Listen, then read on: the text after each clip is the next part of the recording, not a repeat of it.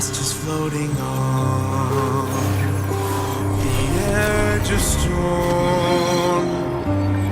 Whisper linger low in the hollow night. Stars will softly guide us through the endless night. In dark, dead of night, they move unseen, silent speaks. Where blade will fall tonight. Darkened echoes veil the past, fate twist masked, and now truth veil bust. The shadows are falling, no return, no grace.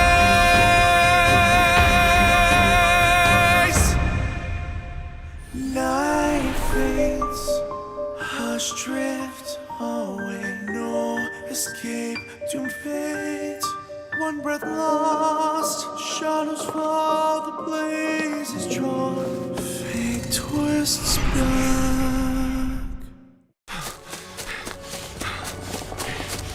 My friend, I recall you once asked, why does the sky shine with such boundless brilliance, while the human heart remains closed off, vile and deceitful?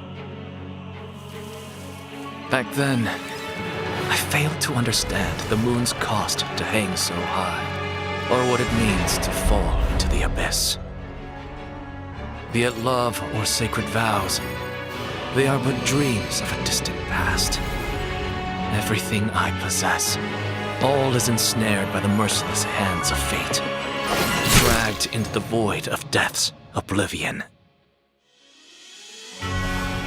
My friend, the starry sky will never again be my home. Only endless despair, suffering, and resentment flow through this crumbling shell. I shall weave a prison of death to bury the stars, and this world with them.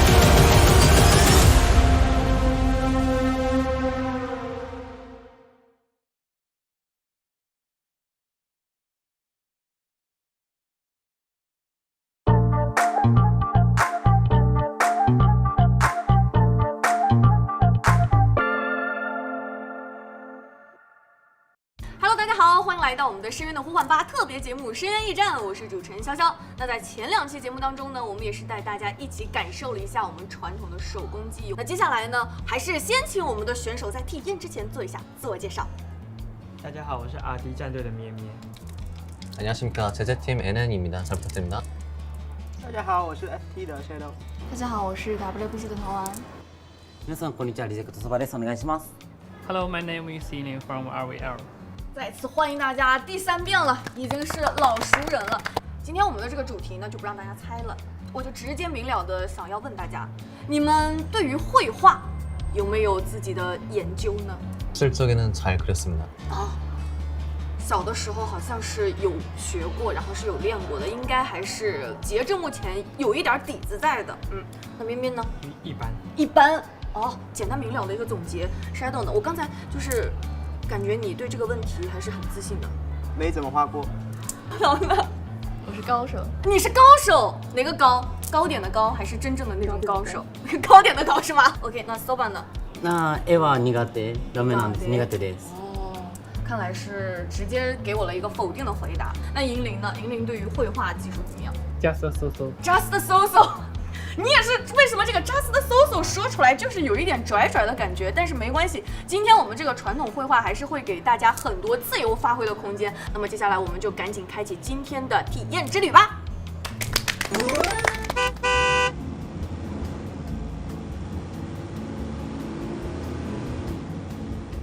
当当，我们选手们现在已经准备就绪了，因为刚才还是有简单的采访一下大家，就是对于绘画，大家有没有之前类似的经验或者天赋？因为我们今天是一种烧出来的艺术，叫做烧帛画，但是这个确实我自己之前没有了解过，所以我还是就不再提问大伙了，先带大家来看一下我们的老师们有没有什么要提前嘱咐我们的呢？有请我们专业的老师登场。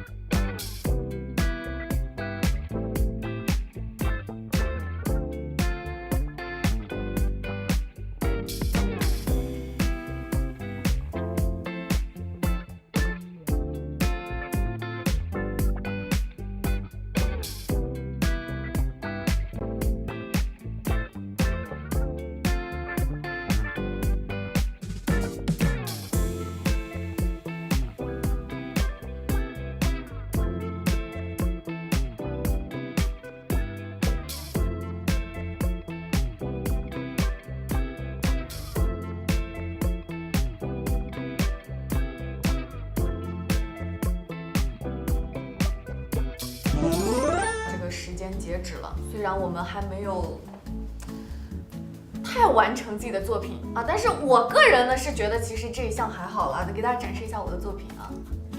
没有开玩笑的，这个是老师的作品，这个是我的作品。来，我们3、2、1，把自己刚才做的这个作品给大家展示一下。然后我觉得恩也尽力了，因为刚才看他在旁边也跟那个金箔斗智斗勇，这个已经有完整的根茎叶，就已经很不错了。淘那个更是灾难，怎么个事儿？怎么就是这个，你完全没看出来原来是一个什么样子的，很难辨认啊。但是银铃那边是有一种不一样的风采，你是怎么能做到这个情况的呢 ？English please， 来那个，就是给大家翻译一下，省略一下，就是他把整张纸糊在了那个画上，然后扫出来了这样的一个半成品。Soba 这边也是，我感觉就是也是有那个根茎叶的那种形状，也已经是很好的了。哦 ，Shadow 这边也可以 ，Shadow 那边花的形状是有的，整体看下来只有我和陶兰安可以勉强打一打。很不好意思跟大家介绍我的作品，所以大家还是看这个看老师的作品吧。还是很想采访一下，就是大家在这个制作的过程当中有没有什么特别的感受，包括有没有觉得哪些地方特别的难呢 I think there is no difficult for me because I just put the whole pages on it. just you need to put the paper on it. 就是省流有手就行。就是完全不展示自己的细节，因为它确实是最后争分夺秒的把那个整张纸糊到上面，然后就是刷。那接下来问一下陶晚安，你哪里觉得比较简单呢？比较简单吗？哪里觉得还稍微简单一点？最简单的部分是什么？我觉得描图挺简单的啊，就是对这个画去描它的时候简单，然后除此之外剩下的都很困难。是的，就格外困难的在哪里？贴到上面去，然后要把它扫下来，能扫成那个形状。哦，就是我一扫那个就全都掉下来了。对，每次一扫的时候，那个金箔就是七零八落的，散落一团，很难去控制。那咪咪嘞？跟陶神的想法是一样的。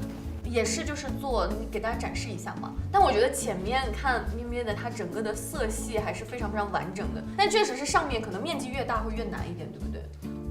尽力了。这边집게에서 떨어지질 않아가지고 좀 손을 썼는데 그래서 그런지 좀 많이 힘들더라고요. 끈적거려가지고 되게 좀 많이 빡셌던 것 같습니다. 确实，因为也是跟陶讲的一样，就是在制作的这个过程当中，这个金箔就一直会粘在手上，然后一直会碎，这个还是很难处理的。那 Soba 呢？下書き書いてこの見えないように細かいところ書くのがすごい難しかったですね。是的，松涛也是说他这个地方细节其实都勾勒好了，但是到真正要扫上去的时候，扫下来好像就是变得很模糊，可能细节处理上也是有点难。那 Shadow 呢？我觉得它涂胶水就是不能完整的涂在那个你描绘的那个格子里面，你会涂出去。因为它虽然那个笔很细，但是涂的过程当中胶水可能还是有不听话的，会四处乱跑，所以到最后粘的时候可能也不会粘的特别的精细嘛。像我，你看我第一次做就有2幅这么完美的作品。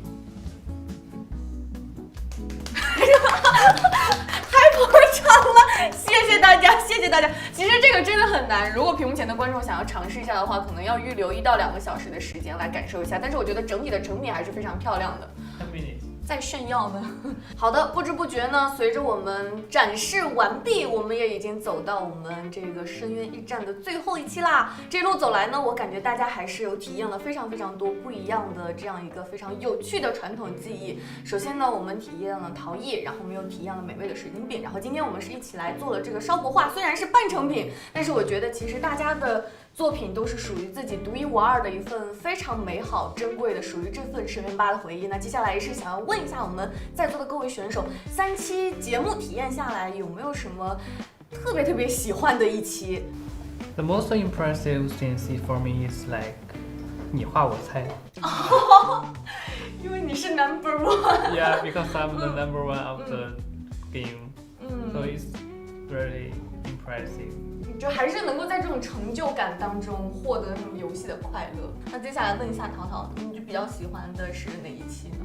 我比较喜欢水晶饼嘛，因为比较好吃。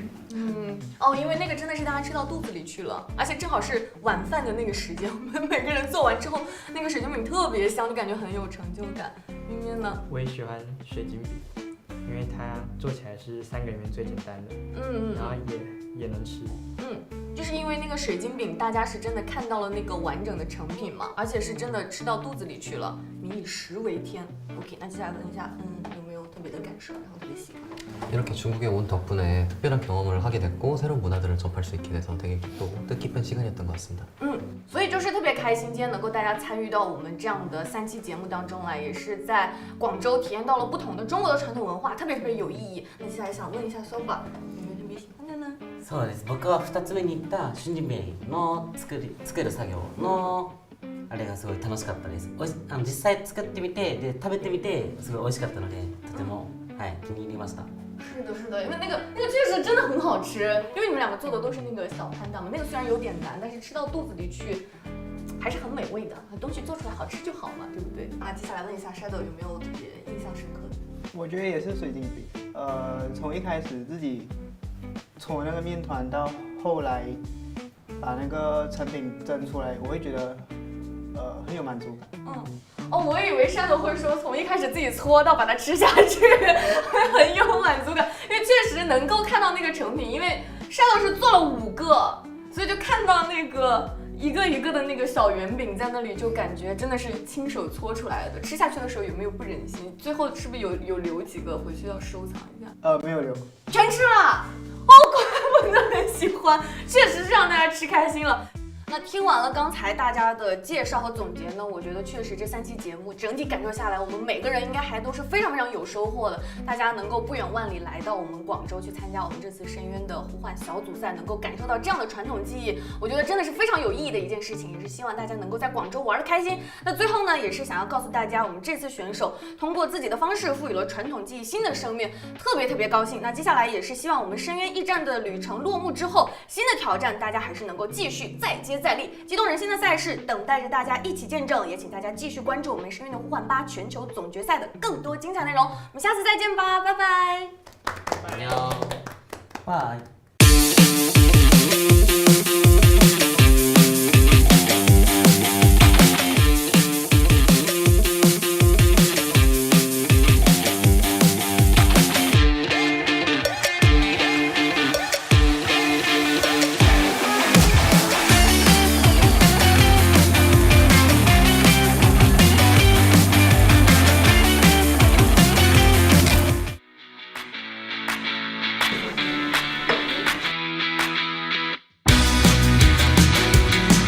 觉得他搞成这样子。你们后面应该还有。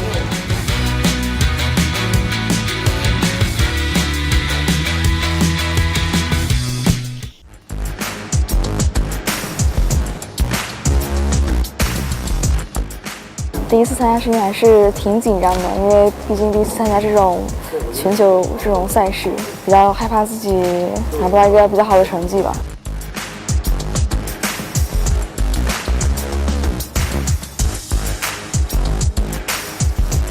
我觉得定个小 flag， 达成10次无伤就。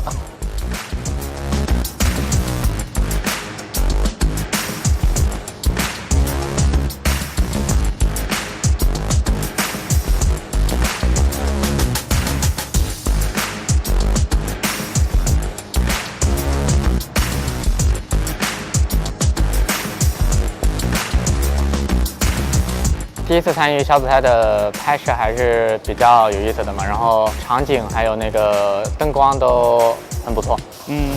感觉过了这么久吧，然后又重新再来了，感觉这一年过得很快啊，就是上一年感觉还在昨天。我觉得就是好好发挥吧，争取拿到跟上一年的成绩差不多，大差不差。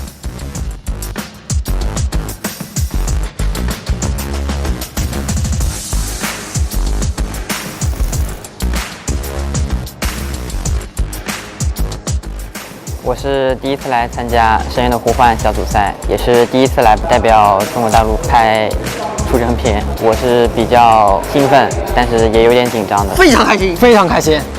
因为我给他做了披萨吃，我给他做了蛋挞吃。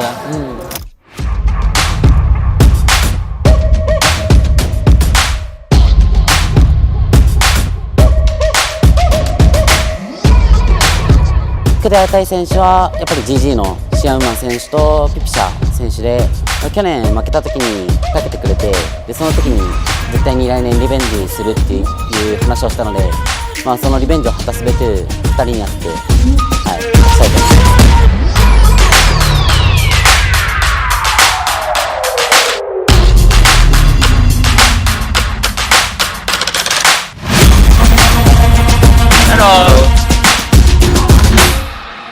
ですね、今回グループ戦向けてはどのチームもやっぱり強いんですけど、今まで練習してきたことを生かして1位通過を目指して頑張ります。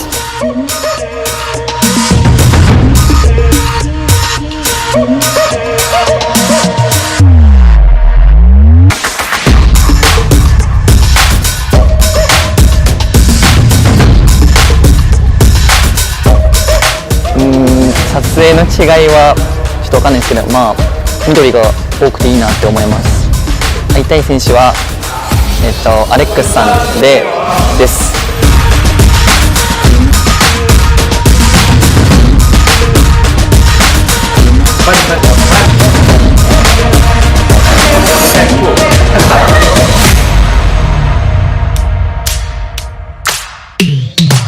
因为这是我第一次打深渊，开始比较紧张嘛，然后这个队伍感到还是非常开心的，然后队员们也很努力，每天晚上找我单练什么的。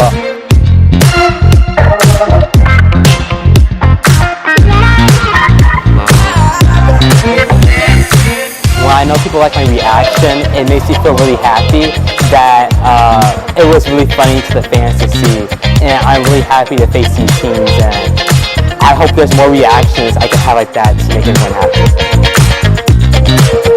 Hello， 我是 RBR Green。你好，我是 Malik。This is my second time to participate in the COA called the Abyss tournaments, and I've also took part in the 2023 IBS Invitational. 是我来参加，我最想要遇到的选手就是微博的陶晚安。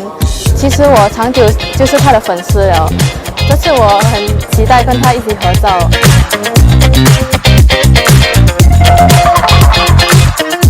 今天来参加深渊的比赛，最大的区别就是从匍匐阵营转变为主阵营啦。这对我来说是个很大的挑战，请多多期待我们 FT 战队的表现吧。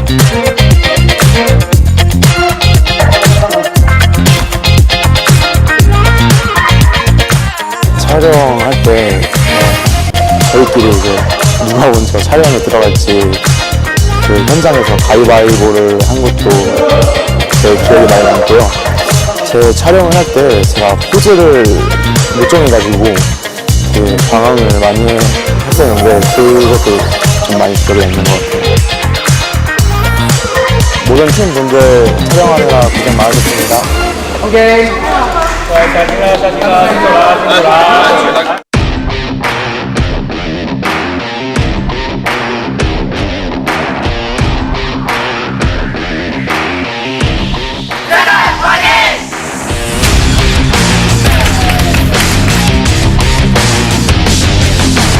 Okay, gonna hide behind this pallet here. Able to actually isolate. No, unable to actually get the hit because the pallet did drop. Tempo 1, Diwo Renga. Meow, meow, meow. Able to actually cage him off. Drop down, reset.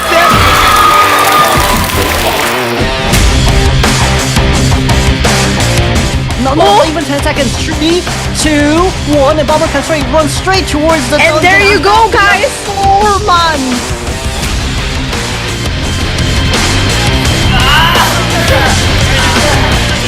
还没吃饭呢，早点下班吧。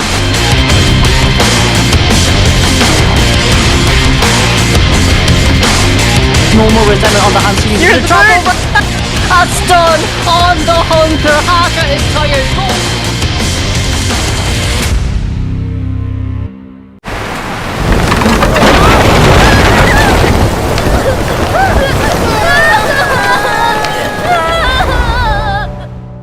If hurricanes could be predicted, perhaps Father would still be with us.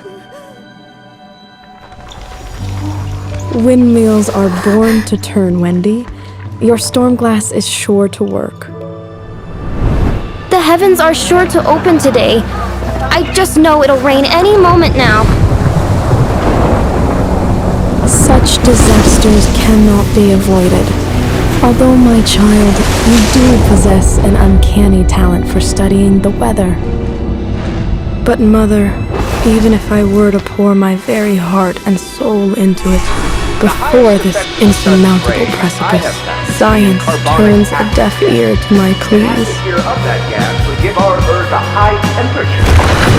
When evasion avails us not, when destiny ushers towards us a mighty hurricane, I will guide the storm and shatter this ludicrous obstacle. I will scatter the fog and seek the locus where the light converges. The downpour will return, and the truth will be mine to tell.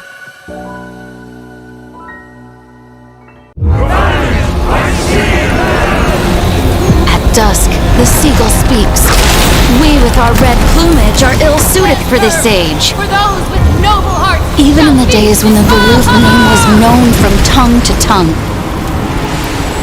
All my clan desired was to walk free upon this land, as we were born to do. Live as the freeborn must, in the wild winds of liberty. Cast thy sovereign soul into the world, and should it not find its place, let defiance be its course. Resist, as she does, a life ablaze in crimson, never yielding to the mundane. Just as she does, the Vinland charting her way through the storm of idealism.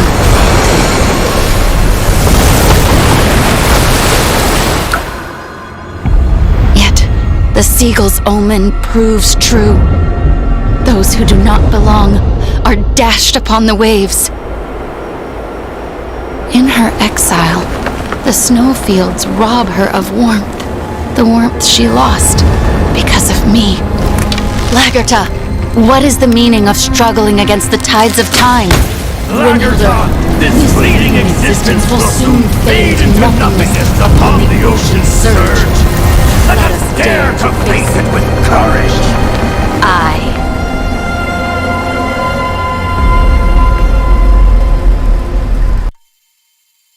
Look, this is Sergei, Natalie, and Violetta. And this is Muro and his companion. This is Joker. And you, Mike, the superstar of Hullabaloo. Come on, friends, join the Hullabaloo. We've got laughter, candy, and a carousel, too. With Laughing Mike, the show never ends.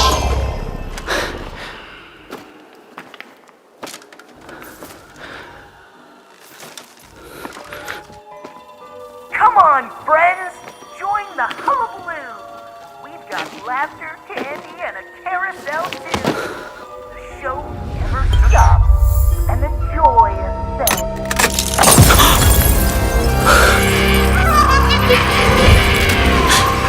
If a star were to shatter, would it still glow?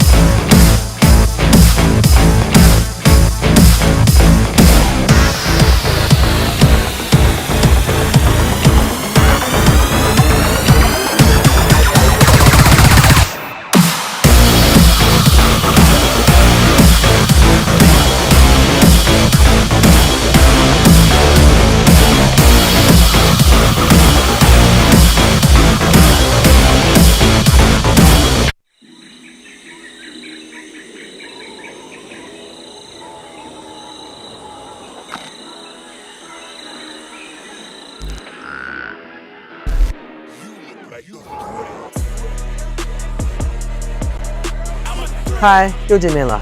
我想这次奇迹能不能延续呢？过往的荣耀由我来继承。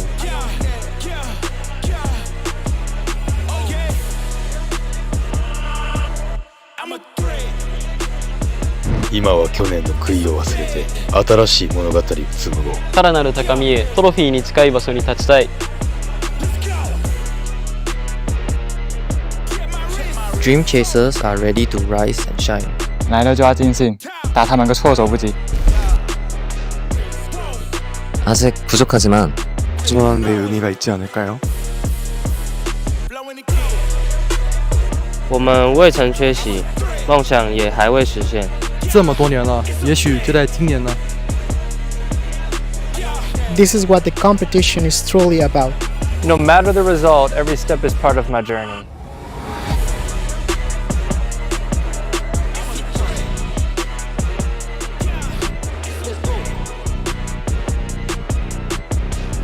Chapman.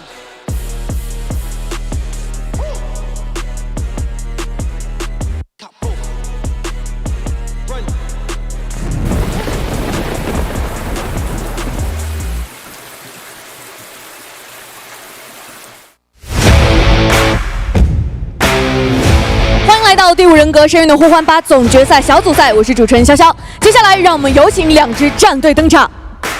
首先有请 T 战队，溯回初心，战至巅峰。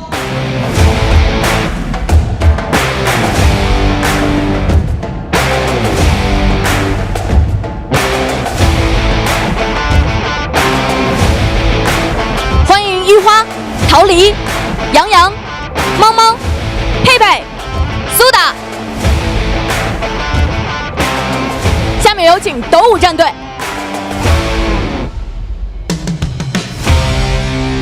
若前方无路，我就踏出一条路；若天地不容，我就扭转着乾坤。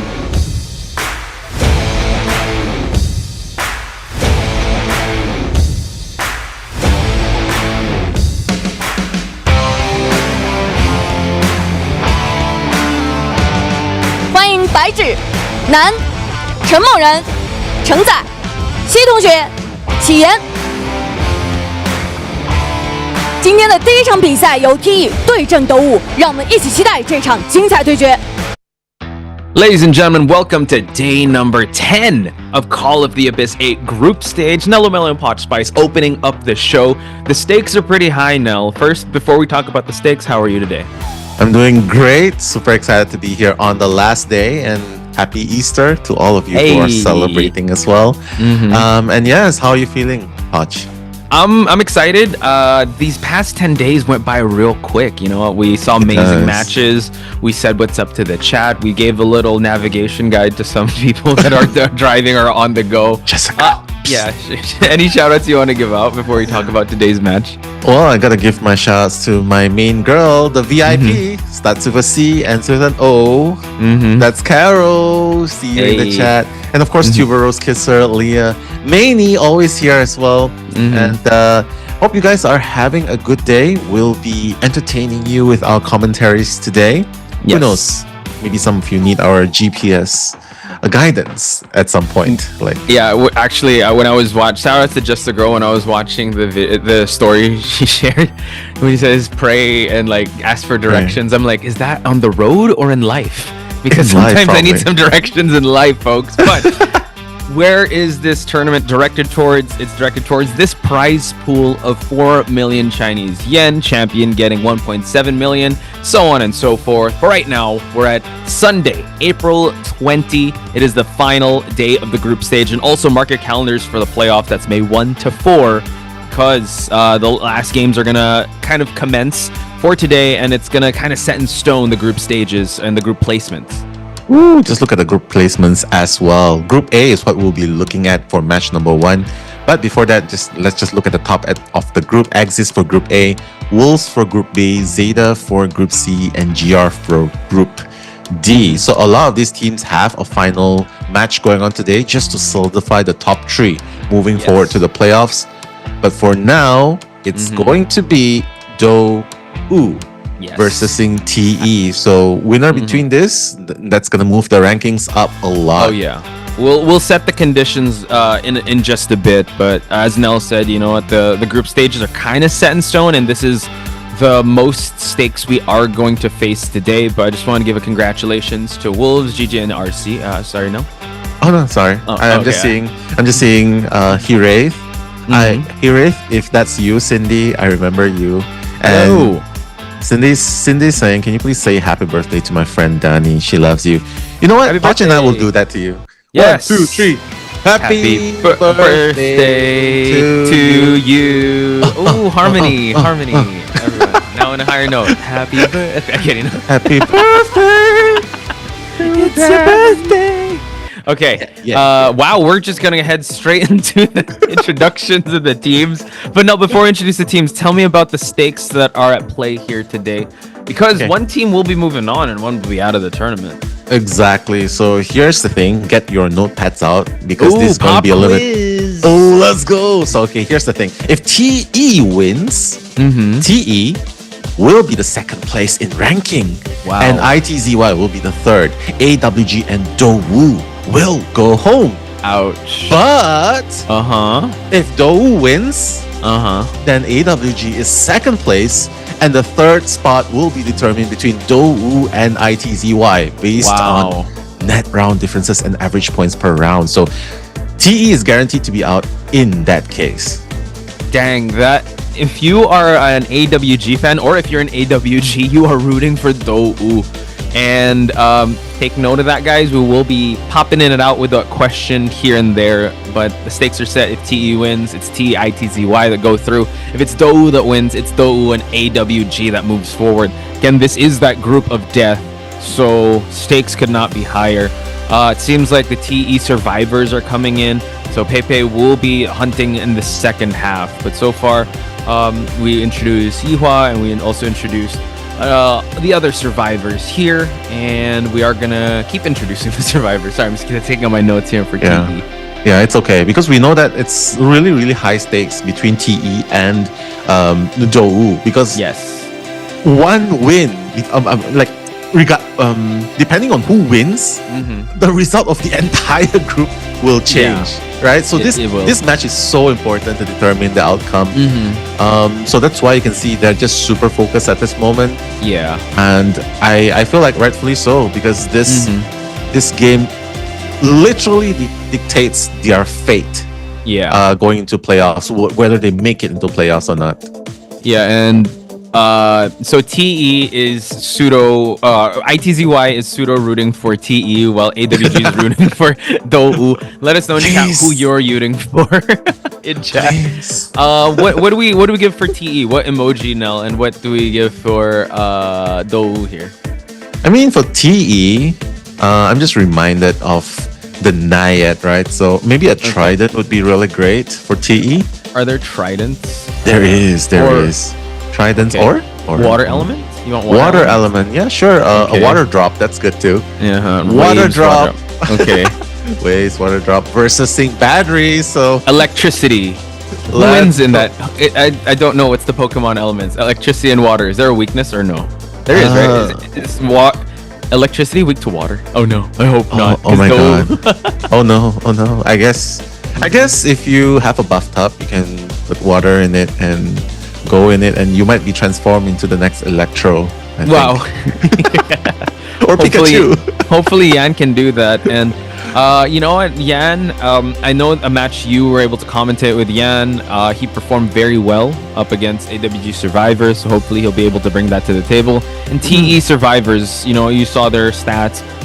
They are also quite the resilient bunch, especially with their really strong hunter Pepe. But not wasting any time already. I think we're gonna see the coaches. I thought we were gonna see the maps. Sorry. Yeah, the coaches getting ready to sing happy birthday to Leah. Hey, happy Leah's birthday. Happy birthday to Leah. Even Billy's even singing right now. Yeah, look at him. He's doing the voiceovers, by the way. But Leah's birthday will be in October. It's okay. Oh. That's really far away, honestly. No, what's your zodiac sign now?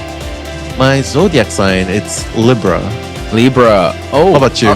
Are you October as well? Or October? You're October. 12. Hey, happy birthday now. Let's go. Advance. Whoa, we're going to hospital. Jeez. Let's go. The hospital is the map that I really like as a survivor, right? Yeah, for sure. Such a good but map our boy Yan here might have a pretty hard time. I'm a Taurus, by the way. So Taurus. Yeah, I'm a Taurus baby.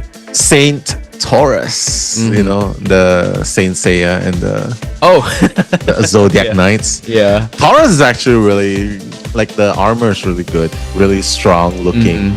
Are we compatible as friends, like a Taurus and Libra? I think we get along. Yeah. Yeah, I think so. I think so. Maybe that's why. Happy Eyes, Hasu, he's epic. And shout outs as well to wait, what am I looking at? Tanzer, and of course hang on, F50. Wait, I see someone. Airy Cupcake. Actually, it's my birthday today. Airy Cupcake. Happy birthday to you. And even vocalize this word. We should do that. Oh god. Please, we gotta sign up for Britain's Got Talent. Or wow, and when we're over here. Oh my god, yeah. But yeah, jokes aside, happy birthday to you. Hopefully you guys are having a good time. And of course, we're really happy that you're celebrating birthday here. Starting it off in the day with us here. So, happy birthday. Chat, could you let us know through emojis what your zodiac sign is? I see a lot of Taurus gang. I see a lot of Virgo gang as well. Aries. Aquarius. What do they say about Libras, Nell? Would you happen to know what's the... Because for me, as Taurus, Adi is Taurus also. Okay. We're very loyal, but we're very hard-headed as well.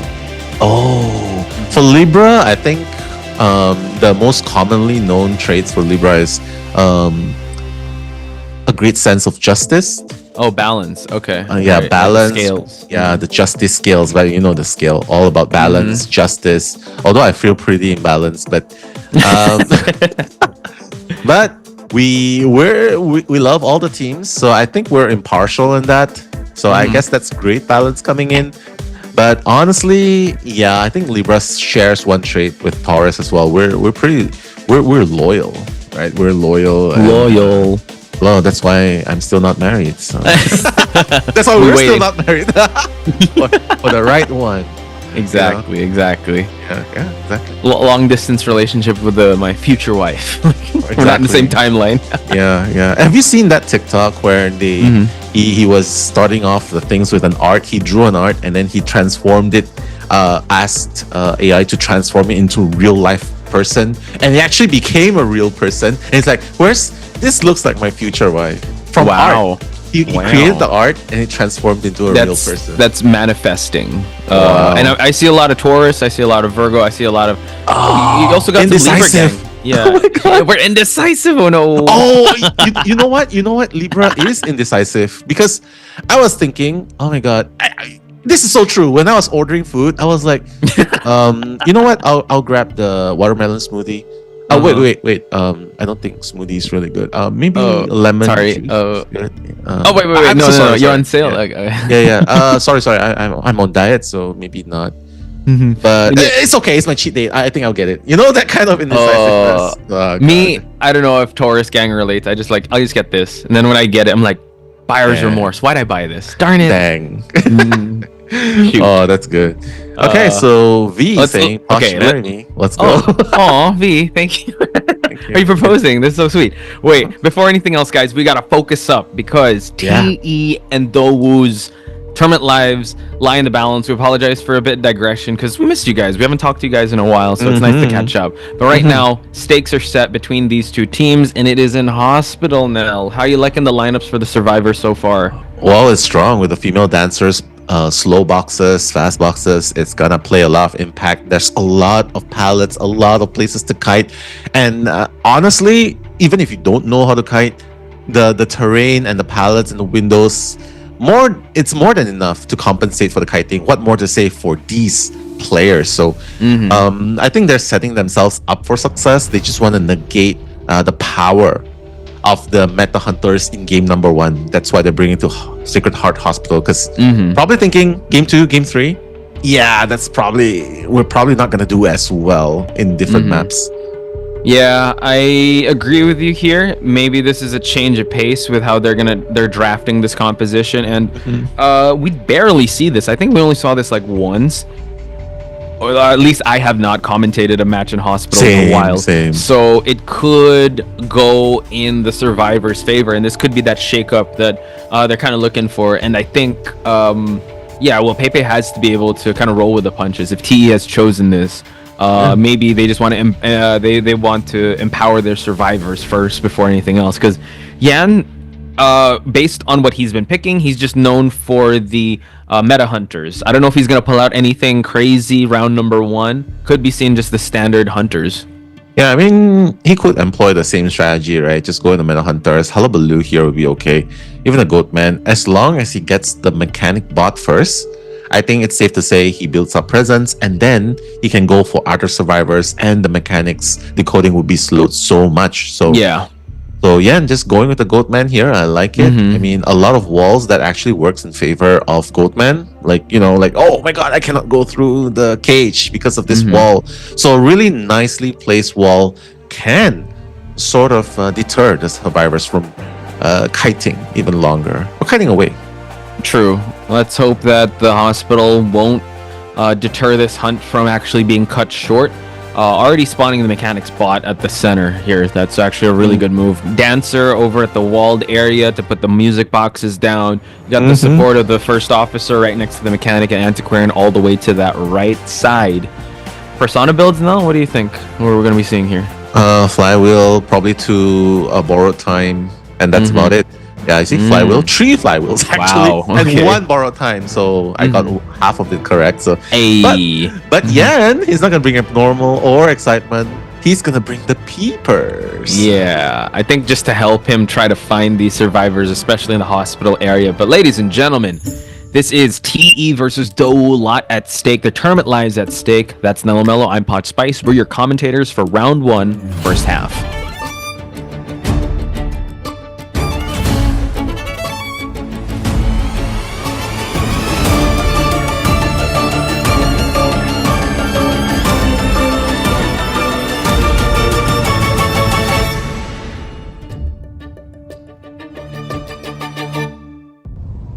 All right, Goat Yan trying to make his way towards the middle of the map. Probably is gonna set a peeper below here just so that he can find him. But Li Bao's actually moving towards where he is. Yeah, no! Oh no! We can see it. We can. Yeah, there's just too many walls. Maybe that's why he brings peepers. That helps a little bit. But Li Bao escaping a certain death. So close to where the hunter is. And that was the mechanic. That was like the best first chase. But we do see the pallet slam here onto the dancer. And that's going to be a slow effect. Look how slow he's recovering. My god, that's a lot of time being bought. And also the breaking of the pallet. Yeah, slow headache. That's what we can say. So, but with the cage, I don't think it really matters. Like, Yan just needs to get rid of these boxes first. Because he knows it's going to be super hard to deal with the dancer with all these boxes in play. So, oh my god, Yan's gonna put down the first peeper of the game, and now the female dancer Yang Wai trying to kite, but my goodness, with peepers, I don't think you can really pallet slam the hunter here. He knows what you're trying to do. Exactly. So now with the cage, a lot of resentment, nice. but Yang doing a great job flywheeling just to get towards this pallet, and now has to eat that hit. Nice cage placement by Yan. Yeah, pretty good, but you know, Yang Wai is still fighting for his life. Yan investing a lot of time onto this female dancer. So, missing just by a little bit. But the double cage, let's see. Okay. Yan, one more hit's gonna do it. But Yang Wai behind. Wow. Pallet slam Yan. The bolt move moving forward is like, yeah, you're not gonna do it. I know. And that's so crazy. Yeah, just the way it was able to hit him towards the end of the attack. That hitbox is so long. But I would have to say, kind of a heavy investment in 3 music boxes that were destroyed on a lot of pallets as well. But considering that they did bring a mechanic, I think they just want to play for that safe tie. Because now we see that the Antiquarian is going to come for that rescue, since she does have that tie turner. Oh, okay. Just getting that hit and then getting away. Yang Wai still trying to fight his way out of this. The pallet will be his lifeline here, right? So technically he just has to get away in this cage. And look, just so many pallets to work with, but the cage is ultimately going to stop him. But while all of that is happening, this is the danger, right? This is the danger of Yan he's facing. He does not have any control over ciphers. And the mechanic, just look at that. It's already 4 ciphers done, and the last cipher is being decoded at the moment. And with the Nidus around, he's not gonna be going anywhere. But no Tinnitus. He's just gonna change straight to the last cipher. Oh, the flywheel! Oh my god! Tried to go for the back step, but baiting the attraction, or like I think he was trying to just see where with the reaction of Malm, and unfortunately Malm now onto this rocket chair. So it seems like they're changing priorities. It is going to be the first officer that is going to come for this rescue, and the first officer still has Tide Turner. Yeah, Tide Turner. The second watch is going to be activated. It needs to be activated on top of the hunter, so that there's this after image going on, right? But now the cage is going to be deployed. Yihua with that last watch. Let's see if he's able to make an impact with that. Trying to rescue. Oh my god! Farming Malm. But it's totally fine because right now Yang is fully healed, right? So you're right. He has Tide Turner as well. Does not have a borrowed time. So Malm basically just needs to get away from ciphers, and then when they push for the last cipher, they can come in for another rescue, and that is definitely going to help. Yang Wai probably needs to come, but he's actually the one decoding. They're decoding 2 ciphers at the same time. Yeah, true. I liked how they're split pushing some ciphers. There is the mechanic spot here as well as the first officer. First officer can go for this second save, but it's going to be really tough because he does not have the borrowed time. Sorry, the Tide Turner. Now, mechanic spot is going to get hit. But that's still okay because they're opening up another cipher. This opens up Yihua for him to be able to use up that pocket watch for him to get this rescue. So now, Nell, it seems like the cipher is going to be primed, and the survivors are playing for a 4-man endgame. Yihua has used up his last watch, so late game might be a little bit dangerous for him because he's the first officer, right? He doesn't actually have anything to run with. But now the rescue is going to happen. He has to be really careful though. He has to tank that hit first. Beautiful! Yeah, because Antiquarian has no borrowed time. So that was a beautiful stuff. Cypher has been popped, but Malm saying, no, you're not going to get me. Take that bamboo. But right now, another swipe. Does not connect. But he's gonna go down, and it's okay. Yan's gonna chair. He can still teleport in time because the gate is only at 44%. This is very dangerous for TE. 3v1. But Yan catching up to Li Bao so quickly. This next kite needs to be godlike because they're opening up the front exit. Tries to go for the pallet. Nice flywheel through, and we keep the kite going. That exit gate is going to open, and a tie is going to happen unless he teleports. But I think he's just going to go for a tie game here now. Wow. Yeah, he can. I don't think Yang Wai is even going to try and risk it, right? It's just too far away. Not to mention, he does not... I mean, he has tied, but he's technically at his last chair, so... yeah, very well done. Negating the Goat Man from getting a 3-man or a 4-man elimination in the first game. And I would say well done on the side of TE. But Punch, despite this terrain being rather advantageous to the survivors. Goatman getting a draw is actually not too bad because right now, those survivors can try and do even better. They could. What I'm scared of is the hunting prowess of Pepe though, and I think because Pepe, unfortunately compared to Yang, looks more consistent. And I forget, chat. Could you let me know if the TE was the one that chose this map? But if that's the case, if it was Dou that chose this map, yeah, you're right. When it comes to them getting, the TE survivors getting a tie game, I think it's still all good. The Goatman of Yan did struggle a little bit at the start, but all things considered, I guess a tie game is alright because survivors do get very buffed in this map, and you saw how well that they were able to isolate the hunter and go for a 5-minute game against a Goatman. That's crazy how the Cypher Rush was so fast. Exactly. Goatman trying to find that perfect first target ends up with the female dancer, but it's really okay because the kite was very respectable. But if you actually found Li Bao first, I think things would have been a little bit more different. Yeah, I think things would be a little bit more different. But I think honestly, the result is really not too bad considering this is hospital. So getting a draw as a Goatman, it's kind of expected, right? Even though the walls kind of do counter survivors, but the terrain is just too much. The terrains did not really the first spot where female dancer kited, that was a really strong place to kite, so that plays into factor as well. But the mechanic definitely did a lot in that game, so I think if Yan actually found the mechanic first, or even get rid of the bot first, things would have been really different. So I'd say it was also really good that I don't know if Peepers made much of an, I mean, it did play an impact in terms of the pallet camping, but I think when he switched to teleport, that's when he really started to sink his teeth into the game. So I'd say a good job for Yan to be able to make that switch happen and kind of change priorities, and can know that when the chase wasn't good enough for him, he went for someone else to stop the ciphers. So it's still all 2-2 now. I don't know if we're gonna be crowned the OT kings here, but it could be that way if either Dou, starting with Sisai, could be able to get a 3-man escape, or if Pepe could do a 4-man elimination. Yeah, I mean, they're definitely gonna try and go all out here, right? Because this is the match that pretty much dictates who makes it to the playoffs. Yes. And I know that other teams will probably be supporting either TE or Dou as well. So, you know, for example, ITZY. ITZY will definitely be trying to support TE, like TE go, because if TE wins, ITZY and TE, they will be going through as a 2nd and 3rd placers, right? But AWG is definitely rooting for Dou. Dou, look at me. Superstar, look at me. Don't you fail. Yeah, exactly. This is not us.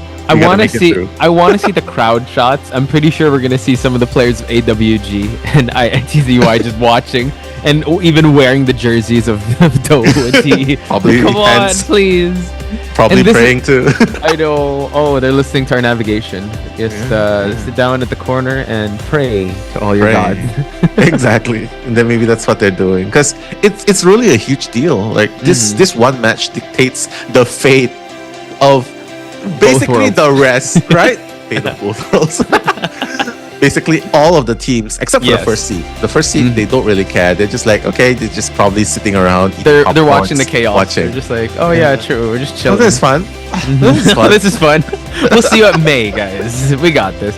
And that team is Axis Wave. They, I think, went undefeated in their group. But yeah, they're sitting in a good spot.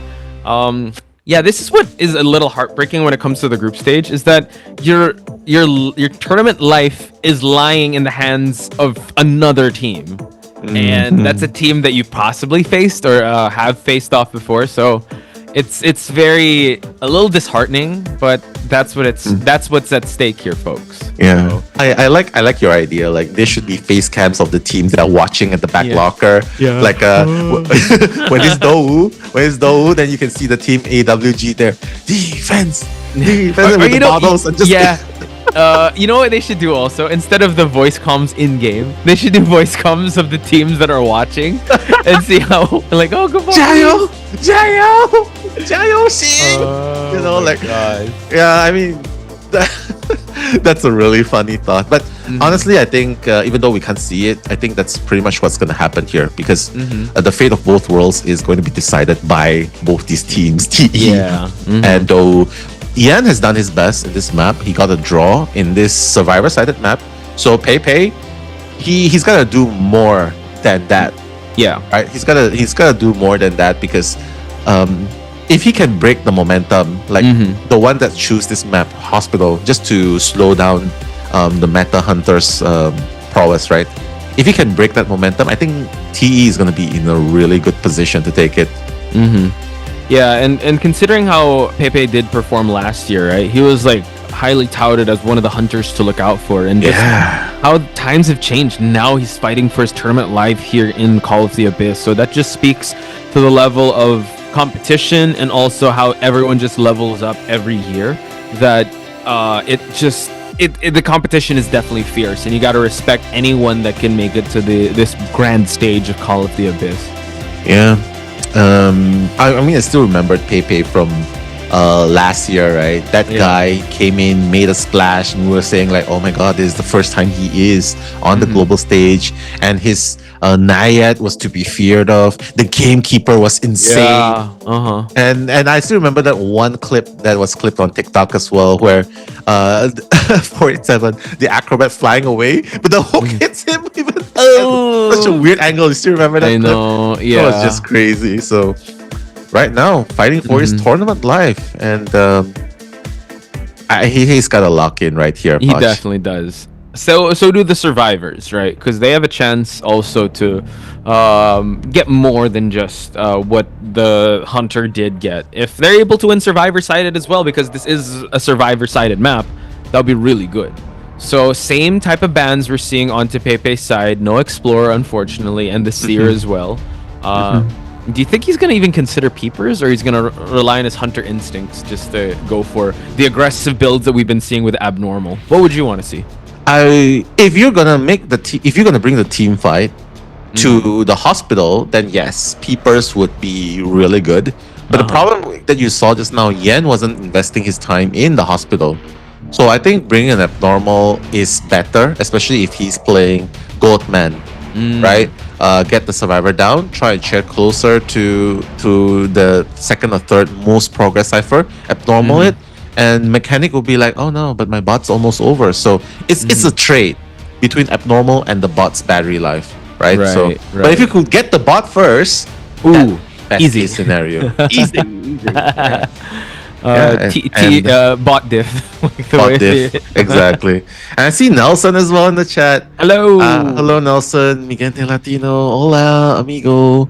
Te quiero todo. I think. I just learned this yesterday. It means I love you all. Oh, te thank you so much, quiero Nelson. todo. Todo. Te quiero todo. Not from JJK, by the way. Te quiero todo. Oh my god, I sound Italian now. Te quiero todo. Todo. Yeah.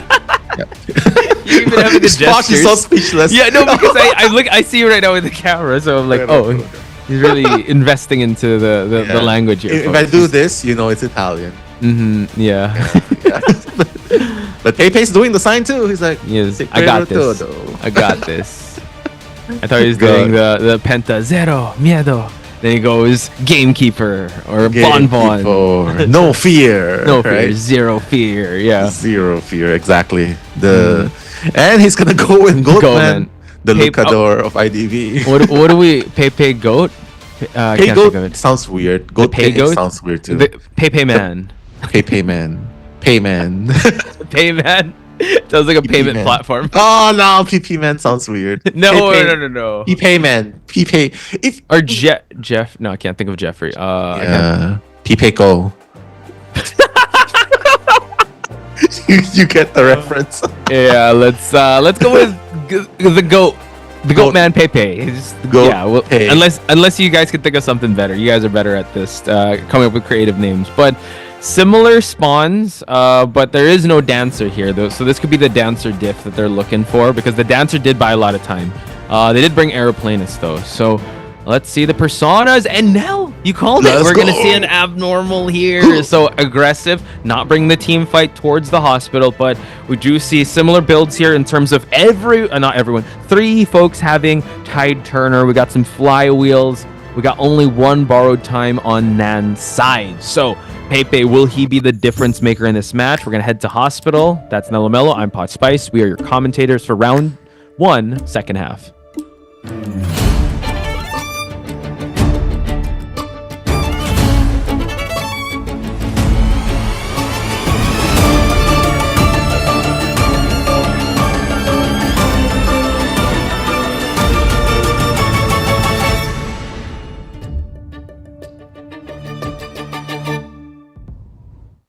All right.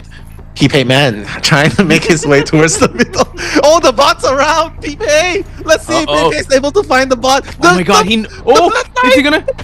Oh, he sees it. Goodbye, bot. Goodbye. Bot diff. Able to find it. Oh no. Super 2's gonna be exposed. Yeah. That's the best find ever. That's why I was surprised. How did he not find Li Bao in the beginning? I know. But you gotta admit, he already dropped the bot here. But oh man, he sees it. So he's just gonna break down the bot. So it's definitely gonna be so much harder for these survivors to actually try and decode, because now it's not gonna be a 5v1. He needs to down this bot now just to make sure that his next, or he doesn't have to worry about Cypher rushing. Then start stacking up these injuries. Yeah, let the bot kite. Pepe's like, okay, the battery's probably not gonna be a lot anyway. It's fine. Let's just leave the bot there to decode. Or is he? He's doubling back now. The mind game coming in. That's the Pepe we know. Oh, he spots out the bot, pretends not to care, but secretly we know he really wants to get it if he gets the chance. But he's looking for the next survivor. Everyone's actually transitioned away. Chan's the only one that's closest here, but he is the aeroplanist. So it's pretty hard to catch up to an aeroplanist in this runes area. Yeah, true. So I'd say a bit of a conservative start, because we're only 1 minute in. Whoa! Oh, out to the corner. Pepe able to actually punish the Chen there, and now goes for the back step. Oh, nice dodge, but he doesn't have his airplane on cooldown. He does have the flywheel, and that's going to be an insta down. How is he walking so confidently through the pallets? Do you see that just now? Yeah. He was just like, The aura, Nell. The boss aura. The goat aura. Yeah, but I don't know why I'm doing that. Oh my god. But yeah, I mean, the good thing is, at least they finished 2 ciphers on the side of Dohu, right? And Pepe has yet to find value with his normal. So maybe they're just gonna sacrifice Chen. No, probably not. The rescue's gonna come in. COAⅧ doing what he has to do. Just get that rescue, get out of the way, and then the aeroplanist uses the dash. The timely cage, Nell. Just as he was trying to dash away, Pepe now is gonna get dragged away from the center, so not much use of the abnormal just yet. So is still a good spot. Okay, we actually are gonna see him play a little aggressive, I guess. He's gonna try to chair closer. Okay, I see you. And then now I guess he's gonna try to balloon towards the shack, and this is gonna actually bring him a little closer to some ciphers. Is there gonna be max struggle here? I don't think so. Yeah, there's no ciphers here though, so he's not gonna get any value from his abnormal at all. Okay, so the flywheel coming in. Silver 2 gonna tank that hit, gonna try and get that rescue to happen. Wait, where's the rescue? Nah, yeah, I think he can tank one more hit. He can tank one more, yeah, that's why. The quarter damage is definitely gonna play into effect. Silver 2, there you go. That's gonna do it. He's gonna rescue with Tide Turner. Aeroplane is gonna run away. Silver 2's like, yeah, take that. They take that aura out of here. Chen's trying to hide. He's able to do it. Oh man, he spots him out, but he's able to actually use the jetpack. One more, but unfortunately unable to escape the clutches. They will be able to pop, but unfortunately Chen can't push for the end game. Oh my god, Dohu popping off. They can just pop the cipher now. Boom! 3 ciphers running at the late game. But it's not over yet. Pepe still has trump card. He can still change to teleport. If he gets this draw, he'll be able to equalize. But here's the problem. Both gates are 0%. He's very close to Nan. If he downs Nan, he can go and teleport to the other side, and he knows that he can get the survivors without a cage because Mechanic just needs one. Wait a minute! Oh, he popped the... Okay, he forced the first officer to pop the pocket watch, and unfortunately Silverchair out here in the corner. This is going to allow them to open up that exit gate, and Pepe, not content with actually downing first, he's going to backstep his way. Everyone's out of the gate.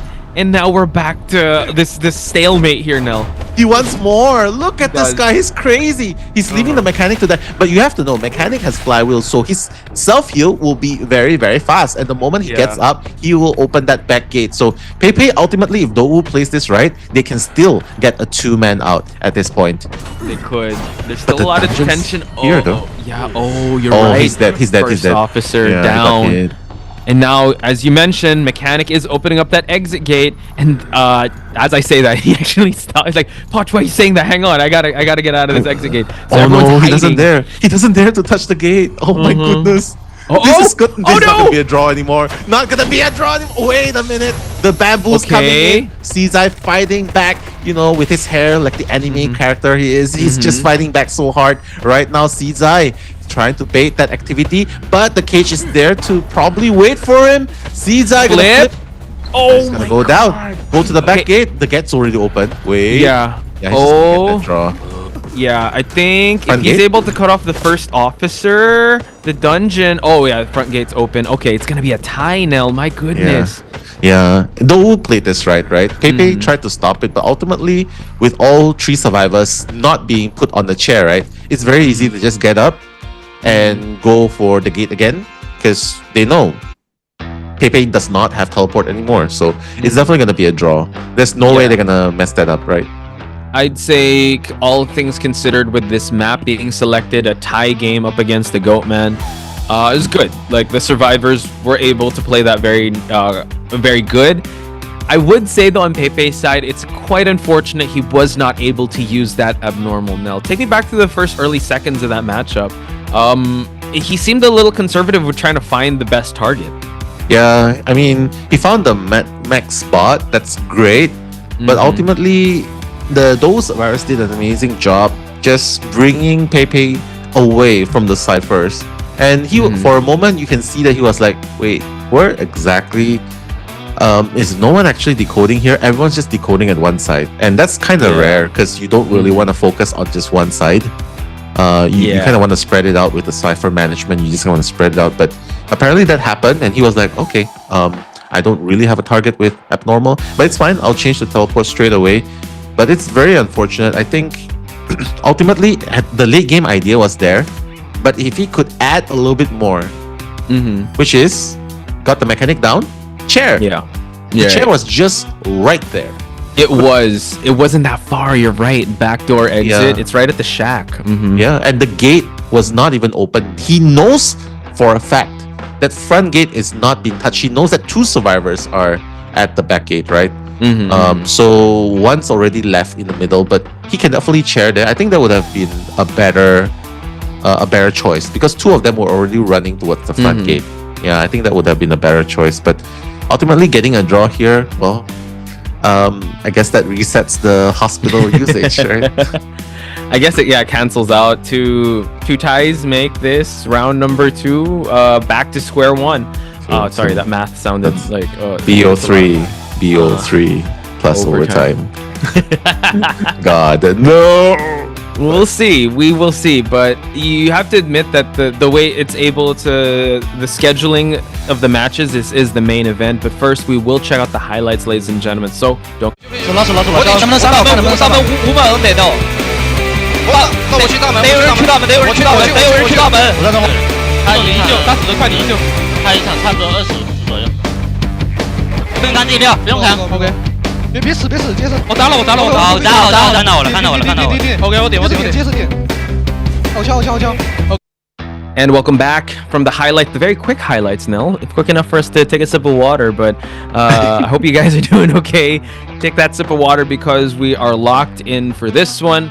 Once again, the stakes are set. If Dou wins, not only do they qualify, but they bring AWG with them. They're actually the +1s. And Nell sniffing on that. Tell me, who's the +1 of TE, Nell?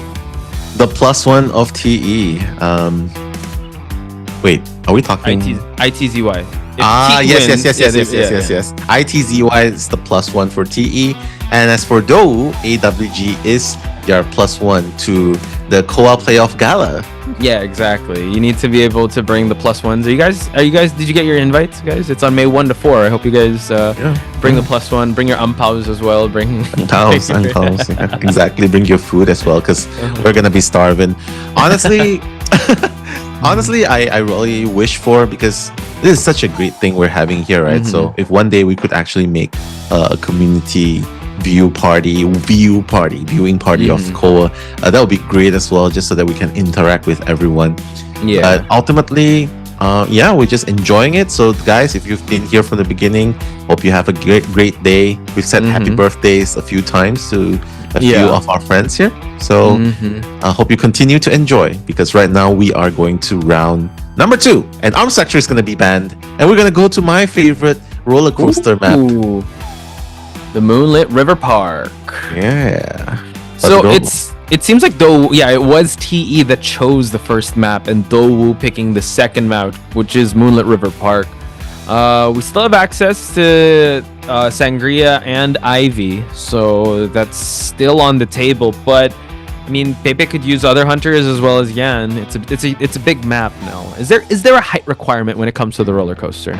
I think you gotta be at least 5 apples tall. Right. Nice. And no longer than no taller than 15 apples, because so Chocho can't ride. Chocho 7, I think she's good. I thought she's 16 apples. Dang. 16 apples. Oh my guys, god. We met Chocho, no cap, she's tall as hell. Like so tall. She's tall. She should be playing for the WNBA. Exactly. You know, point guard and like point guard. Yeah, exactly. But Chocho, the tall queen.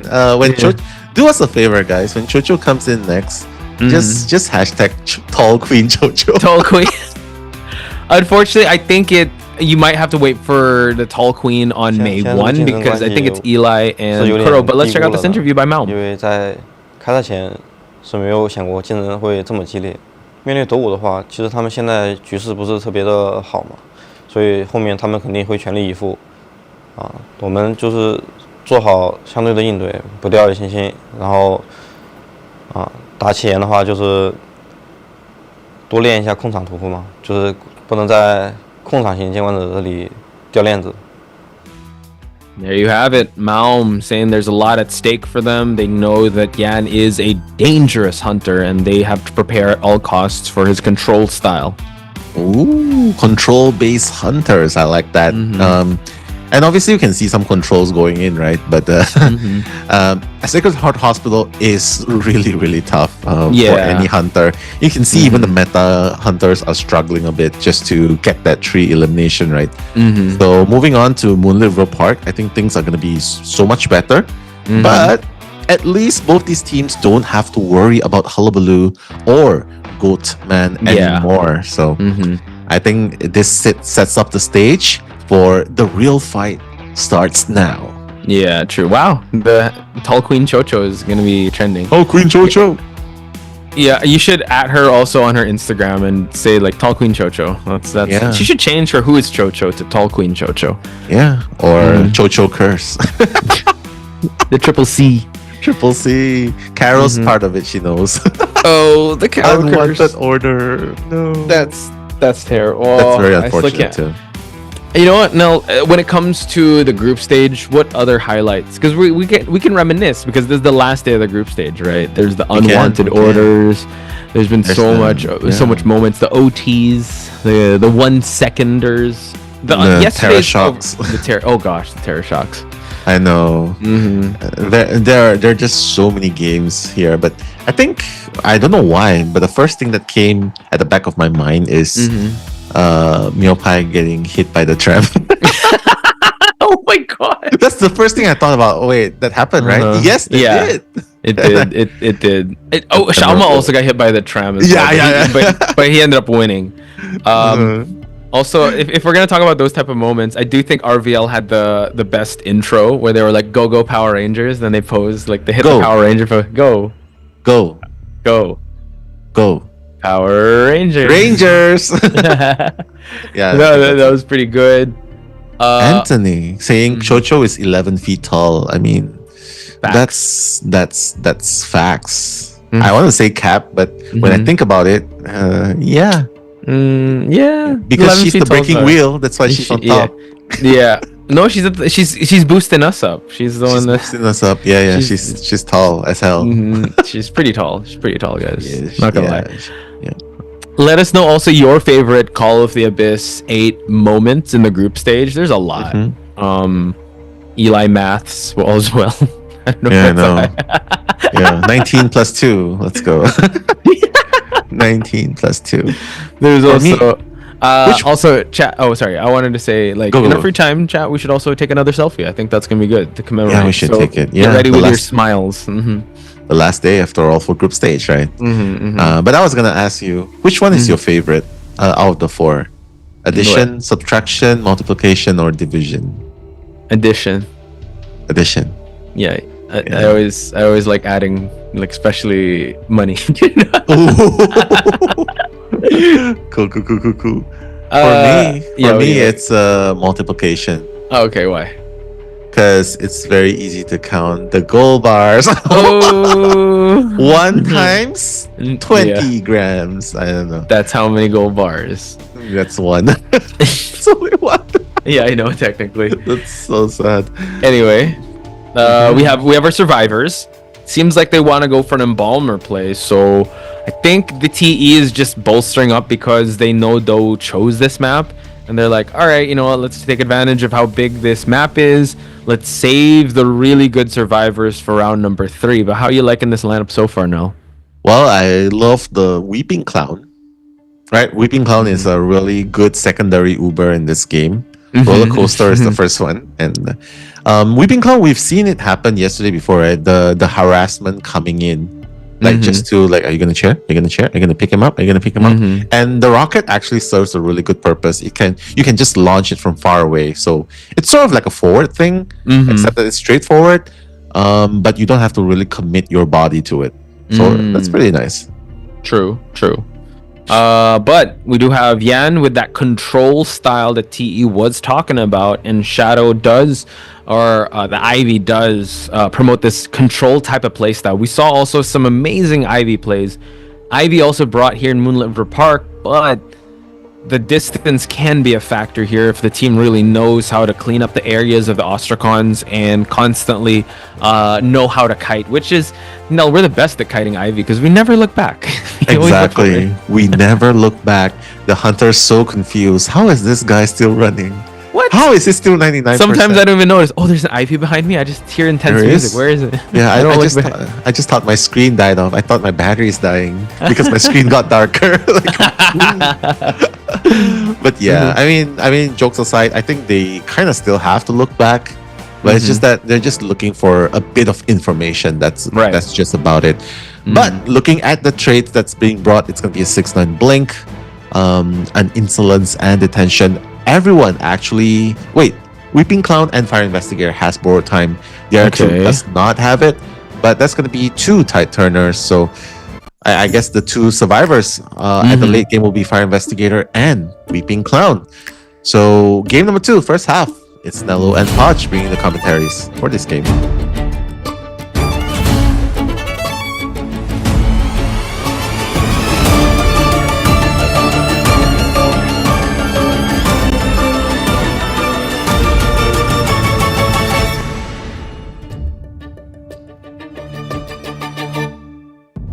All right, make some noise for Yando, the shadow of Yan, or Ivy. Ivy Yan. Yando, I like that. Ivy Yan. Yan. He's chasing after a Malm already, not wasting any time. Already getting a big scare onto the Embalmer here at 60%. One more, and he will be attracted, or he will get that attraction towards this area. He's gonna put an Ostracon on the bridge cipher just to add a little more control on this side of the map. So Malm's got to realize he's got to create that distance on that coffin that he already did place down. So getting the scare, unfortunately unable to get the 100% yet. No. Yeah, I mean, Mom's doing a good job just putting up the walls, just trying to rotate away, right? Because when you do this, Yan has no choice but to keep going between the phantom form and main body, just so that he can avoid those walls that's going to stop the main body. So doing a pretty good job so far, but Yan just going to be standing here a little bit. Wow, 92% and getting hit by the blink. This is very, very scary. Maum is just on the verge of getting 100% feared. However, I don't think Mom's gonna look back at this point. Yeah, he could try to get a infect here and just go for the 100%, and this is gonna be the down he's looking for. And there's a coffin, though. Yeah, force out the coffin. So he's gonna try to pick him up and bring him closer towards that coffin. Or no, he's just gonna chair here. Probably doesn't even know, or he doesn't really care. But one thing is for sure, 3 ciphers are almost done. So Mom can definitely just do the self-rescue if he wants to. But apparently he's just going to stay here and probably save the coffin for late game. So Yan, very good start so far. Less than 2 minutes, 1 survivor down. Okay, gets the spray onto the Weeping Clown at 56%. This is going to be really tough. Gets the 77 as well as the hit. Gonna get a rocket as well. So Maum going to create that distance between him and this shadow. Nice. That's a very good usage, right? Just to get a little bit of airtime for Maum. Mom's gonna be rotating away even further to the 4th stop. Have to be really careful though. Patient is actually in the vicinity. Li Bao, 62% cipher. 1 cipher has been done by Florian. Mom's still trying to make that kite away. The moment Yan gets the teleport in, I think that's gonna be it. So 3 seconds, 2, 1. No, he's not gonna teleport in. It's too close. He doesn't really need to teleport in. True. He's gonna save it instead. Nice. And now this area here, you can go for the pickup or just walk towards that coffin, which he will be doing because it is at near the 2nd stop. So he's just gonna be able to put like his Ostrakhan here, but unfortunately it does get popped. So now we see that Maum has to make this rebound kite last for as long as he can because he is on his death chair. Yeah. But he's did pretty good, right? The last coffin as the as a method of rescuing himself. That's really paying a lot of dividend because right now the other two teammates are decoding. They don't even need to waste time to try and rescue or him on the 2nd chair. But now that 100% is going to bring Maum down, unfortunately. But late game, I think we're guaranteed to see. We're guaranteed to see a 3v1 with the last cipher at 65. Yeah, it's actually moving by pretty fast here. So now he really has to make sure he has a lock onto this. But I mean, the ciphers are so spread out and their exit strategies for all these survivors. Look, we see at the 1st stop there is already a balloon there, but unfortunately their last cipher is already being worked on. So Yan is a bit on the back foot here and does not have a survivor for endgame just yet. Yeah, and he has no teleport as well. Yang Wai has his hands on the cipher. He's at 98%. Honestly, if Yang Wai wants to, he can just pop if he wants to. Yeah. Simply because Yan, I think they pretty much know that he's 100% committed to Blink. There's no trump card swap. But it's okay. I think they can afford to take their time. Just break as many Ostrakhans as possible, especially near the gates. And that would give enough time for them to secure at least a 2-man out. Yeah, I think also they're just making sure they're in the best possible position, cleaning up any spots that he could teleport towards, trying to just bait out these hits because as long as the patient isn't chased, it's totally fine because they do have borrowed time and they're already on that cipher pop. Okay. the jinx. My bad. But it's okay. Yeah, Yihua still has 2 rockets to work with, so it's totally fine. But now Yan actually going for the patient, so pretty interesting. I think he just wants to keep people away from the gate, like apply pressure on the 1st gate, and then he has a phantom form on the other side of the gate. Maybe that's the point, right? But if you do not commit your phantom form, you're not going to catch anyone. True. Right? You don't commit your phantom form, you're not going to catch anyone. You have to use your blink. Yeah, I don't know if he wants to move his fan form. They're going to just force that pop from happening, able to actually get down with a borrowed time survivor there. So I think, yeah, his phantom form was just stuck here because Yang was holding on to the last cipher. So 3-person endgame. No one's touching the gates just yet. He still hasn't set up his Ostrakhans to be able to have a good chase. So I'd say TE survivors are in a pretty good position here now.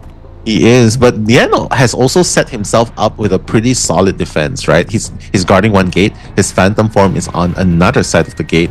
Yihua has a rocket to work with, still has another one after this. So I feel like it's hard.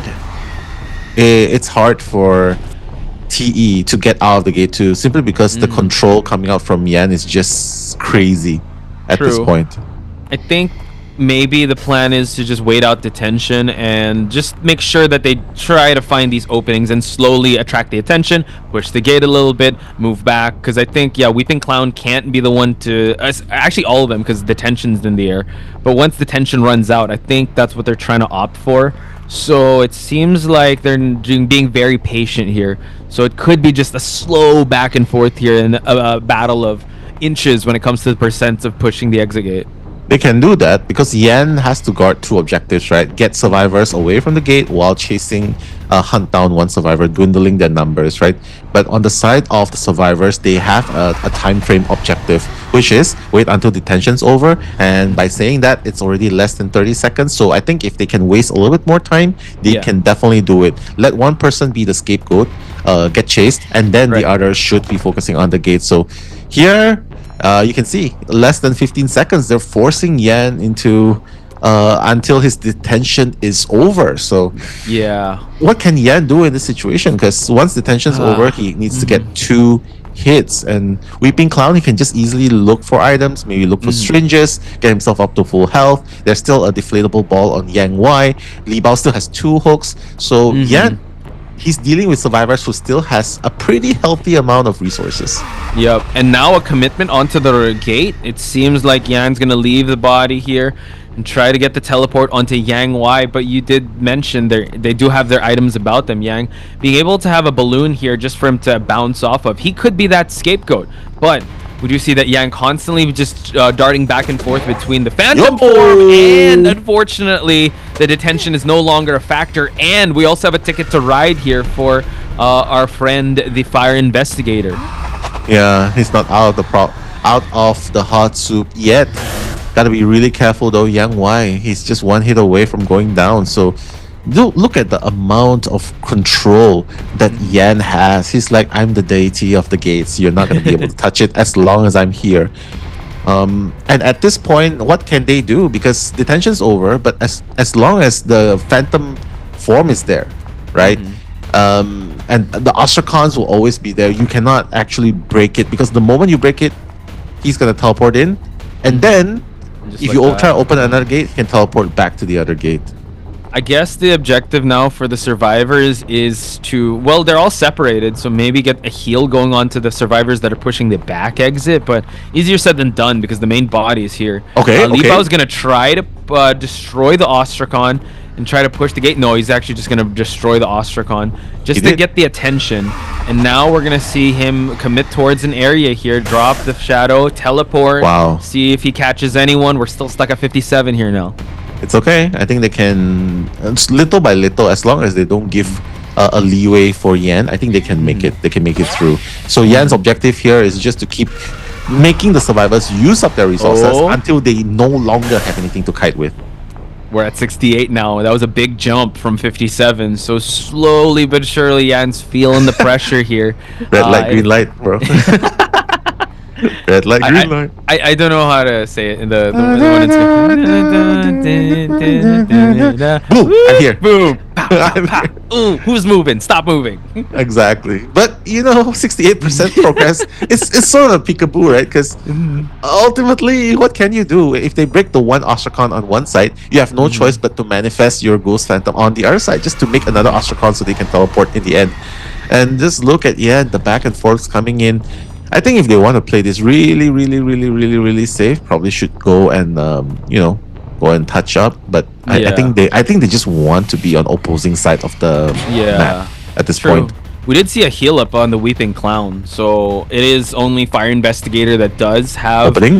90 able to get the open. So now, and also the Ostracon is going to be removed. Li Bao is going to get leech. We're going to see Yang Y try to kite for as long as he can here, but he's going to try to go for that dungeon. Unfortunately, doesn't have any more items to work with, so this is looking like a solid tie.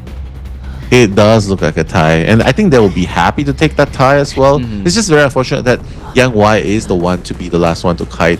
Anyone else, I think they would have been able to kite a little bit longer, right?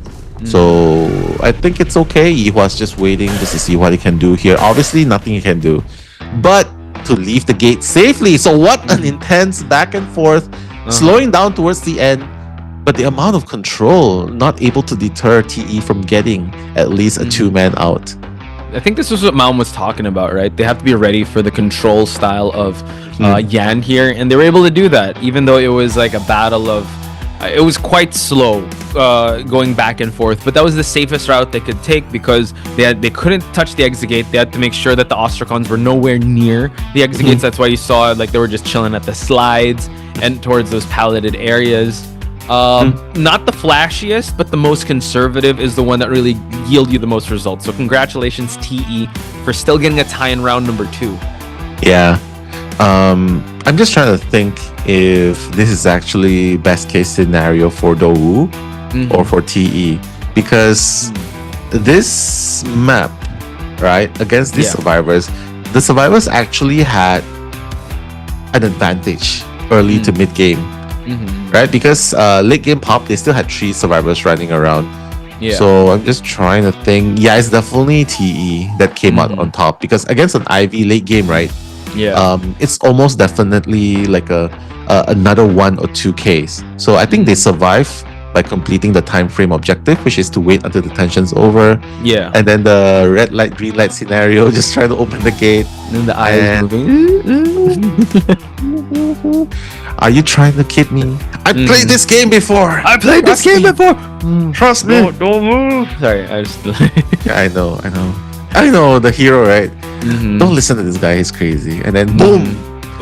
And yeah, Fire Investigator was the one to go down. Like, no, I don't trust you. Boom. So it's a tie. It's a really good game. Ultimately, I think both teams have done really, really well. TE and Dou. Yeah, I will say this, chat. If you guys are, I know we want to see flashy gameplays, but I think right now the stakes are too high for them to kind of go for big risks. So we might see another tie. I know me and Nell keep saying like, oh yeah, OT is... This actually might happen because this is the one match today that has the most stakes, because 2 teams lie in the balance. If one is able to move forward, that means 2 aren't. And that's kind of scary because both these teams kind of have a +1 to bring with them. It's either AWG or ITZY. So that's why they're playing it a little more conservatively and a lot more, I'd say, they're throwing caution to win. They gotta wait until one side crumbles, like one side gives an opening, right? So I think what we're trying to say is they gotta exercise more caution than being aggressive here. Yeah. And you know, I mean, if Dou falls, so does AWG. So does the AWG. But if TE falls, so does ITZY. So honestly, it's really nerve-wracking coming into this kind of situation. And I know they just want to stay alive and make it to the playoff because this is so close. This is actually so 也是最后 close. 场比赛了嘛，就是不管是排名的问题了，还是什么情况，就是最后场比赛了，我们要把最后一场打得要完美嘛，就是有一个完美的收官呀，让自己就是不留遗憾，不管是能不能进这个总决赛，所以说我们要打好每一场比赛，要去认真的去面对 T 的一些来的挑战吧，对。Leave no regrets, says COAⅧ. Yeah, leave no man behind. I like that strategy. I want him to be my squad mate, or we stack up if ever. Leave no man behind. Except. Just kidding. Just kidding. We're not gonna leave anyone behind. Not when Chocho, the 11 feet queen, is gonna be carrying us. Exactly. Just giving shout outs to everyone because we're not leaving anyone behind. I just want to say, Caro, okay, so I didn't watch Squid Game, but I mean, I've seen a lot of memes, so I see, and I watched the first season, so I get the whole red light, green light thing. I just don't know the other new games of the new Squid Game. So, yes. Any shout outs you want to give out now? Yeah, I mean, just shout outs to people who are in the chat, and of course, it was the patient. Oh, what the hell? Nor Adila said that, but you know. Okay, just reminding us of what Adi said during his highlight moments, right? But yes, thank you so much for bringing that up. Okay, cool. But ultimately, they did get the 2-man escape, so they are looking to break the balance here in the next half, right here. Right. Also, sorry, I just took a sip of water, guys. Hydrate, please. It's very hot where in my area right now. I don't know if is it raining where you are now, or is it like the summery season? Well, honestly, it's not really raining. It's just hot. Yeah, it's just hot, and there's no 4 seasons here. It's just hot. Actually, there's 4 seasons. Hotter. I don't know. Okay. Yeah, I don't want to make this joke, but there's only the hot season, the rainy season, the durian season. Okay, what's the last one? And the election season. Oh wow, okay. There you go.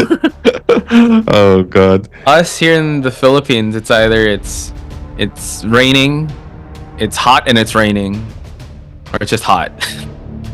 It's just raining or hot. Yeah. It's just hot or hotter. Yeah, that's just 2 temperatures basically. So if you're in my area, please stay hydrated and stay safe. The heat index is kind of crazy. I know also in Thailand, if there's any people in Thailand, I know the heat index is quite crazy there as well. Singapore is super crazy too.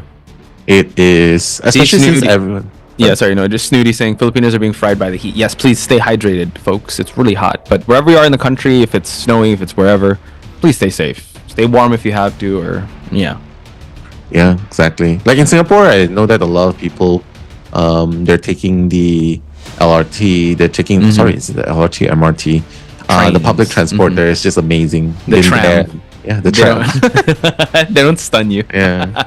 And the roads are really good as well, so they can just walk wherever they go. So so that's why when it's hot, things can get really hot, and I think the complaints are like the weather. Yeah, especially Chocho, since she's 11 feet tall, she's closer to the sun, so it's extra hot up there when she's standing. It is. It's super hot. And just to give you a context of how hot it is here, Hutch, if I wear sleeveless shirts, you can see 2 tones of color. Oh, one from the elbow up and one from the elbow down. Wow. Okay. 2 tones of color. That's kind of same here in the Philippines. Just the sun is just making us. Yeah, we're getting free tan lines from the sun. Especially like if I take out my watch and then you see like there's actually a tan line there. It's pretty hot. But anyway, sorry, we digress. Hopefully y'all are doing okay in chat. Let us know your thoughts on the weather. But it seems like we got a barmaid, novelist, mercenary, and patient on the side of those survivors. They're inviting Pepe to play the Shadow. The Shadow. Yeah. Right? I mean, it's like an open invitation, like open house. Hey, let's come play the Shadow. We know you want to counter a novelist, so that's a good one. Yeah. And quite honestly, this comp, apart from Pepe's like, I decline your invitation. I want to go with the Ivy. I mean, Ivy's also really good. Just to catch up to survivors really fast. And you can see what happened in the last game, right? Ivy, the control is great by Yan, but ultimately it's really hard to catch up to survivors. You gotta rely a lot on teleporting onto the Ostracon, bringing the survivors back. But for Opera Singer, you don't have that problem. You just fast and aggressive. Get that person down, chair close to a cipher that's being done by another survivor, and you already apply pressure. I think that's the game plan here. And it seems like he's going to spawn near first stop where Barmaid is at. And a lot of these survivors, I guess it's just a patient that can pull that distance. But yeah, you said it's an all gas, no brakes type of hunter that just keeps go from the get-go here. Sorry, rhymes. Power Rangers. Go Power Rangers, chat. Shout out to Schmitty. Even the way he brought the build, it's blink, detention, and trump card. But we'll see how it is put into practice as we head back to the Moonlit River Park. Nello Melon Pot Spice, your commentators for round 2, second half.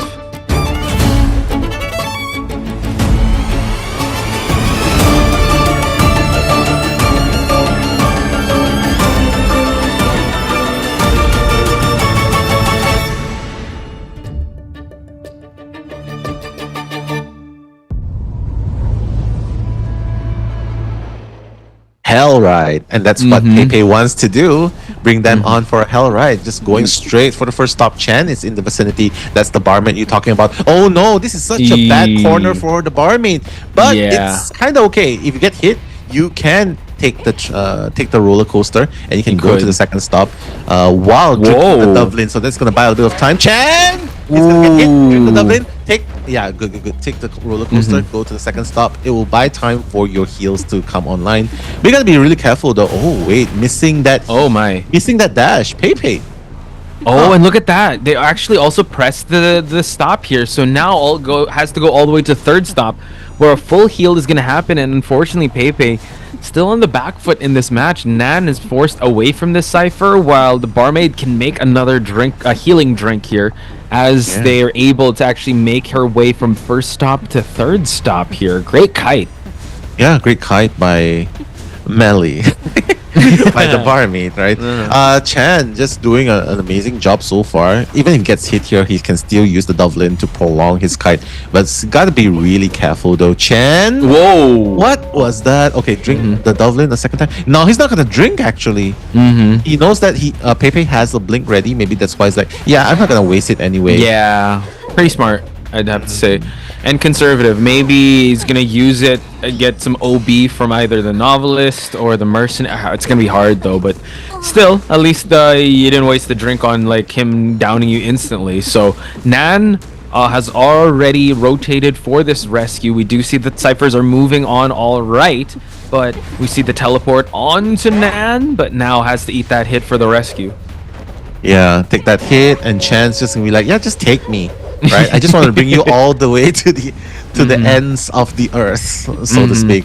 Right, he just doesn't want Pepe to disrupt the ciphers. I think they know that only 2 ciphers have been done. Right, so this is a very very important turn point. Right, they gotta get more progress onto the ciphers, and to do that, they have to bring Pepe away from the closest cipher. Nan is actually in this vicinity, but I don't know if that's going to be enough, because Pepe can easily nume all the way back to where Nan is, and that's going to stop one of the decodings. Yeah, and it seems like able to actually use the patient's hook here, but unfortunately we don't see a tide turner. So now some body block. He's going to use the drink, and Silverchair needs to be able to try to body block. Can't get the block, but drops the pallet. So this forces Chen into a good spot here. I don't know if he's going to make it towards this pallet. Flywheel, nice. Just a little bit more. Silverchair, what a block at a timely time. Chan's going to be fully up. And while all of that's happening, the third cipher has been popped. Fourth cipher, a lot of progress. Chan needs to make sure that he gets this kite to work. He's still trying to make rotations in this area. Look at him playing around. What a dangerous maneuver going on. Just take that one hit, run over. There's still a pallet ready for him to vault through. And he's just waiting for the cooldowns. Look at that, able to actually prolong this chase, and now Silverchair is up. He's still playing around this area. He needs to find the pallet. Unfortunately, he couldn't make it. I thought he'd be hugging this area, but this is the last chair of the barmaid. Unfortunately, couldn't kite it out until borrowed time. But we're on our last cipher now. It's looking like it could be a tie here for the survivors, but not if Pepe has anything to say about it. Exactly, this is very hard to say, because 2 ciphers have not a lot of progress on it. So Pepe, with the teleport, he is able to apply more pressure, not to mention the chase potential. The chase power is also much stronger. But against COAⅧ, yeah, that's going to counter him a bit. They're even going to open up a 7th cipher just to be safe. But the problem is, with 2 survivors that are injured, how are you going to make this last long enough? Like, the second kite has to be amazing. Yeah, it does. Luckily, the patient does have some hooks to work with, and unfortunately, some pallets were broken. Tries to go for a bounce. Nice. The window, but he gets hit through the window. So that chase is going to be cut short. Novelist does have Tide Turner, And Mercenary does have a perfume bottle, which can help a little bit. This is hard. This is hard. This is almost definitely going to be a double down situation, right? Fortunately, both of them do have borrowed time. Yeah. So even if Mercenary goes down, as long as he can rescue before the Cypher's Prime, he can definitely make that rescue happen. So right now, just coming in with both items, I think it's going to be a 3-man late game pop. Could be. So Mercenary can get the stable rescue. Pepe able to get the hit onto the perfume. Yeah, my goodness, able to get the perfume. So now fully stocked with items here. Both of them have borrowed time. Wait for the pop to happen. He still has teleport though, Nell. He does have teleport. The question is, how fast can he get Silverger down a second time after he gets him down here? Yeah, you know? true. Yeah. Ooh. Wow, still dodging, honestly. Silverger pop. Start running. No items to work with. One more hook to work with. One more hook. Oh, no. Oh, what a great spot. This is a good spot for the hook. He has to go all the way around. The exit gate is already opening here, Nell. So Silverger needs the kite for as long as he can here before Pepe can try and go for a down. He's going to go for the down here. Is he going to teleport right away? He's going to teleport, I think. Teleport? Oh, yeah, a little bit of hesitation there, but it's okay. I think he can get this because there's 2 survivors, right? So he can. Oh wow, that was a very, very aggressive one. But I think it's okay. I think he's just gonna go. Oh wait, he's trying to find someone that's trying to rescue Nan. Oh my god. Hard here. Nan does have 2 elbow pads to work with and delayed damage if he does get hit. He's gonna have to use that elbow pad. Exit gate is about to open. This does leave. Oh wait, Patient doesn't have. He can run out. He can run out. He has to. Oh my god, Nell. This is gonna be so clutch if he is able to get it. Can he down the Mercenary in time? He can. I think he can. Oh my god. Wait. The pallets. Oh my god, Seasai. Seasai. Novelist able to get the book. What a play by Do. Ooh, Novelist. That was genius. That was so genius, by the way. He thought that, okay, you're gonna body block, I'm gonna hit you instead, but you forgot. I got the switcheroo that's gonna stun you for a second. And just like that, Mercenary, even the distance gauging was on point. And yeah, it was. What a tie. Oof. I kind of forgot that the Patient had already expended the exit path from the body block from the barmaid. So that's why he was able to just kind of leave the Patient down there.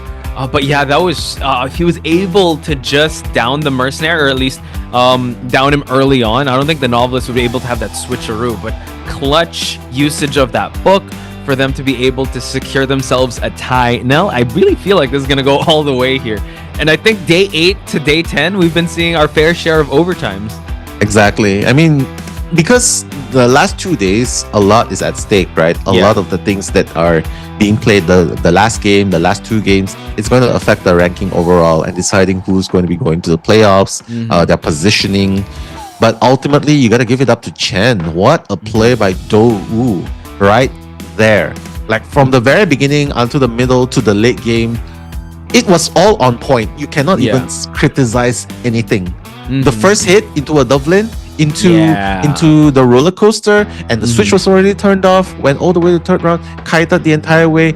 All the decisions making all the way up until the very end, where Emil saved one hook just to make it to the 4th stop. That bought so much time. It did.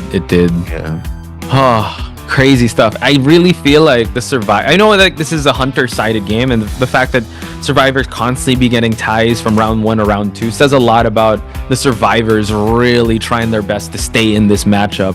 So now, come round number 3, that's when the hunter pool gets a lot thinner, and that's when the survivors can kind of pop off, because we've been seeing conservative saves on like the aeroplanist and the other survivors that we have not necessarily seen. So I'm excited to see how they're going to draft their composition in round number 3. But folks, let's move on over to the highlights and be right back. Highlights. 没事。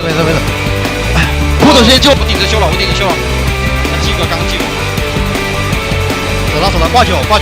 可以。挂我至少2枪都不要，2枪死不掉。他没手。吃塔，拆板走，别留，你不能过河，你又出起点，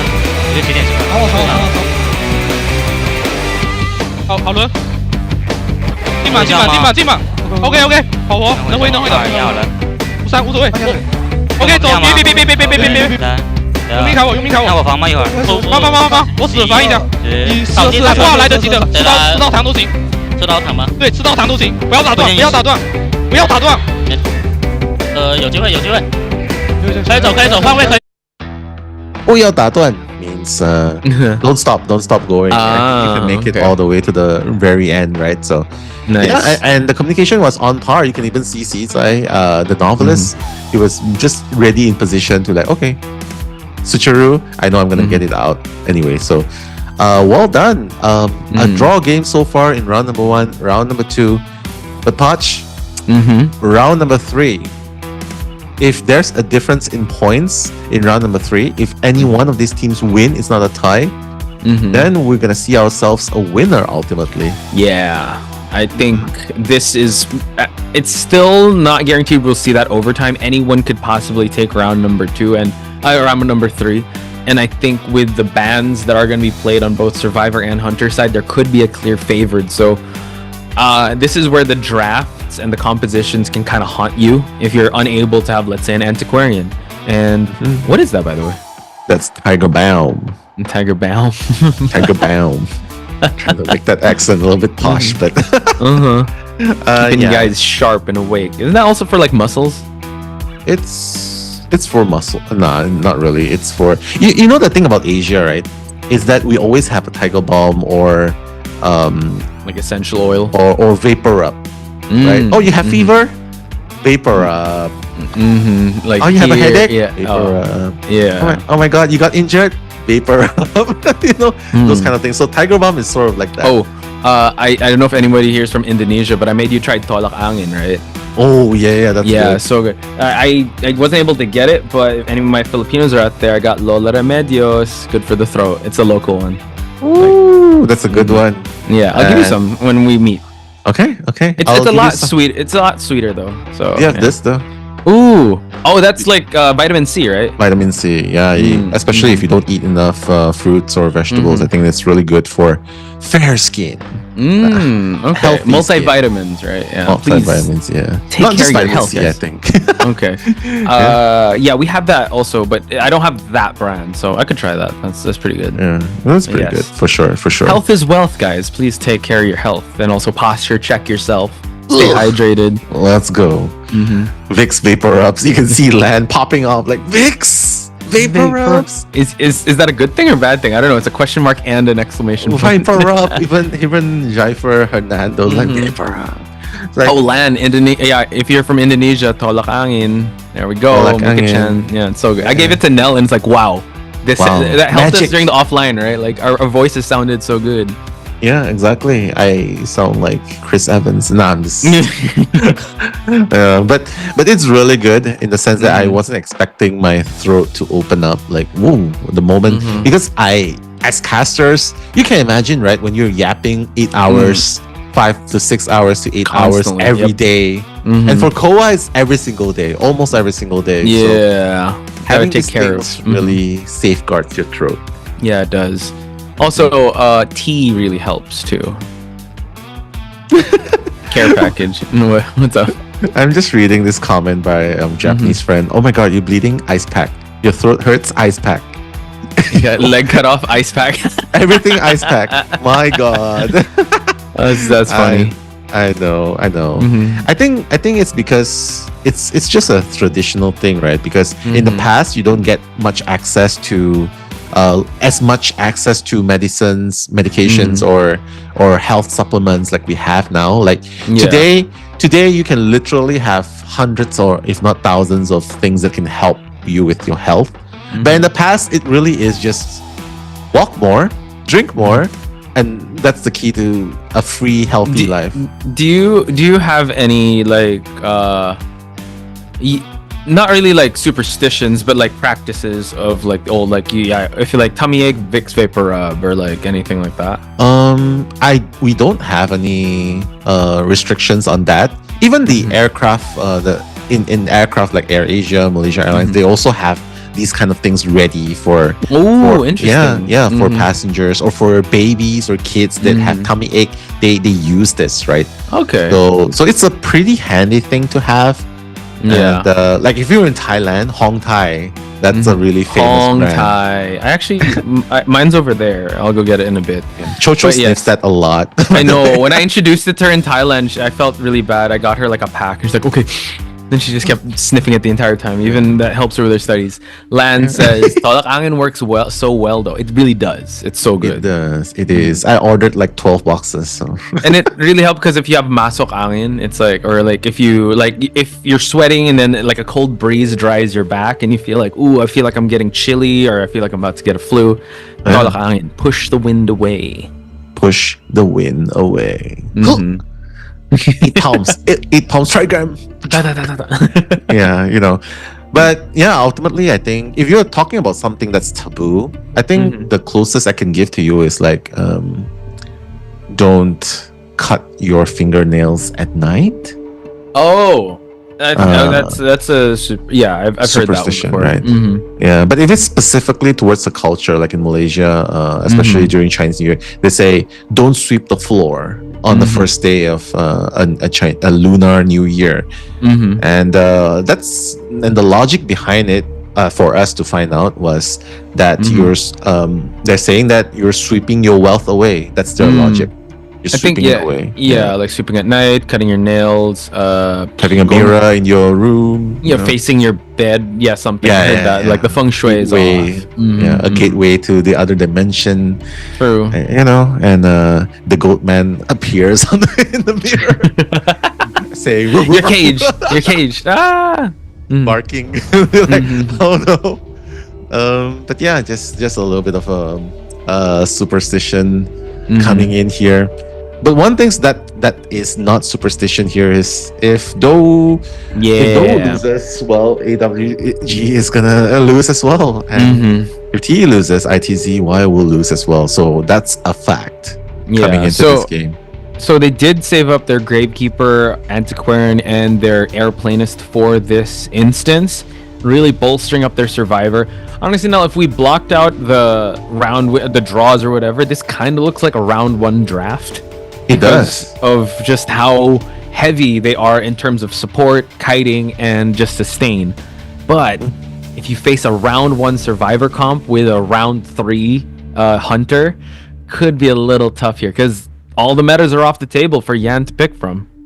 I mean, he still has the Disciple to work with, although he did not ban the Prisoner or Prospector. Sorry, he did not ban the Prospector. The Prospector. Yeah, he did ban the Prisoner, but I think he can still use his Disciple if he really wants to. Right. I mean, so far he's been doing a good job. A draw. And I think in Game 3, if he can just do a draw and rely on the power of Survivors to bring it back in the second half, I think that might be the case because T has pretty much figured out Yan as a control freak, control crowd, a crowd control type, right? So Hunter. He's really good with crowd control sort of hunters. So I think if they're able to shut him down and just put like, okay, fine, we'll just give you 2k, we get 2 men out. Let's have Pepe come in it and rake in the points in the next round. I think that would matter. But honestly, I think this is just going to be the fight of Survivors. Night Watch. Itakwa. Wait, okay, so this is my first time seeing Night Watch. Have you seen a Night Watch when you've commentated? No, I haven't.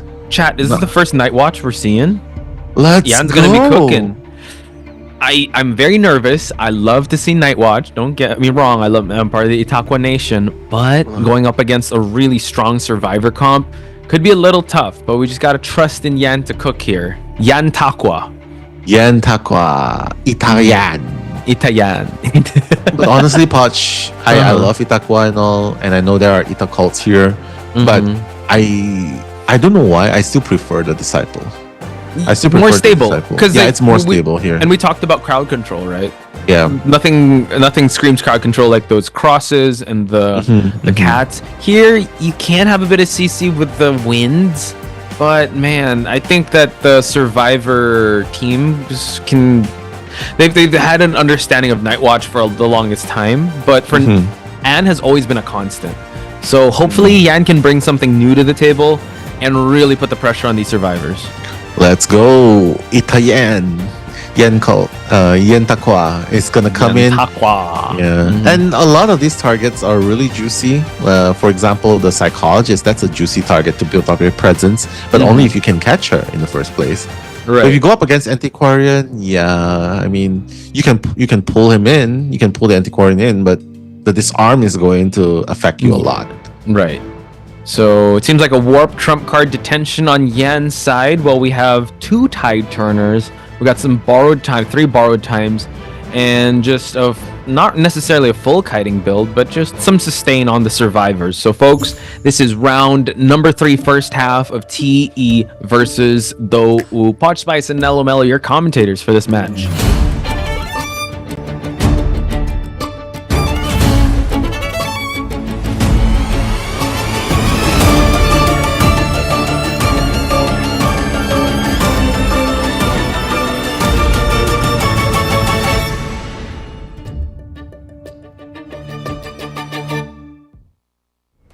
Right, Yan on the Itakwa.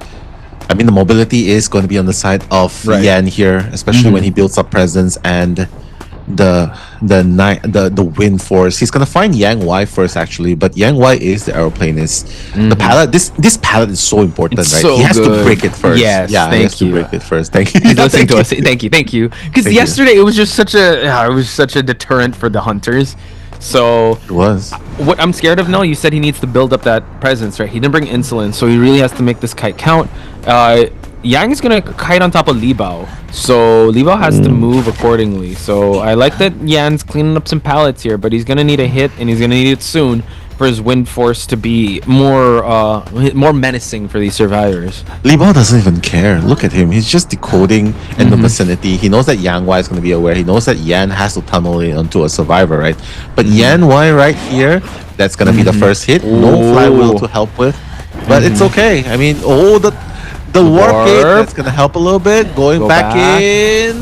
Okay, nice. He kited out the warp, but he's still stuck in a corner spot here. He's going to try to use the wind force. Yang's going to try to hug these walls. And great job by Yang Y. Now he has access to his jetpack. Again, yeah, he still has one more after this, but the cooldown of 15 seconds, right? But here, look, again, this area is so hard. If he breaks the pallet, he's just going to transition away again. And now his jetpack, 3 seconds away. Oh, no, it's not going to be enough, unfortunately. But damage has been done. Yeah. Yan got that first down, but 3 ciphers. This is a 3 ciphers kite. True. We do see a basement play coming in, so that hopefully this will add more pressure onto Yan. But we do see a cipher above that was already popped out. He's not a full presence yet, but he will have access to his wind force now, so that could stop. But if you're underground, it's going to be harder to get the wind going here. Yeah, it is. The elevation is going to be a factor too. Not to mention, you chair in the basement, right? Doesn't really matter because that's a gravekeeper that can just come in from the above. And now he's just going to hide. It's fine. Yang Y is definitely going to get that hit. It's definitely fine. But the thing is, if you focus onto Yang Y, gravekeeper can just stay there. He can just exit safely, right? Why is he running back towards where the... I'm not sure. He's actually saw the Gravekeeper there, so he does fall down here. It's still okay, but the Gravekeeper can go for a second. No, actually, they're going to swap out. He's not going to do that. Yeah, he got hit. My bad. It is the Antiquarian that will make this rescue, but really persistent on the basement once again, which is kind of good because the Gravekeeper is not going to make this rescue. Psychologist is going for a whistle onto the Gravekeeper, while Antiquarian is already positioning for a rescue. Yeah. It's kind of weird, the path out of the basement, right? It's like it's almost as if saying, "Yeah, let's just die close to the basement anyway." Let me just go to the basement. I feel you wanted this, right? Like we'll keep you here. We'll keep you here. Yeah, maybe that's the idea, like so that he doesn't interrupt other ciphers. Possibly. Right? So, maybe final seconds now. I don't think they're gonna make the rescue. Antiquarian's just chilling They outside. don't have to. They don't have to. They can just go for a 2-man again. I mean, that's definitely in the books for them, right? Maum is the Antiquarian. That's definitely going to counter Itakwa to a certain extent. Night Watch is going to be this one. But the trait change into a teleport into the second last cipher, actually. But Li Bao has already... Whoever's at the cipher is already far gone. True. Already building so much distance, and unfortunately it's Li Bao, the psychologist, who does not necessarily have any more skills to kite with because already used up the whistle. Still on cooldown are his other traits, so interesting that it is on cooldown. So last Cypher is going to be a little tough. Not much control on Itakwa, like we called it, mostly on the mobility. But how can you chase what you can't see because everyone's hiding out, everyone's spread out? Yeah, the moment Hunter stops in his tracks, the communication just goes through like, okay, I gotta get out of here. That's why they're leaving no opening to Yan. They're opening up a 6 Cypher on the other side of the map. That's gonna force Yan to just transition away. And for Yan right now, right, he has to waste time until the very end, until his traits is off cooldown. Good pallet drop just to cancel out the wind tunnel, but Li Bao can't get caught out here. A little too greedy. He's gonna use the wind force, but the exchange on the drop down to the stun, he's gonna be able to jump through this pallet. Last Cypher at 99, they all have borrowed time for the end game. Nice sidestep by Li Bao. Nice. The Cypher is actually prime, and it's gonna pop. They're gonna keep running. 3 survivors running at the late game, but it's okay. Yan's teleport is gonna be off cooldown in 10 seconds. So the matter is just catch that first survivor out. But it's a Gravekeeper. This is so hard. You get the Gravekeeper down one time. The other gate's already they're running towards the other gate already. He has to buy more time with his shovel. Note Nell behind is actually where the dungeon is, so unfortunately I don't think he's gonna be catching him out there. But we do see that the exit gate isn't quite open just yet. Teleport is ready, so if Yan can down this Gravekeeper right away, it could be a tough escape now, but it seems like he might be content. No, he's gonna go for the aggressive play here, but it's an Antiquarian. He's gonna get the stun. He's gonna keep opening regardless. Oh my goodness. He still has some bamboo to work with for the push. He's gonna try his best to go for the wind force here. This allows an opening for the exit path to be used by Yihua. Yeah, not to mention Antiquarian still has half a bamboo stick available, right? So he can definitely provide support if he wants to. But now Yihua is so close to standing up. I think the safe bet is just a 2-man escape here. Yihua will not be able to make it to the... Wait, can he make it? No, he doesn't have any items. Yeah, true. Quite unfortunate here, and it's too risky for them to even opt for more. It's going to be another down, and the exit is going to happen. 2 survivor escape, and we're still at a stalemate here. Those survivors or TE's Hunter need to try to break this tie from happening. Yeah, what a play, right? I think this is definitely survivors doing their homework. They know exactly how to counter Yan. TE knows how to counter Yan, and quite honestly, I love seeing a Night Watch here, but he was just taking too much time with the aeroplanist in that first chase. That was a 3 Cypher's kite, by the way. If you use the Disciple, I don't think the Nume's gonna even matter. The jetpacks is not even gonna matter much, because once the cat latches on, you jump in, either you stun, you silence, or you close the distance. So you still win in that situation. So but a very valiant effort. We love to see a Night Watch whenever we can. And honestly, a draw. I mean, if you use a Disciple, it's known as a draw character as well, right? So I think I think the head-to-head matchup with Aeroplanist and Night Watch, it was just really apparent because he didn't have that wind tunnel yet. He didn't have the dashes in yet, so it really took a while. And I mean, I hope you guys were able to tune in and support that, and it's still got a tie, so it's still all good. I hope we see a little more of Night Watches, but in a competitive setting also, it's really tough because the survivors have such a good grasp and understanding of the nuances that the Night Watch plays with. You saw how the psychologist was just avoiding the wind tunnels, like sidestepping, making sure that the zooms didn't really mean anything. So good job for TE survivors having that great understanding of what Yan would bring to the table. Yeah, shout outs to all the Night Watch players out there too. Definitely not a hunter that's easy to keep up with the current meta, right? And of course to the cosplayers as well. I think Itakwa was one of the cosplays that's really hard to pull off. Oh yeah, right? Chocho can do it because she's already that tall. She needs stilts though, because Itakwa is walking on stilts. Design makes the cosplay really hard to pull off, but I've seen some people pull off. So shout outs to all you amazing people out there doing the cosplays and all. I think it really takes dedication, and for a player to bring out Night Watch, it also takes an extra dedication, determination too, just to pull this off. first you need to learn how to walk on stilts and then be able to dash with. I'm kidding, but yeah, just walking on stilts is that's a commitment. But we digress, folks, because we're gonna head towards the second half here. TE's Pepe. Still, I mean, everything is still up in the air. This round could end in this half if the survivors could get more survivors out, or if Pepe can get more eliminations here, because we're still at a stalemate. Stalemate, indeed. Unless if Pepe has something to say about it here. I mean, we can always see a Naiad in this game, right? A gamekeeper, a Naiad. Even a geisha, that would be really nice to see as well. So I would love to see that. Yeah. So though they only have one job, either win this by a 3 survivor escape, or the very least they can do is get a draw. And then we're going to be seeing a BO3 over time. And then we'll be pulling up asking you guys to put out your pens and papers, because another pop quiz is going to happen to see how we determine who wins an overtime game. Yeah. We have here. Carol. Where are you, Carol? Carol's still in there. Our girl, she's still laughing in the chat. And, you know, we love that you're laughing now, because once the pop quiz comes out, it's all business. All business. Sorry. Yeah. Carol, 6 steps. What happens when? Oh my God. 6 steps. If everyth's all tied up. Yeah. I see and some shout outs I want to give out here. I see Leon's in the chat. Ooh, I see him too.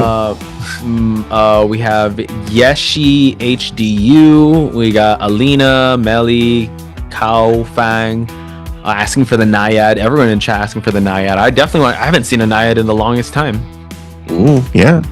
I mean, Naiad's definitely a very strong character pulled off. We've seen amazing bubbles. We've seen amazing zones created by the puzzles before, right? And that might be a factor. But yeah, just a few more shouts as well. Melly, we know that you do cosplay. The Ada Emil as well. Just a quick shout outs as well to the Breaking Wheel cosplays. I did it. I saw that name too. I didn't know how to read it, so shout outs to I did it. The wheel, heaviest thing I can imagine.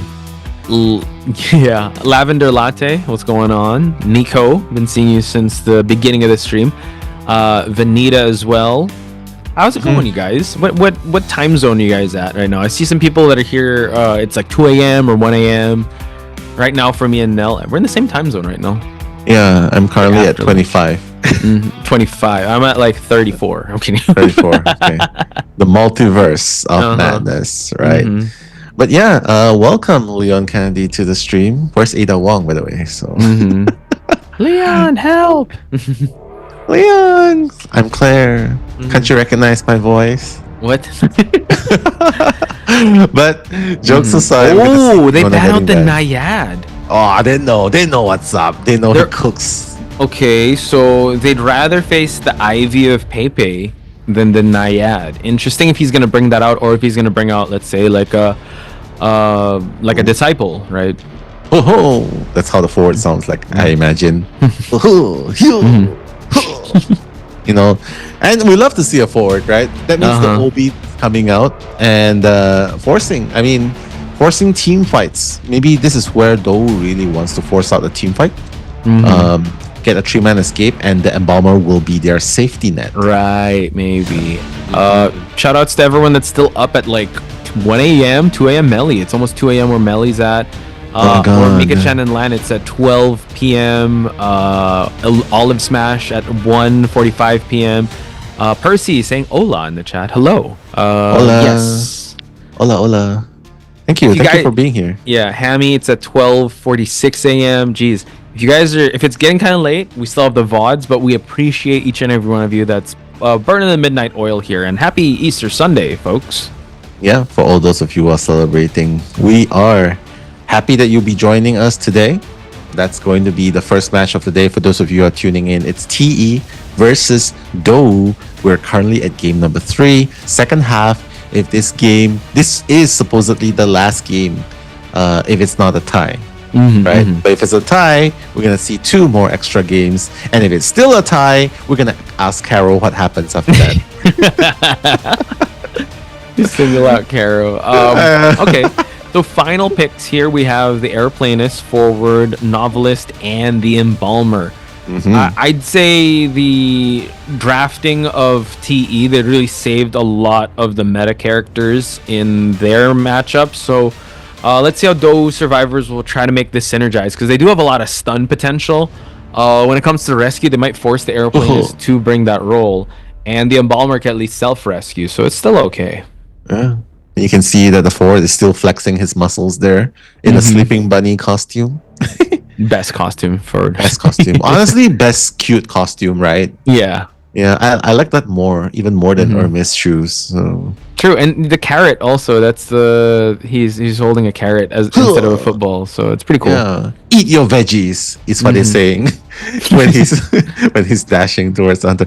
But it does open up the question, right? Does Pepe commit to the Ivy? To the Ivy, because it does counter. Ooh. Oh, this is actually really good. I like this. Wax Artist, Eli's best character since 2022.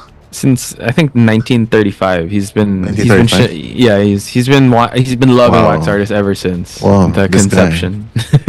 this guy, he's a vampire, right? So, but yeah, I mean, Wax Artist definitely counters this lineup to a certain extent. The chase, it's a good shutdown hunter, right? It's a good hunter to shut down this lineup. Like, they brought a Forward that's gonna slow down the coding a little bit. And not to mention Novelist, even the switcheroo. If you get the Wax level up to 75% and above, that switcheroo is gonna stun the Novelist in response. So let's see where Pepe wants the Wax Artist to start off. I can imagine a cross. No, actually the top left would be ideal. Yeah. Top right. Top right. Okay, interesting. I guess he just wants close quarters. He wants to be able to start the team fight right away. Like you said, the chase is one thing that he is kind of weakened in, but it counters a lot of stun potential from the Forward, the Novelist, or any Aeroplanist that can go for any pallet stuns. We've seen actually Pepe use the Wax Artist very well. So in this scenario, though, I think a tie is possible. But the question is, can Pepe shut down?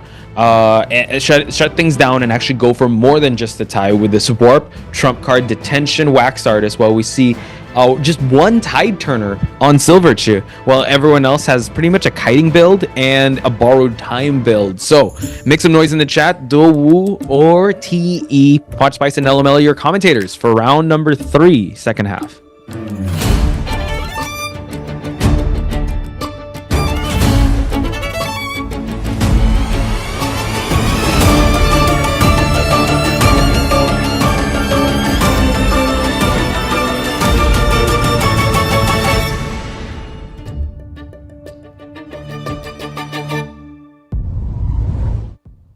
All right, ring the bells, because right now the Ice Cream Man looking for the first target to find.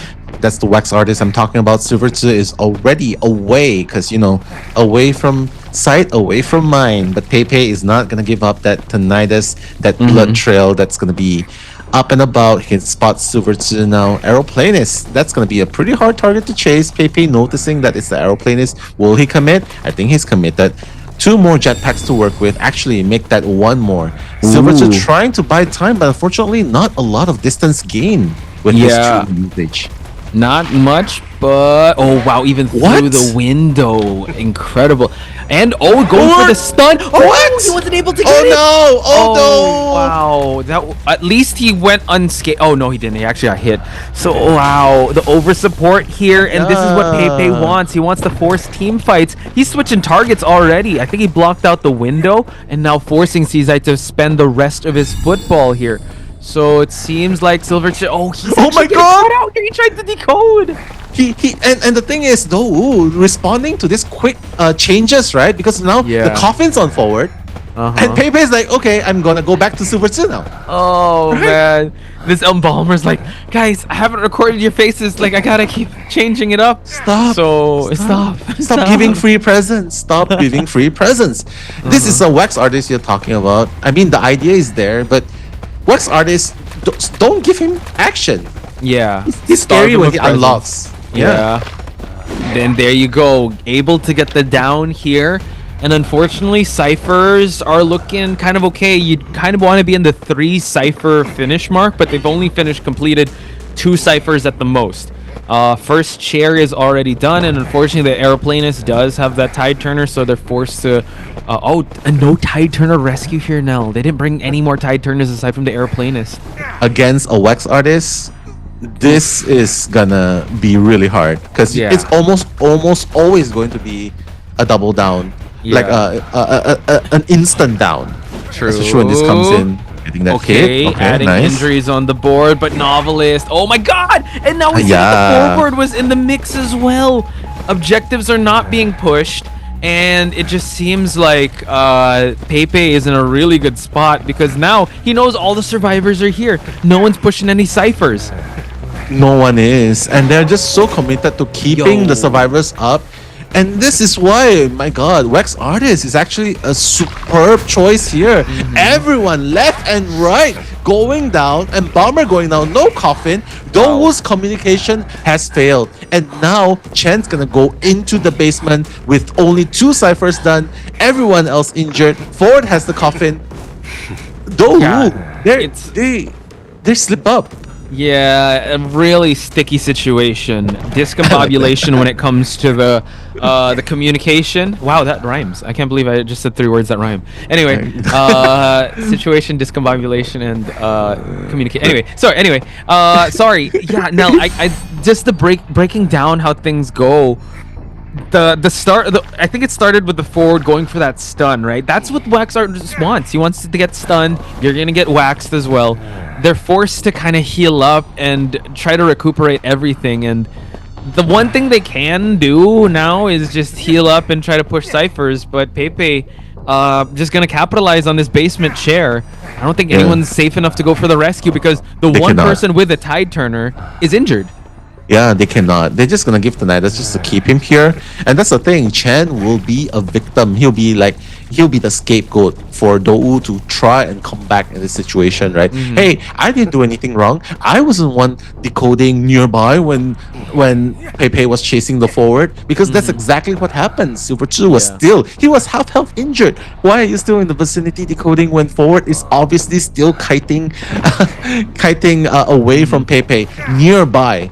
So I think one thing leads to another. They have to reset. Chen's gonna be the scapegoat to reset, and 2 ciphers are gonna be pushed now. But with a Wax Artist max presence, it's gonna be hard. Yeah, because he can control the ciphers, and 2 ciphers remaining. He's already locked with COAⅧ that only has less than a quarter of a ball left. He's watching, and alright, he's gonna go for the teleport here just to catch Nan, who has not seen that much action yet. But Nan, the Novelist, will unfortunately be facing a full presence Wax Artist that can go for the wax trick here. Oh god. Fire wax. The corner. Boom, boom. Oh, switch! But we do see he's capped the wax.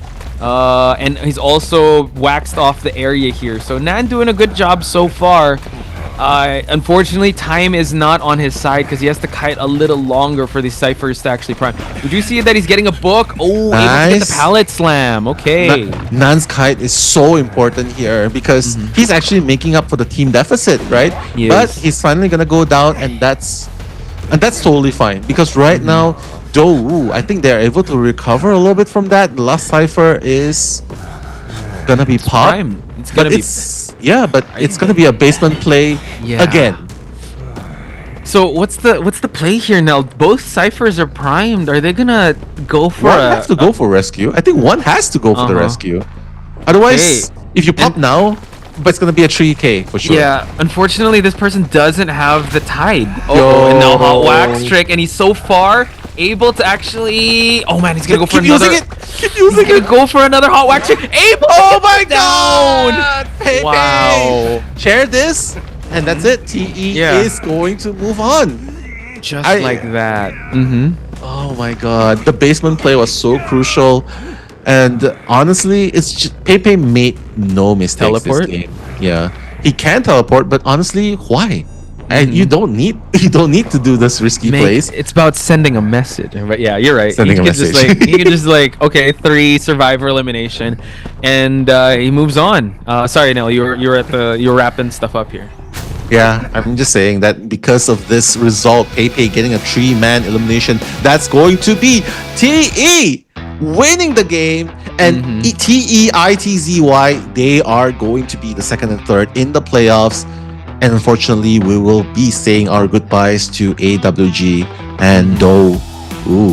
A hard-fought battle by Do always went down. It went down to the wire, right? And it was. I mean, I love seeing the forward, but it was so crucial he got that stun. But you have to admit, it's also over support. Aeroplanos was doing an okay job, and then unfortunately there was a big scramble towards the middle.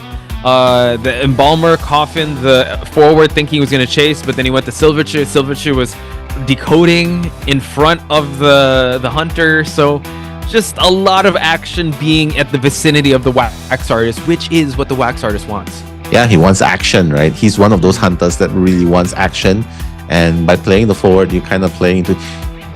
If only that first football worked, that would have been a different story. There's just so many situations where if only the execution worked, that would have been a different story. They had an idea, but obviously I think those survivors coming into game number 3, second half, I think they're not playing at their optimal level. Right. I think it plays a toll into it. But ultimately, Pepe was still playing at 100%. Yeah. Capitalized on the mistake. And honestly, when the first chair happened, when the coffin was even given to the forward, and when the Embalmer expired alone in a single chair in the basement, I think that was pretty much set in stone. It's like, you can't really reset anymore. It's a full presence Wax Artist, and how are you gonna kite that? It's really tough to see if you're a survivor main, but if you're a Wax Artist player or if you're a hunter main, that's kind of what you want to see in your matches. And Pepe was just responding to the overextensions and the offense that Do was bringing out to the table. So here are the match results, folks. Tied from round 1 to 2, but Pepe able to break the streak here for him to be able to secure themselves the win and secure a pass to the playoffs along with ITZY. Yeah, they gotta be really happy now, right? And ITZY is like, thank you, TE. Dinner's on us tonight. but that's how close these games are, honestly. And as this is the last day, unfortunately, this is going to be what's going to be happening throughout the day. But here are the highlights for you to revisit the exciting moments. 他死得快，你依旧。他一场差不多20左右。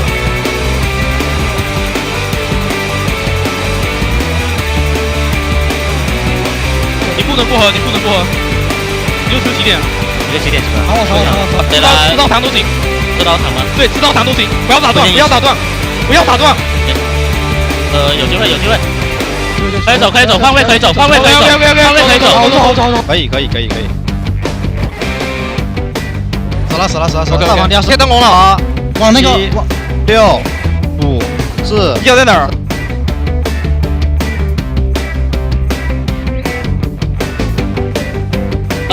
大房，得死。大房，我看了，行，看了我数。哎，没事，我走点。前方还有车吗？我往贴了。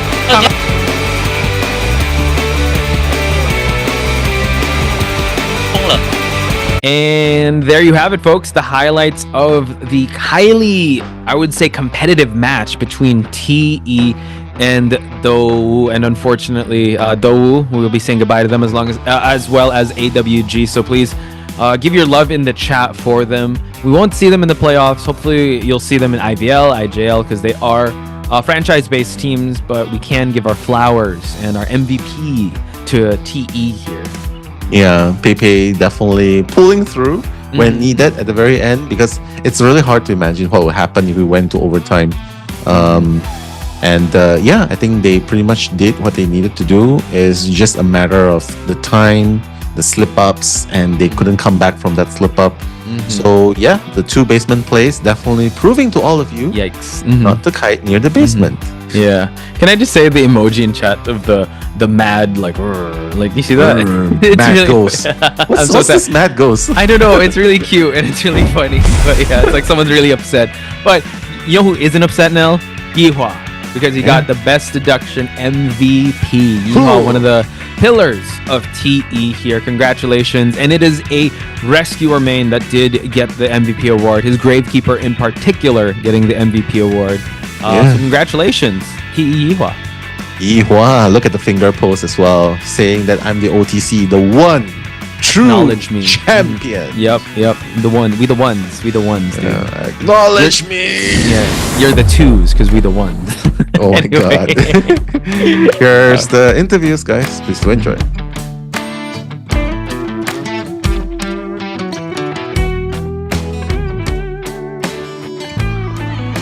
Hello， 大家好，欢迎来到赛后采访，我是主持人潇潇。首先恭喜 T 战队拿下今天比赛的胜利，我们请到了杨洋和佩佩来到赛后采访，向你打声招呼吧。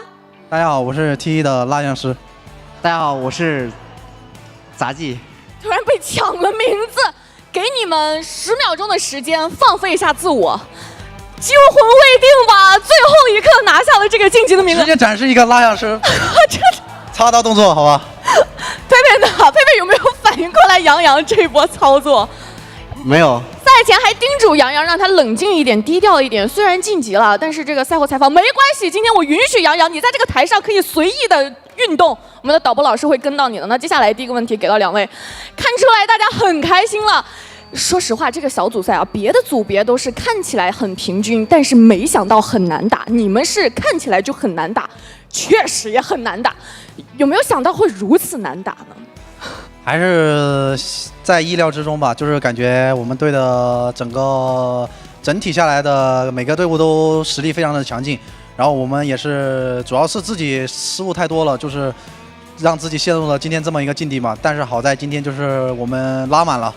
拿下了之后有一个漫长的复盘，就是相比于其他会被打得措手不及这样的一个组别有黑马，我们这个就是开局就知道其实这个组别压力会很大，所以其实大家也做好了充分的准备。那今天想问一下佩佩，就是感觉昨天呢大家有没有 OB 到 A 组的最后一场比赛，就是打完 AWG 获胜之后，我们这个局势一下子扑朔迷离。大家在看比赛看完那一局之后，有没有头顶冒那个 CPU 加载的那个圈圈，然后所有人都说，哎，这个晋级形势是咋算的？对，当时就是我们看完之后，我们也算不明白，但是最后就算出来了，就是反正我们得赢嘛。对，说一白到2白都是得胜利拿在自己的手里，对不对？那接下来想问一下杨洋，就昨天教练是不是算的那个头发都白了？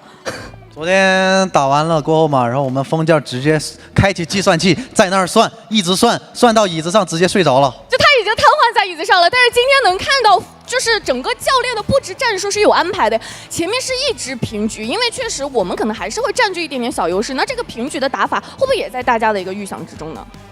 今天的话，就是我们人类表现的就是非常非常的好，然后我这边就是掉链子了嘛，今天被人类给带飞了。其实是我这边失误比较多。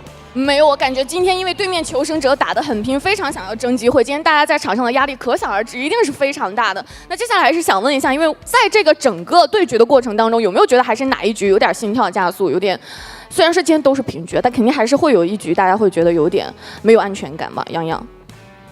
就是其实我们 BO3 的人上半场嘛，我们其实那一把的节奏是能够就是说去争3跑的嘛，但是因为我没带心脏，然后就是可能沟通上面出了一点问题，然后就是没有争到这个3跑，本来就是可以少给佩神一点压力的，就是如果我们3跑了，佩神只需要抓一个或者保平就对佩神来说就是不是很难的事情，信手拈来的事情，但今天确实还是。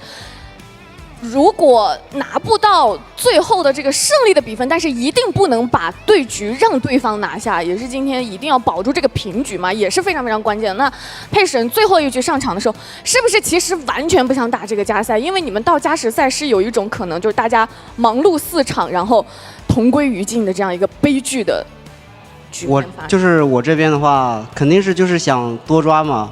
但是对面求生者也是比较强劲，然后就是我是往多抓方面去打，实在不行的话就继续加赛继续打吧。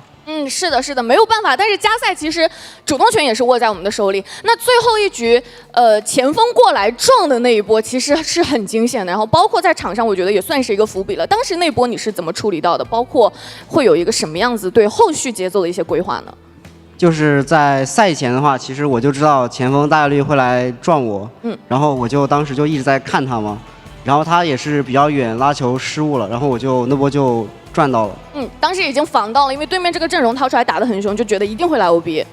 那最后杨洋，我看到你们备战间特别开心哎，最开心的是谁？会是昨天算到那个头发都摆了在椅子上睡着的教练？最开心的估计是逃离大将军吧。哦，逃离大将军，那他开心的这表现是跳得最高是吗？他不是，他是最反常的，他就是直接掉小珍珠了。这场喜极而泣，喜极而泣，就可想而知这场比赛到底是顶着多大的压力在场上，稍有不慎松一口气，可能就跟我们杭州的总决赛失之交臂了，太关键了。那其实今天赢下比赛的胜利，还是能感觉到大家整个的状态非常轻松。但是说一个更紧张的话题，马上还有抽签哦。你们这次的小组赛的签已经是在我们这个所谓的死亡 A 组了。对于接下来淘汰赛的抽签，两位有什么美好的心愿想要在这里许下呢？我的心愿就是没有心愿，来谁打谁，神挡杀神。哦，好帅哟，配神。我们还是那句话，见谁打谁就皮。见谁打谁根本不怕，也是让大家见到 T 战队的韧性，对不对？那也是感谢两位来到赛后采访，再次恭喜 T 战队拿下今天比赛胜利。接下来即将进行的是我们今天的第2场比赛，让我们稍事休息，马上回来。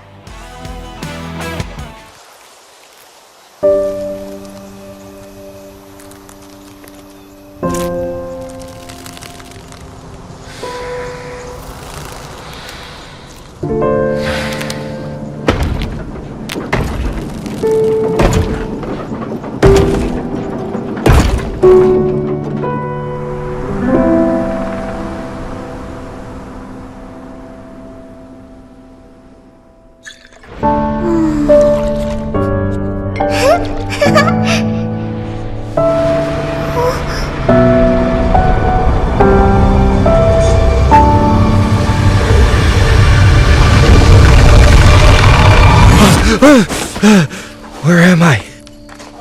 He's awake! He looks so complete. Hey, it's about time.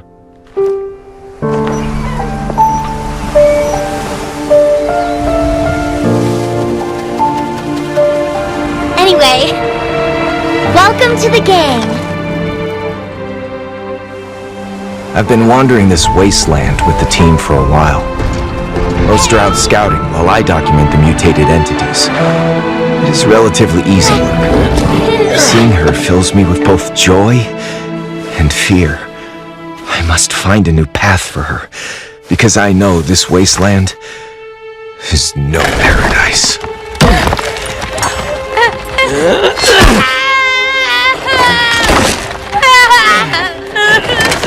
As we delve deeper, the relentless force of erosion is like a slow, steady hammer driving life down like a nail, reshaping it into something else. Guided by my companion, we reach a new area with far more strange entities than the outskirts. Our ailing frames can barely endure, yet none of us are willing to stop. I can't leave yet. The key to finding the way out might lie deeper within.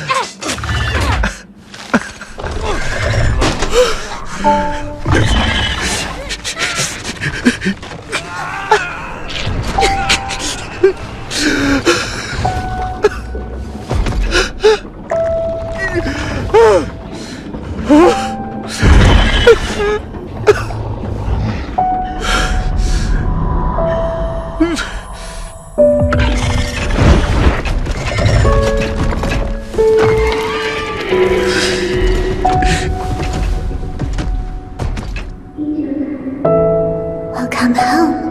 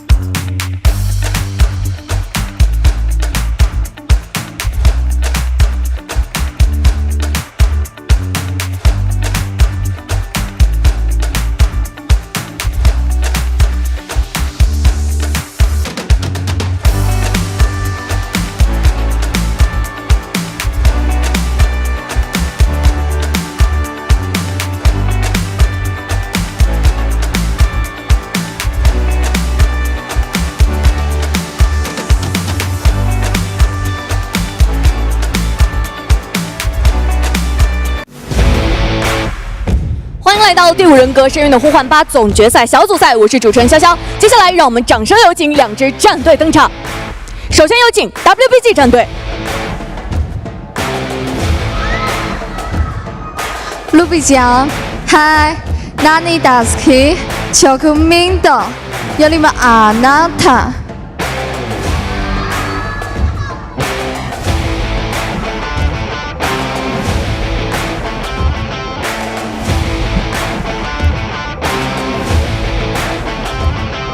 欢迎回忆、幻鹤、好晚安、过客、梦露、Alex。接下来有请 FT 战队。小心国际服第1雕刻家特神奖。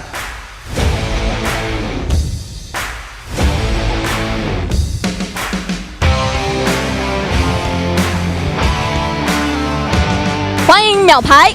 鹤神、苦嘎、阿弟、Mini Blue、Shadow、火源。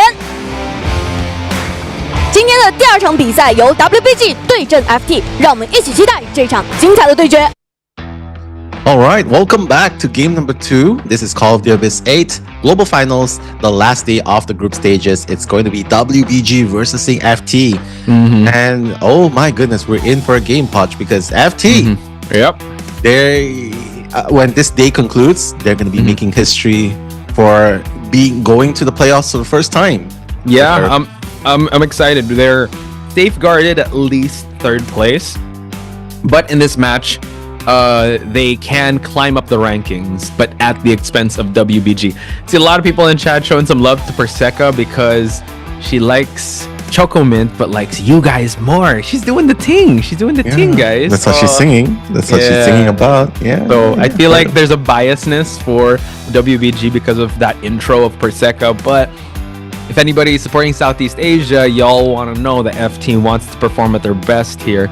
Again, it's not as high stakes as the previous match, but you still got to be able to perform under the bright lights here now. Exactly. And just a quick shout out to Melly as well, welcoming us back. And she shared pictures of her cosplay as well, of her Melly Sylvain. Wait, what's it? Sorry. I got and a friend. I can't remember her name. But thank you so much for sharing the cosplay pictures. They look amazing. And yeah, I hope that I can post it in the stories. And yeah, Zelan as well. Please redeem your hair already. Redeem my hair. I need to get a haircut. My bangs are kind of unmanageable now. Yeah. Two Eli bros and I- wine. Oh, sorry. You and Eli. What about? We were trying to pull our wigs off, but like we were trying to pull this wig actually. Yeah. It's a wig. Pulling it off. Oh. Yeah. Mhm. You were about to give a shout out too. Yeah, I was. Two Bros Wine and not Two Bros. There's Two Bros Wine and Two Bros Kisser. So shout outs to you guys. The Two Bros universe here. For a Two second, did the Bros. Ruby Chan mean yes, she did? Because that's the stakes we have here. So it's Guoka, Perseca, Alex, Juan, Huyi, and El Confid. I hope I pronounced that correctly. On Team Weibo Gaming. Yeah, for FT, it's Meow, Hershen, Kuga, Adi, Mini Blue, Shadow, and Yuan. So these guys are going to be going head to head. And yeah, as this is the last day, they will definitely want to be giving their best. So apparently it's going to be WBG survivors going up first. You can see Persica going up first. The survivors going up first, and they're going up against the hunter of FT, Persica. Personality for WBG, plays the decoder main, plays the decoder characters, plays the support characters.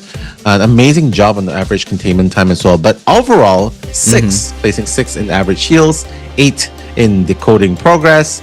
So she's definitely one to watch in this competition today. I'm just really sad that I don't think our guy is he coming in today? What's that? I was gonna say that I feel like Kuro really wanted to watch a Perseca match today, and unfortunately he hasn't. Okay, Kuro, where are you? Come in now. He's actually on standby here. Let's call him in, Kuro. Hey, how you doing, Kuro? Kuro's here. Okay, hey Kuro, how you doing? Hey guys, I'm really happy to be here. Yeah, I definitely want to see Persica here. I'm super. Oh God, I can't do it. I can't do it. Sorry, Kuro. I feel like that was a good one though. But yeah, anyway. We wish you're here. We wish you're here. Shout outs to Kuro when he takes the mic with Eli later on, but we're gonna move things over to Guoka. Let's go. Guoka over here, sporting the antiquarian and psychologist. But no, he does have other characters to use as well. Guoka also known for his wow, I was actually under Team RD, interesting, under the name Carp.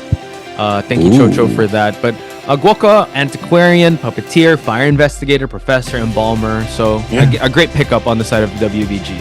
Yeah, Guoka, please do drop your hair care routine. It's super straight. Yeah. But next up, that's Juan.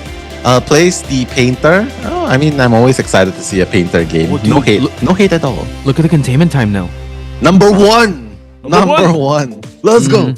Number one. That's the guy that doesn't have the number one post, but he's actually first in containment time. Yeah. The 10th in deduction points, and honestly, he's the one to beat so far in terms of containment. Yeah, excited to see how he's going to fare in this matchup, and if he can still hold on to that record, because this is the last day of the games. That means we are going to settle everything towards the end of the day. Hopefully he still holds on to that placement. So that's Juan in a nutshell, known for his clown, embalmer, priestess, psychologist.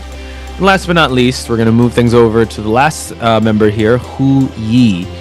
Huyi average heals at 6th place, but that stat doesn't mean so much. But what we can look at is his average rescues. Being a rescuer main here, at least he gets an average of 1.12 rescues. So rely on him if you need the job done to get rescued. Yeah, I mean, Huyi is definitely one to watch out for. He's been a staple. He has a stable appearance, right? He's been here forever. Every single COA, you're definitely gonna see him. And he's always a reliable teammate, right? And I mean, I even know some players that specifically change their username and they use Huyi as their. Oh, really? Yeah, seriously, like just to do it. But Poch, I mean, they're doubting that Kuro's actually here, so. Oh no. You wanna? Let me just welcome Kuro. Kuro's actually behind. Okay. Kuro, make some noise, Kuro. Hello. It's Kuro Shiro Gaming. Kuro, my God, I didn't know you would actually answer. Okay. Kuro, how do you feel? I really have to talk so fast if I want to do a Kuro accent. Yeah. I mean, Hashan's pretty. He's waiting for it. He's waiting like, where's Kuro? I can't. I don't know, guys. If you make some noise enough, maybe Kuro will be summoned. But what we can see is an amazing stat of Hushin here. He hasn't been placed just yet because I think the number of games he's played, he's only in the first round, and then coming in afterwards is Meow in round 2 and 3. So hopefully we see a little bit more of that. But we have Weiser or Yes Sir on, I don't know how to pronounce that, but Weiser. Yes sirree. Yes sirree. Exactly. Please do drop your hair routines as well. Second best. I think he's second best. Number one is COAⅧ, right? Right. But FT, that's Aoi here. Not the making an appearance on the COA stage. I believe this is the first time Aoi is here as the coach. And so far, FT is actually doing really, really well. Currently, they're placed third in the group stages. And honestly, they're just gonna be. It's just a matter of whether they're gonna be a second or third rank, right? This match, nothing much is gonna change. They're still gonna be in the top 3. So WBG versus FT. I mean, super excited to see what Hushin will be cooking in this game number 1. I think what's at stake is their confidence coming into the playoffs, because if FT is able to win this, that would be a big blow to WBG coming to the playoffs if they let an underdog team win it, and especially in what kind of fashion the win's going to be. WBG can continue on their course and still maintain that big bro attitude coming into the playoffs if they get the victory here. So I think that's what's at stake, and I'm sure that they're going to really give it their all. Arms Factory was banned by FT. Now we're heading to Leo's Memory. Leo's Memory, the perfect place for Kurt. Shouts to Chocho. Chocho, are you it's there? not banned. It's not banned. It's not banned. That's why. Shout out to Chocho. You're going to be able to see Kurt, hopefully. Yeah, I mean, does WBG want to go for the Kurt? I mean, they're thinking, like, Persica's like, should we? Should we not? Nah, we don't hide. We want to fight. We don't hide, we kite, and we fight. That's what Perseca's mindset is. Let's go. It could be on this puppeteer. I guess they a good pickup so far, investing heavily in the first 2 picks. So I wonder if this is going to allow Hushin to ban out First Officer, ban out Kurt, ban out... ban out First Officer. Sorry, because the mechanic was the one that's banned. So yeah. Let's see what they happens. have to pick up the Gravekeeper now, right? Otherwise, they don't have any other rescuers. But they're not. They're actually going to pick up the female dancer. So Hashan, maybe he's got to figure out, right? This is definitely something up. He can proceed to ban out the Gravekeeper now if he wants to. Yeah. Then that will force WBG to pick up either a Merc or a Walling. Wow. Choosing to ban out the Embalmer, which... I don't know if actually not gonna go for the going for Gravekeeper. I'd say this is good because Knight does counter Goatman and Hullabaloo, but you have to get the rock paper scissors games going early on, and it's Perseca that's on the Knight. Let's go. No, sorry, it's not. It's my bad. Perseca's on the dancer. Yeah, it's okay. Yeah, who is better at Junken Pond apparently, so he's gonna be that one. But Gwoker. I mean, I always knew that Gwoker was gonna go antiquarian because they have amazing hair care. Yeah, they're both like in a Head and Shoulders commercial or a Pantene commercial. Right? I know, right? I can imagine Chocho backstage. Hey, girlies, it's Chocho. I don't know if that's true. Does that sound like... No, it doesn't. Oh my god, I'm so bad at impersonation. But one thing's for sure, this is the game. This is sort of a different composition that we're gonna see here going up against FT's Hushin, right? Because here they don't really have like the usual rescuers we see. They're probably gonna just be depending on Knight for the rescue here. So maybe they have a game plan in mind. Yeah, female dancers really gonna be a factor here, right? Setting up the boxes and all.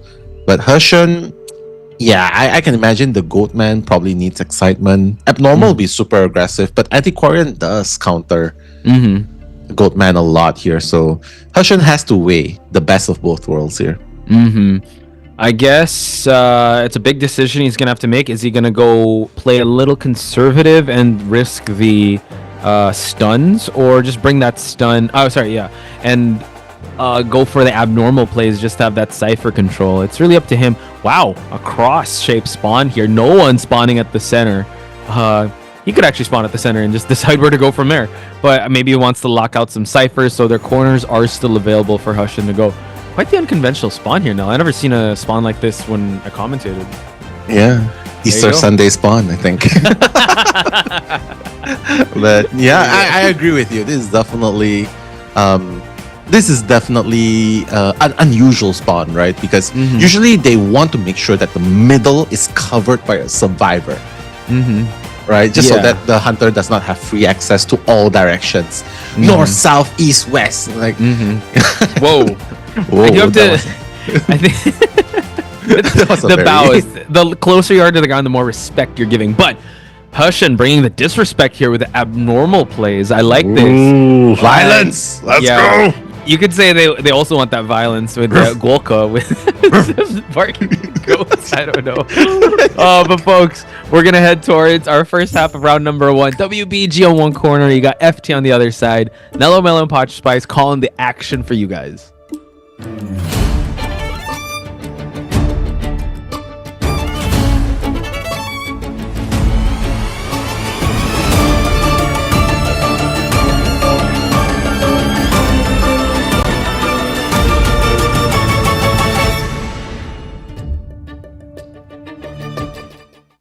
All right, Goatman, Herman, He-Man, and the master of the universe. Let's go. Goatman's gonna try and find Persica. Persica is gonna be spotted out thanks to that slow box. Wow, Persica trying to play a little bit with the pallet, but Hushan a little bit too quick on the feet despite the slow boxes. Still has 2 more slow boxes to work with, so Persica can definitely set it up if she wants to. Setting it out here would be good, but a very quick first hit. And Persica's still standing in the vicinity here, actually. He is. Geist pirouette away. He's gonna corner spot here. Gonna play a bit of the mind games here, but the slow box unable to allow her to continue on this chase. A 60-second down on Persica. What? That's basically 1 cage, 1 hit. Yeah. That's crazy. That's really, really good. Yeah, and you can see like Persica's like, I can't do this anymore, guys. Hui, come quick. But unfortunately, I think the idea was like, hey, when he gets hit first, maybe the Junken Pawn will help kite a little bit more. But now Hui will be on rescuing duty. Let the games begin. Junken Pawn successful. Wow. Okay, can get us easy rescue here because he is the knight. It's gonna have a bit of that tide turner effect, so not using the tide. I didn't bring a tide turner actually has the tide turner. My bad. Anyway, goes for the break of the box here, and 1 more slow box for Persica to work with. Tries to vault, but now able to actually get it. Yeah, he's just gonna break this music box, right? Kroto is just dancing so well here. He probably needs to break this pallet. It's just hindering him so much. He's buying Persica so much time. Finally gonna go down, but Podge, look at this. While all of this is happening, Hushan getting Persica down for the 2nd time, and only 2 ciphers have been done. So 2nd chair, only 2.5 ciphers done. Let's see if he's actually gonna go straight towards that factory to go for the abnormal. Yeah, he could go for it. He's actually gonna chase away. Hammer it! Oh my god, able to actually get it, and this provides so much time for the rest of the game. Puppeteer with a tide turner is gonna allow the rescue to happen safely. Persica now camping behind this pallet, tries to put a cage. Unfortunately, no music box for Hushan to work with. But the last effort tried to go for the flywheel. I know, the flywheel, very, very valiant effort here. Persica finally gonna go down. It's okay, Kroto can finally rest a little bit here. It's going to be 3v1 on this point onwards, and that abnormal onto the factory cipher, that was devastating, honestly, because now 29% only, they don't even have a last cipher, Potch. True. Okay, so Hushan able to catch up to Juan, able to actually walk through the pallet with no it's that I would say no fear and no remorse here. Zero miedo. Okay. Puppet form. Not quite. I think he just hit, right?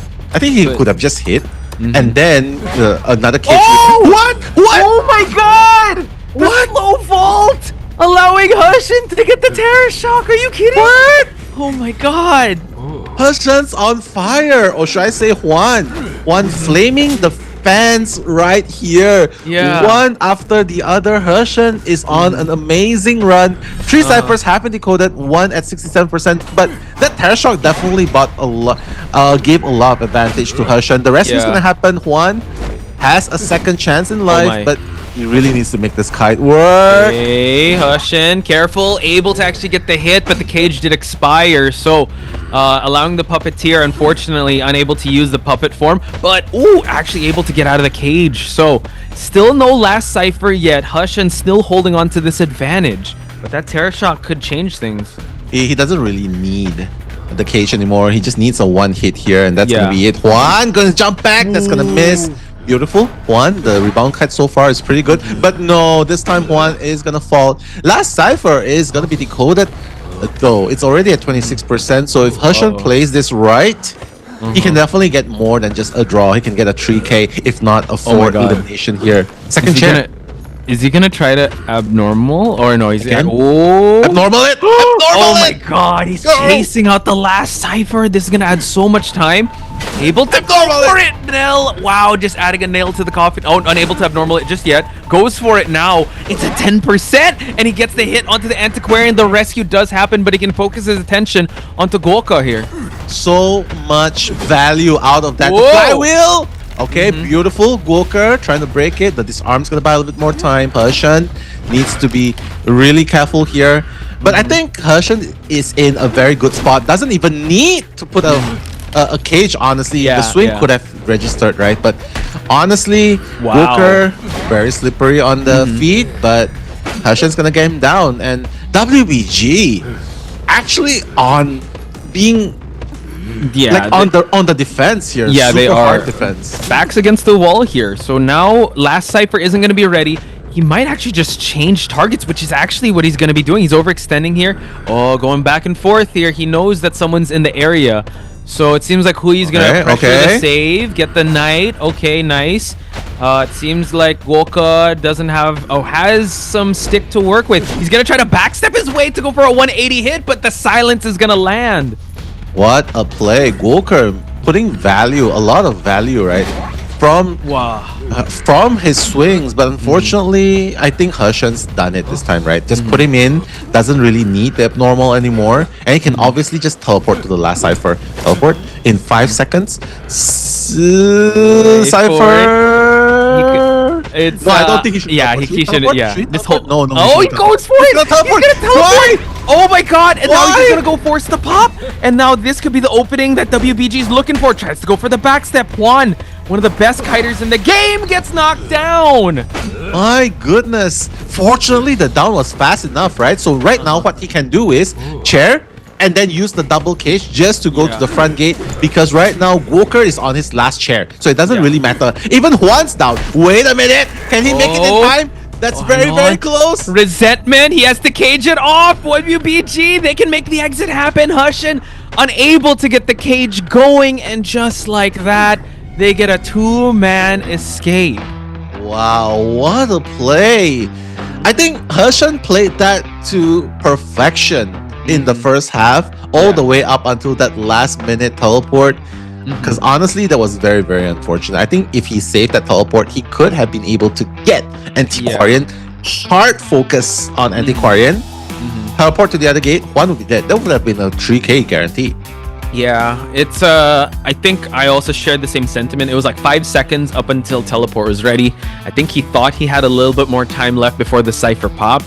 He could have just kind of stalled it out and just kind of caged away, and so that the rescue attempt would have been thwarted, and kind of just go for that, go for the puppeteer, because the unfortunately the chair was so close to the exit gate that those 2 survivors could just escape. So I agree with what you said. Great start. The middle was also really good, but I think towards the end there, it was where it kind of fell apart for him to get that tie, because he couldn't got more, because able to down Perseka in 60 seconds, getting the terror shock up against the one of the survivors here. So yeah, it's just putting it all together, but good stuff for both sides. Yeah, not to mention so much value coming out of the 2-time abnormal, right? That definitely slowed down the game a lot. So honestly, it's just really a gamble at that point. He's probably miscalculated a little bit of the timing of how fast the Cypher went. So honestly, it could have been a 50-50. Like if I teleport in time, the Cypher could still be 85%. I could still stop it. But unfortunately, because of that delay in the countdown, he has the idea, but it's delayed. So Cypher was able to be popped. And honestly, even though he got the fast down afterwards, he doesn't have anything to go to the other side of the map from there. The resentment, unfortunately, wasn't enough for him to go for another cage. And I mean, the double cage was all right, but it was just so far away. So yeah, it is. Considering that this was WBG's map selection, I think they did have the advantage. It's not like in the previous match where a tie game in hospital is good for the hunter. I think this is great for the survivors because this is an okay map for the hunters, and FT is gonna need to try and tie this one out up against Alex. So a lot of pressure on their side to do that. Yeah, they've done this before, right? But we'll see. Adi, the spokesperson for the team. Hey, look at the piece. He's like, yeah, we're here. We're here to play. We're here to play. The 6 in average healing, by the way, and everything else, a very balanced state all throughout. Adi spots a lot of characters, not just support characters. He's actually an all-rounder, right? Yeah. So among the one highlight. Let me ask you this: how would you feel if they insta-lock Embalmer right away? Would you want them to go Embalmer play, or do you want them to go all out here in round 1? I mean, Leo's memory, right? Yeah. I don't know if an Embalmer would help the team a lot. Because of the Goatman, right? He can really get caught up really fast. And honestly, this was not supposed to be a draw. Yeah. For WBG. WBG was supposed to lose that first half. So here, all of a sudden, FT survivors, instead of being content and having a comfortable game, getting 3-manned. Like for example, I think we're gonna get 3-manned. It should be fine if Hershen gets 3 or 4k. But now all of a sudden they find themselves in a position where they need to get the draw. So yes, to answer your question, I think they gotta commit that Embalmer here. They gotta commit the Embalmer. Not just the Embalmer, they gotta commit everything else here. Embalmer, Aeroplanist, the usuals like Gravekeeper, maybe not even Knight. Definitely no Dancer. That's not gonna help them. Stable one. So at least you can put the Aeroplanist on Kuga because he did perform very well on that. Seems like we have Shadow here as well as the Psychologist and Patient. Did bring out also a bunch of other characters like the Gardener, Coordinator, Prisoner. Also, he goes back and forth between the Embalmer play with Shadow and Adi. So yeah, it's the way you painted it, like that was WBG's game to lose, and they were able to climb themselves out of that situation. So Alex got to feel pretty good about that because he's not gonna have any hunter bans. This is his map choice, and he's kind of the favorite to actually get the points for his team. FT are the ones that are kind of put under pressure here.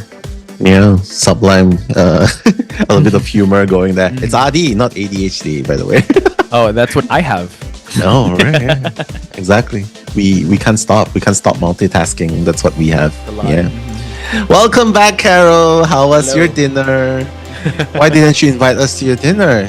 Bro. I thought we were your boys. The disrespect. Oh no. I know, Carol. No love today. You gotta you gotta share your dinner with the chat through emojis, Caro. But anyway, that's Mini Blue, stable rescuer of the team. Use the first officer, use the wildling, use the mercenary, just a lot of the stable rescuers. But how many rescues would he be attempting to do up against Alex here? Well, Alex is super scary. Yeah, just look at the elimination rate as well. 3rd in the game. This is the guy, guys. Remember, this is the guy who left Wolves. Yeah, its peak moment. Exactly. And it's just crazy how he came back from that and now solidifying himself as one of the hunters to be feared in Koa. Yeah, that's you know what? Him leaving Wolves actually brought it made Chong-Ai rise to the occasion because he's the one that's been getting a lot of the first places. But he has been making a name for WBG because WBG unfortunately hasn't won a Call of the Abyss yet. I think Wolves was able to win one and other teams, but yeah, WBG has not yet secured that big W in Call of the Abyss. So just a fun fact for you guys. Maybe this year. That's the year to go, right? But after all has been said and done, this is going to be the second half of the game. Alex here has only one job, and that's to get a 3 elimination and best 4 eliminations. He's gonna start off by banning the mechanic, first officer, and bomber. So doesn't want to give a draw situation for FT at all.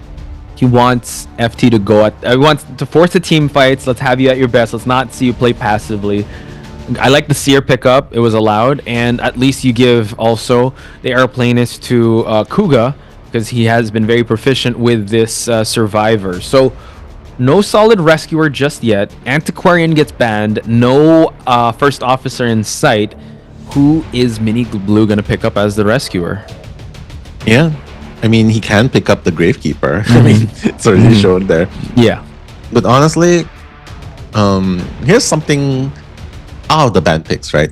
If you notice Alex's hair, when he left a Wolves, right? His hair was short.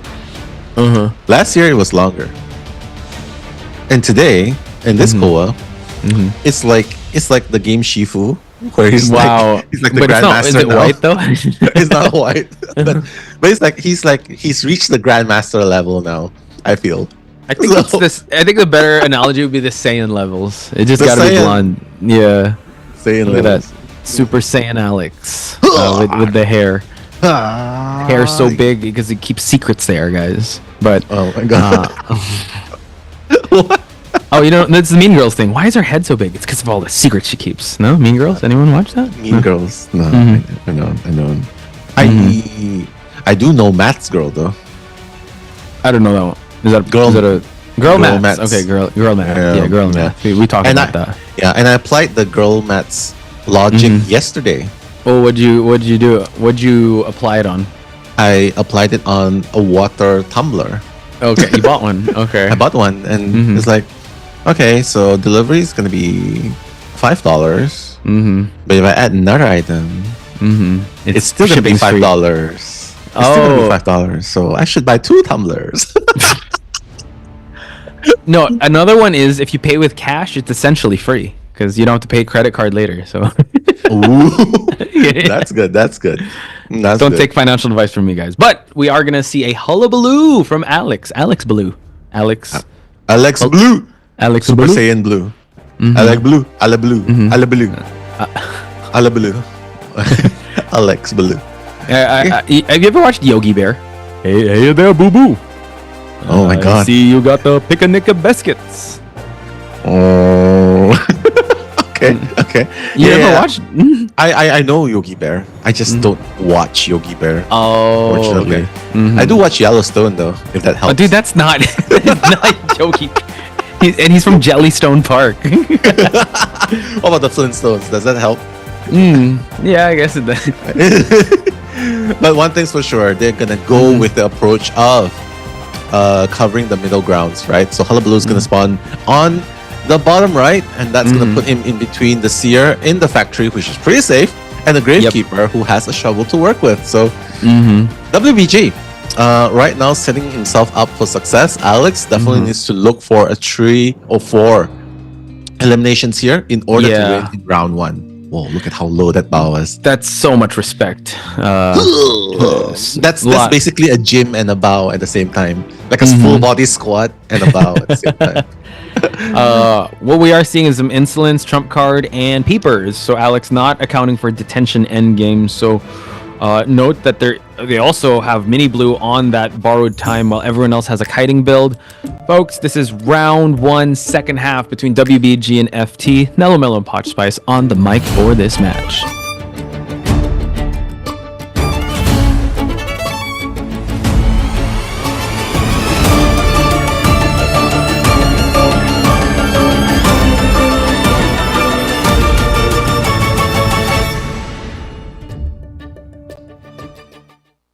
Hullabaloo coming straight for his target, Mini Blue. Blue. I guess that's why the magnets are attracting. Mini Blue is going to be spotted out by Alex. Just trying to make that necessary rotations away because you gotta have that distance, right? Oh my god! No. I thought he was. I was so scared. I thought he was gonna get silenced out of the, or at least he was gonna use the red process, right? That would be so scary. But Mini Blue realizing, all right, I gotta use the shovel form. I don't want to be too greedy with it. Just buy enough time here, starve him of that presence, while everyone else just decodes. Yeah, decoding is the key to pressuring hunters after all, right? But Mini Blue, so far so good, avoiding 2 double surprises, avoiding a 3rd double surprise. Okay. So much value. Mini Blue doing a great job. He's not just a rescuer, he can kite as well. Now he's out of the shovel form. This will be very telling, waiting for the double surprise, and he jukes left. Nice. Okay, he's gonna have to eat some hits here. And the Seer Owl just to get rid of the marks. That would have been a Terra Shock, actually. Like, that was so timely. Beautiful all by Shadow. But now the piece has been unlocked. Mini Blue is going to have a little bit of hard time to decode, to kite, because that's going to bring him out right now. The double surprise, the first damage of the game. Mini Blue still trying to dodge the the area of effect left and right. And now a black mark is going to put him down. Mini Blue still trying to play around the pallets. Just has to circle a bit. The Terra Shock's gonna unlock full presence, but 3 Cyphers kite by Mini Blue. So looking at the attrition here, he did spend 2 shovels and an owl. Seer does have that borrowed time. So Alex, I'd say it's still an okay type of a situation because the rebound kite isn't gonna be as strong. Aeroplanist or the Puppeteer can come for that rescue. It's going to be the Tide Turner to carry him away. Kuga not wasting any time. He already jetpacks his way to get the rescue. Gonna get some marks. It's so far. He's going to get that mark very, very soon. Oh, the flywheel. Beautiful. But now he's going to try and go for a double down maybe. I think he should go for a double down. He knows that the Cypher progress is too fast. He's going to try and do it. But now Kuga just moving away using 2 Cyphers. Last effort has been popped. And now Alex is going to switch target. Mini Blue, where are you going? Alex probably doesn't know where Mini Blue is, right? Yeah, Mini Blue tempting fate there, trying to go for a decode onto that Cypher. So I think the best course of action is for him to just run away because he's already seen the rocket chair. He's injured. Prevent the double down and just decode it further along Cypher. So Alex still has to stay in this area. He's going to go for a teleport. He's going to teleport right on top of Mini Blue. Mini Blue, Alec Blue wants you. You should be really, really careful. And now, with that double surprise, he's gonna get Mini Blue down. Damage has been done though, but let's see if Alex is able to recoup some of his losses by chairing Mini Blue a second time near this Cypher with a lot of progress. Yeah, so excellent recovery here from Alex. Still 2 Cyphers left. The last one is being worked on over, I forgot, I don't know where it's at, but it's still at 15%. We still have one at 76%. So now Puppeteer is on the 2nd floor. Adi might not even go for the rescue here and just save up their Tide Turner. Yeah. Adi is just here to provide tinnitus, right? Kuga is the one that really needs to be careful because of the Cho-Cho curse. Just kidding. The unwanted order. Unwanted order. Yeah, that's what it is. Kuga trying to do a good job, but the trapeze is seriously giving Kuga a hard time. Now the double surprise, just one more black mark that's gonna put the down onto Kuga. Sit down. But Potch. 65% on the last Cypher. 70%. Doing really well, and they still have Tide Turner to carry for the end game, so it's still looking really well. It seems like the Seer will have to rotate to make this rescue happen. Unfortunately, there is no Tide Turner for this one. Airplane does not have any items, and Seer, no Owl as well to work with. So he's going to have to eat some of these hits. But, oh my god, and no borrowed time as well. No, they're going to have to pop right away. They have to. Kuga is fighting for his life, but with no items, how can he kite even longer? Kuga's gonna go down now, but honestly, this is the victory condition that Alex is looking for. No one has borrowed time, and Shadow is so close to the vicinity as well. If Shadow goes down here, that's gonna be a 3 elimination on Alex's side. So at least try to secure the 1 survivor escape, which Puppeteer... Seems like Puppeteer is at the oh my gosh, actually at the factory area. I thought he'd try to open up the exit gate. Oh no. It seems like he might force a rescue here, Nell, but the exit gates aren't even open. It's not. I mean, Huh? Even Alex knows that. Oh no! Even Alex knows that Adi's here, and the trapeze to catch up. Help! Yes. Adi. Go for the silence. The red mark is right there, so the puppet won't even be a factor here. And now the down, the lock. Uh-oh. Wow! A 5-point game now. I like Baloo. What the hell? That was such an amazing start for FT. Yes, given that they used up so much resources, but to allow Alex to come back there, that was crazy of Alex. Yeah. I cannot fathom. Fathom that. It seems like I'm looking at the replay. Adi was actually at the second story the entire time when he was being chaired. So I'm wondering, how come? Wait. Actually, let's rewind it a little bit. Was he caught?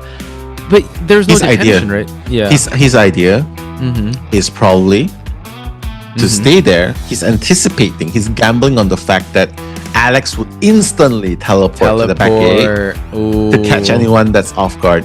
But the thing that he didn't bet on is Alex using the double surprise, move a little bit towards the middle. To put it in the position, because Alex, this hunter instinct kicking in, saying that this last survivor is probably waiting to do a backdoor rescue or waiting for the dungeon. Yeah. Wow. I mean, win conditions were met, and then we saw Alex perform above and beyond. So a clear victory on WBG's side on round number 1. So unfortunately, the gamble of Adi didn't pay off. And Nell, I would agree with you. The first half went really well. I mean, you got to give it up to Mini Blue. Amazing kite. Also Shadow, masterful owl. That would have been a terror shock situation, but they played that very well.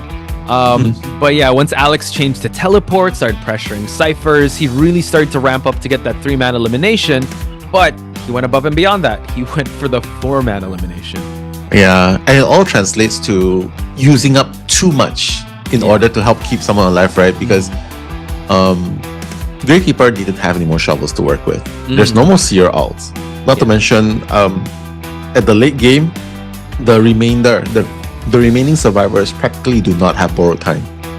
So there's a lot going into the game. Like when they run out of resources, moving towards the late game, one of them at half health, the others practically cannot even touch the gate.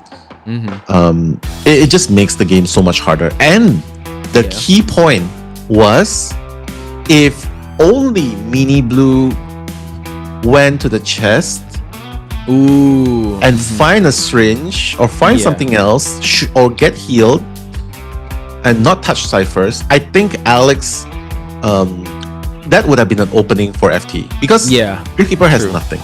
True. So let's check out the highlights and continue this discussion later on, folks. Let's check this out. Highlight. 对，你能想大门4号跟1号，对，就是最后1号，好就最重要。贴过去了。如果传我，你们得修4号。对。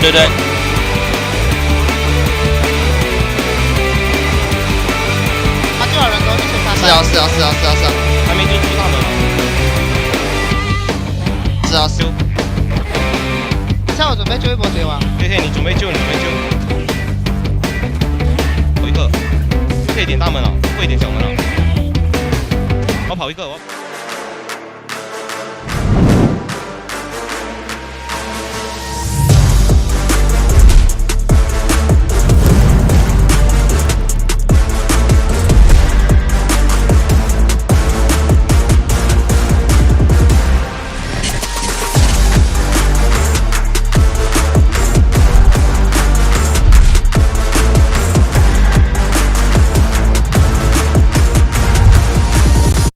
，There you go. Hey guys, welcome back to the amazing highlights. Thank you so much to the prod team for showing us that. Now, we were talking about Mini Blue strat, right? He went for the ciphers. Could you continue your thought there, because we were kind of treading on shoulda, woulda, coulda. So what could have happened if he didn't go for a cipher? Alex basically wasted time trying to chase the aeroplanist, right? Trying to chase Kuga.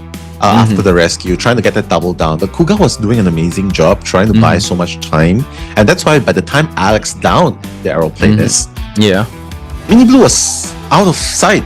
There's no way there's absolutely no way Alex knows where Mini Blue is at that point, right? So Mini Blue, I think the idea should have been to go search a chest, get healed up, or find an important item to use, because Gravekeeper without item, how are you gonna kite? And you're at half health, right? Yeah. So and the fact that Alex knew exactly what was going on, like, oh wait, a Cypher shaking all the way at the side. It's a possibility. I'm gonna gamble on it. Teleports in. He got it right. If he got it wrong, cool. If it was another FT survivor decoding it, cool. But it was Mini Blue. And Alex gamble paid off. Teleport to that place. Mini Blue got down so fast. Everyone else was so far away. Yeah. What no can be done happen there? Yeah. And not to mention Mini Blue, like you said, if he searched the chest, he would have an item just to be able to survive. But I think they realized, like, oh, look at that. It's the Weibo Gaming. Like, they're stacked up on top of each other. But yeah, it's quite unfortunate because the rebound potential wasn't even there for Mini Blue. So they just decided to sacrifice, and it kind of snowballed from there with how he was able to pick off the survivors one by one after sending out Mini Blue. So seems like they want a rematch right away. Alex back at the Hunter desk here, while Weibo Gaming, while FT Survivors chose Chinatown as their map selection here. Chinatown, I mean, the most common map, right? One of the most common maps you're gonna see in this competition. And honestly, having the FT Survivors going up against Alex again. What? Hang on, wait. Sorry. No, I just saw. Two Bros Kisser says, I hope Nello and Poch acknowledge the insane face cards they have. We have face cards going on right now? What face cards? Wait, we have face cards? Two Bros? Where's that? Is it in our IG? Where'd you guys send it? I don't know. We have PCs, bro? What? We made it now. We made it. But let's check out this interview by 和我们一起竞争小组前3的队伍，所以他们非常厉害，希望我们可以全力以赴打败他们。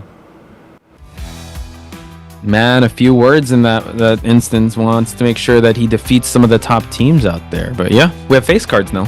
What's face cards? Oh, you know, like, I don't know if this is correct, but I think it's like photo cards. You know how like idols have like those trading cards? Apparently. We do? Apparently. Oh my god! We made it now! Let's go! Look at me now, Ma. We have a face card, bro. Mom, I'm on YouTube. we're on PCs. We got this. we got the foil. What was it like? The foil. Yeah. Foils of war. No, sorry. Like, you know how in trading cards they have like the foil pack, or all right. I got the SS tier of Nell's photo card. Look at that. Let's go. Really? The face card? I really didn't notice. Yeah, sorry. We didn't please share it to us if you can see. Yeah. Wow, we have face cards. Let's go. I know, and shout outs to Nell. When we were at the offline event, he was able to print out some cute cards that we were able to give out during that event. I know those cards that we were trying to give away to the fans in Thailand. But if we have face cards, that's crazy. Oh, guys, face cards not photo. Oh, my bad. They're calling you hands. Huh? What? I don't get it. I really don't. Me too. I'm at a loss here. Oh, is it photo cards? Not that kind of face cards. What are face cards? Sorry, I got excited. My bad. That's on. It means you look good. Oh, thank you. Oh well, I'll take it. We still made it now. Yay, we look good. Yeah. Who's giving us the face cards though? I mean, you have face cards? What? I don't get it. It's okay. We're just here. Our primary objective here is not to flex our wigs. It's to entertain you guys with our commentary. Give you guidance. Reverie says face cards equals beautiful. Oh, okay. That's what it means? Okay, I didn't know that. Oh, my millennial self is learning new lessons. Thank you for that. We appreciate you. Chat. That's why. Thank you so much. Yeah, but we're just to continue off the thoughts. We're here to give you the commentaries. We're here to bring you the excitement. We're here to give you GPS guidance when you're lost. In life and in directions. When you're trapped in the abyss or in just a girl's basement, we'll give you the clear instructions.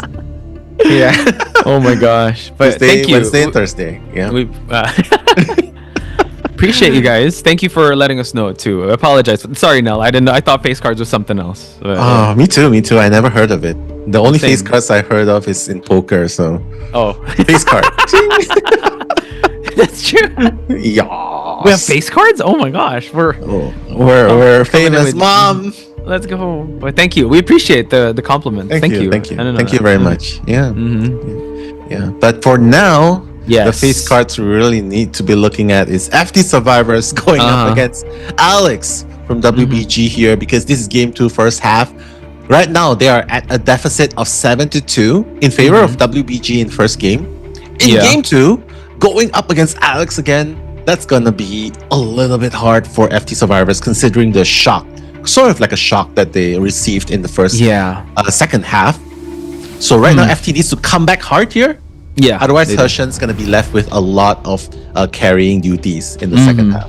It might not even be Hushan, right? It's usually Meow. And Meow. My bad. No. And I would want to bring this. Meow does play more conservatively in round 2 and 3. So that would be a lot of pressure on Meow's side. So hopefully the survivors can steer the ship in the right direction in this matchup, allowing themselves to pick up the Embalmer coordinator and the Florian to start things out. But I mean, Alex in Chinatown, he still has access to Opera Singer and Ivy. Still trying to look at chat and figuring out what face card is. But thank you so much for the explanation by Dark. I'm so sorry, Neil. I really thought it was. My Dark ZJK saying it's like a credit card, but it's like your face because you look good. So it's like saying you're pretty or handsome enough to buy something. Oh my god! I think I'm in debt. I don't know. I don't know if I have that much. I don't know how much overdraft credit. I'm in overdraft, by the way.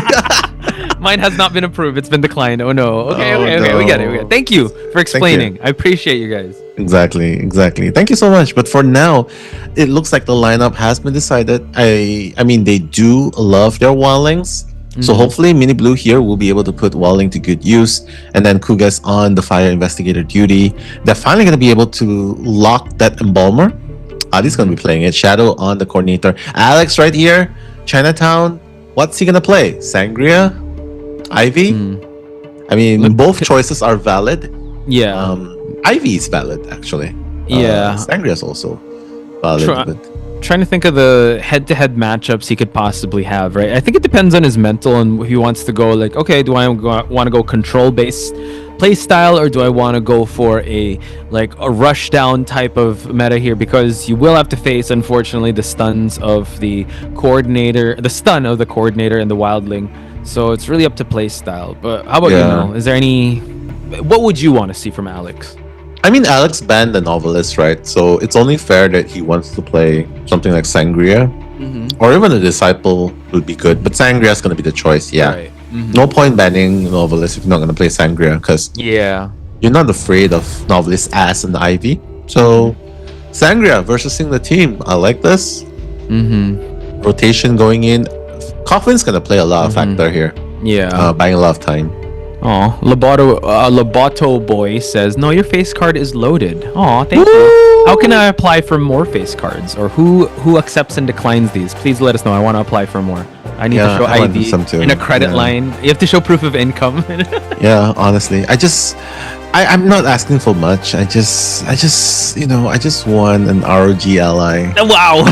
With my face card. What is it now? Like a 9 or a 10? What's the ROG ally? Ally. Sorry, I thought ROG phone. Okay. ROG ally. Yeah. The handheld console. Yeah. Ooh, imagine playing IDV on that bad boy. That's gonna be crazy good. Exactly.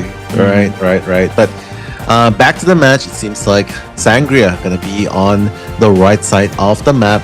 Wildling's obviously going to be in the middle, right? So Adi probably going to be the first kite, but I'm not really confident that he should be chasing an Embalmer in such a strong area. So right now, Sangria with a 3/6 blink. That's a very common build. Mini Blue, Kuga, Shadow, Adi, all of them wants to live. So they all have borrowed time this time.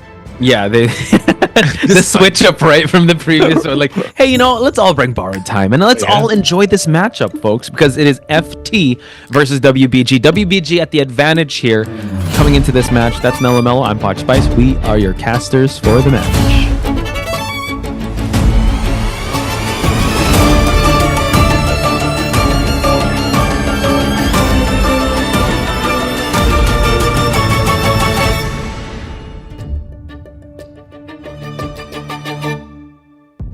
All right, Alex coming in fast and strong, trying to look for that face card he needs. But right now, Shadow is trying to make a rotation away. He has a flare gun to work with, right? So has to be really careful here.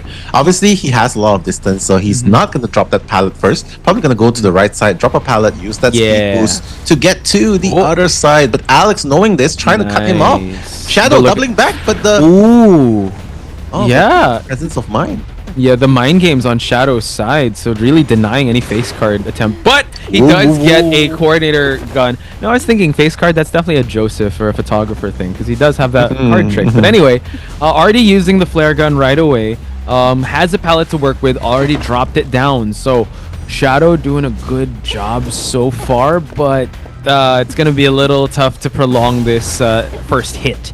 That was very smooth of Alex, right? The back and forth, the dash, and then the teleport back. But now Shadow is going to be forced to take a first hit. Otherwise, that's going to be a Terror Shock. But Alex has a blink ready. I can imagine this is going to be pretty fast. Going in, Shadow probably... Oh, what a beautiful juke back. But Alex catching Shadow because the coordinator's hair is too long. So it's too long. You gotta sit down.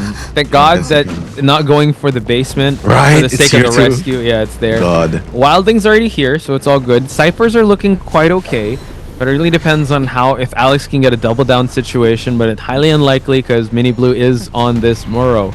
So just buying enough time, might have to actually hit him out of the bore and for him to go to that rescue. Luckily, Coordinator can stick to this rocket chair for a while. So Mini Blue just wasting enough time for the rescue to happen.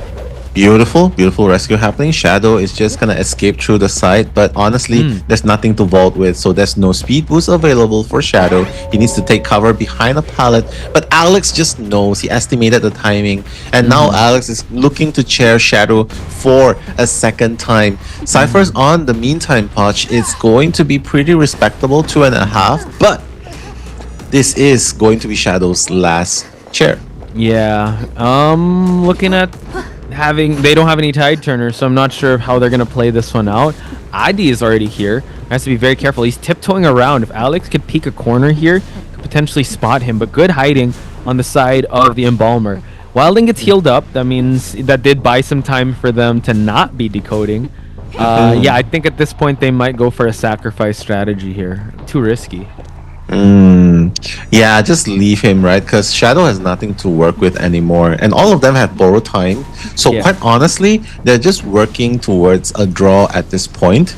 It seems like the game plan is very clear. Sell, get the other ciphers up and running, and then we'll try and aim for a draw in the late game, and hopefully Hershan will be able to carry that game. But for now, Alex still trying to look for that second target. Everyone's pretty healthy. Adi is about to complete the third cipher. The fifth cipher is almost non-existent.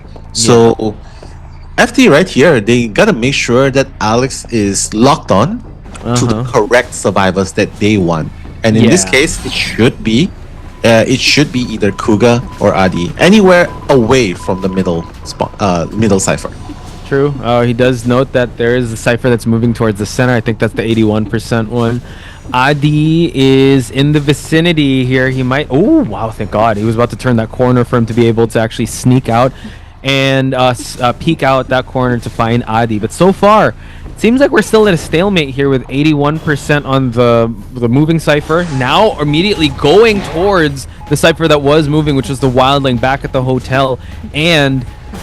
this Wildling could buy some time here. Mini Blue has to be very careful. He did kite Alex pretty well in round number 1, so let's see if he can duplicate that same type of performance here as he continues on. But no, it seems like Alex still wants to chase after this Wildling. Yeah, Wildling is such a hard target to chase, you know what I mean?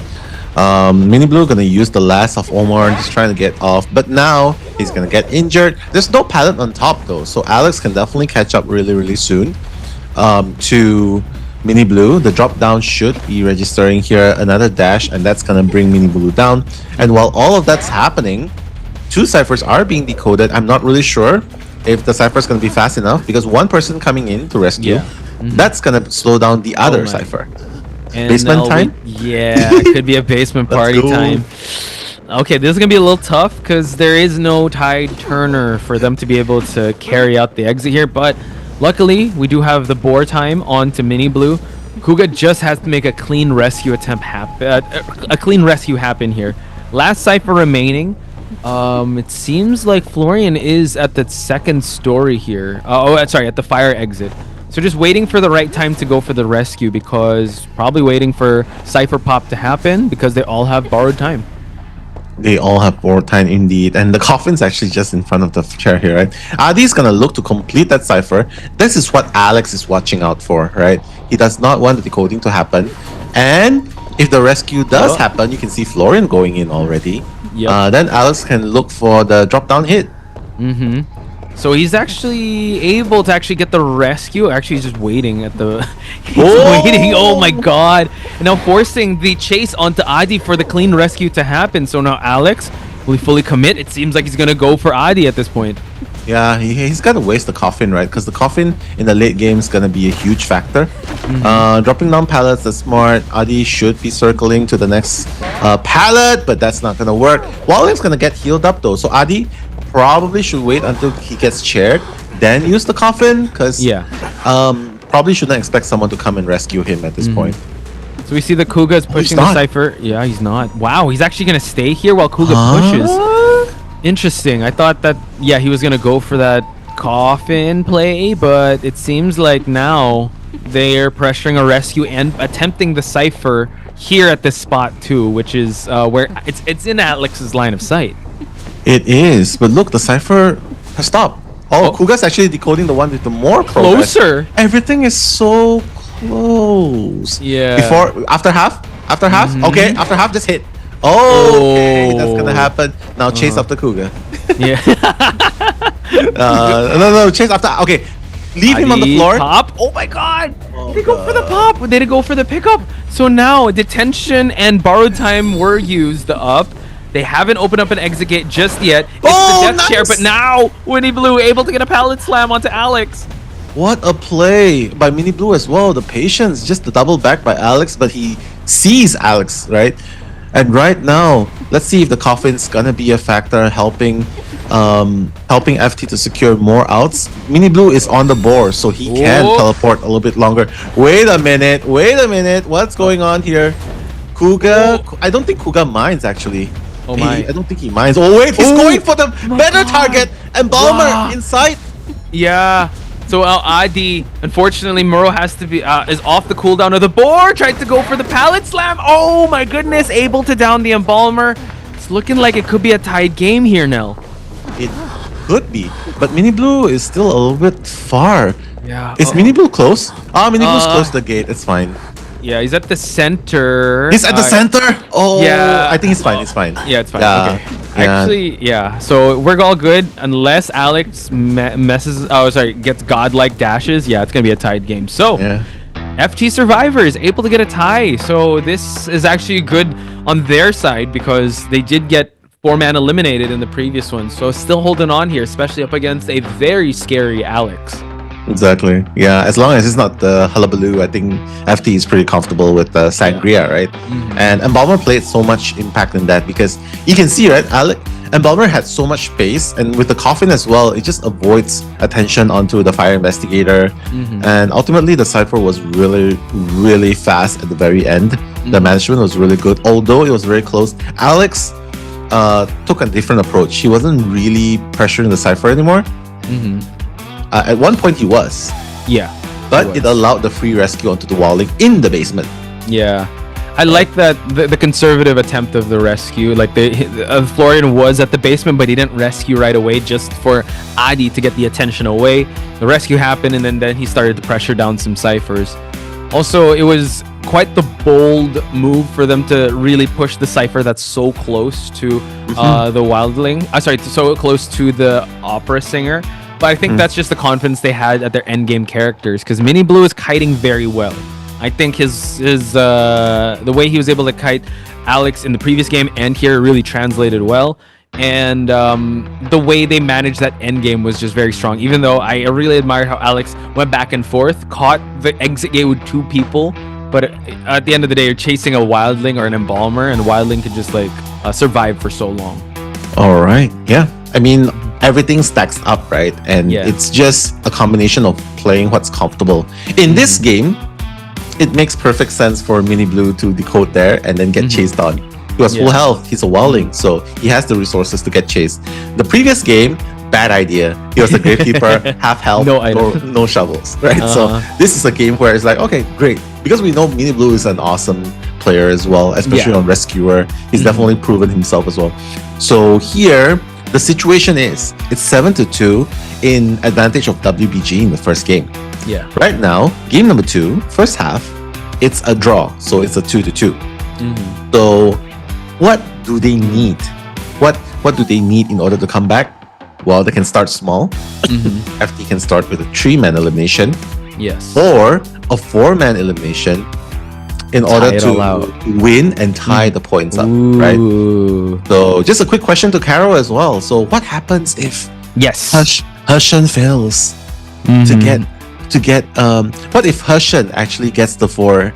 If Hershen fails to get Meow fails to get that 4 elimination.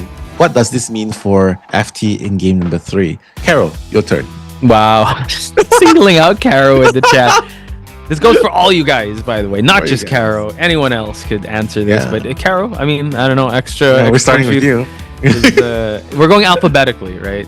Yeah. We're starting with letter C. Yeah, we're ending with C as well too. So wow. Well, I'm just kidding, Caro. We love you. But WBG survivors right now, they have an important mission, and that's to get a 3-man escape. That's gonna make them 2-0 against FT.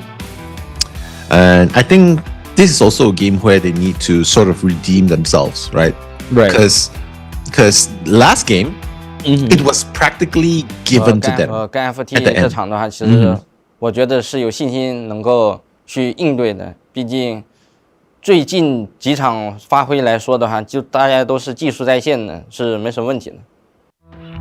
Yeah, consistency and showing everyone what they can do. So I think last game was a given because of Hershen's slip up. Otherwise, that would have been a given. So here, I think they sort of need to redeem themselves and get a W on the survivors' side.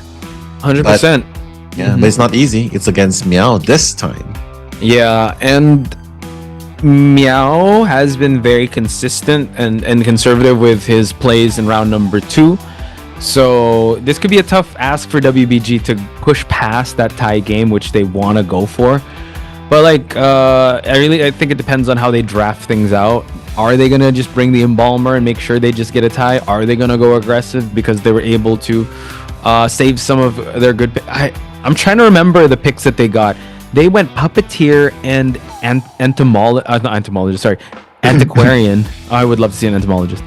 So that's going to be off the table. So Meow doesn't have to worry about those 2 really good picks. So I think in this matchup, Meow might want to be able to play a little more aggressively, knowing that there won't be an Antiquarian in the mix. Yeah. Bring out the smiley face. Let's go. That would be cool. I mean, if you can catch WBG off guard with the survivors, like, you know, there's no Antiquarian, right? And then just probably get rid of the Cypher Rushers. That can definitely happen, right? So we'll see what's happening. WBG Survivor seems to be really comfortable at the moment. Probably thinking, yeah, I guess this should be a pretty good game. And the worst is we need to draft a safety net, and probably that's where an Embalmer can come into the play. I'm looking at the bans of Meow, and he bans out the Weeping Clown and the Prisoner. Smiley face. Yeah, it might be. I mean, you don't see any Decoder, you don't see the First Officer being banned, you don't see the Seer being banned. So, obviously, banning out the Hullabaloo. Let's see what WBG picks up here. The Seer and the Wildling, because they saw how much value the Wildling brought to the game last time, and the Seer is just overall very flexible in any lineup. Rennie says Meow Pie channels Chongai Clown. Maybe. If you guys are loud enough or you spam some clown emojis, that could be the case. Yeah, Meow Pie needs to lock in here. I mean, look at the focus coming in from both teams. They know that they cannot give an inch at all because a Mao will be taken. Right here, Meow Pie proceeding to take out Coordinator as well. Now, you know what? I really think he's considering. Clown? At least, yeah, considering Clown, or at least he's gearing up towards a character. At least banning out the characters that's giving him a lot of problems. Namely the prisoner. That's going to be a problem in the decoding department for him, right? So probably a wax artist, probably a smiley face, or even a sangria. That works too. Right. Ivy would also work here too, but that's a fire investigator, so now he has to think. Novelist, okay. Sangria. Yeah. Probably sangria. Sangria, the safety choice. If not, I would definitely have to see a wax artist after we saw the wax artist with painter coming on in here. I think Quan used the painter and got MVP with this character. But we have face cards. Oh my god, and the beautiful costume as well. Penis. Yeah. Penis. Yeah. Penis a Lambo. So yes, please. Penis face card plays it. Penis I want to ride a German car. Like a Lambo. Like, what's your favorite supercar? Supercar? I really wish I knew more about supercars. I just know like the internet. One that comes to your mind. That you would like to ride. A Mustang GT Fastback. Oh, that's a nice one. The muscle car. I just know that because of the Quentin Tarantino movies, but yeah. Or the Nissan GT something. From Fast and Furious, Paul Walker's car. That's pretty cool too. For me, I would be gunning RDJ's Audi R8. Ooh. I should check that out. I would also like the breaking wheels car. I'm kidding. I would love the Weeping Clowns. That's good. That's why it's banned. So that's definitely going to be less mobility now. But if nothing changes, it should be a pretty clear sangria. Yeah. True. I mean, I loved seeing Pepe's wax artist, but Meow going with his comfort, going with the sangria here, it's still all good. At least he was able to ban out the decoders of the team, but Juan on this painter has been doing a lot of work. So I'm excited to see how the head-to-head matchup's going to be between them. Also, what persona builds they'll be bringing. Are they going to account for borrowed time? Are they going to bring some tide turners, or just bring the one and put it on Muro? COAⅧ says Calypso and Cherry Pasu. Yep, she's definitely one of the best survivors, or one of the best players that can be piloting this character. Seems like a Z-shaped spawn here, Tetra-shaped spawn, so top part of the map can be where Meow's going to choose to spawn over, and it's going to be the top leftmost. Yeah. Just to name a few goal bosses as well. Sirsika, that's definitely one of the players to watch out for. Of course, a special shout out to Team Skies. Very Yuki. Yeah. So good. She got MVP yesterday. Yeah. Like this. I still remember the pose. Yeah. MVP. Henshin. Transform into the the Sentai Common Rider type thing. Yep, exactly. I guess this answers your question, Poch, because there's going to be 3 borrowed time. Persika's looking to kite first. That's why there's no borrowed time. Meow Pie, standard 3-6 blink. Exactly like what Alex brought. So right now the question comes to mind is, will WBG be able to escape? Or will Meow Pie be able to equalize by getting the 4K? I'm Mellow, that's Posh Spice. We'll be bringing the commentaries for the second half of round 2.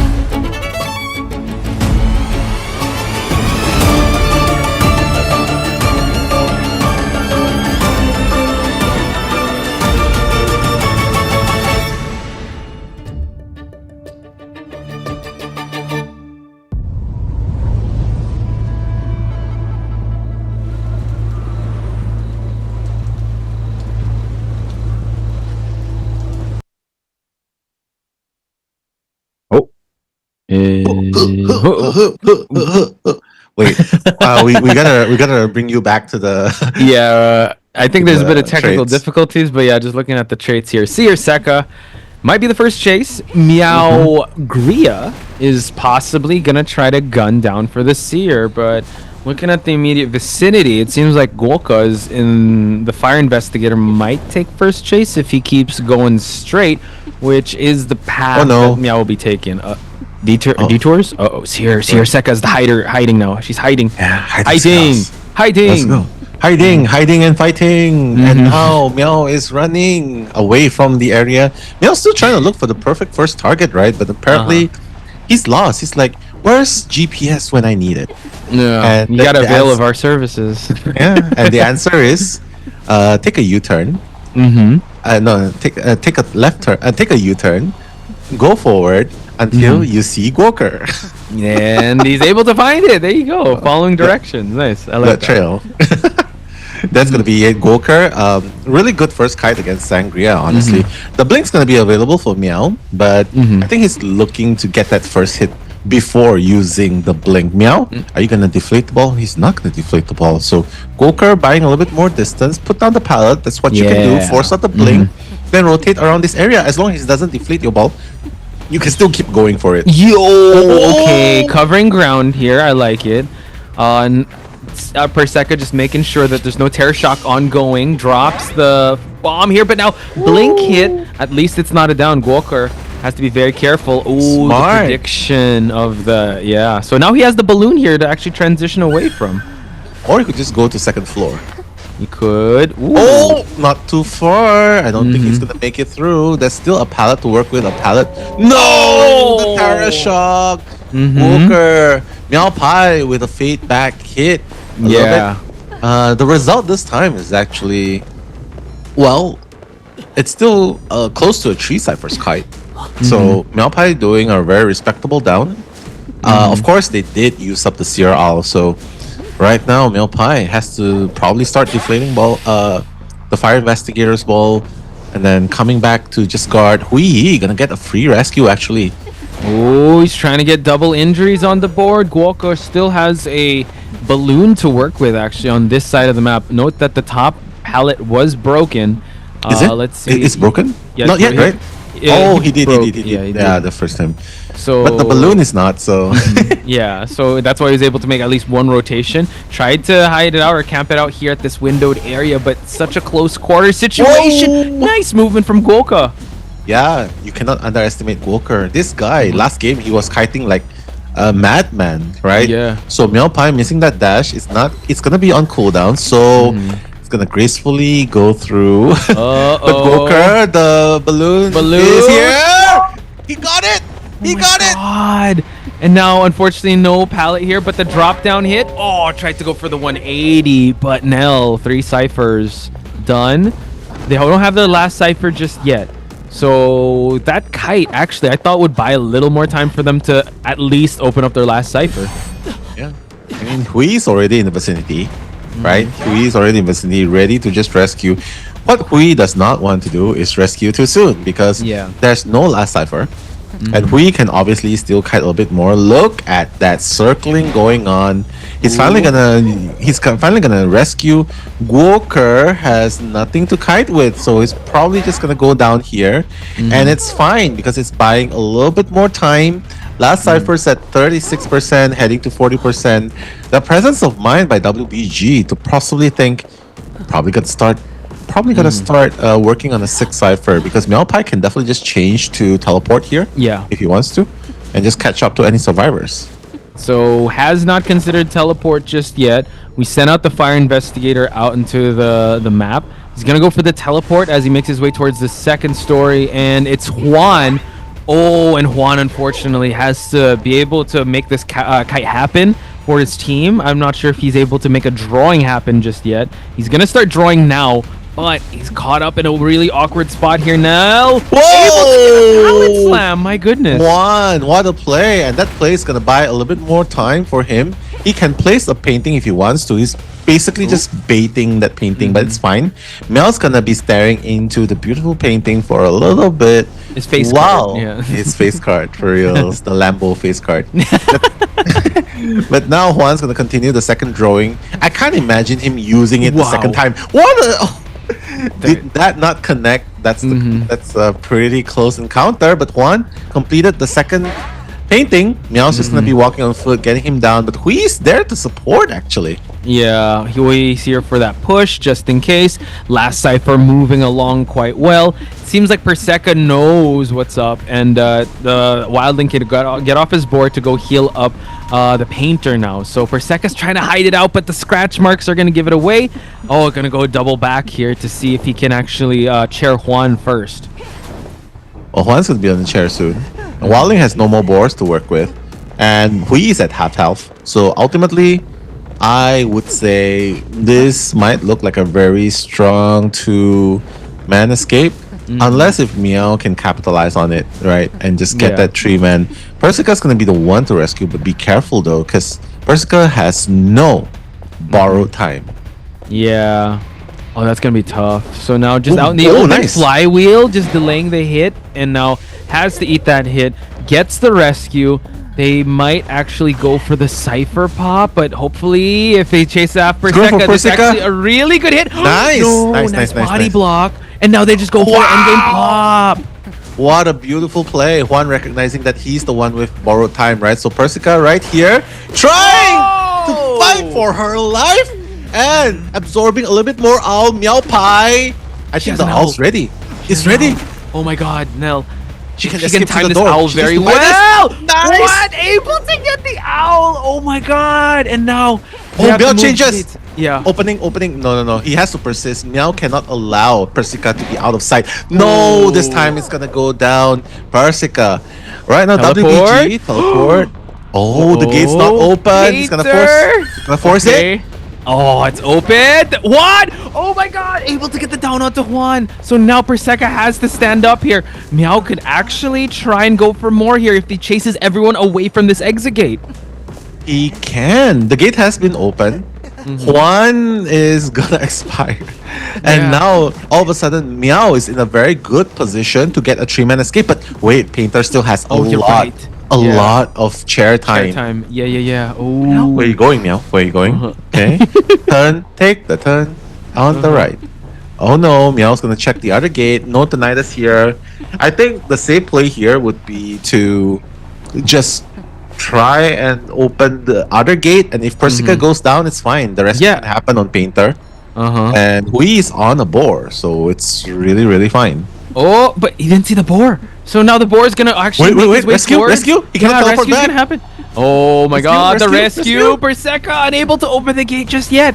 So we go back. Oh, no, Perseka. Perseka has to open the gate. It's a mad dash towards the exit. He missed the dash. Oh my god. He missed the dash. Meow Pie! That last minute missed dash. That's gonna cost him the game. WBG, the winner, 2-0. What? Holy smokes. It looked like such a good position, but unfortunately when it came to the foot race, he overextended to get Perseka just to scare, and then went back. But unfortunately the missed dash, and it just had to walk.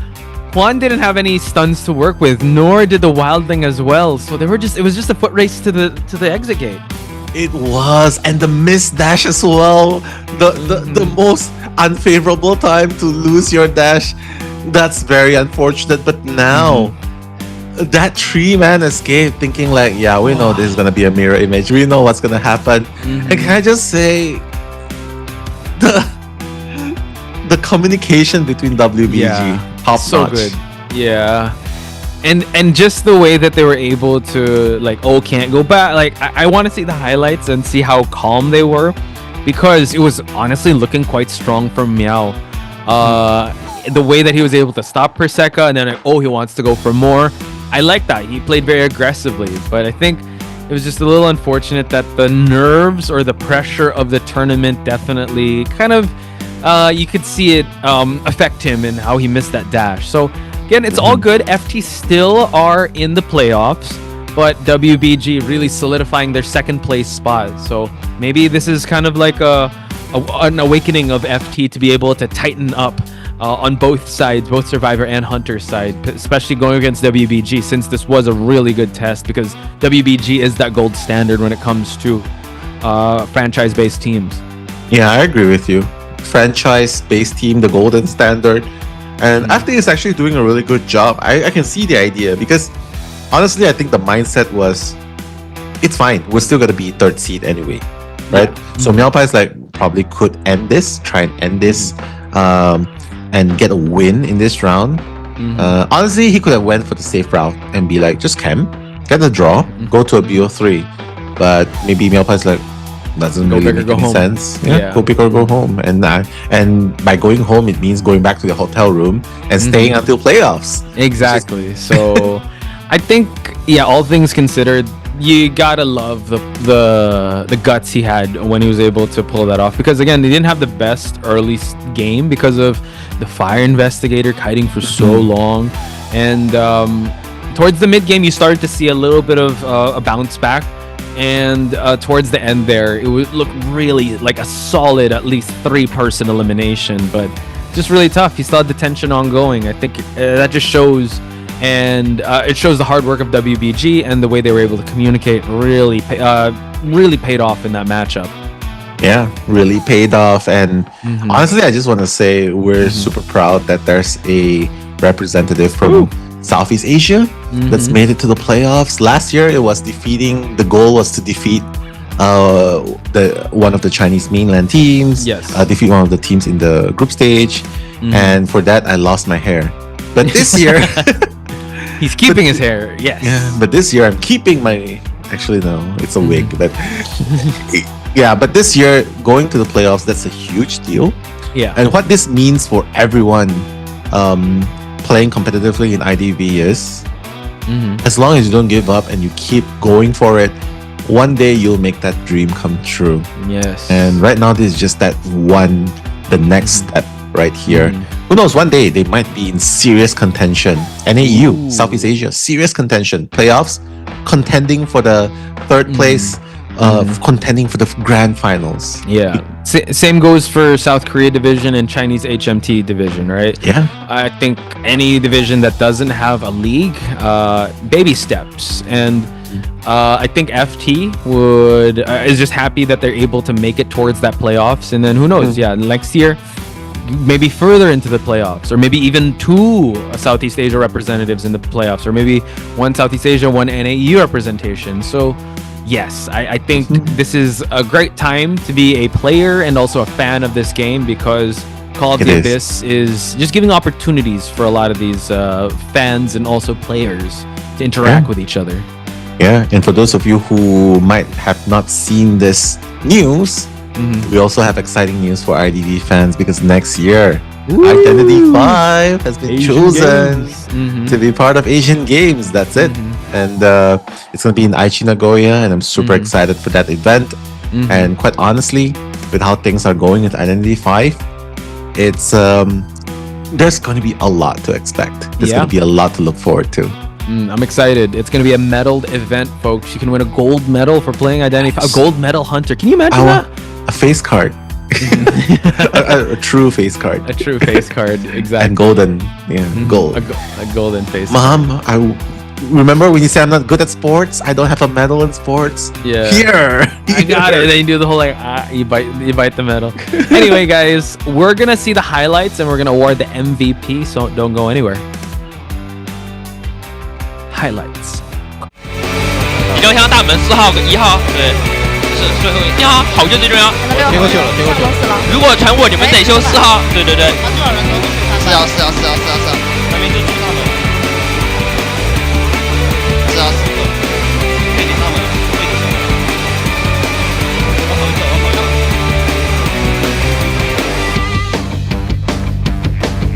你是个啥呢？看2张图片，我死啊！不过我看过你，我死啊！我看过你。然后我原地待点这个小门。哦，好的。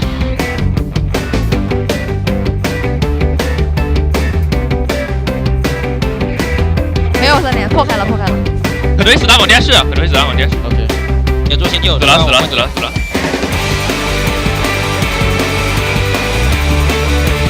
可以，下。6秒，5秒，4、3、2。可以，做卡的。An amazing end to WBG's match up against FT. Congratulations, WBG. And FT fans out there, it's all good. We still make it towards the playoffs, so you can still root for them there. Yeah, exactly. Root for them there, root for them here. Because right now, COA, Call of the Abyss 8 Global Finals group stage has concluded. But starting from 1st of May, that's going to be the playoffs leading towards the Global Finals. So I can't wait to see who will be crowned champion of COA 8. Yeah. And of course, one thing is always important to ask. How's your apples doing? Oh, you gotta remind folks of that. I know. But you know what? I feel like I'm outing Chocho here because she put FT not in the top 3 of the group. Oh, I said it. But Guoka getting MVP here. Again, he had an amazing kite as the fire investigator. So good job. He did. As the antiquarian too. So yeah, he's very well deserved MVP here. And I know after this we're gonna go to the interview. So for now, it's me, Nalo, and COAⅧ. We thank you for having us for commentating today. And now, interview section. Appreciate you guys.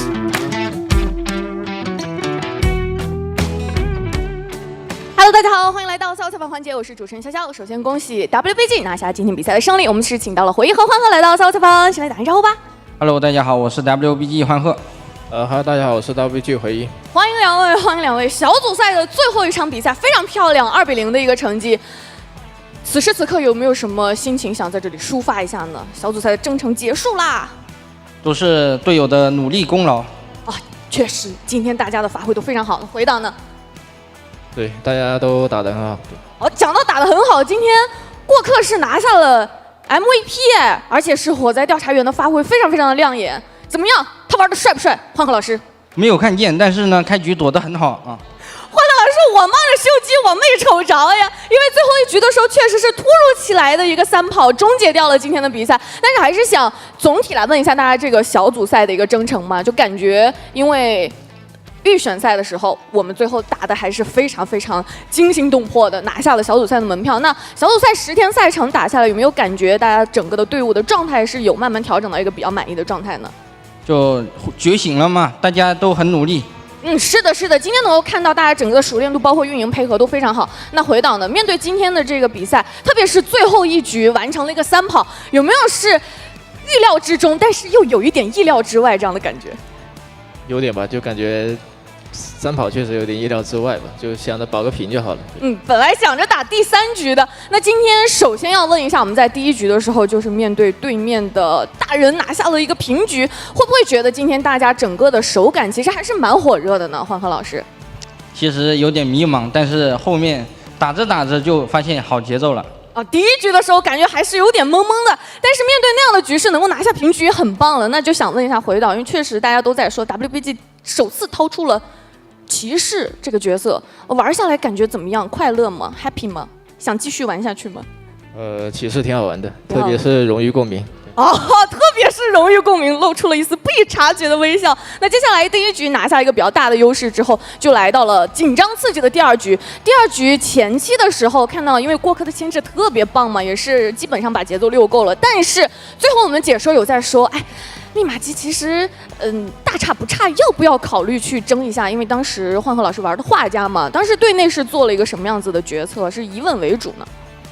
决策肯定就是就这2次，给他点机会嘛。就2次可以了，给你点机会秀一下，多了就没有了。我们忙着修机呢。那最后，特别是在开门战的时候，大家是因为陶兰当时也牵制出了一只鸟，那个时候你们有去考虑能不能凭借这个鸟完成一个3跑吗？那个时候大家有在做这样的规划吗？回导，因为你是野人嘛，你是最有安全感的那个。就反正等猪嘛，然后卡住这个人，然后等小门开就行了。就是来回卡。那当时欢贺老师，你那个门是放了一个画在那里，结果他过来传送，看完画之后，又把你在门口极限的击倒。当时虽然门开了嘛，但是牵起来的时候，你有没有在想第3局我们来了？其实是有想过第3局的，但是当时有2种结果嘛，无非就是死在大门，但大门没开，然后给野人压力嘛。一种是把门开了，野人骑个猪随时在门口上压力，门开了就有无限的可能。那最后回到你也是要来回卡嘛？那队内语音又是如何沟通到的这样一个3跑？大家是什么时候发现有可乘之机？还记得吗？第3局的时候，就是先等我出，别着急啊，都别急，等我上注再说。没上注之前，大家都别先发命令。OK， 那今天拿下了比赛的胜利之后，因为刚才确实是结束了 A 组的比赛嘛，然后其实根据整个小组赛的赛程来看，很多支队伍在今年的发挥都让我们眼前一亮。那大家打完了小组赛，马上就要面临到我们淘汰赛的阶段了。整个小组赛纵观下来啊，有没有特别想要去在淘汰赛碰一碰的队伍呢？就感觉哇，今年好惊喜，好想跟他们打一下。我想跟基亚打啊，同组规避原则，直接 pass 掉你这个想法啊。这个潮神也没有办法努力。回岛呢，他说了一个不可能存在的这个事情。我再帮他说一个吧 ，MRC 吧。哦，想跟 MRC， 这个说到你心中的这个想法了吗？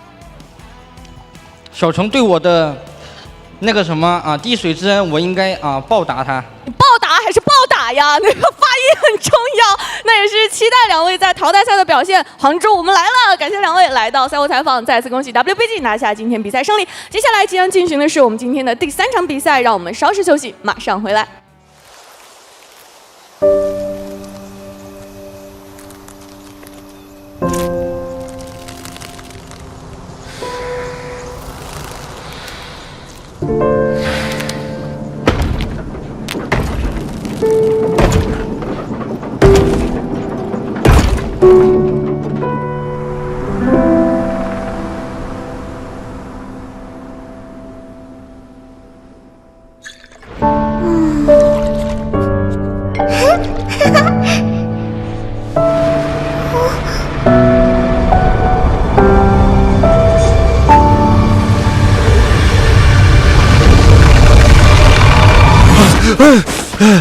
Where am I?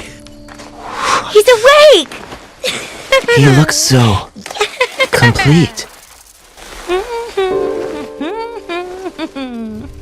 Hey, it's about time.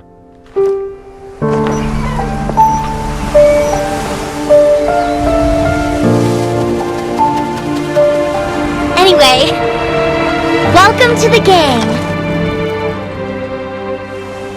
I've been wandering this wasteland with the team for a while.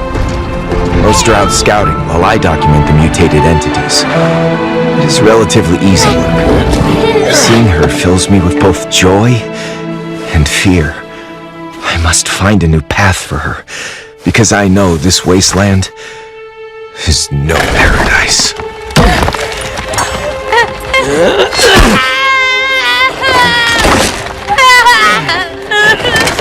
As we delve deeper, the relentless force of erosion is like a slow, steady hammer driving life down like a nail, reshaping it into something else.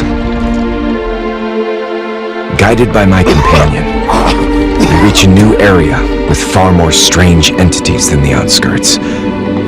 Our ailing frames can barely endure, yet none of us are willing to stop. I can't leave yet.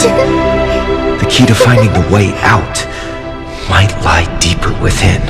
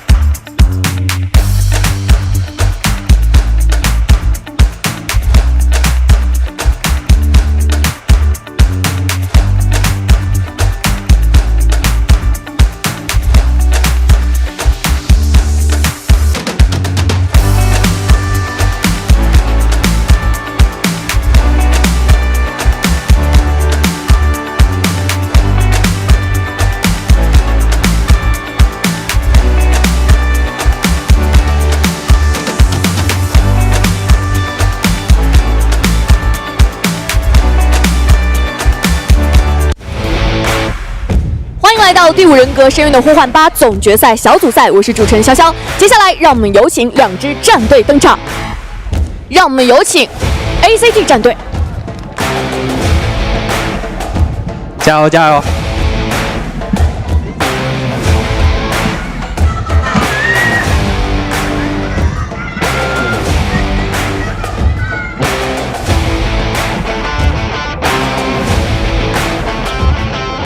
欢迎 ACT。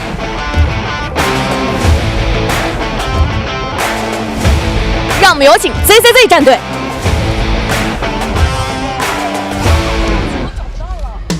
생존자 요조가는 감사 보여드리겠습니다.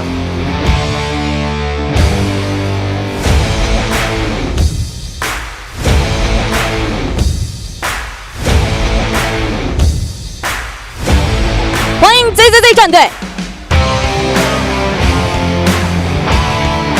今天的第3场比赛由 ACT 对阵 CCZ， 让我们一起期待这场精彩的对决。 Hello, everybody, and welcome to our 3rd match of day 10. Our last 2 matches lay in front of us here to determine who will make it into the playoffs. I think, unfortunately, this one won't matter too much, but our last match will be very important. Anyways, I'm Elio, joined here with Kershaw, and we'll be in a live commentary for ACT versus ZZZ, and then GG versus Wolves, which definitely will be one of the most anticipated matches of this group stage. But for starters, Kuro, ACT versus ZZZ, you know, what do we think? Well, there is going to be actually quite a lot at stake here for the 2nd, 3rd, and 4th team, because we can't forget that it's MRC, ACT, and RD right now after today's games. ACT currently only at 1 win, so if they win up against ZZZ today, it'll be 2-2-2, a 3-way tiebreaker for 2nd, 3rd, and 4th place.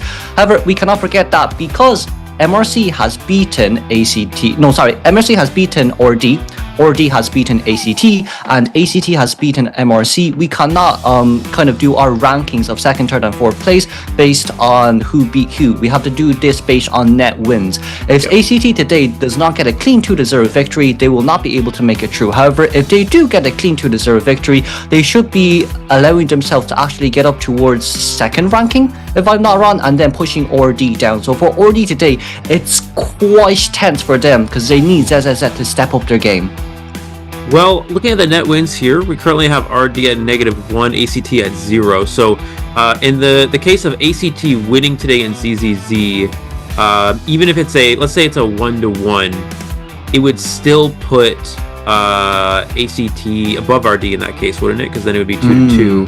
And then ACT would have 0 net wins, RD at -1. So if ACT wins no matter what, RD will get knocked out. So essentially what needs to happen is RD needs ZZZ to win. If ZZZ wins today, then RD is guaranteed a playoff spot. However, if ACT wins and it it wins in a non-2-0 victory, that means that ACT will be 3rd and MRT will be 2nd, I believe. Probably, I guess it could be, then the net wins would be tied, then we have to go off an average points, but ACT would have to win by a lot. But if ACT gets a 2-0 victory today, they will actually be the 2nd place team, higher than MRC. So, that'll be, that's very interesting for sure. Not only that as well, right? Currently, it's going to be ACT home team. We always see ZZ as a away team. It's going to be Excycle, Gosen, Boyi, 11, and ZZ9 there. ZZ9 being the newest recruit of their Hunter side. Their performance during the regional qualifiers was brilliant. However, during the group stages, it does seem like some of the nerves has gotten towards him. So hopefully for today, he'll be able to recollect himself. All right, getting into our other lineup here, we have oh, well, never mind. We had our lineup for ZZZ, but they disappeared. Anyways, we're going to see their survivors here in a moment. Anyways, ZZZ on the survivor side first. Yeah, with our first survivor, it is, wait for it, NN. We have 56 seconds of average containment time with 0.67 average rescues, which is a little bit low considering we've seen some rescue characters from him, but average scoring of 144, and yet to escape so far in this event. Unfortunately, we have seen the ZZZ survivors struggle quite a bit when it comes to going against a lot of these global hunters, but they're hoping to turn that around today, get the victory here. I'm looking, is there any possibility in which ZZZ could actually get 4th? There is. So if ZZZ wins today, they would be 4th because they would be then tied with ACT in terms of 1 and 3 as the same record, but they would have the victory over ACT in their specific match against each other, guaranteeing them a 4th spot. So COAⅧ cannot make playoffs, but they can fight for a 4th place spot, which would give them a higher placement and a higher prize pool overall. Yeah, and that's what they want as well, as we see here. OUO as the Antiquarian and the Embalmer main from the side of ZZZ. We cannot forget though, he was I'm So Sexy from 2 years ago during COAⅧ, with his female dancer being able to do high performances inside on the COA stages. It's more or less just, it seems like he's still getting he's still getting a little more accustomed towards the COA meta, because it is just a slight different from the South Korea meta. Because during South Korea regional finals, there was a lot of Pharaoh Lady used, there was a lot of Knight used as well. So like compared to the global, where it is mainly based on Puppeteer, Embalmer, Antiquarian, and Psychologist with first offside Gravekeeper, for South Korea division right now, they do have a harder time when it comes to grasping the tourney metas. Absolutely. We have Ego here for ZZZ, 63 seconds average times 1.17 rescues, which is we've seen Ego play some non-rescuers. I mean, Airplanes obviously qualify as a rescuer, but still getting quite a few rescues. So ZZZ really kind of working with different play styles than we're typically used to. But again, still yet to escape here, unfortunately. They're really looking for their first big Survivor performance today. This is a must-win game for them if they want to move themselves out of 5th, get into that 4th place spot. As for ACT, it's a must-win game for them as well if they want a spot in the playoffs. We have Nana as well here, 62 seconds average David time, 2nd in rescues, 1.67, and 1st in heals at 1.17, but still yet to escape. ZZZ Survivors again looking for those escapes here today. Yeah, but I guess from Nana's side, a lot of rescues here alongside with a lot of heals. She's the main rescuer of this team, but with so much rescues and not even, getting a failed rescue at all, does show how good of a rescuer she is. It's just unfortunate that the current meta really isn't from the South Korea division side right now, because rescuing does matter the most, especially when it comes to avoiding that double down from the side of Survivors. Hunters now have way more leverage and has way more leeway into getting wins in round 1s and round 2s because of the big 4. So like from Survivor side, it is more or less just based on how the Hunter is performing and not really how they themselves personally perform. Absolutely, and we're going to get into our Hunter side.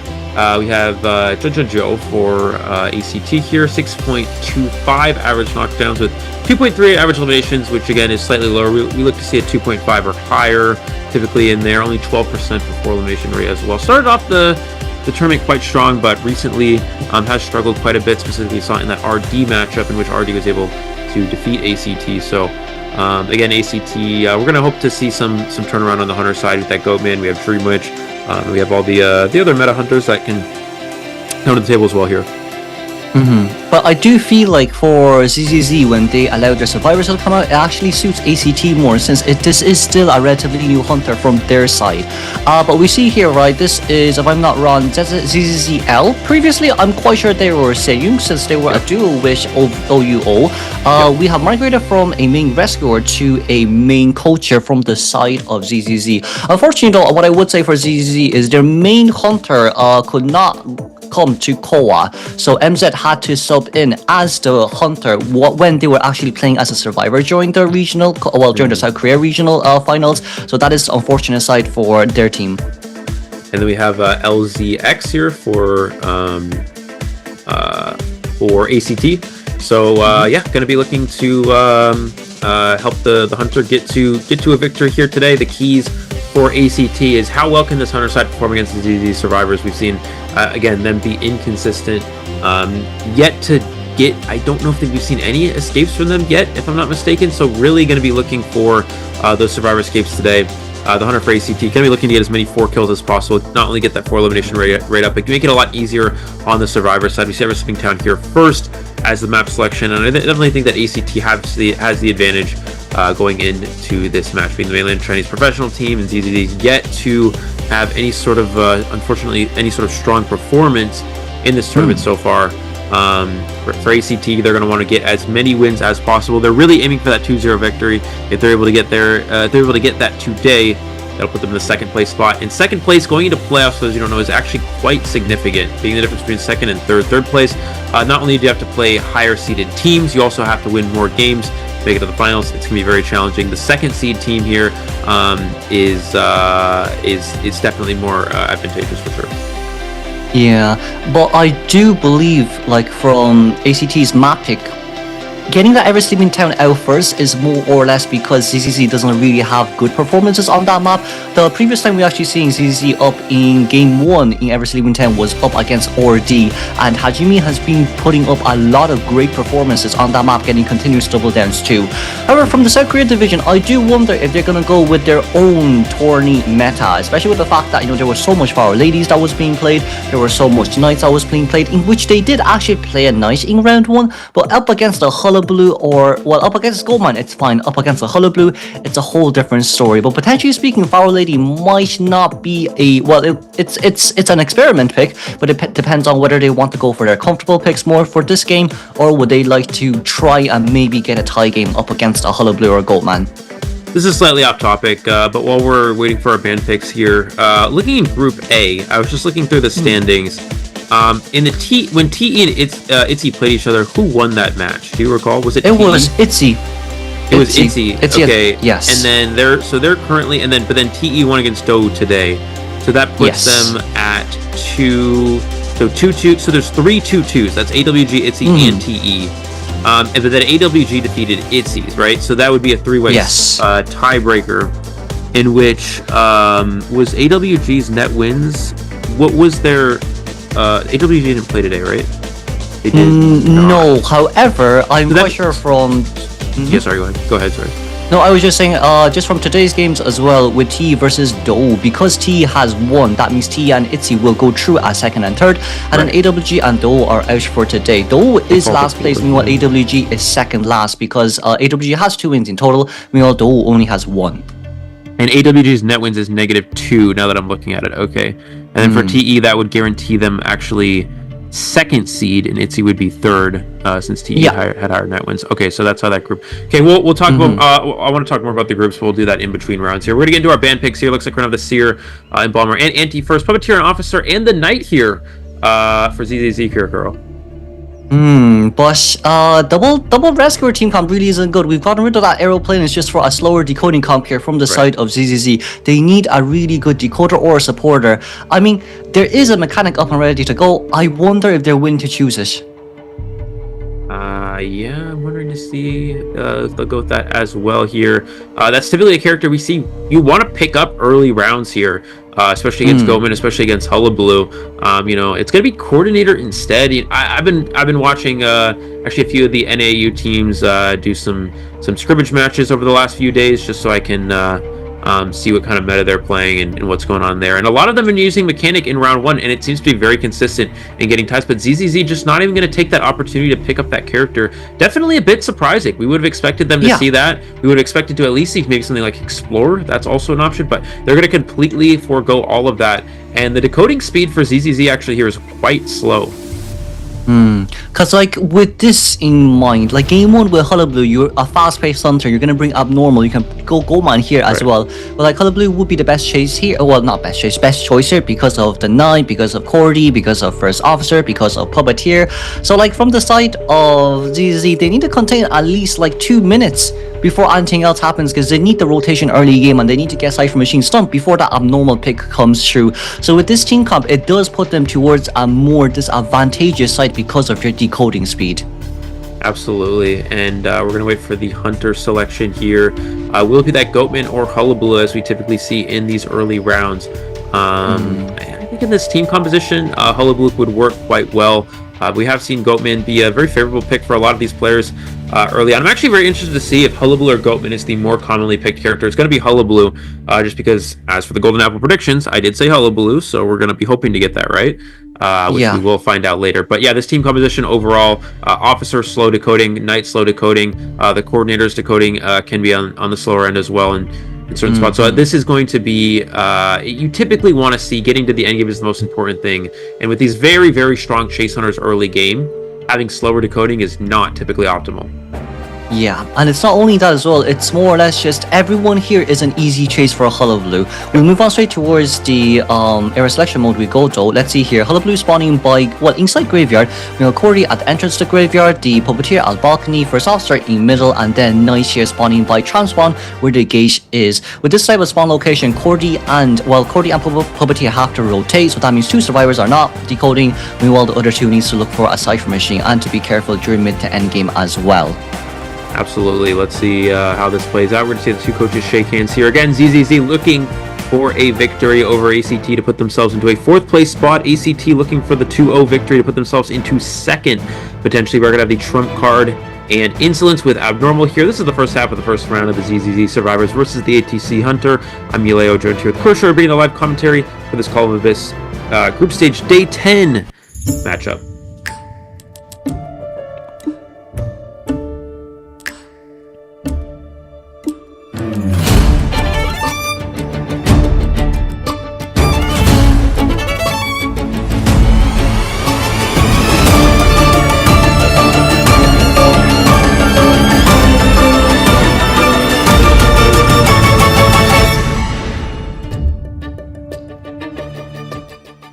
Our first target seems like we are going towards Eagle here, who's playing Coordinator. However, Insolence trump card here alongside with Max Power Breaking and Rage, just to try and maybe reduce that stun debuff there from the side of Cordy. We do see OUO as well jumping down. Meanwhile, that's going to be first red mark and another black mark on towards that Cordy. 2 double surprises already landed on towards this Survivor. Hullabaloo is having a really good early game. Absolutely. This is already a great start for him. And you're going to see that decoding really become a factor here. Misses that hit, but does snipe the Coordinator here for the first damage. And already he's going to have that Insolence online in a few moments. The Cypher is just, of course, not very far along just yet. We're going to hope Ego able to get that flare gun off. Trying to hide behind this wall so he can avoid getting hit by that. We're going to see the Black Bomb right away. Can you get the follow-up here? Misses the second one. Nice juke, though. We're going to see the hit, though. Does Coordinator get the flare gun off? And it's locked. He's keeping it locked here. Just try to keep the Coordinator in this red zone as much as possible so she can't use that flare gun, waiting for his ability to come back so he can down her here. Coordinator really needs to somehow find a way to get this off, but is not able to do so. Coordinator gun locked, the flywheel is locked, nothing you can do there. We're going to see the chair closer to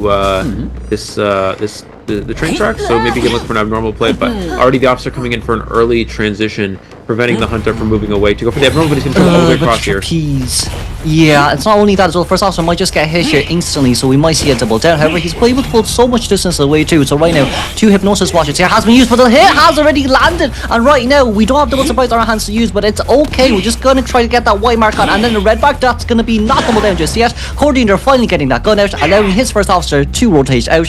And with that, it's gonna be a safe 2.5 cipher machine decoding progress. But it seems like we're gonna go for first officer instantly here, landing that hit. And now Cordy not too safe for herself. Our spin is ready in 3 seconds, as we need to play this Pala mind game correctly. If we don't, then it will be a long day here from the side of ZZZ. Yeah, absolutely. We're going to see the Coordinator still with 2 bombs on her. There's the first swing and a miss here. Is he able to flywheel this black bomb hit? No flywheel just yet. Being very patient. Flywheel's beautiful. Flywheel from the Coordinator. Able to get that off here. She's able to stay alive a little bit longer, and there's no jump available, so Coordinator's kite actually extends here. That flywheel is going to waste a significant amount of extra time here, which will allow for more decoding progress. But again, the Cypher's just not as far along as the Survivors would like here. Even with the abnormal not being utilized, the officer slow decoding, the knight slow decoding, it just makes it so they cannot get to this endgame as quickly as possible. And this is why you really only want to see 1 slow decoder at most in a round 1 situation.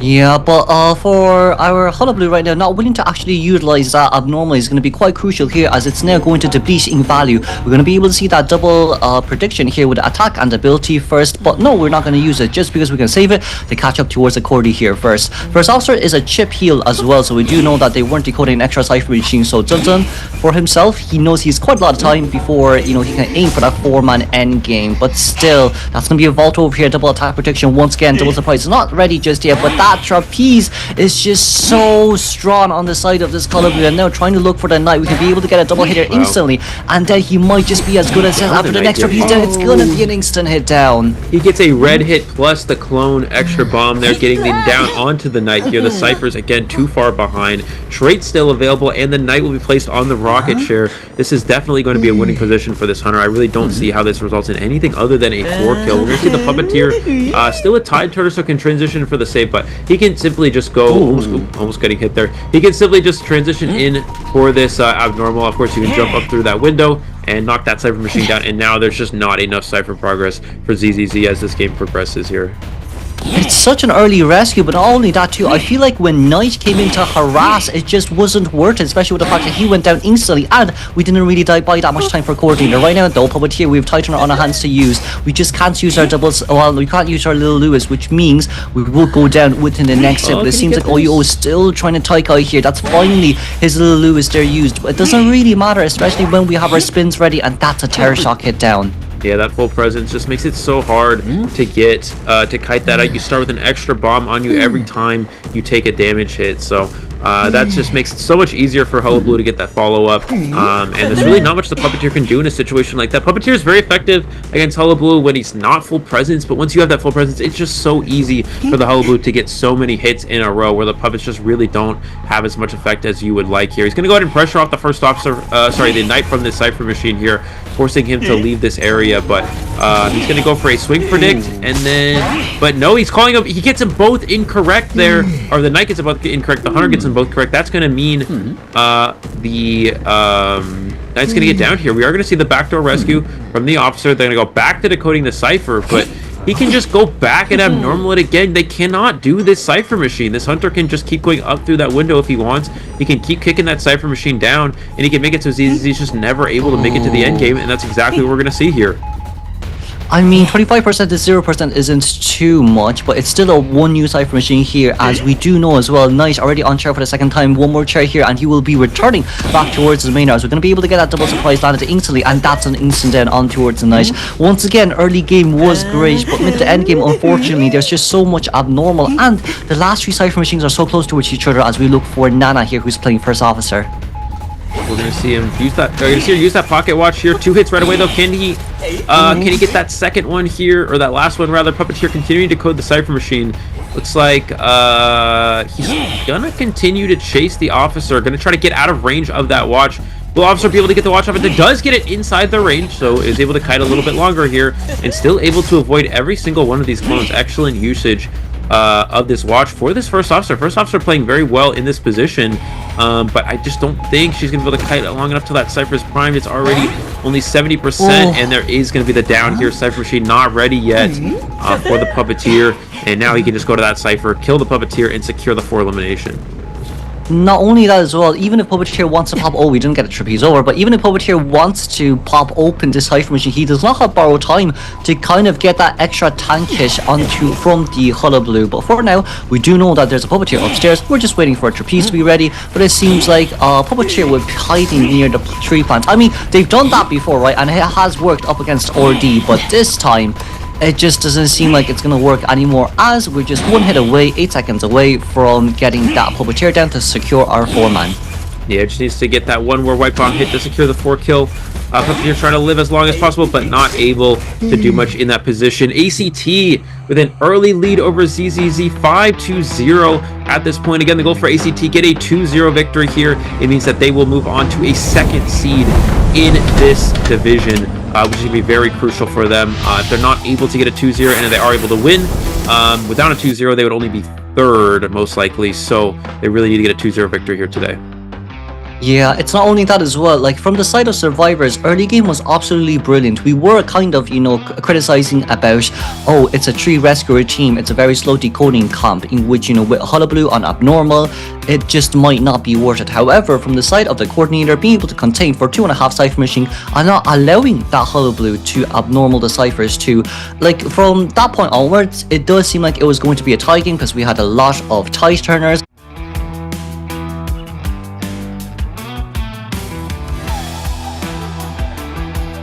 The Knight really trying to support there, but unfortunately, Knight versus Hullabaloo, it ends up not being too effective. The Hullabaloo is too fast. Even if you get the predictions right, you're not able to make much distance there. You're not able to do too much against that. And in pretty much all the predictions, they ended up being the Hullabaloo got it correct. And that's just one of the issues with Knight is Knight's not the most consistent character in that it is a bit of a gambly survivor. You do require certain things to go right in your favor. It can be a guessing game.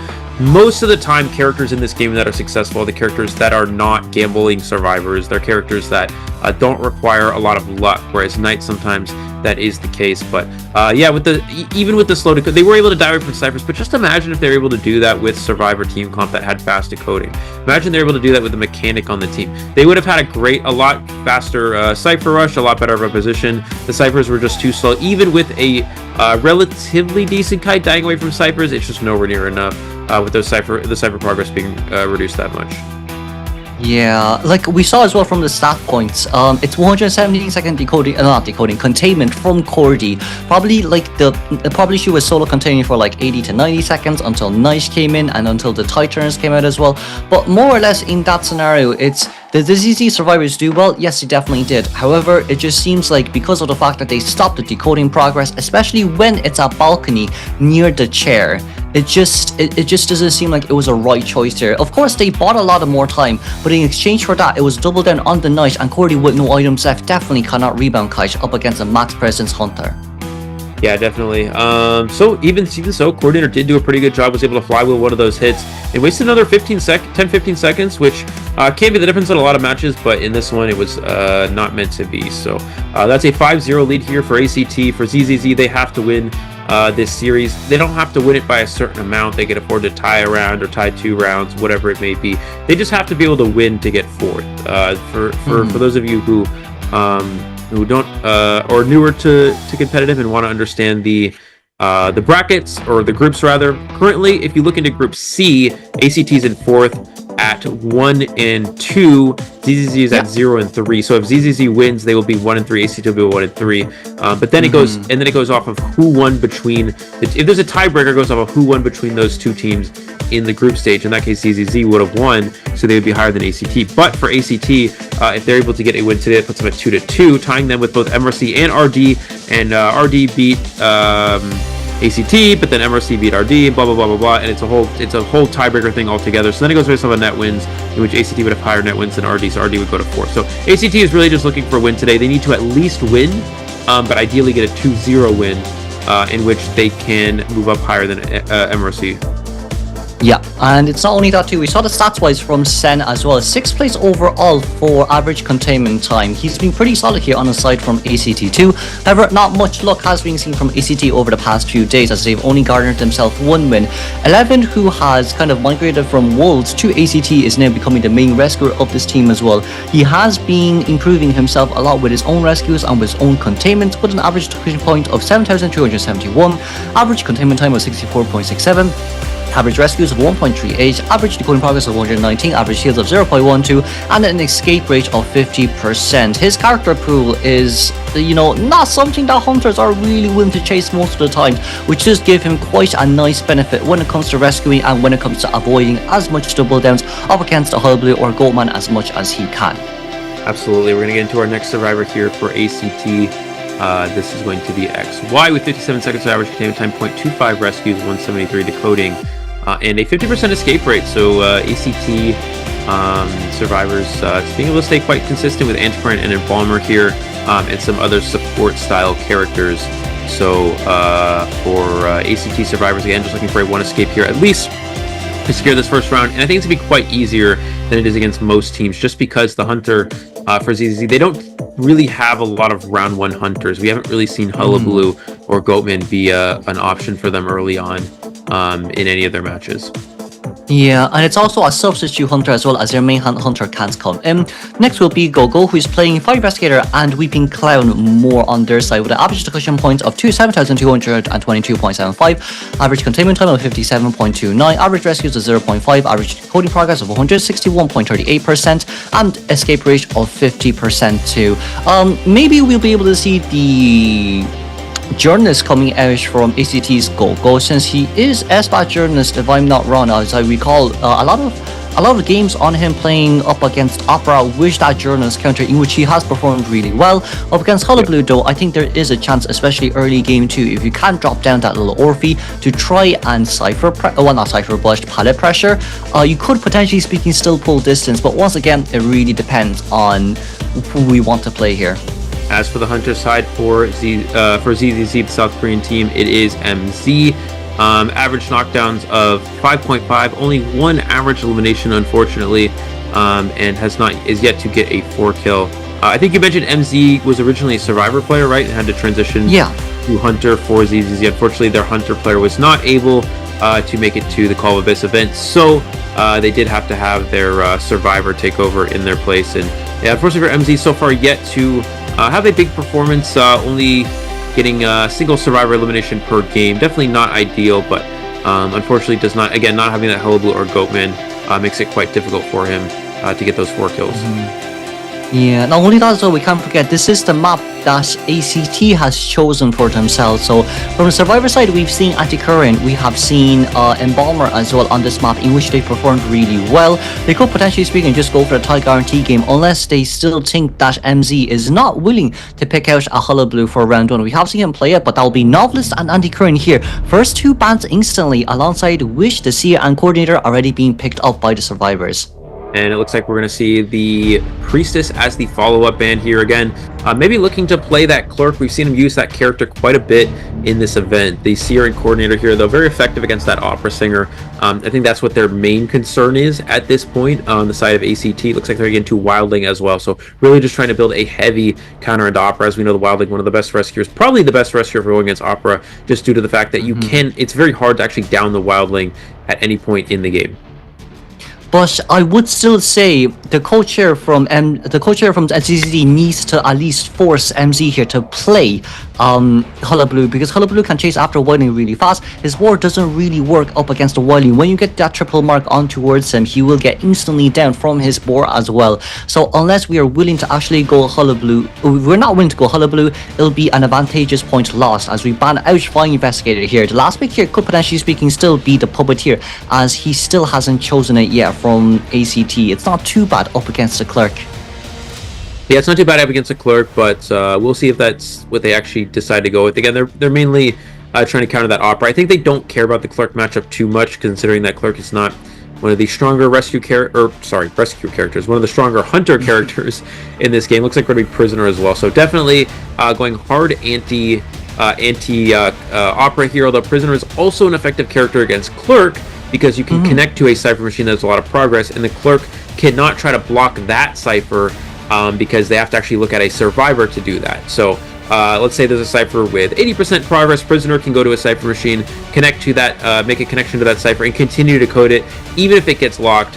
Let's say there's a Survivor on it, the Survivor gets the decoding stopped, but the Prisoner can connect to it and continue to push Cypher progress. So Prisoner also a good character against Clerk for that reason.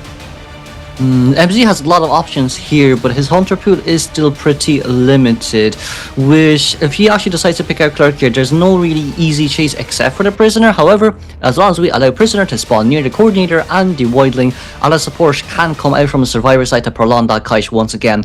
The only successful Clerk we have seen was from yesterday's match where Yukakina played to turn over the advantage, well, the point advantage from this from their opposing team Abyss:�.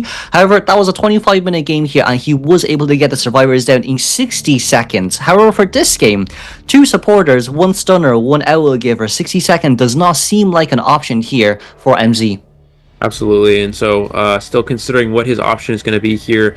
And as you mentioned, Hermit actually going to be the character of choice. I was going to say, as you mentioned, Hullabaloo would seem to be quite good in this spot, but actually going to go with that Hermit. And theoretically, this isn't too bad as well, just because there is no Hermit counters. Typically, we talk about healing characters like Barmaid, Psychologists being Hermit counters. There's nothing that actually directly counters Hermit here. Yeah, Hermit's going to be his character of choice. And I guess if there is any Hunter that isn't one of those S-tier Hunters that could get a 4-kill, Hermit would be one of the good choices for that, as Hermit does have very high win potential due to that Cypher control. Yeah, but we can't forget that last game, yesterday's game, after the Clerk game, was the Hermit that came out and got a 4-man escape from the Survivor's Aid. Not even able to get a single down yesterday. But for our spawn locations though, Seer spawning by the entrance of Graveyard. We have our Prisoner here spawning by Balcony, the Wildling in middle, and Coordinator here spawning by School Gate. Hermit could potentially spawn near Graveyard, just so you can maybe try chase after the Prisoner. But like we need to connect the Cypher machines to her, so I guess it's just still more time wasted and more time bought for survivors to rotate. Alright, let's see where he chooses to spawn. Closer to the Seer here, it looks like. And that definitely would be an ideal chase target. Seer does have a difficult time kiting against Hermit due to the fact that the Seer's Owl, the attack recovery on the Seer Owl can be quite quick. Additionally, the other thing you have to consider is that when Hermit goes for a stun, and you hit into the Owl, obviously the stun does not disappear. The stun will stay on the Survivor. It's not like when you get a basic hit and the Survivor gets a speed boost. The Seer is getting no speed boost, and he's not getting any, he's making almost no distance because he's still stunned. So the Hermit can typically still get a follow-up hit depending on where the location of the Survivor is at that time. So definitely going to be a good chase target. Also Insolence Detention with Warp here, so pretty aggressive build here. This is the second half of the first round of the ACC Survivors versus the ZZZ Hunter. I'm Eli joined here with Versher, bringing the live commentary for this match.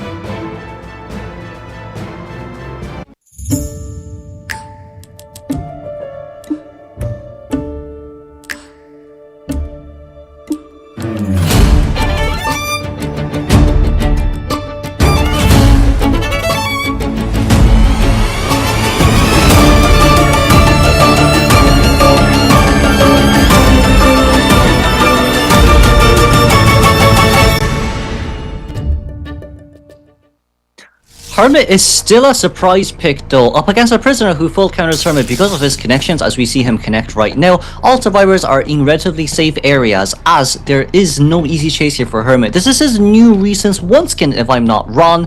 I'm quite sure that hat as well he could probably get from where? From the Link Click crossover if you guys missed it. But it's going to be Instant Detention here alongside with Claustrophobia, Berserker, and Wanted Order. Sen here spawning by the windows, but it seems like he might have vaulted a bit too early. Yep. Personally, I think the best Hermit skin is the cat one, but some people disagree with me on that. But I like the cat one. I think the cat one's quite snazzy or something. Maybe that's not the right way to describe it. But anyways, getting to our chase here. Looks like we're going to see the tram getting taken right away here for the Prisoner. Will he warp after Prisoner? He's going to warp there, so this will allow him to get the hit on the Prisoner as he exits the tram, which actually is pretty advantageous, being able to get hits. Oh no, we're going to see the Owl getting placed first. He's going to be able to get a charge. He's actually going to hit the Owl altogether here to gain that presence, which also not too bad. As we know, presence very, very crucial against the for a Hermit, but it looks like we're going to see Prisoner able to avoid getting hit here as well, and this kite will continue along. We cannot forget that Prisoner also brought Flywheel to counter one of the stuns alongside Night Flywheel, alongside with Electrocute here, in which we can stun the Hunter in between the pallet and then drop down the pallet to buy more time for us. But for now though, that's going to be another drop down here, but as we don't get it, a little bit unfortunate for Hermit, but right now it's a brilliant containment time for the Prisoner as we're reaching 100 seconds in towards the game. Yeah, but he's going to miss this one as well here. Prisoner even has a shock too, so he's going to be able to get away from this Hunter here and make it to this pallet. For sure, doesn't even need to use the stock just yet. We're going to see the shock and the double back. He was trying to go for the double back pallet stun, but was not able to. Did he use the wrong charge there? Yeah, he used the wrong charge. Should have used the red charge instead of the red charge, so that's unfortunate for MZ. And this kite continues here, still trying to get hits. Another missed opportunity there, and these ciphers are moving along pretty fast and still unable to get one hit. Unfortunately, it's not looking too good for MZ at this point, and he even he shoots into the pallet, which Prisoner can actually get the pallet stun to avoid getting hit here.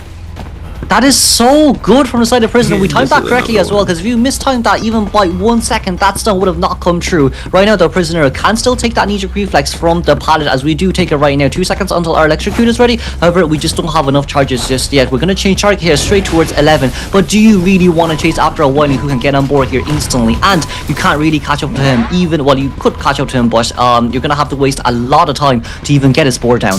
Yeah, unfortunately, this Hunter just does not have much to work with here. He's going to be able to probably get the Wildling off of the board with this charge. But after that, he still is yet to hit anybody. He's finally gonna get the first hit. Nope. Oh yeah, he's gonna get the first hit onto the wildling here. But still, that's limited damage as it is spread throughout the board. 3 ciphers already done, already onto the last 2 at this point, and no one even close to being on share as of right now. From ACT side, they can get a 4-man escape here, especially with COAⅧ having a gun and a tide turner too. So as long as we like contain enough time here, and more or less it's a guaranteed 4-man escape at least for ACT. If they don't get a 4-man escape, I'll be pretty surprised. Right now though, missing our I think 6 polarity, they're a little bit unfortunate. However, the hit will still land, but it's just still a tiny bit late as Prisoner now will connect the 94 and the 88% cipher machine. As you know, it just doesn't seem like that decoding debuff it doesn't really matter that much as we get this on a wildling, but he still just won't go down. We're going to see that next hit there, and the ciphers already primed here. Going to connect those exit gates, but definitely going to position for a escape. And something else to keep in mind: Coordinator has Tide and Flare Gun, so Coordinator can actually still come in for a Tide Turner rescue here. We're going to see the wildling not go down yet. Still able to keep kiting here. If they can open both gates, Coordinator can come in and save with Tide Turner, and they could potentially try to pull out a victory. Wildling will get down, but I don't know if Wildling will be able to make it out of Graveyard. That's the only issue here, especially if he gets shared in basement. But he's actually not going to share in basement, so that does technically give an opportunity for the survivors, but I think they may actually just take the 3 escape. They will be able to share damage, so even if MZ does hit somebody here, they're not going to go down. They're all just going to make it out the exit gate at this point. Coordinator has a flare gun here as well. So all the survivors out the gate at this point. I'm not really sure what they're waiting for. Yeah. Well, I mean, it is a 3-man escape. That's nicely done for ACT. But from their side, it is a really good win there with 8-1 lead. You know, with the points, 4-man elimination from ACT's Hunter last game, and then a 3-man escape. 8-1 though, it is really good. If they continue this momentum here, they can jump their way up directly from 4th place to 2nd place. Yeah, so they're able to make it out the gate there. And it's going to be a 8-1, yeah, in favor of ACT. So again, as you mentioned, still looking to get 2 victories in a row. Unfortunately, the biggest issue is just the missed opportunities with a lot of those charges was really the downside there. But yeah, I mean, for the most part, ACT definitely doing what they're looking to do in this spot, and that's to win 2 rounds in a row here. Yeah, they're able to get the 3 escape. We'd like to see those. We'd like to see ACT, try to get that move up in this position. I want to talk a little bit around about the rankings here. We're gonna look at the. Well, we'll look at the match stats first, though, shall we? Because from ACT side, it's a lot of great performances there. Like Sen with 121%, or second containment, and 102nd from the wildling. So like mid to end game there on early game. Survivor seems like they had a huge knack. But please continue, Eli. Yeah, sorry. Before we get into the stats as well, I also think that if you're ACT, they definitely did miss an opportunity to 4 escape there. They could have gone for a flare gun rescue. They could have tried to go for a save, obviously with the connected gates, and also with the prisoner in play. They could have opened up both those exit gates, but instead they wanted to just go for the 3 escape. Stand in the exit gate, wait for the hunter, and get the 3 escape instead of pushing for a 4 escape in that position. So yeah, definitely missed opportunity from them for sure. So hopefully they're able to turn that around in the second round here. But looking into our groups, I just wanted to talk a little bit about the group B, which is we're going to see our next match. That's going to be Wolves versus GG, and that's going to be one of the most exciting matches we're seeing in the group stage. Right now, Wolves and GG, I would say the top 4 teams so far are Wolves, GG, GR, and Zeta. That's what I would say from what I've seen so far. And so we're going to see Wolves and GG. That's going to be a very good match. We'll talk about that actually in a minute real quick right after we get back from our highlights.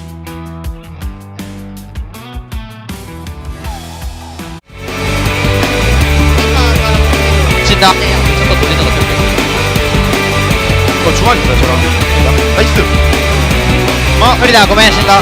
아니면 묘지에서 스매시 하다가 묘지 잡아주고.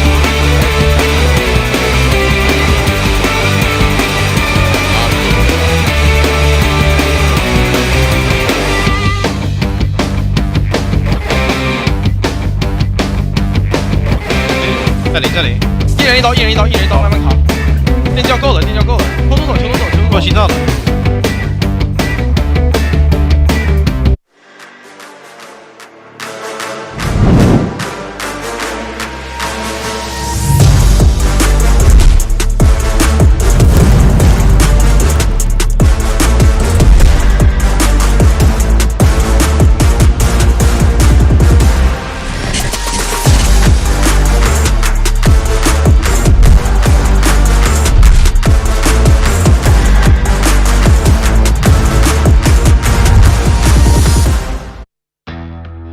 Okay, so let's get back to our standings as this is all going to be determined here today.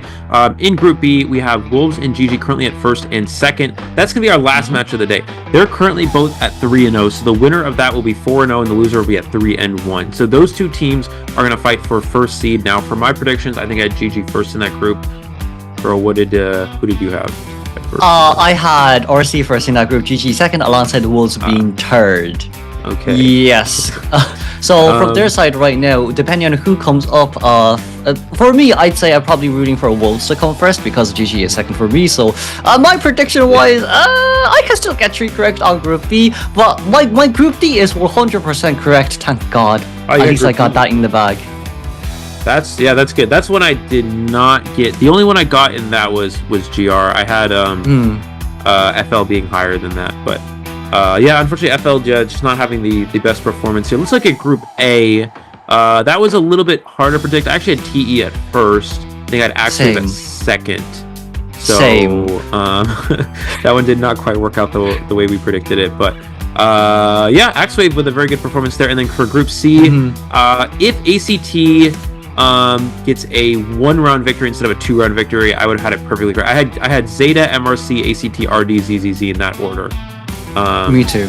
So I think we may end up being wrong. If ACT continues to play well, then we may have the MRC and ACT flip, but everything else in that would be correct. So the most important match I would say of today is probably going to be the last one, Wolves versus GG. Yes. So that's a fight for first or second seed between two of the strongest teams in this event so far. And not only that as well, we cannot forget the previous game that GG played. Sam said that if Tong-Ai is willing to play Joker, he will also mimic that Joker game coming out from him too. So from both sides right now, maybe round 2 or round 3, we're able to see that Joker coming out as our final matchup. However, for now though, with the map selections we go, it'll be Hospital banned from ACT side, the Church will be chosen by ZZZ, and it seems like ACT wants their survivors to come out first. They want to keep their momentum up, especially after that beautiful 3-man endgame, well 4-man endgame, 3-man escape. Yeah, and so the nice thing about this, the nice thing about picking Church here for ZZZ is that it's good for Clerk, it's good for Opera, so definitely giving themselves good opportunities for their Hunter here.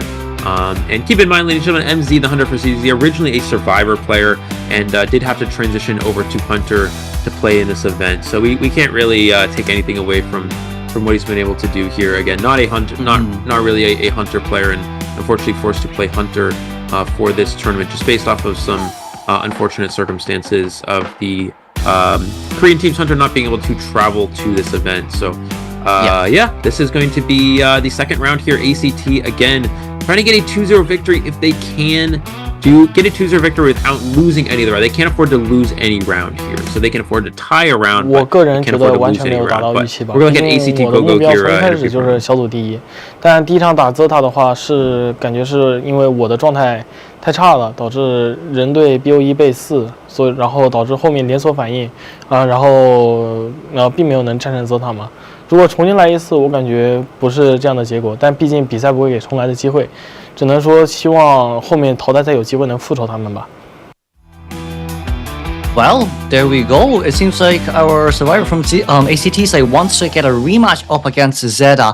However, that will not be happening until they either reach towards quarters or semi-finals, since during our live draws, you cannot go up against the same team in your group, so that'll be pretty interesting to see as well. From ACT side, I guess for them today, it's all about the survivors getting their top condition back before we move on towards the COA Global Finals and the playoffs, of course, from top 12 moving on towards the finals.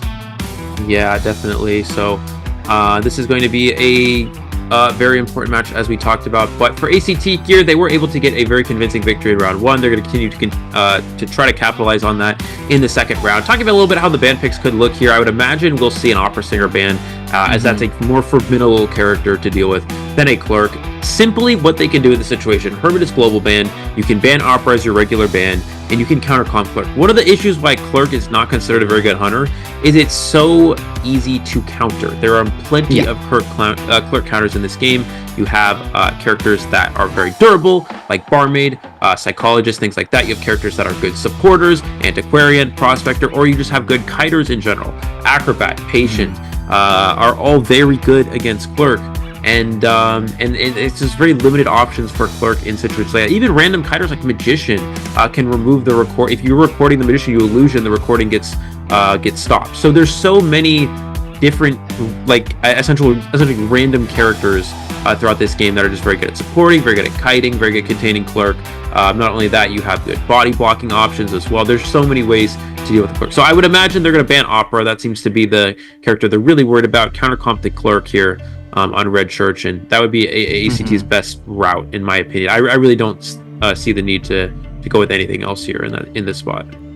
Yeah, but it seems like it'll be Novice and Antiquarian banned here. First, however, right before we go on towards ban pick, just for last game as well, with that coordinator gun pick, I'd say from the ACT side, it was more of a safe play from their side. And let's not forget as well, it is day 10, it's the final day of the group stages here too, so everyone just wants to have fun as well. So just for everyone in chat, let's stay moderated and just cheer for teams. Okay, we'll just focus on the game now as we move on straight towards the Hullabaloo ban here from the Survivor side. Permanent ban will be Hermit on the Hunter side, and of course it'll be Seer, Coordinator, and Wildling as the permanent bans from the Survivor side. Absolutely, yeah. The Hullabaloo ban here, I think definitely a mistake for ACT.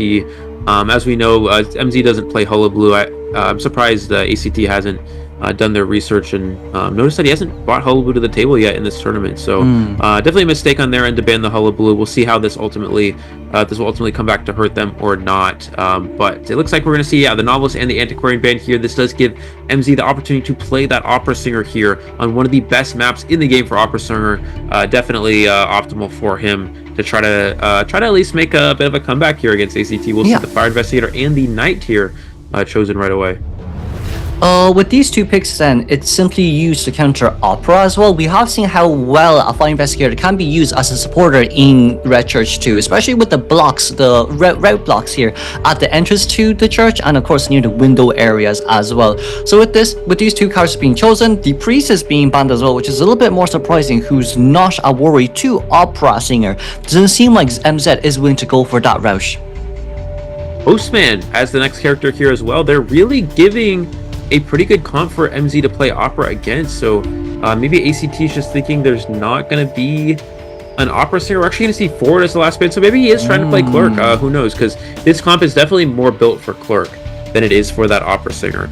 The Ford is, we know, it's not very good against Opera. Not only is it not a good kiter, he's not a good harasser. The Opera Singer can simply chase after the Ford, push him away, then flip back and pick up the Survivor. Also, Ford just has a hard time harassing because Opera's so fast. He can just dash after and get a hit, force him away that way. So definitely more of a Clerk ban here. So let's see if he decides to go with that or not. But the patient pick in this map is also not bad too. Everyone has their own solo containment abilities. Everyone is pretty strong when they're containing by their own. Also with Postman, decoding buff from those letters as well can help Knight quite a lot when it comes to rushing these ciphers. We haven't seen a Postman in quite a while, especially after his last buff and especially his last appearance in IVS 2024, where it was, I'm quite sure, Sky Yuki playing it. However, for now, with this Postman, I would say if we're not careful, we might get a really fast end if MZ here actually chooses Clerk. Yeah, as long as we don't see a photographer here, I think he'll be okay, chat. But yeah, still waiting on his character selection. Figure out what MZ is going to go with. And for this team comp as well, we know that this Postman is typically chosen as a round 3 character, mostly due to the fact that Postman is a good support in terms of decoding, the increased letter, and the gate opening speed as well. Very crucial support in a lot of those round 3 situations. Not very good in round 2. Is not particularly good against Ivy or Opera, not good in round 1 against Hullabaloo or Goatman, but when you get to those round 3 situations, Postman sees a lot of use. So that, again, opening up the opportunity for MZ to play a no, but he's actually just going to go into the Clerk here, so did not want to go with the Opera Singer route. I guess Clerk seems to be his more preferred character. If this is the case, what what we need to look early game on is how fast can we get a postman down, how fast can we get a patient down, because we do know that some Cleric mains do like to bring warp as well when it comes to going up against distance creating characters. So not necessarily saying do we actually need blink, but from the side of ACT they definitely do know this as well. As we move on directly towards the area selection mode, it is going to be the Fire Investigator here spawning at the entrance towards Graveyard, meanwhile Knight at middle, Patient at Red Carpet, and Postman here at Shack. With this low spawn location then, it's really easy access here for knee-jerk reflex and for speed boost out for all survivors to great distance, but once again it's easy for Clerics to catch up, so now everything depends on how well we support mid to end game. Absolutely. Let's see where this Cleric opts to choose here. Obviously, Postman being the ideal chase target. It looks like he is actually spawning into that support character. Getting rid of the, I guess, decoder option in this sense. Getting rid of that character first is definitely optimal. But we'll see which kind of support the survivors opt to do as well. That Fire Investigator can be very crucial in supporting against the Cleric. If the Postman is able to rotate towards that player. But here we go. We're going to be in the first half of the second round. This is the ZZZ looking again to make a comeback here and win this series. They did fall 8-1 in the first round, so they're going to be doing their best to win 2 rounds in a row here. There's going to be a blink, trump card, and detention against only 2 survivors with borrowed time here. This is the first half of the second round of the ACT survivors versus the ZZZ Hunter. I'm Eleo, joined to for sure bringing a live commentary for this match.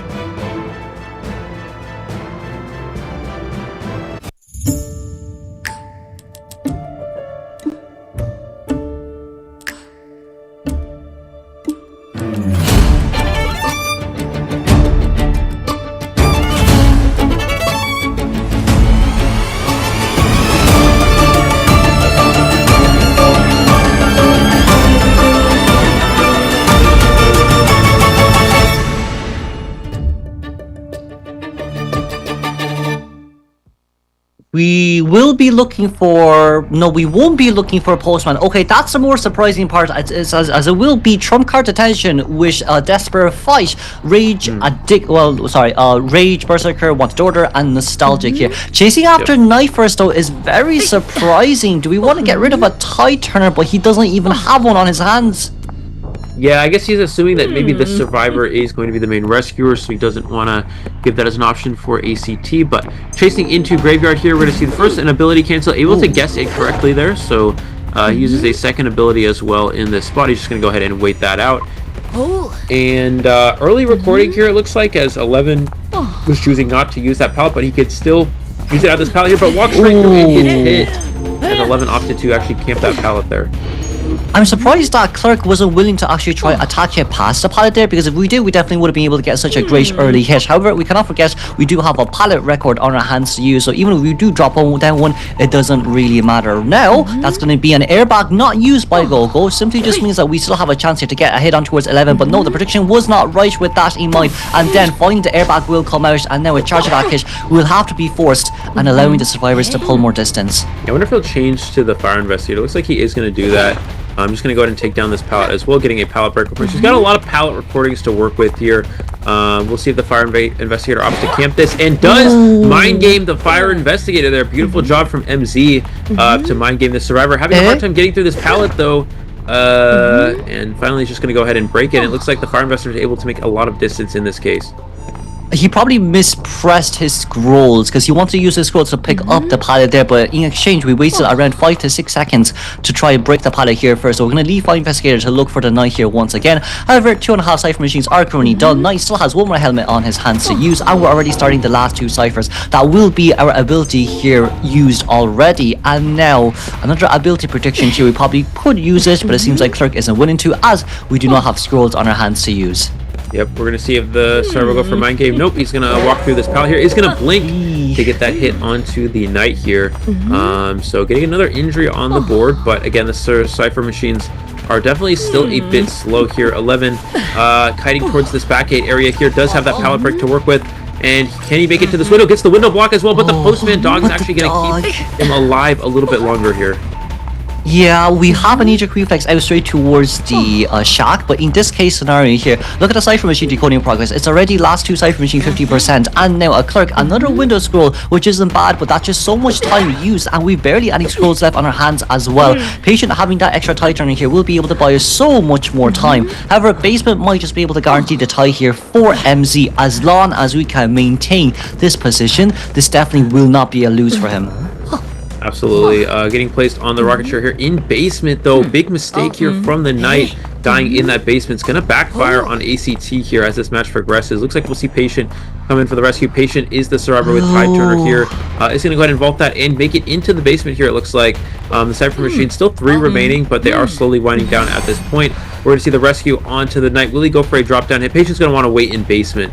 Allow this Knight to make it out here. And it looks like he is able to... Well, somehow that misses, but we're going to see him get the hit in a second here, and finally getting the Knight down with that delayed effect.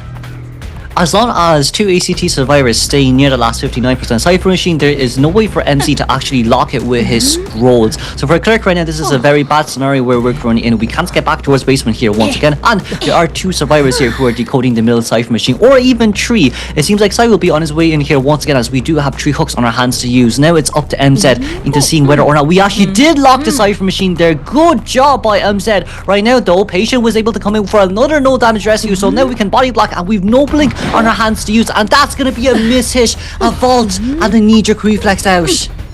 And did he get that block there? I think he did not. Missing out on that one, unfortunately. He's going to go ahead and teleport to the middle Cypher Machine here. We're going to see the Postman Dog to slow him down. There's the Fire Investigator trying to kite around this pallet. Picks it right up and gets the hit onto the Fire Investigator, getting a fast down onto the survivor. An excellent job there. Wheelchair near that Cypher Machine. We're going to see ACT trying to prime this. Needs to make sure they don't give a balloon hit here, but no, I think he's just gonna drop, actually, it looks like, and go after the Postman at this point. If this is the case, we can't try to Fire Investigator anymore because he struggled quite a lot, and the chair is so far out. Postman here being a full health flywheel knee-jerk reflex and a movement speed was letter on his hands to use. We're already decoding a new Cypher Machine, and see where Knight is. He has a pocket watch, and not only that, he's going straight towards Graveyard to decode 3 Cypher Machines. The last 3 Cypher Machines will be decoded, as we really want to pick up MZ. The Fire Investigator here, excuse me, it just isn't worth it. Seems like we're going to go straight towards the corner, force the Fire Investigator to get down, but look, one airbag is all we need to transition out, or even we might not even need it here because the windows is just so close. Alright, looks like the Postman Dog again slowing down his hunter. They have now opened another Cypher Machine, as it is very important for them to start a new Cypher Machine. He's just going to continue to camp this here. Looks like 40% on a new one. They have 70 on another, 90 on this one, so they're really making sure to spread out their decoding completely. This is the problem with the Clerk, though, is you're going to have to commit to a target here eventually. Looks like he's going to choose for it to be the Postman. Postman would be a good endgame target, as this survivor does not have borrowed time. But looks like he's just going to go back to Patient. He does know Patient does not have borrowed time, just because Patient had Tide Turning, also got a broken window speed boost when he vaulted into Shack to go for that rescue. So he definitely, well, I guess unless the Postman gave him a vaulting ladder, that could be possible as well. But I don't think he should know Patient probably does not have borrowed time at this point. But looks like we're going to see the Cypher pop for the endgame here. We're already preparing for endgame as well with with a dungeon leader here straight towards the Knight as well. We're going to teleport over to look for Fire Investigator here, who still has his airbags on his hands to use, but now can we get a drop down on time? We did, and that's a beautiful block there on the side of that Fire Investigator. So much time back here. Once again, we did not get the lock straight to, well, we did get the lock actually on the Knight, but if that's the case, we might not have enough time, but at least we can get someone to come straight towards middle, like a Patient, to buy time, to give to Knight, and to not allow this Clerk to roam freely towards other exit gate. Unfortunately, this is only the first chair. If he was able to chair the Fire Investigator when he downed him the first time inside Church, that would have probably been a little bit more optimal to put it on second chair. But he is able to not get the block as the gate progress continues along here. Records the Knight, who's not the one opening the gate here, it looks like, and he's gonna get a swing recording here, but that gate is gonna go ahead and open, it looks like.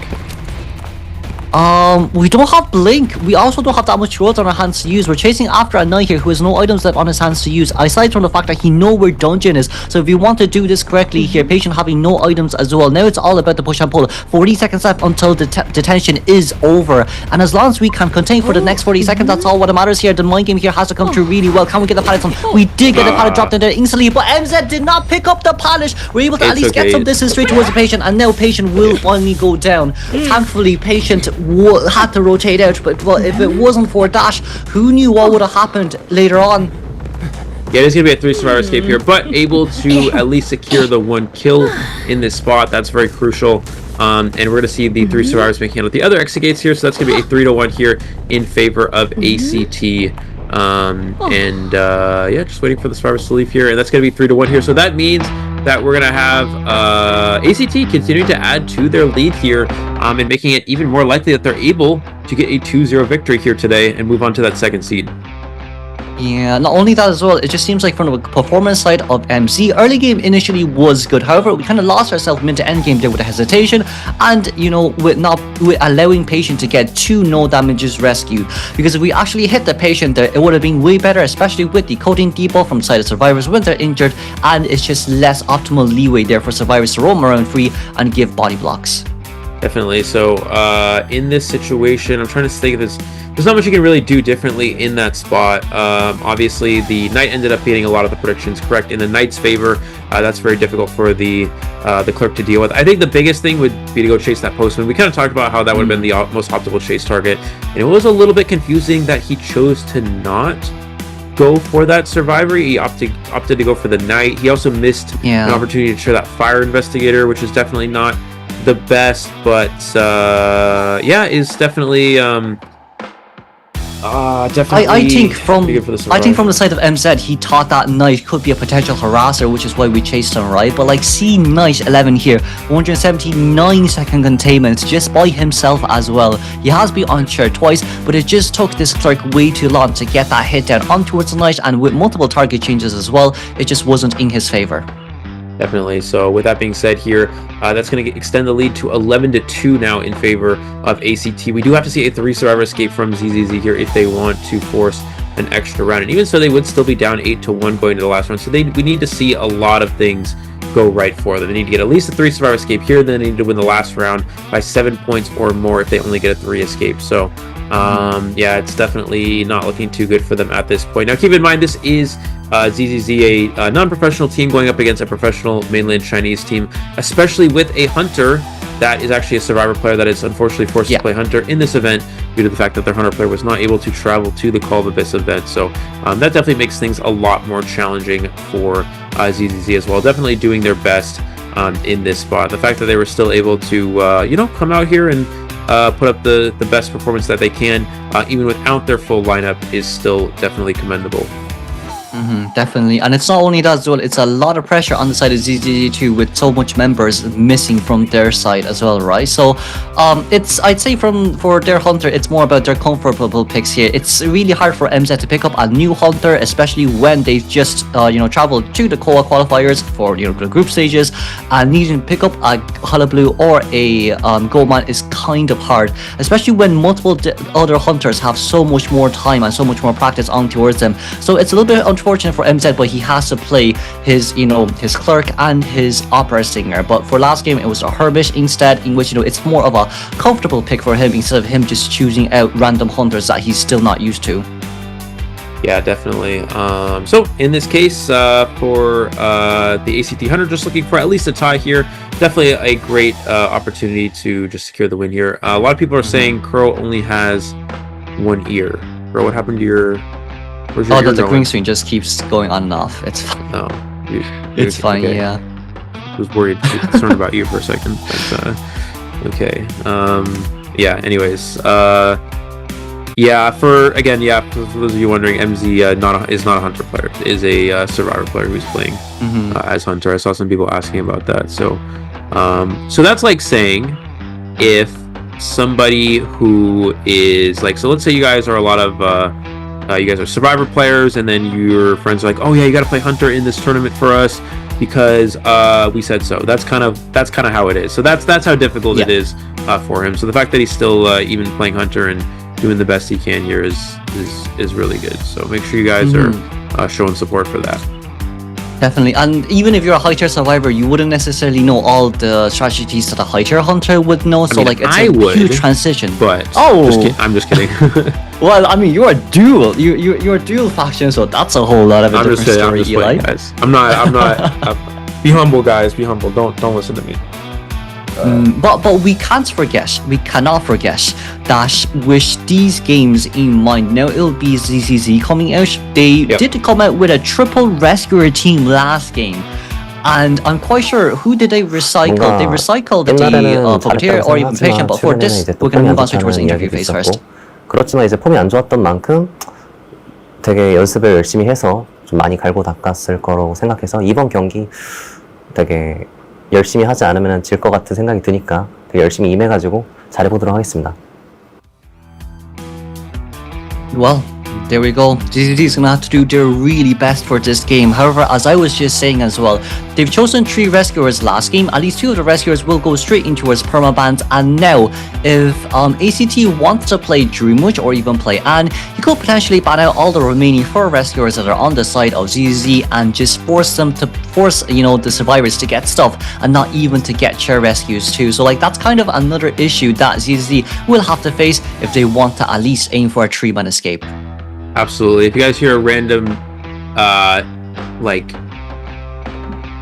buzz, what do you call it? Like, the ice cream truck music. That's my washing machine. That's not an ice cream truck. When my washing machine finishes its cycle, it makes the ice cream. You guys know when you hear like the ice cream machine and it's like the ding-a-ling-a-ling, whatever. Do they have those where you live, Crow? Do they have the ice cream trucks or whatever? Is that? We do have those, but we don't have washing machines that do those. We don't have washing machines. Okay, so in Thailand they have washing machines that make the ice cream truck musical sounds when the cycle finishes. Just so you guys know, learning experience for everybody. Learn something new every day. So now you guys know if you ever go to Thailand, that's what that sound is. If you hear it, it's probably the washing machine, not an ice cream truck. But for ACT right now, they probably don't necessarily need that ice cream truck to come and lighten up their day. For ZZZ though, a lot of pressure on towards them. As we see the Seer and Fire Investigator here instant ban. Goma will be banned from the side of ZZZ. They really want this win. Let's see who the first 2 picks will be for them. Alright, so with that Fire Investigator off the table in the Seer, this Hunter probably looking to play an Opera Singer. Looks like we're going to see the Antiquarian and Mercenary. So actually going with the Merc here as their character selection instead of the Wildling. So we're going to see the Embalmer as the next ban here. Again, just not looking to give any opportunity for the survivors, although Embalmer is typically not a character you'd ban when you're going for just a ties. It's more of a tie survivor, but just getting that off the table here. We'd see the Barmaid as well, so I guess trying to cover all their grounds. This would be a character that's good against both Ivy and Dreamwitch. Then you have the Antiquarian Merc, or Merc just a good rescue general. Antiquarian more here for Dreamwitch and Opera, trying to cover as much ground as possible. The only problem with this, and then the Postman as well, is a good support character, but not particularly good against a lot of the round 2 hunters. The biggest problem here with this comp is that Opera has very good chase into both Postman and Barmaid, and then Ivy has good chase into the Postman and also the Antiquarian in some situations. And I guess Dreamwitch is pretty much the only character you probably wouldn't want to play here. I guess you could play Dreamwitch chase Postman, but Opera Ivy definitely I think works quite well, just because there's too many easy chase targets for both of those hunters. Yeah, I'm just more surprised with those Postman picks as well. Yeah. I feel like we could potentially speaking go for more of a stable rescuer or even container. Like even Fire Investigator, well, Fire Investigator was banned initially, sorry. Like even let's say a psychologist here wouldn't be too bad as well. Yes, you're gonna run a double healing comp, but up against an Opera, Ivy, or even a Dreamwitch, it's still really good, especially when it comes to countering Zhenjiu's Hunter pool. Even an An will get countered by that, you know, triple hit type of survivor team comps, which will guarantee them their tie, and maybe Antiquarian coming in to harass to see for a 3-man endgame 3-man escape. But with the Postman coming out, maybe they want a little bit of a faster decoding progress, but with the Postman still, it is an easier target for him to be chased. And a lot of mind games that will have to be prepped from the survivor side when it comes to area selection mode.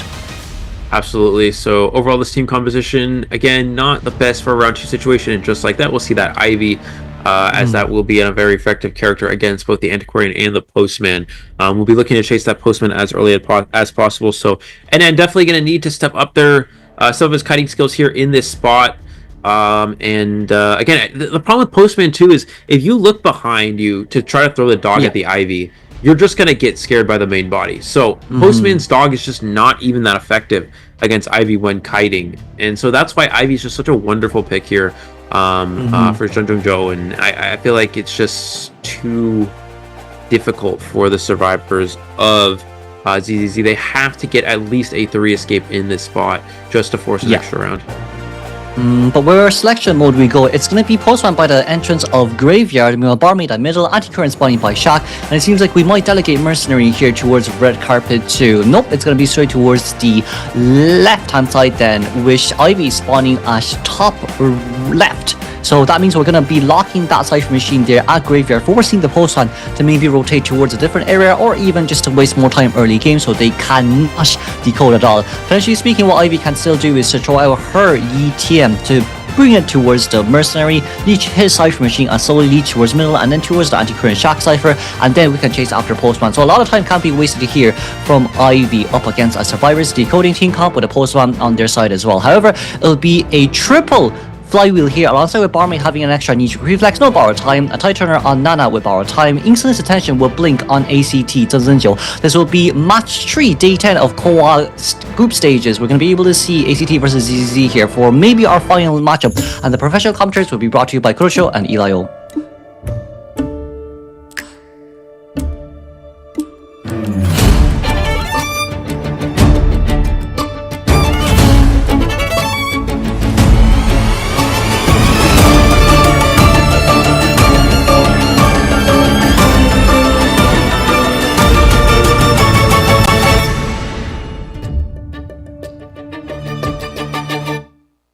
Okay, so gonna go ahead and release that Ghost first, bringing it towards middle broken. This will be able to slow down the Mercenaries' decoding progress here, and just gonna bring that main body towards the back gate, immediately putting that Ghost onto that Survivor. Next, going towards this Antiquarian, maybe also a target he could chase. I feel like he'd be fine chasing either Anti or Postman in this spot, but looks like he's gonna go straight for that Anti, already getting an early 61% onto this Survivor here. So gonna also bring the Ghost away, looking for the Postman maybe, but probably just using it to slow down the decoding at this point. I'm surprised that we didn't spin from Anti-Current side, because if she did spin, she wouldn't have gotten 61 stacks of resentment. Ooh, we opened the locker for some reason. I think that was a misclick there, but right now Anti 63 stacks. We did not get a revelation. Very nice dodge there from OUO. And we're gonna see the Anti off to a pretty good kite first off here, 67% on that scare, but missing that Ghost there, allowing for more time to be bought. Blink is now available. We're gonna want to see a Blink without 100% being reached. But he actually goes for the main body scare, misses it, but gets stunned in the process. Anti only able to get one stun though. Is she able to flip through the window here? We're gonna see the Blink, missing the flywheel as well, only 87%, so not enough to get to that 100% mark, but he can simply just put the Ghost on the Antiquarian, teleport on her, and secure the down. Yeah, it's a little bit unfortunate we couldn't get that flywheel up properly, because if we did, I feel like we would be able to contain just for a tiny bit longer. But with this, Anti only having one flute left, instant down. Let's see here. It seems like it'll be Mercenary on his way in here first as the rescuer. However, Survivor, when it comes to their decoding progress, it does seem like it's pretty fast, but up against the Ivy, you need 3 to be done right before anyone gets on chair. Absolutely, we're going to see that Ghost onto the Postman, trying to slow down his decoding progress yet again here. Cyphers are not too bad early game, but not enough for a 3 escape at this rate. We're going to see the Mercenary coming in for that first rescue. Trying to avoid the tombstone as much as possible, elbow padding all the way, and getting this. No, not able to get the save just yet. But the Mercenary is going to finally take that first hit, and actually chooses to elbow pad away, just really not wanting to get that double hit. So did have to use 2 elbow pads for the rescue. Not exactly ideal, but is gonna go ahead Ghost the Antiquarian again here, 67%. Does he have the Ghost Scare to work with? That's the main body to get to 100 here. Anti unable to use the stick as well there, and is gonna get knocked down for the second time. It's a brilliant performance there from our Ivy as well, because right after that pallet break, we knew that Anti can disarm us on time, so we switched straight towards our Phantom and then Revelation her, so to stun animation her in order to not allow her to use that flute. Now then, Mercenary is going to be on his way in here to rescue once again. We do have enough time for those Dovlins to come up online, so with this, should be a guaranteed rescue from the side of Merc. We still have to be careful though, because it's an Ivy we're talking about. Yeah, almost, but is able to get the heal off just in the nick of time there. Ivy can teleport back and get the double hit onto this Mercenary, so that's definitely what they're going to go for, but Terror Shocks the Mercenary and prevents the rescue altogether. That's so unfortunate. ZZZ actually had good Cypher progress, could have maybe had enough for a win. Looking at the Cyphers, they're already onto their last two, but now that the Mercenary gets chaired, unfortunately, I think they're going to miss out on the opportunity to play for a 3 escape, or at least it'll be very difficult from this spot. With that leech on towards Postman there, we knew where Barmy was coming from because it will be highlighted. So Barmy here on straight towards the outside area. We could potentially leech on towards her once she get in and then hit her and then force that Mercenary to go down pretty darn fast as well, as he doesn't have any items left on his hands to use. But now the question is, will we be willing to play for Terror Shocks? We won't be, as that's going to be target hit straight down on towards the Merc. Now then, Barmy probably isn't the best next chase as she's just so far away. We could potentially speaking get the leech back and now start looking for Postman to maybe look for a double instance down. Alright, we're going to see that Ghost onto the Mercenary again. Just going to go ahead and put the chair. Having the Tombstone on chair will help with the camping. It looks like Mercenary, no more elbow pads to work with here. We're going to have to see a Cypher Machine get decoded. Keep in mind they can get through it quickly if Postman does have a decoding letter, which he does have, so he can decode this quite quick, but Ivy's just going to put the Ghost there and go straight for that Survivor. He's not even going to flywheel, just going to take the hit straight up, and Blink still available here. He's going to go straight back to the chair here to go for that camp, and is able to get the Mercenary all the way up to 64%. Blinks through the body block. That's going to down the Mercenary, and that will secure the tie here for ACT, meaning that they will be the victors 2-0 here over ZZZ in this series. Now the question being, can we at least get a Cypher Machine done for maybe a 2-man endgame? A 50% Cypher Machine there from the side of the Postman. Meanwhile, Barmaid is a little bit too close for comfort near middle. If we can give a Dublin towards Postman, it'll at least bring our not performance, but our momentum back to normal, as we will be feeding that Dublin. Now it's more or less just about wasting time and trying to at least avoid as much as interaction here from Ivy as possible, but it seems like Barmaid, it will be inevitable for her as she'll become the third chase. Yeah, we're going to see that Barmaid vaulting into Church here. Barmaid also does not have borrowed time. Actually, none of these survivors have borrowed time, so not exactly going to be optimal at all here for ZZZ in this late game. Postman looking to go start a new Cypher Machine. We're going to get a speed boost letter to that Barmaid. That's going to help her kite a little bit. No, Postman continuing along with that 50% Cypher, but he can actually just get TP'd on here. But 65% on that scare. Will he go get the main body? Does not get the main body. Oh, he did get the ghost scare though. And Postman even flywheel that. Yeah. It seems like he wanted to try maybe, you know, cancel the fear stacks. I think that's what he probably wanted to do, but now Barmaid will just get chased instantly afterwards, as she's no Dublins left on her hands to use as well. So right now it's really just how much more time can we buy, as there's only 55 seconds left until Blink is ready.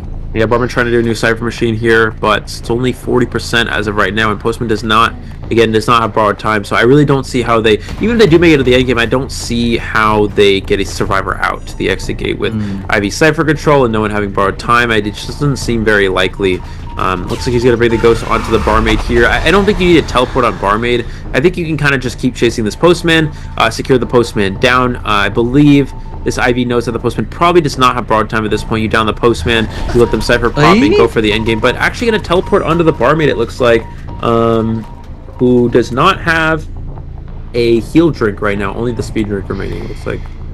But even if Postman wants to get rid of the Ostracan and decode, it just wouldn't be possible, as we can re-leech on towards him too. For Barmaid here, we're just going to try play Ring Around the Rosie, as it seems like we're going to rotate back towards the Graveyard, as there's only 2 pallets here left to use. We do have Hunt on the side of Ivy as well, as this might register if there isn't a pallet nearby. There isn't, so now Barmaid speed doubling out, but it just doesn't seem like it's enough because Hunt is so fast.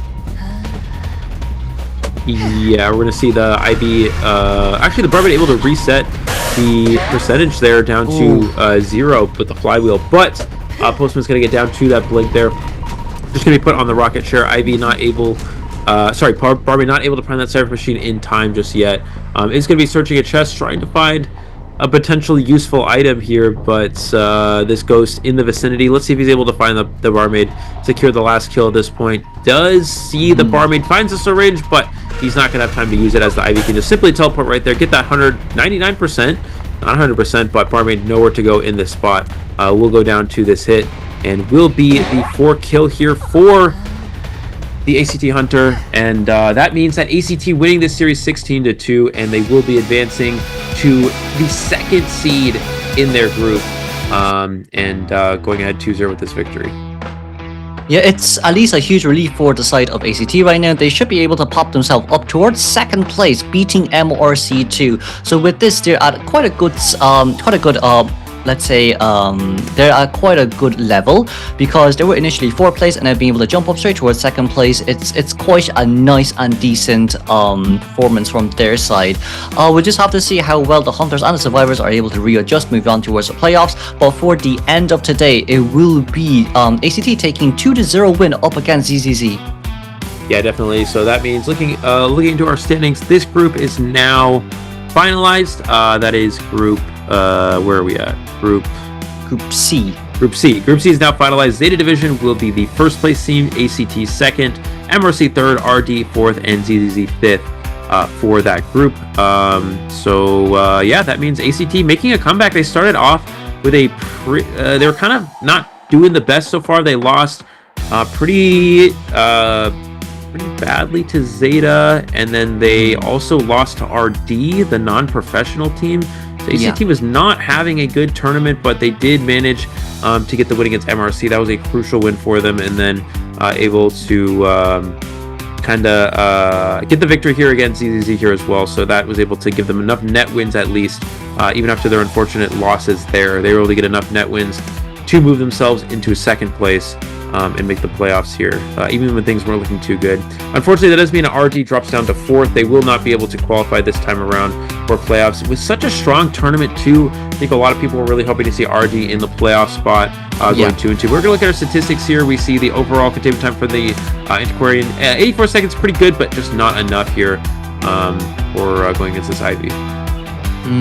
I mean, it's also with that terror shot case there on towards Nanatu, who's playing Mercenary. However, for match results, it will be 16-2, 8-1 in Game 1 in Everett Sleeping Town, 8-1 in Game 2 in Red Church. A brilliant performance here from the side of ACT, and I'd say from the side of ZZ, definitely a lot to learn, but we still cannot forget it's an amateur team versus a professional team. Yeah, amateur team versus a professional team, and unfortunately not missing their entire... unfortunately, they are missing some of players from their roster as well, so not having the full team for this tournament. But yeah, definitely ZZZ doing their best in this event. Unfortunately, they do fall to 0-4, but they, the fact they're able to qualify for Call of Abyss, definitely an excellent job from them, and we'll hope to see them again next year and see what they're able to do, hopefully with their full lineup as well, their full rosters. So for those of you who are fans of ZZZ, don't be too discouraged, as they will most likely be back. They have a very good team on their hands, so we're gonna see what they're able to do. But we're gonna look at our highlights here for this match.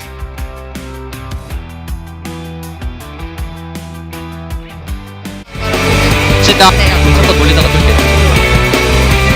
중앙 있어요, 저랑. 나이스. 흐리다, 고맙습니다. 아니면 뮤즈에서 스텔스 하다가 뮤즈 잡아주세요.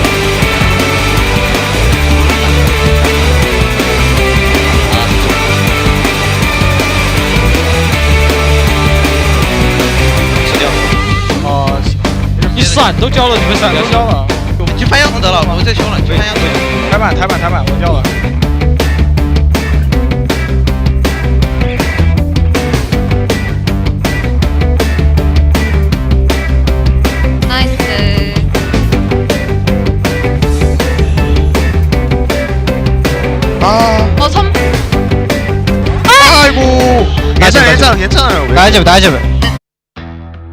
Alright, so there we see our highlights from this match of ACT versus ZZZ, which ACT is getting the victory here, 2-0. Crow, any predictions for our MVP here? Probably it's going to be Dungeon once again from the side of the Hunter. I think both Survivor's team has performed really well. However, there really isn't that one outstanding player too. They've all done their basic containments, they've all done their basic supports. But I would say probably it's still going to be the Hunter at the end of the day. It's still, you know, pretty standard as well, since look, it is Hunter meta. All Survivors has performed well, yes, but you can't give best seduction to every Survivor in the team. So if we had to choose one, it probably will be their Hunter. Yeah, absolutely. So with 2-4 eliminations in a row, that is to be expected, and we've seen that throughout a lot of this event, is that the Hunters getting the best seductions, getting the most kills, having the best results, just due to this being a Hunter-sided meta. So yeah, definitely would be well deserved with 2-4 eliminations here. We'll have to see in a moment. But with that being said, ACT moving on to second in their grouping, and we do see the MVP. Yep, going to Jojo here with 12,000 average seduction points and 4 average eliminations, getting a 4 kill in both of those rounds. In the first round with the the Hullabaloo in the first round, and then the Ivy here. Oh, Harmony, yeah, sorry, Hullabaloo, you're right. Herbert was who MZ played. Yeah. But with this though, I'd say give you towards Ivy because of the 2 beautiful dodges here, as we saw in the highlights from against the Anti-Korean with those disarms. In an area like that as well, it is pretty hard to dodge, especially when Anti can, you know, double sweep you at the same time without really any cooldown there. So brilliantly done by Ninja as we move directly on towards the interview phase.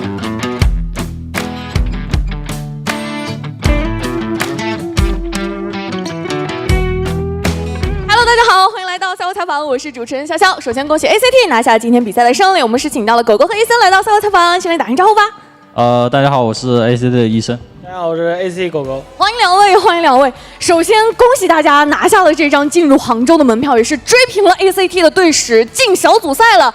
今天这场比赛很顺利，两位对于目前这样的一个成绩有没有什么想要先来发表一下心情的呢？医生，你刚才上来的时候好松弛啊。那还是很开心的嘛。虽然昨天的我们跟在比赛上一样的特别的紧张和那种，对吧？虽然很紧张，但是我们完成了这样的一个目标。那狗狗呢？我看到你们赛前好像蛮开心的，就今天好像不是特别紧张啊。你在后台跟人打作一团。就是感觉把该打的东西打出来就不会输嘛。没错，今天还是能看到大家的一个实力都是100%发挥出来了，特别漂亮的一个2-0。那首先还是想要问一下，毕竟今天这场比赛虽然很顺利，但也是有悬念在的，我们是不能输的，输了的话就要把同组的其他队伍送到小组赛去了。所以大家在这场比赛之前会有一个什么样的心态去面对到对阵 ZZZ 的这场对局当中呢？伊森。怎么说呢？我们是最后一场打 ZZZ， 所以前面也可以看到他很多的那种体系之类的角色之类的，所以就比较容易去针对他打。虽然今天选了个隐士，没有想到嘛，但是还是不出所料的，慢慢的给他稳中求进的拿下了。对，基本上还是摸索到了对面的一些打法和风格。那接下来想要问一下狗狗，因为刚才也说嘛，我们今天不管怎么说，尘埃落定，拿下了这张进入到杭州的门票，这是狗狗第一次打小组赛了。这个整个赛段有没有什么特别印象深刻的这样的一个对局呢？在这里印象深刻的对局就是跟 MRC 打的时候，因为打那天的话，我们整体无论人类还是屠夫状态都是比较好的然后打的也就把自己该打的东西打出来了。打得酣畅淋漓，很爽。那今天拿下了比赛的胜利，首先也是问一下对局当中的问题啊，因为第一局的时候，伊森就牵制的非常棒。刚才你也说这个隐士好像确实有一点意料之外，但是在掏出来的一瞬间，大家会说哦，隐士还是其实隐士把控他，会有这样的想法吗？大概会是什么样子的心情？还是很平坦的吧。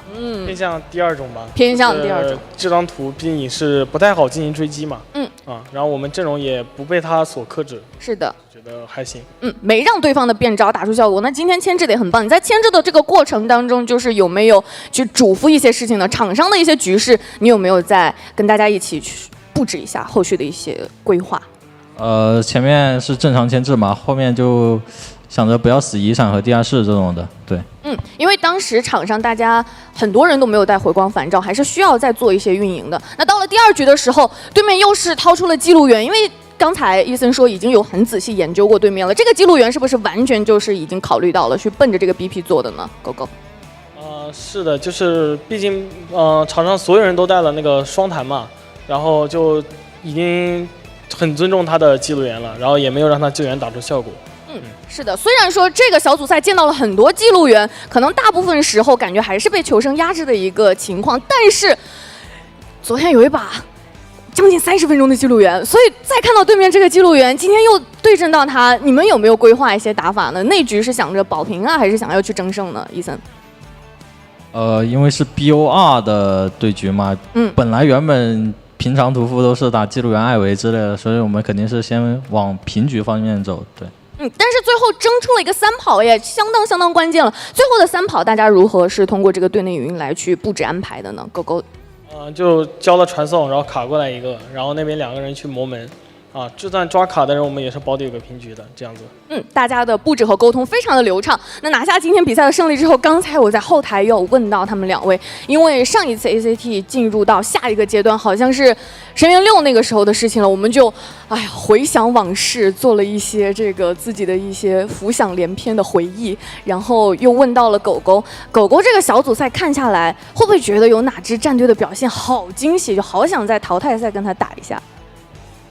想在淘汰赛跟他打，我比较想打的可能是我们组的COAⅧ吧，就是毕竟第一场打他们的时候，感觉，不论是我个人发挥是比较差的，所以说想再打一次，证明一下不是打不过。想要去复仇一下，因为第一场感觉大家毕竟是还在一个磨合的阶段嘛，现在大家的一个状态整体上来看是有很大的提升呢。伊森呢？森森呢？我的话 ITJY 吧，因为里面有个狐狸。对，有老队友，因为他今天也顺利晋级了嘛，要不要喊2个话给他？我们每次抽签往往都会有这样的一种玄学的这个感觉在，你说不定这样一说还真就抽到，万一真的抽到了，你会跟他说什么？你快乐吗？把你的前锋掏出来。前锋不要太猛了。前锋不要太猛了，还是有一点保守的。那也是期待2位在淘汰赛的表现。感谢2位来到赛后采访，再次恭喜 ACT 拿下今天比赛的胜利。接下来即将进行的是我们今天的最后一场比赛，让我们稍事休息，马上回来。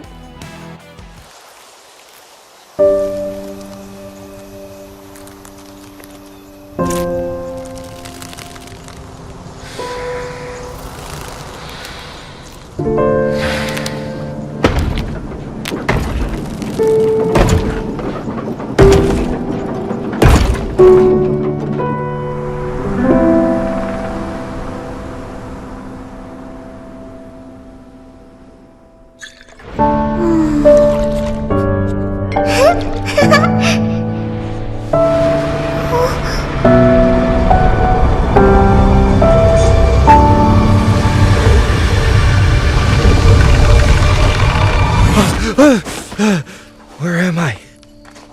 He's awake! He looks so complete.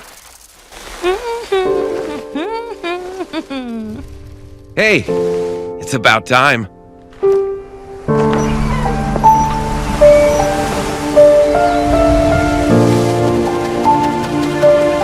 Anyway, welcome to the game. I've been wandering this wasteland with the team for a while. Most are out scouting while I document the mutated entities. It is relatively easy work. Seeing her fills me with both joy and fear. I must find a new path for her, because I know this wasteland is no paradise.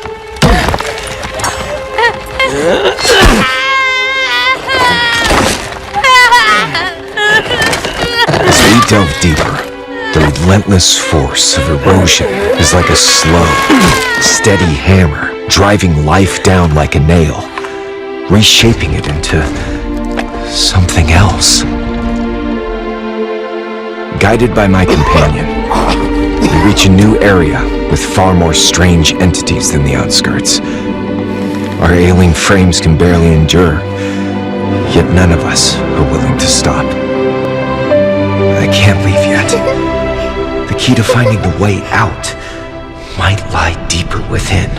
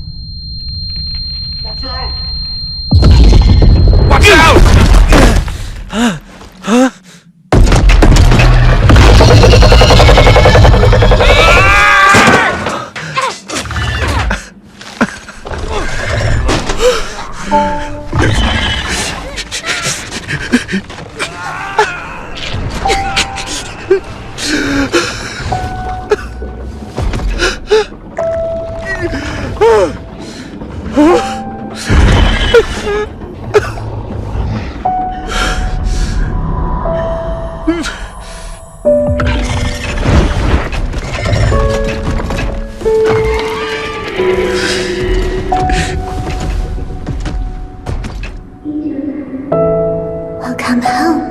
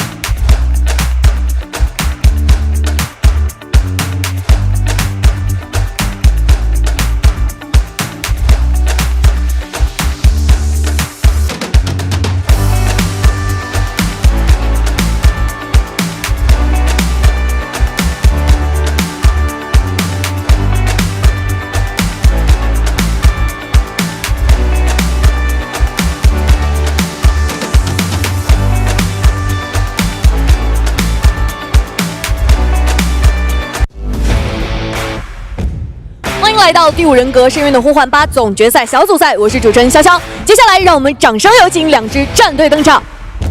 首先有请成都基技战队。宠爱哥哥能加你个微信吗？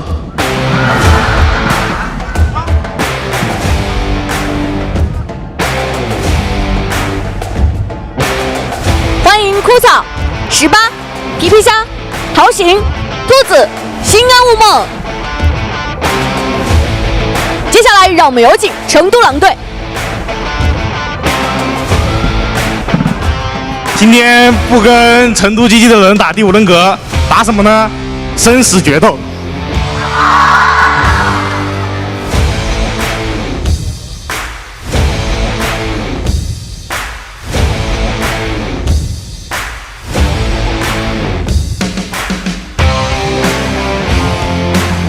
欢迎487、小果冻、小明、小蝶、夜雨、宠爱。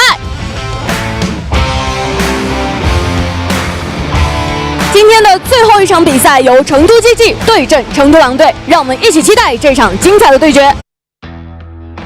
Okay, everybody, welcome back to our last match of the day, and it's GG versus Wolves, the match that everybody has been looking forward to, and they're fighting for a first place spot in their respective group.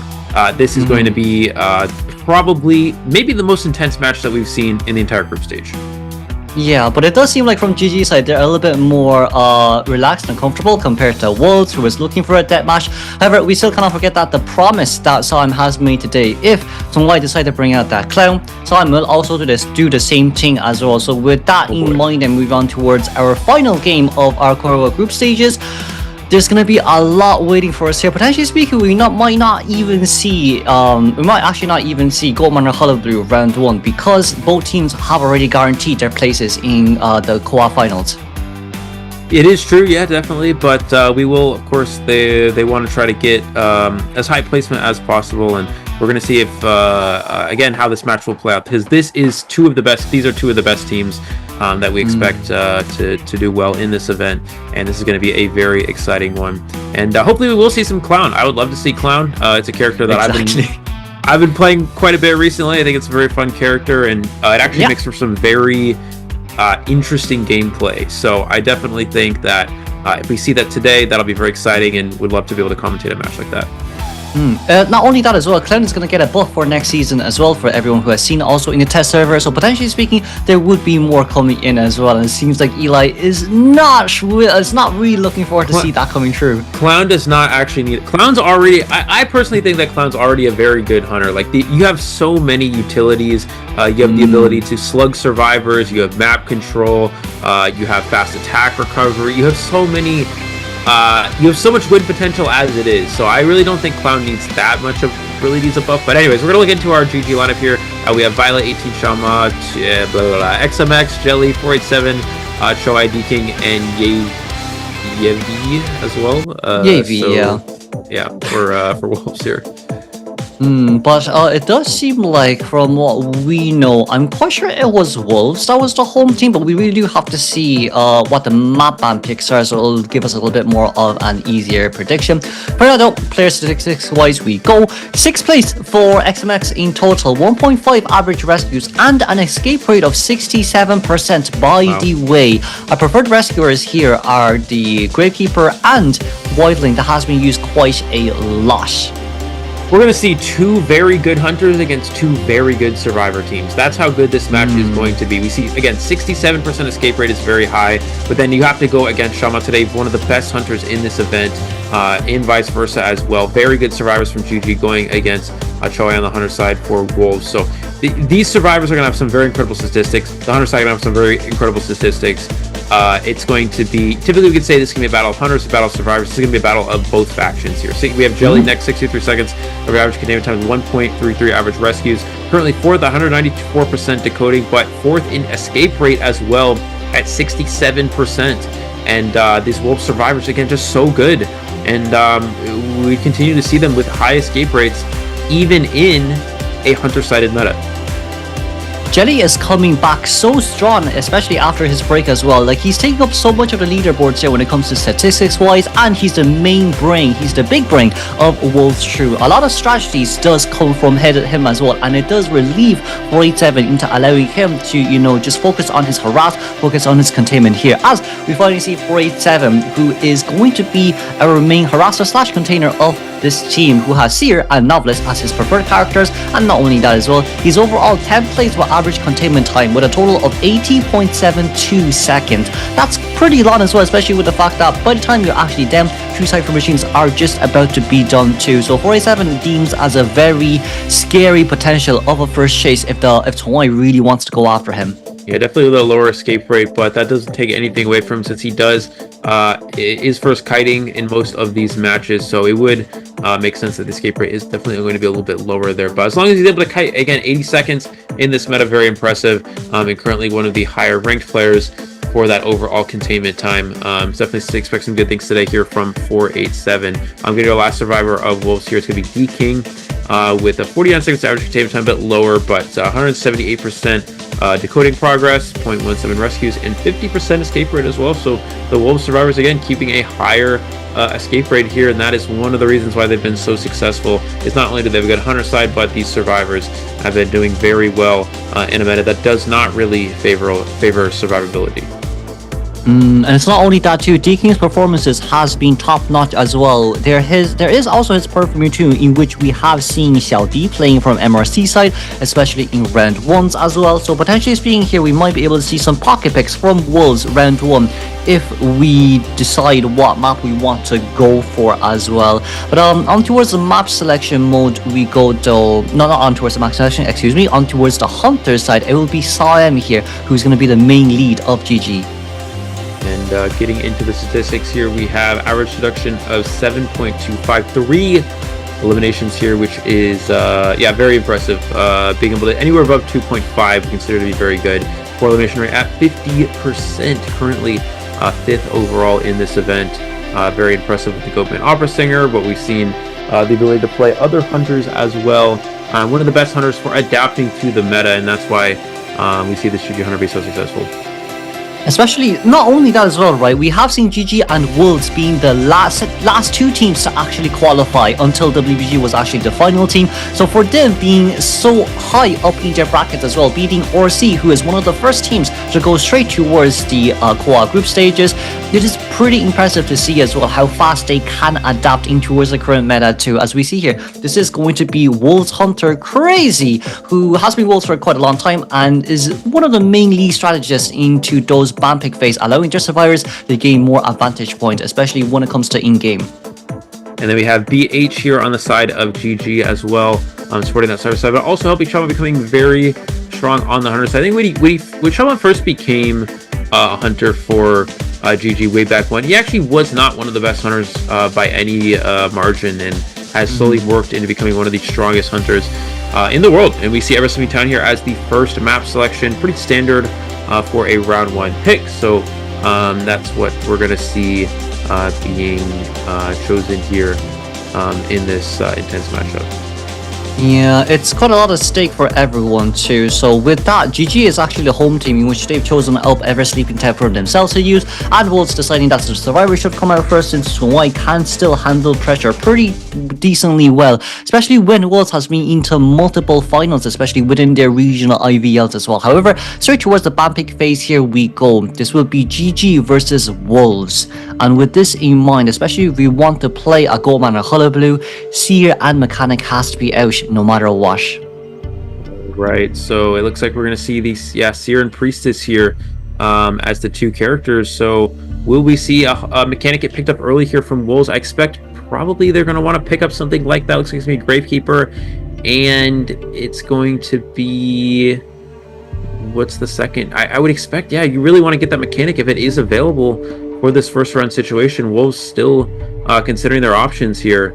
But it's actually Puppeteer. They're prioritizing this character instead. This allows Shaman to actually ban the Mechanic in this spot if he wants to do so, or even that Embalmer. Depends on which character he's more worried about, but I would expect the Mechanic to go immediately here, and that's going to be the case. Yeah, so then in that case scenario here, we probably want a little bit of a faster decoder or a secondary rescuer or container. Preferably speaking, Fire Investigator here wouldn't be bad alongside with Acrobat, but it seems like we're going to go with Aeroplanus here, who has an innate 2% extra decoding boost when he's on the Cypher machines as well. And not only that, anti-current there will be the final ban of COAM, as now we are currently waiting for the last pick here from XMX. Still has Embalmer available, but actually going to be Novelist as the last pick, so they are preparing for that Goatman here.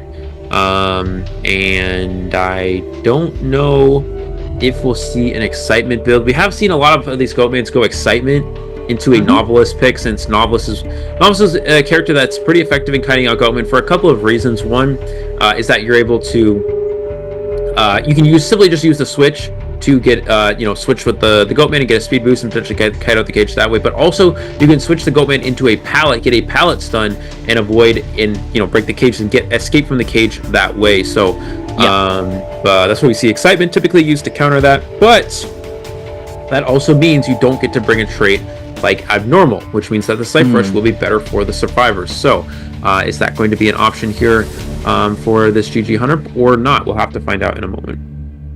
But even wish, I don't think Goldman being chosen out here would be a great idea for Solom as well, though, because everyone is pretty tanky with being able to take so much hits, especially with the fact that you do have an aeroplanist as well who deals 20% extra stun time when there's a survivor nearby. However, for Solom here, it seems like we're going to go with a different route as we want to get that Goldman out. There's a potential that we'll chase after aeroplanist first because of his slow pallet dropping when there's no survivors nearby, and with that cage debuff too from all interaction probably would allow Solom to gain the upper hand here when it comes to pallet mind game. Alright, so getting into our first match here again, Wolves versus GG, one of the most intense matches we're going to see so far in this tournament. This is the last match of the last day of group stage. This match will be determining. Every other group has now secured which teams will be in playoffs. These teams are both already secured, but they will be fighting for a first seed. The winner of this match will be the first seed in their group here. So getting into our spawns, it looks like we're going to see Puppeteer in middle, 2-story Grave up near Corner House, Novelist in middle, and the Airplanist over near the Fake Gate area with the Goatman's actually going to spawn over at S Pallet. So this means that he does have chase into that Airplanist if he chooses to do so. We do know that Airplanist, though, a pretty effective kiter against the Goatman. You can kite out the cages quite effectively using those jetpacks. You also have the hover and flywheel to work with as well. Most likely we'll see that getting utilized. And here you go. The two coaches will shake hands. We're going to get into our first round. It's quite hard here because Goldman is at quite a nice decent spawn as we saw earlier as well, so like it's pretty easy chases on the side of him. We're gonna move on though towards the persona trace as this will be throwing attention alongside with abnormal here. He said no excitement on the side of our Goldman. It's gonna be a double tie turner with double ninja reflex, no borrow time on the aeroplanist, neither the novelist. So this will be the final matchup of COAⅧ Group Stages Day 10 between Wolves and GG. This will be game 1 first half, and the live commentaries will be brought to you by Kuroshiro and Elio.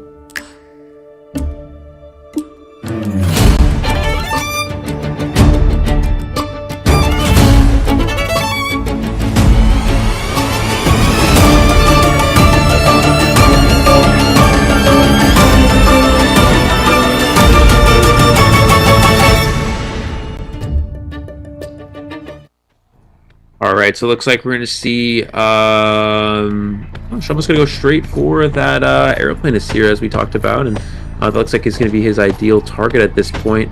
Jelly trying to break as much line of sight as possible, trying to delay that first cage, trying to get to that corner house, but just running to the hunter a little bit there. We're going to see that first cage. There's the switch. Will he use the jetpack early on here? We're going to see the first jetpack getting utilized. Finally able to avoid the hit, I think. Oh, does manage to kite the cage just as it expires there. So good first cage kite here from Jelly. Kite continues here. There's a swing. Try to go for that chip hit. Does get the chip hit, but I think that's perfectly fine for the Airplane as long as he can force out at least 2 more cages here. And is going to go straight up the stairs here, trying to position himself in a good area to kite out this this cage. He's going to go through here again, come up falling behind, dropping down, going to go back through again. Will we see the jetpack? Finally seeing the jetpack getting utilized, and kites out the cage yet again here. Has to use the flying jetpack, but still gets the hit in that first chip. Actually does end up mattering here.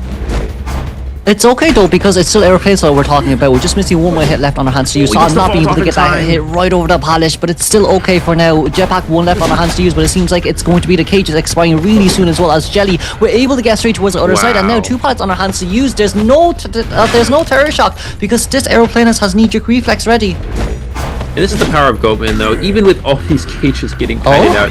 Oh, he's actually going to go into basement. Now, there is a Gravekeeper, which means they can rescue that, but it does mean that Shyama does get the basement share here. And it's still a very good first kite. It does mean that, okay, what I was going to say is Goatman is so good because even when you kite all those cages, you still have another cage to work with. That's how fast the resentment comes back. Even if you miss your cage, the resentment another cage is usually almost always going to be available after that. We're going to see the Gravekeeper come in for this rescue, but already a good early start here for Wolves.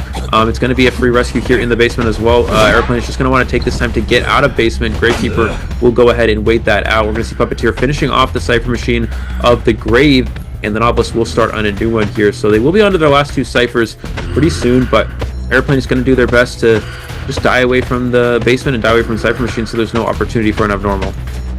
But it's still very smart play here from Aeroplanist as well by running in towards the basement, in which the first abnormal did not have any chance into coming out. So with that right now, XMX still currently at full health. We're currently starting the 4th and the 5th Cypher machine here. Puppeteer having that wanted order.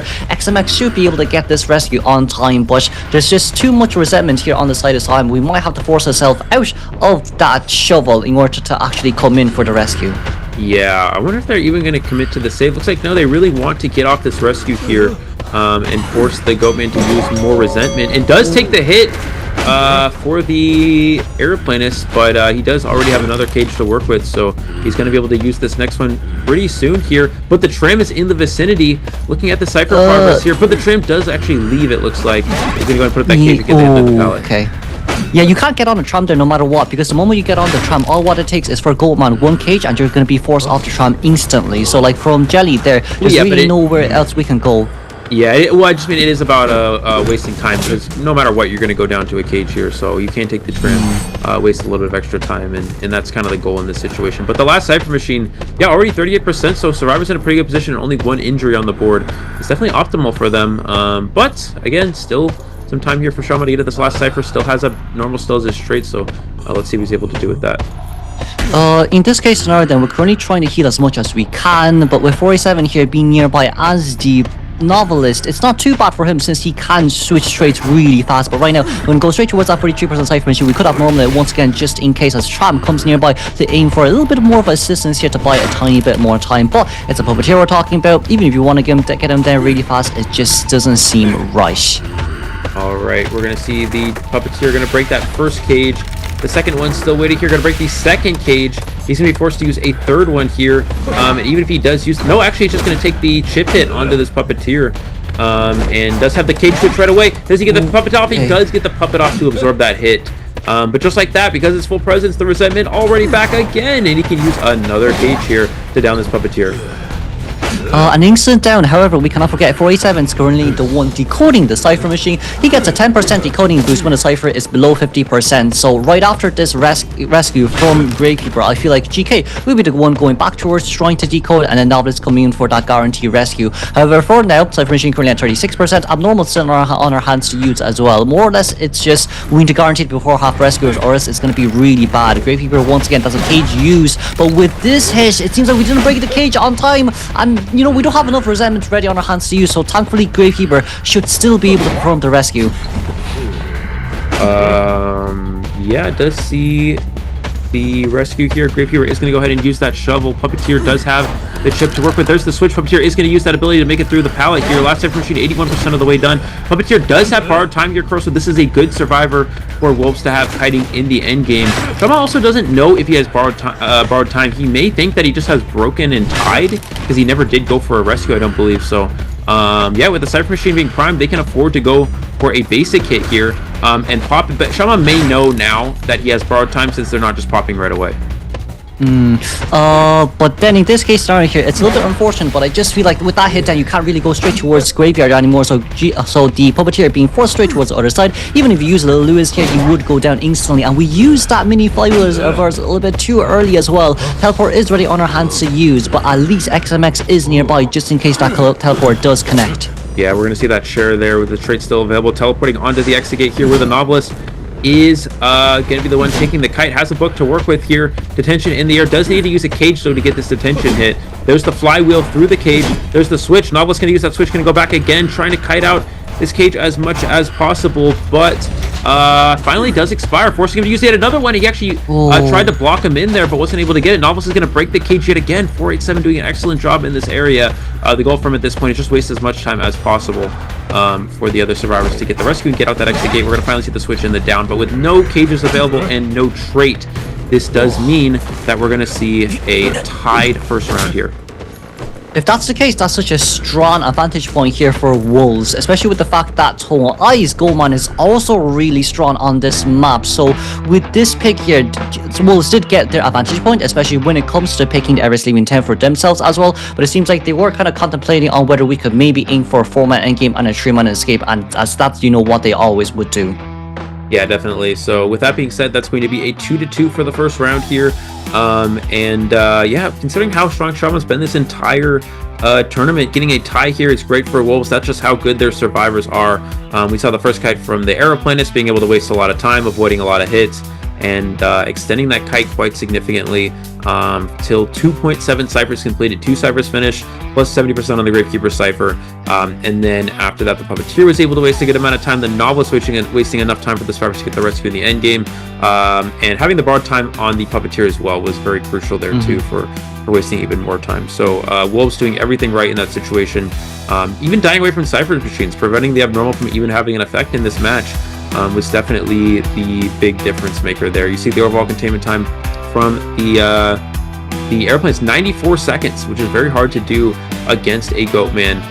You see the rest of the time being wasted by the Puppeteer, very crucial there. And that's going to be a 2-2 against Goatman, and round 1 is essentially a win on the survivor side. So Wolves already with the advantage here. Yeah, not only that as well, it just seems like from Wolves survivors here, it's a brilliant performance, especially from the round 1. However, for round 2, it'll be their Hunter now who can come out with that guaranteed maybe 3-man 4-man elimination, in which it is definitely possible too. But from the side of GG, it just seems like with Sam's performances here early game, it wasn't bad, but it's just Wolves who keeps clutching and getting that distance creating, and you're able to time that cage correctly as well to be able to create distance. And once the cage dissipates, it just doesn't seem like Goma was able to go straight towards the other side to catch up on time. So that's a lot of time bought and very nice time management from the side of Wolves survivors too. Absolutely. So already a very exciting first match here. We saw, that's how you can deal with a Goatman. When survivors play well, when they play very effectively.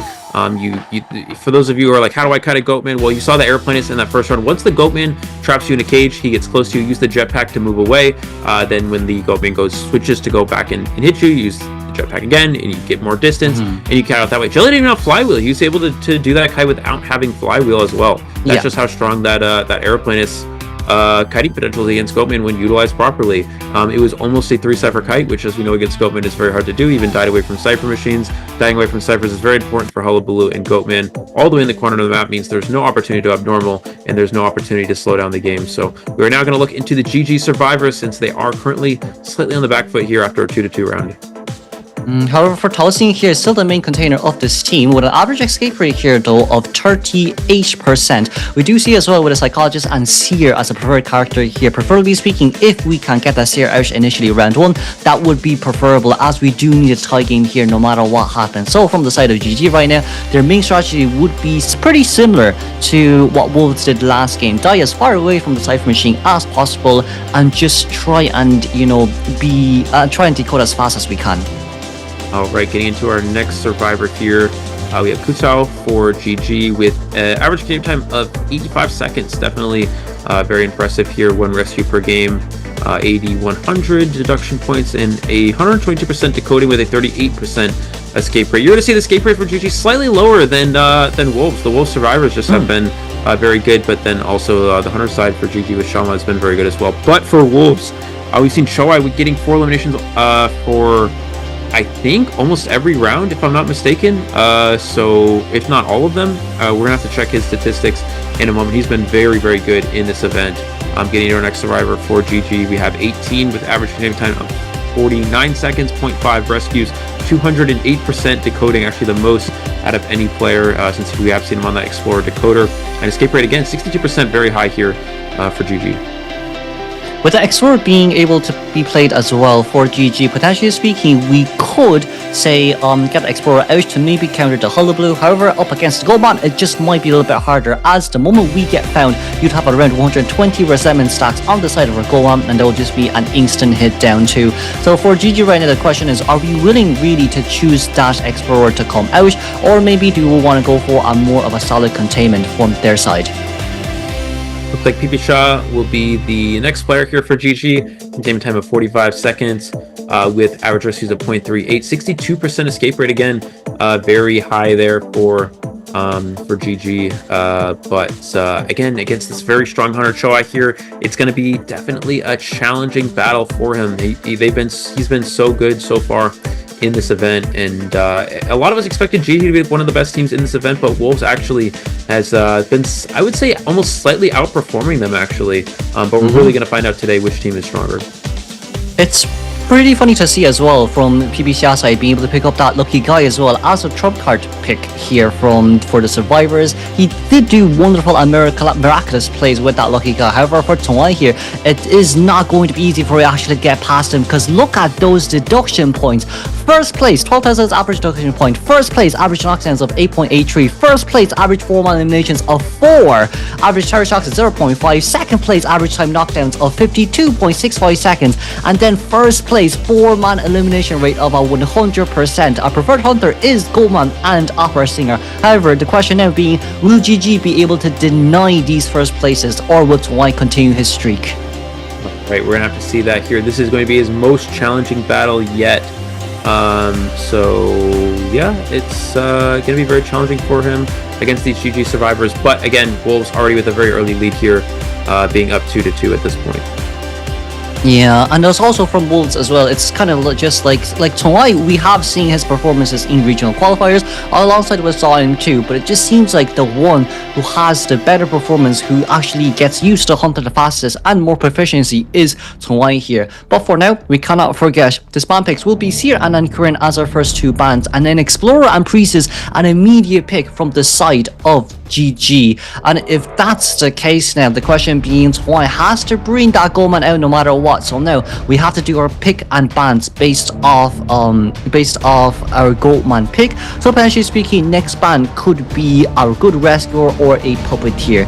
We really have to see what COAⅧ decides to choose here, and it seems like it's going to be Gravekeeper here instead, who was a very solid pick here for last game. But if that's the case, GG still has Mercenary, GG still can pick Cordy as a second rescuer or even first officer here. That is not a viable bad pick, as we can get that 7% decoding buff from the initial pocket watches, as long as we don't get that first chase as well. So with this in mind then, it's a very fast decoding comp. If COAⅧ wants to bring up normal, it just might not be possible, especially with housing here on that Explorer. It's just way too hard for us to get any more. And last but not least, for our last pick here, doesn't seem like GG is going to be willing to choose that mechanic, so there's no need for Wolves to ban that out too. Maybe a puppeteer ban wouldn't be bad, and it will connect as well. Now that we can potentially speaking get a novelist, we can potentially speaking get a psychologist, a psycho pick for Taoxing, probably 18 on that Explorer, and then PBCR on the Priestess too, having Kuta on that first officer. For our survivors personas as well, preferably speaking, right, 2 Titans or even 3 would be the best. But Explorer, no matter what, has to bring Flywheel. Everyone has to bring Flywheel in order to contain inside that cage. Alright, let's see what the character selection is going to be here from COAⅧ. Very good decoding team comp here. Priestess, again, not a character we see as much in the first round, but on AbyssⅧ Town it can be quite good, especially against the Goatman, being able to portal out of those cages. So able to get a pretty good team comp, especially having that decoder as well. They did have Mechanic as an option, but chose to use the Explorer instead here. Now the character selection for COAⅧ, will it be that Goatman or the Hope? Probably going to be the Goatman, as that seems to be his optimal first round character. Yeah, but with our consultations right now, it seems like we might want to go for something different. Potentially speaking, even a Joker would not do bad as well, especially with, you know, the first officer and Explorer. However, seems like we're going to go dire hard here with that Goldman, as now the question being, are we really willing to go after the Explorer first, or maybe we can try go for a psychologist here who can tank 3 hits and maybe get that abnormal hit down? Because, you know, there's no stunners in this team. It's all just about solo containments. Priestess might do some help, especially when it comes to rescues in this map, but when it comes to containment, you can't use your portals to get out of those cages. And here we go, we're going to get into our match here. Again, we need to see a 2 survivor escape here for the GG survivors. Let's look at our spawns at this point. It's going to be the Goatman spawning over at the Geisha. Yeah, no, he's going to actually spawn near S-Pal. Pretty similar spawn to what we saw in the last round with the Officer over at the corner. Priestess middle 2-story. Explorer actually middle here. And the Psychologist over at Fake Gate. Will we see the Goatman go straight for that Explorer, or is he going to give it to the Psychologist, as that is the closest chase target? But it's still pretty hard here as well, considering that, you know, the Explorer is in the middle. There's still a chance we might try and aim for Explorer, who's currently at middle, since he has to rotate out anyways. If he decides to run, that'll be great, because then the footprints will be found instantly for our Goldman, which would lead up towards a bad early game here for GG survivors. So for realistically, right, for Explorer, we have to hide no matter what, and let's just see whether or not I can find him. It's going to be Trauma Detection alongside with Abnormal here for our Hunter. We're going to be able to see a double knee-jerk reflex with Flywheel on Explorer, knee-jerk reflex on the Psychologist, Priestess having that Tie Turner, and First Officer having the Tie Turner too. 3 borrow time here except for Explorer. This will be second half of Game 1 between GG versus Wolves. The professional commentaries will be brought to you by Elio and Crucial.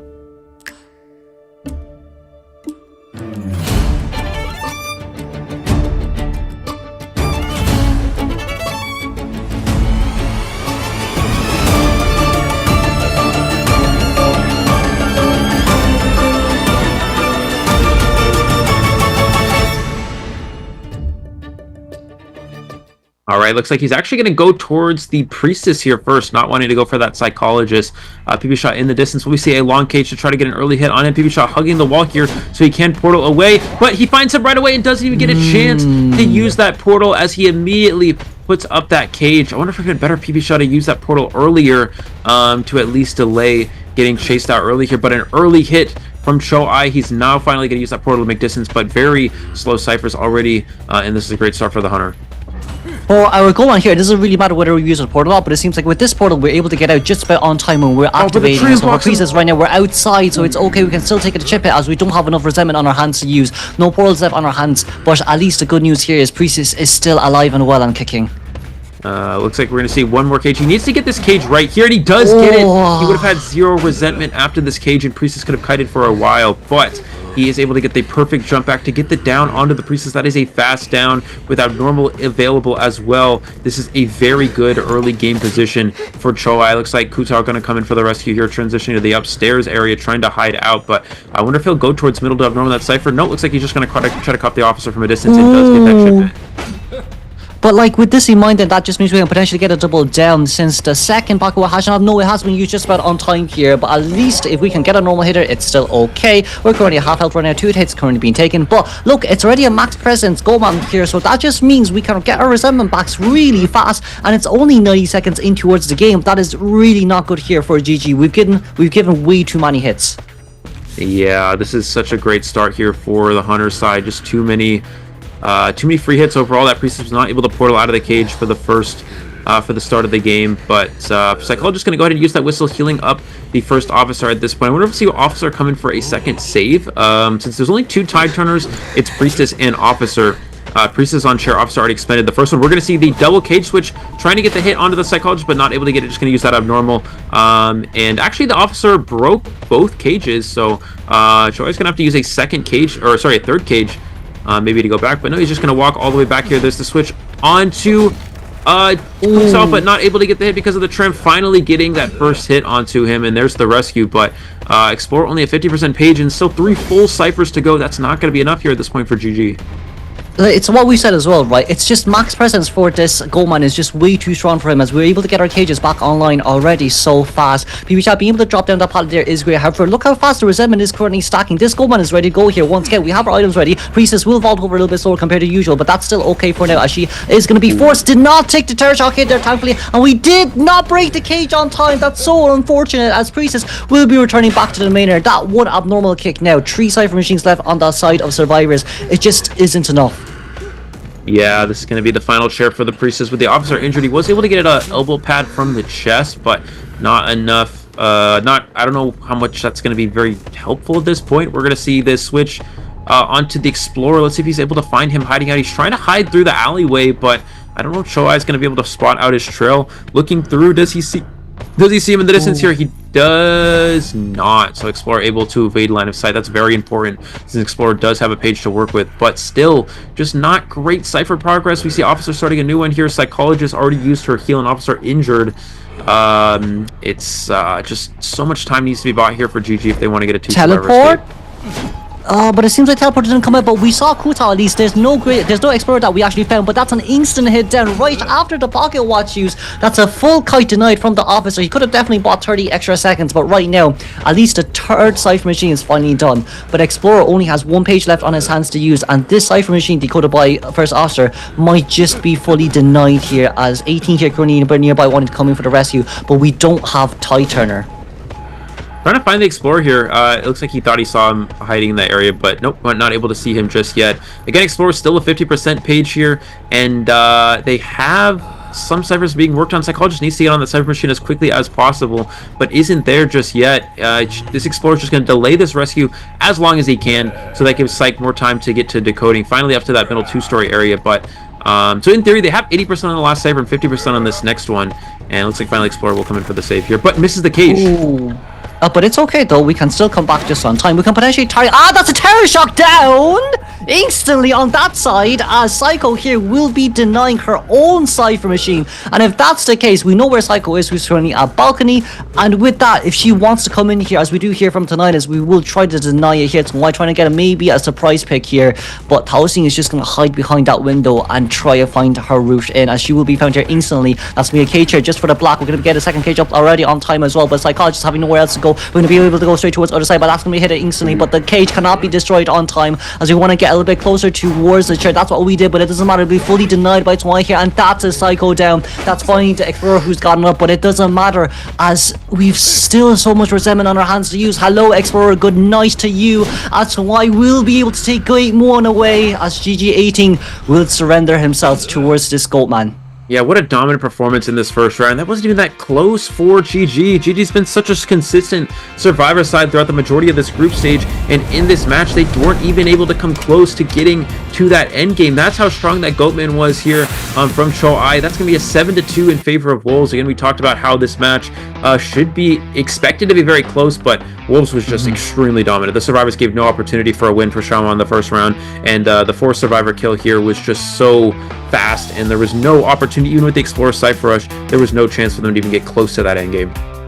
Yeah, especially with the fact that Priestess wasn't able to get the portal out on time early game, simply means that we given a free hit for a Goldman and for us to catch up instantly as well. If it wasn't for that, I feel like Priestess with 2 portals definitely would have been able to contain for a very long time. But right after the first cage, we didn't even have resentment to use the second cage anyway, so our Goldman there didn't really care whether Priestess used those portals or not, in which everything in this game worked heavily in favor of our Goldman. Yep, definitely. So with that being said, Wolves taking a very early lead here, and GG has to make a comeback in these following rounds. And with COAⅧ yet to give a single survivor escape in every single round that he's played. That's just how good this Wolves team is here. Looking into their overall points that they've gotten so far going into today, they have an average points of 7.17, which means that essentially their hunters 4 killing every single round, and their survivors are tying or winning pretty much every single time. So their net wins is also 6. So they've 2-0'd every single round. They're scoring over 7 points on average, and they continue to do that in this round. They got 7 in this round right here. They're getting in 1-0 victory already, and with the way they've been playing, it looks like they might even 2-0 GG, which is GG going into this event was expected to be one of the best teams. Yeah, not only that as well, Priestess early game containment was only 64 seconds right after the rescue as well from First Officer. She just got down way too fast, especially as a meta character too, who has already pulled so much distance up against a Goat as well. Like, she was able to rebound kite a little bit with the second portal after First Officer rescues for the second kite, but it just isn't enough, especially with the fact that we've given way too many hits. It's 3 hits to get Priestess down, and then it was a 4 hit on the First Officer, giving us max presence. Yeah, definitely. That first hit to the Priestess was so fast. It was just, he was able to put up the cage from a distance. There's no way for him to portal away, and that's going to wrap up this first round. We're going to look at our highlights here to recap this first match.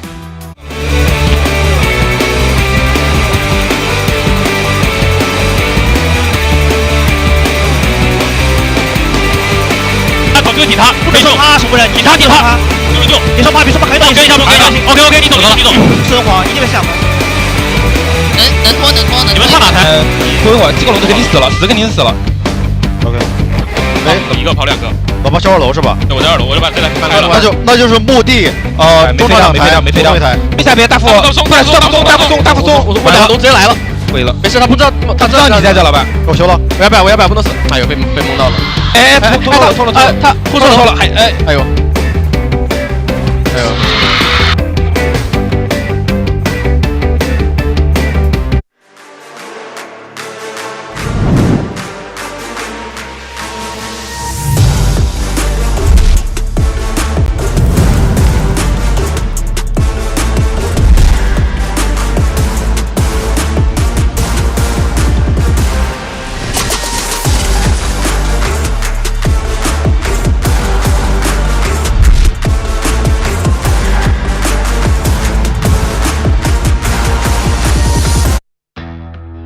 Okay, guys, welcome back to our second round of Wolves versus GG here. We saw in a match we expect to be very close, probably 3 rounds. Wolves with such a convincing first round victory here over GG 7-2, in which Choi was able to get a very fast 4-kill, giving the survivors no chance of GG to do anything, and also Wolves survivors being very consistent, having a very strong first kite and a 2 survivor escape against Shama's Goatman.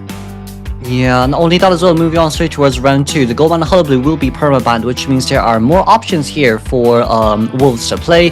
Wolves Hunter Zhongwei has a better Opera Singer and a better Ivy compared to GG Saw M. So in that case scenario here, right, for GG, their survivors has a lot of pressure on their hands, especially when it comes to wanting to win game 2 as well.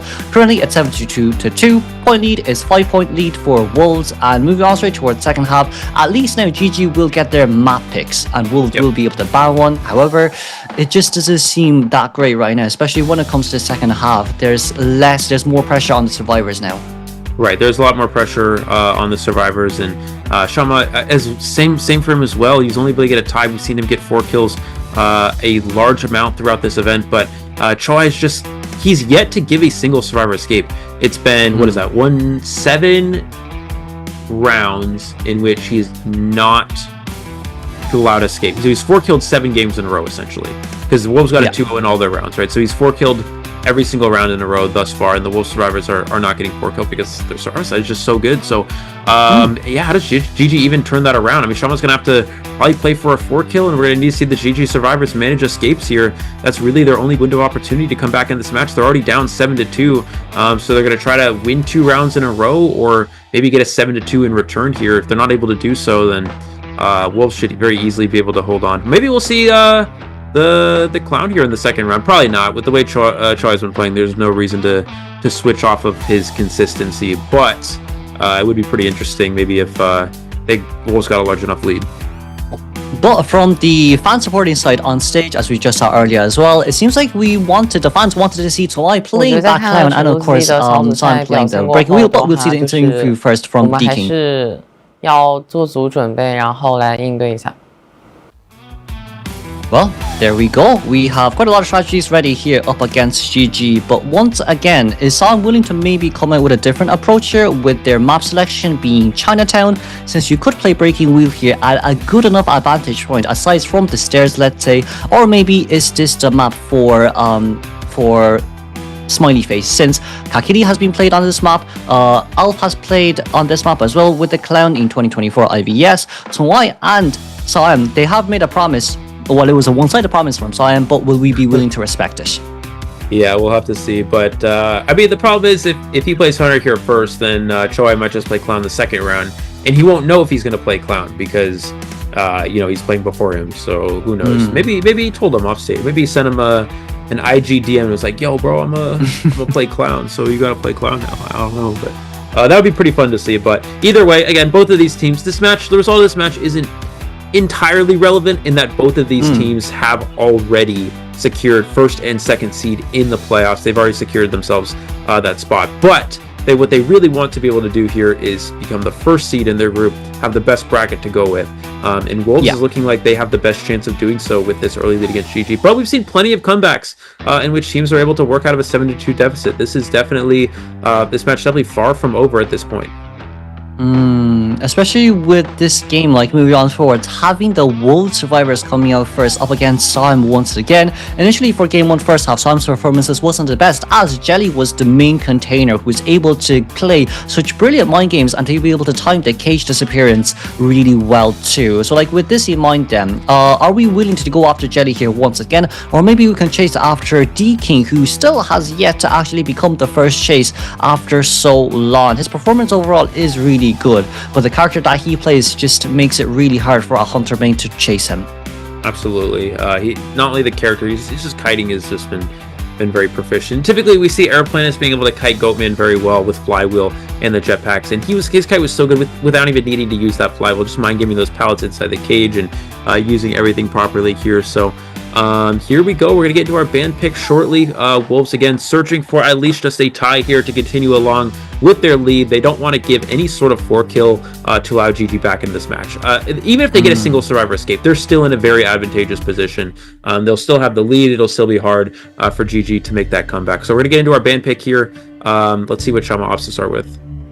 Our promo bands here on the Hunter side will be that Goldman, and for Survivors it'll be Gravekeeper, Puppeteer, and Aeroplanist. For GG Slime here, first 2 bands, it'll have to be Seer alongside with another character that he decides to pick, because based on what he wants, if we want to maybe play Clown, Anti-Current here has to be banned no matter what. But for Slime here, that's a lot of thought that we have to put in our minds, as we said before, Seer and Anti-Current already in towards the first 2 band slots. Hullabaloo will be the permanent ban from the Survivor side.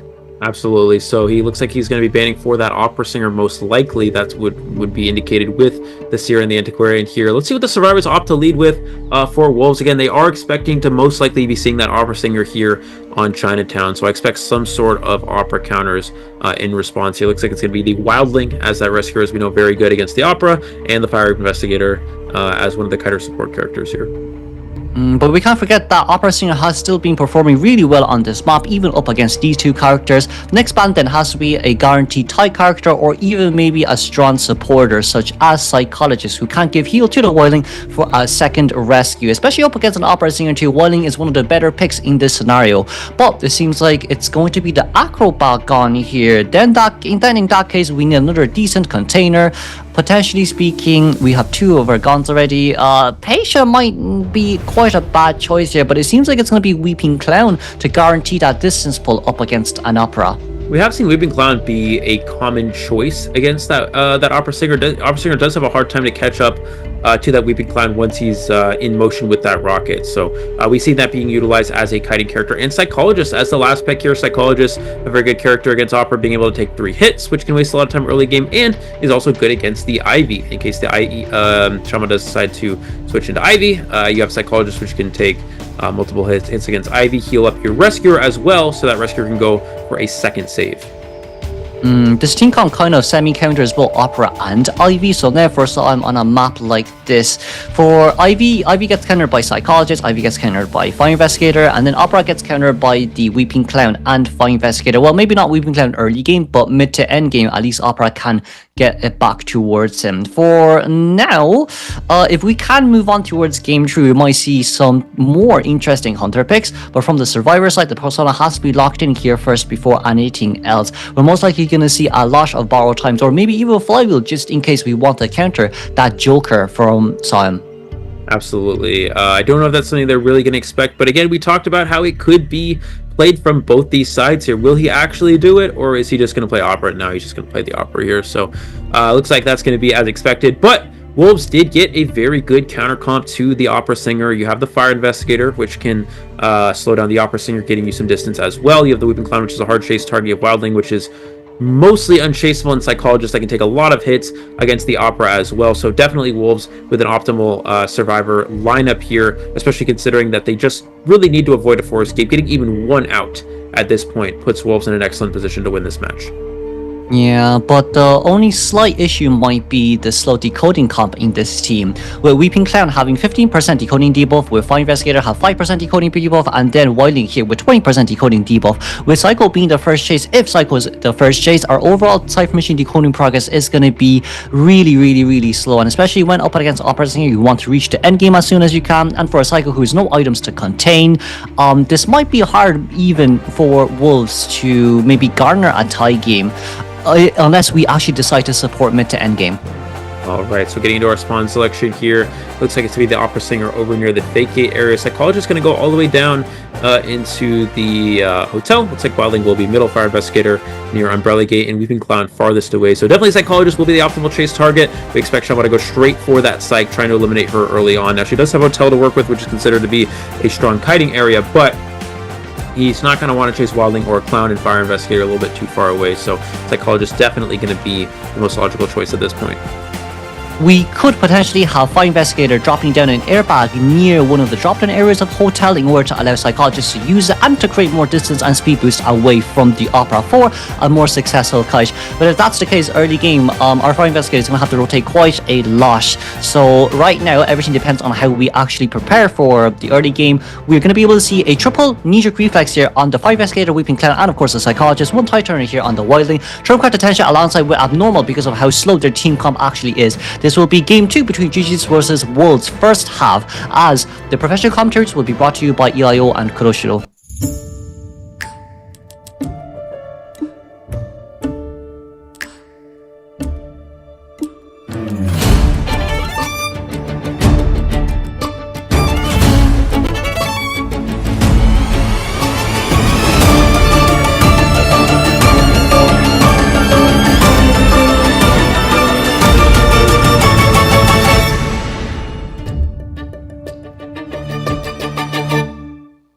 Alright, it looks like Shama immediately going towards the corner house to go ahead, or the corner building hotel here to look for that Psychologist.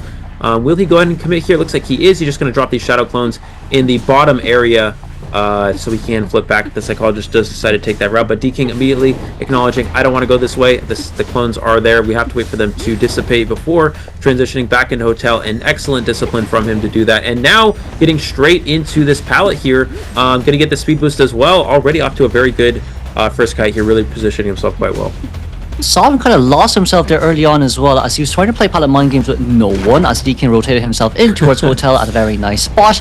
But if that's the case, then we're currently at the back here once again. Saw look, D-King's not the one creating the distance. Saw is the one creating distance up against his survivor here, so we're a little bit confused as the Shadow Dance back finally comes back and seeing where the blood trails is. But even so, it's already 60 seconds in and the first hit hasn't even registered yet. Yeah, this is so good for Wolves. Just the raw kiting from this team is quite impressive. We will finally see the first hit most likely onto the Psychologist here, but it's so late into the game. But he is running back into the clones here, so Shama could switch back, but they are going to disappear here. He's going to go back over to this area. Will he take the vault? He is going to take the vault, and Shama missing a dash as well, slowing down the kite even more here. D-King going to get to this next pallet. This kite continues along on track to maybe 3 Cypher kite this Opera Singer, and that Abnormal may not even have any effect at this point with how long this kite has been going.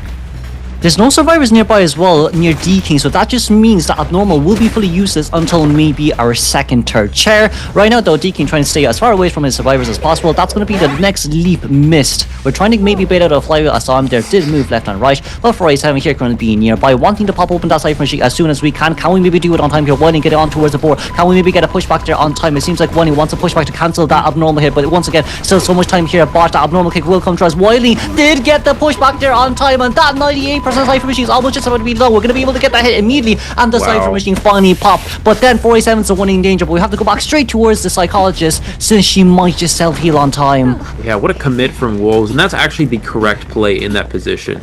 A lot of people, you guys are probably wondering, like, oh, is it worth it to get hit? Absolutely worth it to get hit in that position. Not only does it waste a lot of time for the Psychologist to sit on the ground and the other survivor, that being the Weeping Clown, to continue decoding, it also means that they're able to get the pop-up and no Abnormal come into effect at all. They're already under the last 2 Cypher machines, and the Psychologist even has borrowed time. There's an opportunity for a 4 survivor endgame here, which could even result in a 3 escape. But it seems like Wildling, okay, that's at least a rescue here. No Terror Shock, thankfully, with the tie turner here being able to pull so much distance out and buying so much time for the survivors to decode. With Fire Investigator as well being near the Opera Singer simply means that his decoding debuff has been fully nullified there, with so much time being bought for himself too. So right now, no decoding debuff on the side of Fire Investigator. It seems like Wildling is also reaching towards the other side, maybe wanting to decode the Weeping Clown Cypher, as Weeping Clown should be on his way to rescue here. 2 Cypher machines take only 58 and 38%. Accelerated decoding will start in around 5 seconds, and with this in mind, as long as we body block and use rocket dashes to pull out, that's really all what matters. Alright, we're going to see the last Cypher machine over here being worked on by Shama. Could go Abnormal this, and he does acknowledge, I have to get an Abnormal off. If I don't do that, this is going to be a lose for me, so I have to get this off. Weeping Clown, tried to go for the support to push the Psychologist, but I think there was some miscommunication there, and they were not able to get that off. Now D-King kind of trapped at a weak pallet here. Does take the vault, does get the speed boost, but he is going to finally get knocked out, I think. right at this area, and yeah, there's the down. If only he was able to get that push off there, maybe could have been enough time with some body blocks to keep that survivor long enough for the Cypher Prime, but they do fall a little bit short. And now, if anything, this position is not as good for Wolves anymore. They don't have the Cypher Machine ready, and all 3 survivors are injured, so they don't exactly have the best position right here moving forward. Yeah, not only that as well, only 45 seconds left until we have our ability ready, so this simply means that we can change to teleport instantly right after we get the next survivor down. But it depends on Psalm now on how fast we can get a survivor down. We don't see really hear anyone just yet as we shadow dance back here, worrying about that last Cypher Machine at 44%. With Jelly and XMX currently healing, this should be able to take the survivor's momentum back to normal. A little bit unfortunate for Siam, though we didn't really predict correctly where the survivors actually was. And it looks like we're going to see hiding in this pallet area is 487. Does he see him? He has no airbag source, but he does get the pallet stun, so he does find him. But 487 gets to waste some time with that stun there. And we're going to see him just going to take down this pallet, transitioning after him. Does not have any airbags to work with. He has to mind game this pallet well, but no, he walks right through the pallet. It does give enough time for the Wolf survivors to heal up, but the problem is that also gives time for Shama to get his trait back and to put Fire Investigator on the rocket share. This is such a great rocket chair placement as well, since Sam can just immediately go towards the Cypher Machine at corner house, and Abnormal here once again as our Abnormal ability is ready on our hands to use. Jelly here as the Weeping Clown seems like we're gonna not go for the Abnormal kick just yet. We're gonna Shadow Dance back here first as XMX, really nice positioning here. We did not give the Opera Singer any opportunity to force an instant rescue. I think we're going to see the... Yeah, Wildling is going to save this. Weeping Clown, continue to code that Cypher at 50%. There's the rescue. Will we see Shama go to that Cypher to Abnormal or teleport? Looks like no, he's really just trying to down the survivor. Does get the hit through the pallet onto the Fire Investigator here. And it looks like he's going to go straight for that Cypher Machine. He'll probably go there Abnormal, then go back and go for the chair. I would imagine is going to be his play of choice, knocking it down to 29%. But yeah, right back to the survivor here. Onto the rocket share. Wolves had such a good spot here, Crow. I really thought they could have potentially gotten that end game. I think that missed rocket from the Weeping Clown was the difference maker in this match for sure. Yeah, it's very unfortunate for Wolves as well, because if we actually got that rocket out, we'd be able to pull so much distance and allow the Cypher Machine there at corner house to be decoded on time. But for now though, Jelly might become the next chase as he's the only one at full health. Meanwhile, Whiting decoding Cypher Machine there near Hotel. But if this is the case, we might not even be able to see a 2-man endgame here. We dropped down pretty early on as well as the hit there registered really fast. And with this, so the Shadow Dance going back, very beautiful rocket here to cancel this hit and the stun. And right now, that's going to be a target hit straight towards the Fire Investigator here once again. But Weeping Clown and Wildling are currently injured, and we also do have teleport ready in 40 seconds. Alright, and we're going to see the Wildling continue. He's going to have to get off of that Cypher Machine at this point.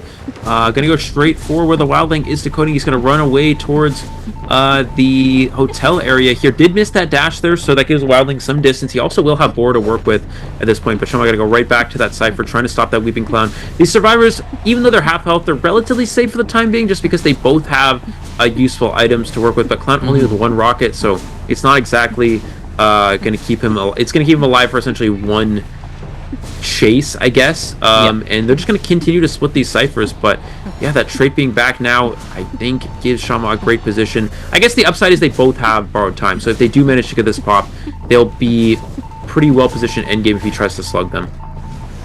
But for now, it seems like Weeping Clown's at a really bad area here. We can't really pull a rocket dash just yet, as we do have our dashes ready on our hands to use. No Shadow Strike here for Sam there, but that slow debuff is able to buy us a little bit, tiny bit more time, but no items left. 1 pallet left to use. Shadow Dance, we can go over straight immediately to play the pallet mind game, but we're just going to wait until Dash Ninja Reflex is over. So with this speed boost gone, no hit over the pallet though, thankfully. The Cypher Machine currently at 80%. How much time can we actually buy here? Or maybe we're going to Shadow Dance back, but it's towards the wrong remnant, as the Cypher Machine might be primed on time. It's 88%. It's just not enough. It's not enough. If he's able to get 1 extra vault off there, it would have been enough to go for that Cypher Prime, but he's going to fall a little bit short there. Now we're not out of this just yet. We're going to see the Wildling with the Boar still available, but he left the Cypher a little bit too late here, I think, Kuro, because now he's just going to get chased in this area. He's going to have to use the Boar, I think, a little bit earlier than he would like. Keep in mind the Boar has less durability as the game progresses here. He needs to avoid getting hit off of the Boar here. If he gets hit off the Boar here, which he does, it's going to be the 4 survivor elimination here, and that means that Shama puts Wolves back to where they started, putting them right back into the match here, tying things up with this 5-0, and we're now tied all up at 12-12 after this first half of this round. Yeah, and only that as well, that 4-man elimination there, especially after such a great game on Wolves' side, it does seem like Wolves might, that one miscommunication did cost quite a lot of their performances. But if this is the case, then moving on towards second half, potentially speaking, GG Survivors could get an upper hand here up against COAⅧ. But once again, we cannot forget, this game, it was brilliant containments, 3 Cypher machines were done on time, but it just seems like Sam was able to leverage that abnormal all the time, even when it reaches towards endgame, where it's value depreciates as the game goes on as well. So with this in mind as well, it's more or less just, okay, we contained really well, but it was just that mid to end game that really cost us the game. Yeah, definitely. They were playing so well again. Not only the first kite from the psychologist was basically a game-winning kite. The fact that you're able to last that long and prevent the survivors from even using it abnormal was so crucial. But then it's just that they weren't that abnormal onto that that corner building cipher with the connected 2 story that slowed down the cipher progress, so they weren't able to have the ciphers ready by the time the psychologist was rescued. And then the Weeping Clown missing that rocket was so crucial, because if we get the rocket off, help the psychologist get away, Weeping Clown would have still been at full health, so Weeping Clown could have actually body blocked. They both had borrowed time, so that would have given them enough time to get the even the cipher ready. Even after the abnormal, I think they would have been fine. But that one missed rocket is the game changer in that match, and you see why these characters like Opera Singer are just so good in this current meta. You make one little misstep, and the Hunter just wins the game, and that's exactly what we saw here. Yeah, but then now moving on to a second half for the GG, they could still go for that tie game. But COAⅧ gets a 4-man elimination here once again. It just seems like it might be the end of GG when we move on towards round 3. So now I guess from the previous performance of GG Survivors, they did get 4-man eliminated by COAⅧ's absolute brilliant performance on that Goatman. But we can't forget, he also has the Opera Singer too, in which he plays really smoothly and swiftly. So for GG Survivors here, it also poses as a huge threat. And he's yet to allow a survivor escape. We were talking about this before. He hasn't allowed a single survivor escape in 7 rounds so far in this event. Even against GG in the first round, a very strong survivor team. They didn't even come close to getting one survivor out the gate. That's just how strong his Hunter has been. So it remains to be seen if they're even able to get a tie for this round. If they can get 2 survivor, or sorry, not a tie for this round. If they're able to keep things tied up, they're able to get a 2 survivor escape here, make this a 7-2 round, then we have a completely even round going into the last round here. But obviously they need to at least get 1 out. They cannot afford to tie this round. If they tie this round, go into round 3 down 5 points at a 5-point deficit, it's just so hard to come back from. It does not seem very likely, and I expect overall that Wolves will be able to win in that case. So the goal here for the survivors, at least get 1 out, but they're really going to be fighting for 2 to tie things up altogether. Yeah, I'd say for COAⅧ himself, it's not too much pressure on him, because you know that tie is all what he really needs if we want to go back to square 0. But preferably speaking, if we can get a 3-man elimination or even a 4-man elimination, that will still be very beneficial here for the side of Wolves. And of course, from GG Survivor side right now, they have already used up their Explorer, they have used up their Priestess, and they have used up their First Officer too. So that's 3 strong characters that GG performs really well with, already gone in towards the drain. And for COAⅧ, that's 1 less ban from his side if he really wants to get rid of Priestess. What was the interview here from 我们的目标肯定是小组第1，因为小组第1能直接晋级8强，然后主要是能少打一天比赛啊，不少打一天比赛不重要，主要是第1名保送8强肯定非常好啊，能多看别人一场，然后还能在第2天打第1场比赛嘛。面对狼队的话，其实狼队也是我们的非常大的一个挑战。为此我们准备了很长时间的狼队，然后可能比 RCA 会更难打，但是我们有信心会全力以赴的。Well, there we go. From COAⅧ's side, honestly, being able to get to top 8, the main advantage point, as he said as well, is you're able to see other teams play first before you play. So you get more data, more analytics, and prepare even better as well. But once again, Wolves is going to be their biggest challenge, yes, for Group B. So if they're able to overcome Wolves here and get that 3-man escape, or even deny his 4-man in general, would be a really big step for them. Definitely. They're still looking to turn this match around and after a very difficult first round. We've seen many teams make this comeback before, 7-2. It's not easy, but it's definitely doable in this situation.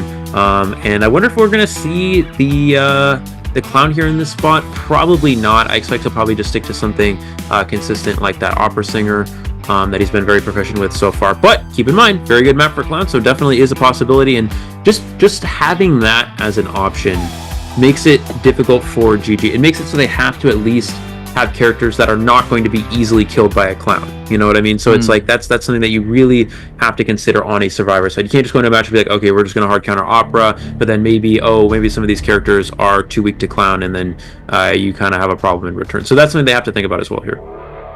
Yeah, it's also with the fact that like with Anti-Korean and Wildling first 2 bans for Tongwai, that's quite an interesting pick here because we don't really see Wildling going in towards the ban slots here for Wold. Potentially speaking, there might be just something different that we want to come up with. Maybe it's denying that denying that rescue as much as possible because we want to play the opera. But it seems like for GG, it's gonna have to be Mercenary straight towards the permaband and COAⅧ as the secondary rescue, since no matter what happens here, we really need to make sure that we don't get stuffed. Yeah, they already are trying to build a comp for that opera singer here with the first officer being off the table. Mercenary is the next best rescue option. And then Coordinator very good against the opera, as we know, just for wasting time, buying distance, rescuing, supporting, whatever that may be. But it looks like Puppeteer is going to be the next band here for Choai. In that Puppeteer is very good. Not only is it good against clowns, it's actually good against opera, or it's good against opera and against clowns. So he's going to get that off the table here. Let's see what the next pick is going to be. If they wanted to go for clown counters, they could go something like Acrobat or Magician, which would be good against opera and clowns. So they kind of have options for both. Luckily, a lot of those it's going to be Prisoner here actually, which again also pretty solid overall. We're kind of missing one other container here, as you said before, right? Acrobat is definitely a very decent pick here, or even if we want Fire Investigator as a nice supporter character up against the Opera Steering is not bad too. But for Tongwai himself, he kind of is just contemplating who we want to get rid of here. It's either Acrobat or Fire Investigator, or potentially speaking, Aeroplanist, who also does serve as a secondary decoder as well, with that 2% decoding boost. But it seems like Acrobat will be gone here from the side of Tongwai.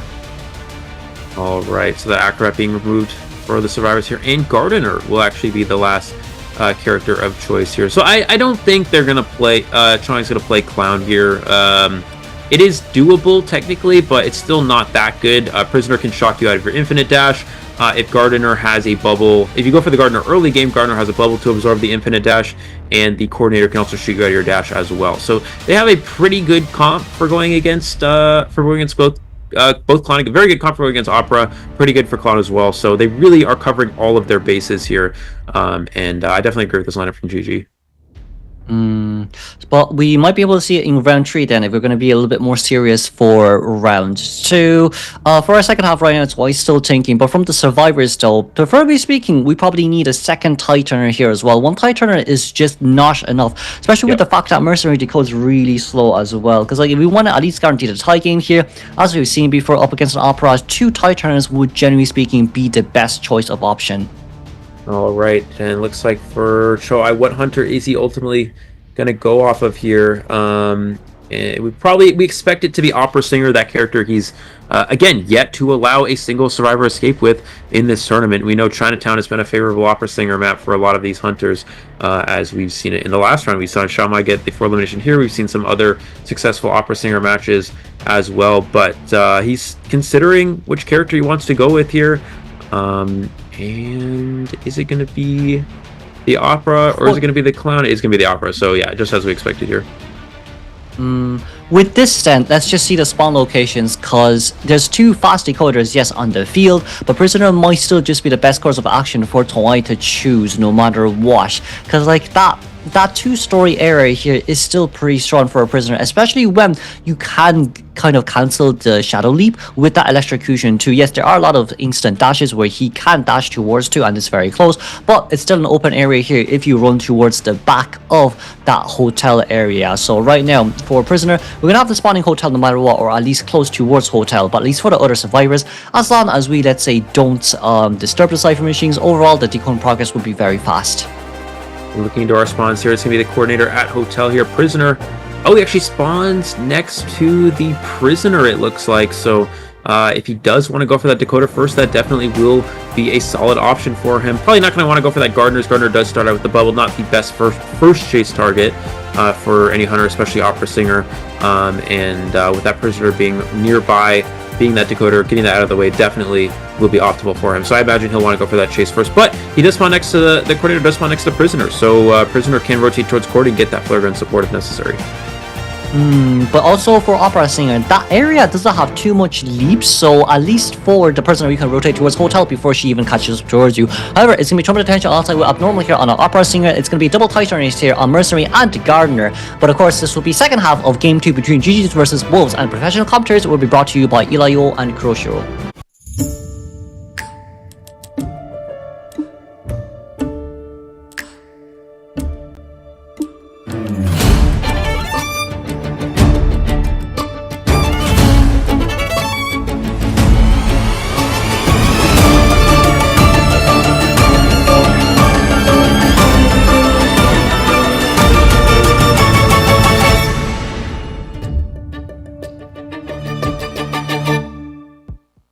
Like we're gonna see the Opera Singer. Actually, maybe we'll go for the Gardener here. Nope, actually gonna go towards middle here. So I'm gonna go straight for that Hotel. He does know that the prisoner is probably somewhere in this vicinity, and trying to find out where he's. Nope, gonna go right back towards middle here. So actually choosing to not look for the prisoner, just trying to find a quick target to go for. In this case, might be the Gardener, but still not able to find a target just yet. So GG already off to a very good rotation. But the tonight is still being given towards the Opera Singer. It just hurts her so much right now. We don't know where the Gardener is just yet. First one right now, we're able to go outside here, but can we see that shield from the bubble? No, we don't, as right now. Junior targets here once again. Kutao, he thinks that Kutao was actually the one given to Niles, but right now, if we really want to chase after Mercenary, that's such a bad start, as Prisoner here will be found here finally by the Opera. Yeah, the rotation is just so good, able to keep that prisoner hidden for a long time, but finally able to find his ideal target. But it did take a while and allow for some decoding to be done here. So looks like prisoner's going to use this hotel area to kite with. Does have a normal as well, so he won't have blink for this first chase. If prisoner can potentially kite until these cipher machines nearby are popped, then it'll be a very good early position here. Let's see if 18's able to get the shock up to cancel the dash. Looks like he's going to go for the shock, but not in the pallet, so he's not able to get the follow-up pallets done. At least we're able to get a hit here even with the flywheel. Sadly, the gun cannot come out on time, as we're going to use it now 90 seconds in towards the match. But look at how slow their cipher machine decoding progress is. It's already 100 seconds, and it's barely even one cipher in total. Even with that rotation, it just appeared not to be enough. And even now, we see the prisoner rotating on top of the mercenary cipher. We're going to see that abnormal, reducing that progress. Not a huge reduction, but still could be significant. Prisoner going to use that time to gain some even more distance here, but now he is kind of trapped in this area. We see the Gardener nearby as well, so prisoner really just kiting on all of the cipher machines as of right now, which is not a great early game, but we do see a swing and a miss at the window there, so close. But that's at least a reset there on the chapter, but missed the pilot mind game there. Very unfortunate. In total right now, it's only about barely 1.5 cipher machine done from the survivor side. However, we still cannot forget though, Kuta's cipher machine here will be locked once again. That's a 46% cipher machine. I'm quite sure it was initially abnormal as well by this Opera Singer. So with this in mind, let's just see here. We might be able to force the mercenary to rescue instantly, as the pilot there finally is able to drop down and create a safety net here for our Merc. All right, looks like we're going to see Mercenary. He's going to take that vault. No, he's going to teleport back to the chair here. TX, the Gardener, who does have Tide Toner, can come in for this rescue. Looks like that's going to be the case here. And cipher percentage progress. Oh, he tried to get a bubble there, but wasn't able to get it. Will he switch back to a clone? Or no, it is on cooldown. No, he's not able to do so, but he is able to get that bubble, which will guarantee the rescue here. But prisoner, nowhere to work with, nowhere to kite. He does have shock back, and will have flywheel back pretty soon. So Gardener does make a good rescue. Mercenary can rescue second, and there is a window of opportunity for a prisoner rebound. He's also just going to take this opportunity to grab full presence. But like, look at the cipher machine. That 70% cipher machine, it seems like it might just be done on time. But like Gardener here getting the push from, let's see, mercenary cipher, we could have normal that 40% cipher machine one more time, just so we're still one cipher machine down. However, for one here though, we still have to be very careful. If prisoner here has max struggle, we could potentially struggle free on time. As right now, barely be able to get that on time. Coordinator pushing the cipher machine near the Gardener, as mercenary will be on his way in. All right, it looks like, yeah, mercenary coming for that backdoor rescue, but Will he use this abnormal here on the Cypher? I think that's the Cypher that's 48%, so it seems like a pretty good abnormal, but he's trying to get even more value here, going for that 92 Cypher to abnormal that down to 53. I think it actually would have been the same amount of abnormal progress, but he's just trying to slow down that Cypher over there from being decoded. Mercenary coming in for the save, trying to prevent the Mercenary from getting here in time. Is Mercenary is able to get the rescue off in time and does take the hit. So Prisoner is going to actually stop to make a connection. He does have Shock and Flywheel, so he can potentially kite this, but was not able to cancel the dash. He can Flywheel through the palpa here, but does not get the Flywheel off, and it's going to get knocked down. But the two Cyphers here are almost done. So and there's no trade available. So GG actually looking well positioned to get the tie here. They can actually get this pop off relatively soon. That's what we talked about as well with the two tie turners. It's definitely a guaranteed tie game here, even up against an upper singer when you had such a bad early game. Right now, we might just go back straight towards COAⅧ though, with that 83% Cypher machine being fully not be able to decode, and of course 40 seconds until our trade is ready. For tomorrow here, we'll probably want to play the end game with getting the teleport ready and maybe getting Mercenary down. But just look at the amount of items that this Mercenary has. He needs to expend at least 3 elbow pads here before we reach towards end game. But that doesn't seem like it's actually going to be possible with so much resources left on our hands to use. But Mercy, instant hit down. That's very unfortunate, but look at what Gardner has. That's a needle in which we can perform the second rescue, which are charged shield too.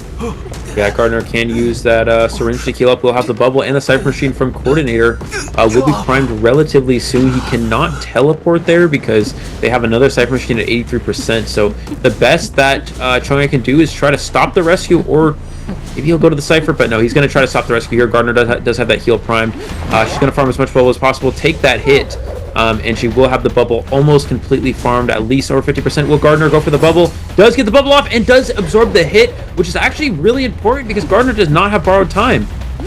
Okay, but for Gardner here, we're going to chase after her instead. So with this one hit down, the Cypher machine has just popped on time, but no one at the exit gate just yet. We've Mercenary nearby here who we could potentially chase, but it seems like right now we're going to play this more of a safe route here. We're getting the Gardner on towards the chair first, and then maybe teleporting out towards that Mercenary using the elbow pad here to get straight towards the restaurant area, it seems. And now to why we might want to teleport here, but there's still a Mercenary nearby in which we have to find him first.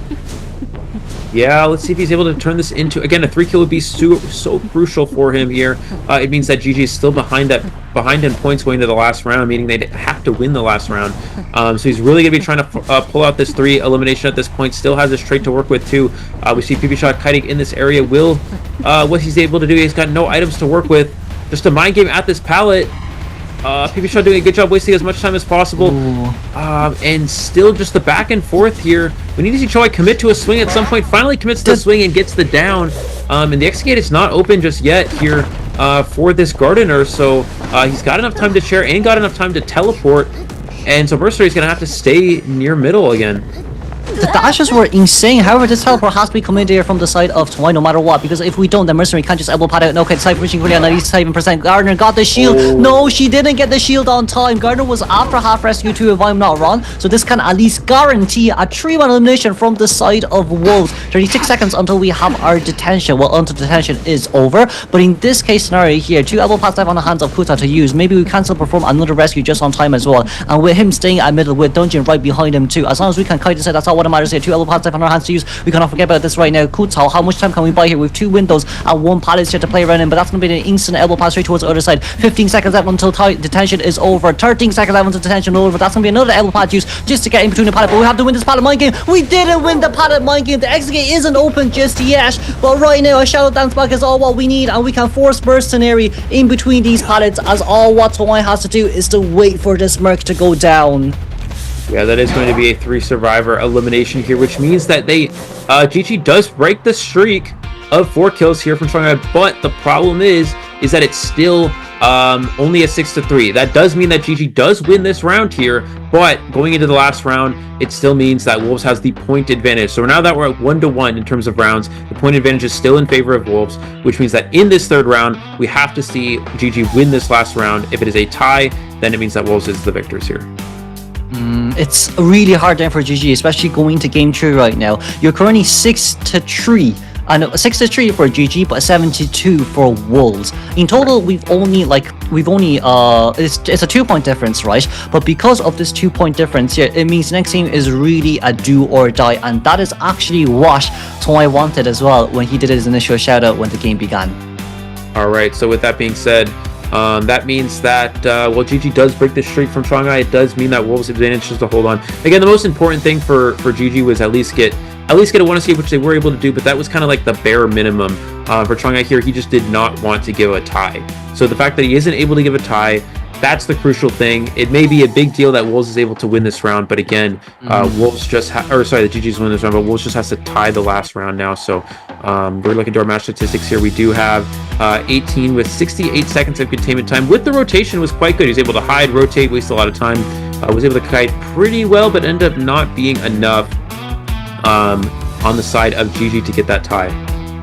Yeah, the only unfortunate part really was when the mercenary went down initially, and then Gardner having to come in to rescue because COAⅧ was too far away. This means that we can't really get a borrowed time popping, which is what I also realized too when he was playing Dash Opera Singer. However, moving on towards the highlights before we go into though, I just want everyone to focus on Ai's chase up against that coordinator, where he dashed multiple times in towards the same area and to reset his leaps as much as possible to get the COAⅧ down even within such a long pallet mine game area. That game has to be definitely one of the biggest highlights in which it allowed COAⅧ to get that 3-man elimination. Yeah, just being able to that end game play was very good. Getting that coordinator down, getting back to the Gardener. Now I think it would have been a 4 elimination if Gardner did not get that bubble, or if he didn't even hit. I'm trying to think if he didn't hit into the bubble.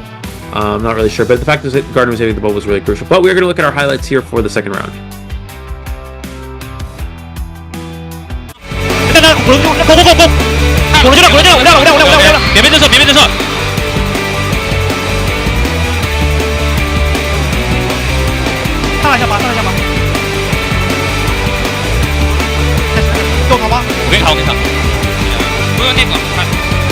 能破！这边15秒而已。哎，我能拖！没事，前一条船，你走开。往那边走了，我继续上个楼。中了，快跑！我现在稍微传一点，我给你传到20，保证挂飞能开，你懂我意思吗？我 OK。真，好真可以吗？比死可以吗？加油！要死了。真，没事，我摸了一下真，还行。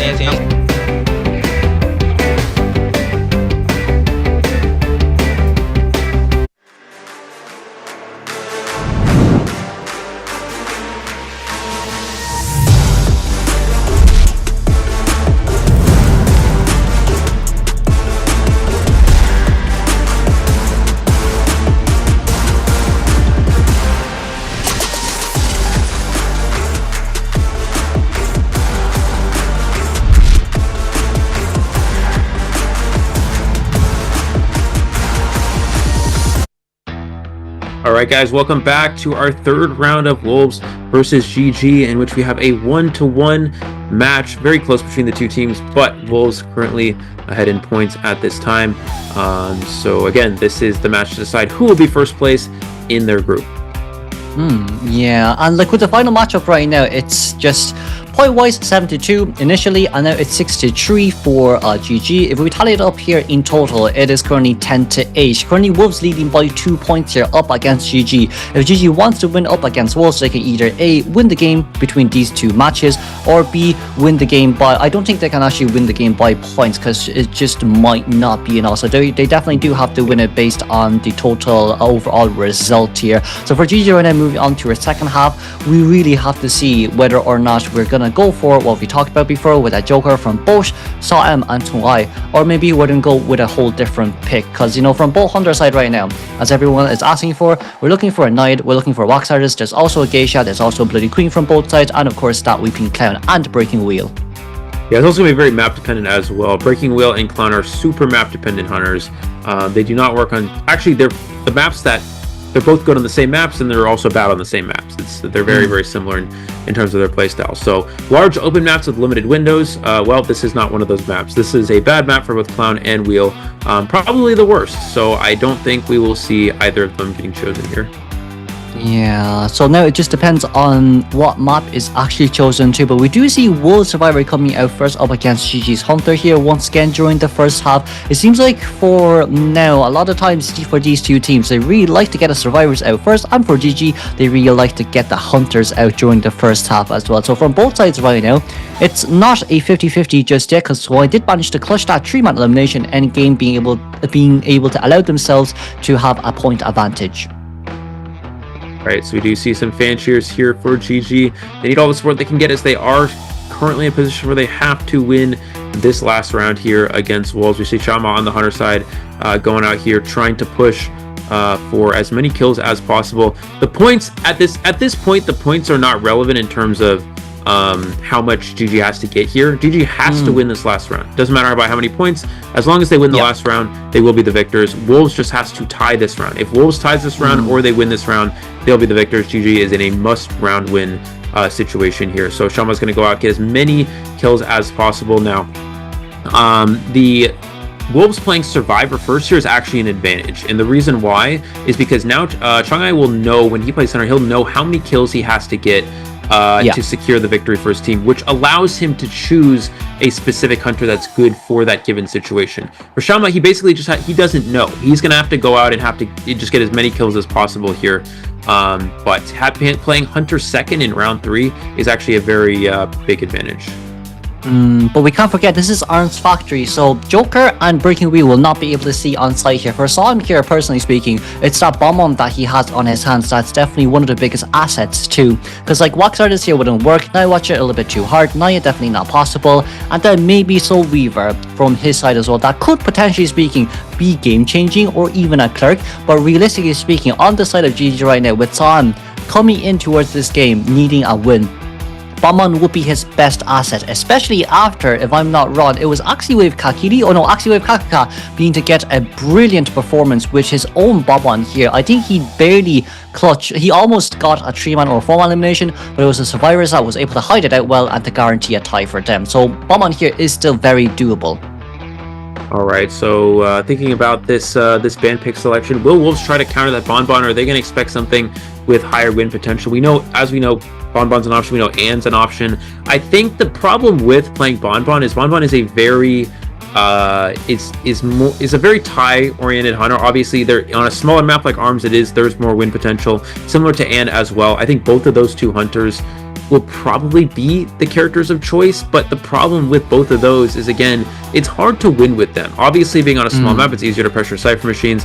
Characters like Anne and Bonbon are going to be very good for securing just ties, but I think for the Wolf Survivors, they want to at least get a 2-survivor escape. A 2-survivor escape is relatively advantageous for them. It means that Chang'ai just needs to get a tie on his side, and Wolves will be winning this series. So for Shama, he needs to try to play for a 3-kill. That needs to be the goal. Play for a 3-kill, let your Survivors tie in return.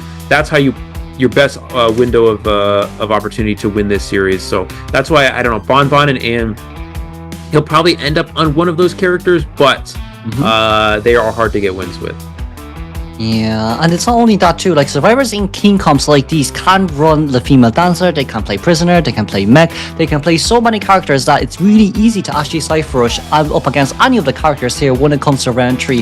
So it poses more of a challenge now for a hunter to aim for a win, but we cannot forget that Anne is still very valuable on this team as well. Anne is also someone that's plays a lot with Insolence and the detention alongside with a warp to guarantee a very fast down. His performance on this map is we could deem him as one of the best Anns currently in his groups. As for Swai, on the other hand, it is definitely good as well, but his hunter pool might be a bit bigger, in which he doesn't have enough time to get that much proficiency on the rest. Yeah, this round 3, in terms of hunters, it probably does favor Shama a little bit more than Chang'ai here, so because Anne is that good, and Anne probably will be the character he's going to aim to play. He'll probably go for Anne, try to get a 3-kill. That's most likely going to be his aim here. Some sort of aggressive Anne build with Trump Card or Warp or both. We're going to see Explorer and Seer Band already as the first two, and it looks like it's going to be the Ivy and the Hullabaloo next.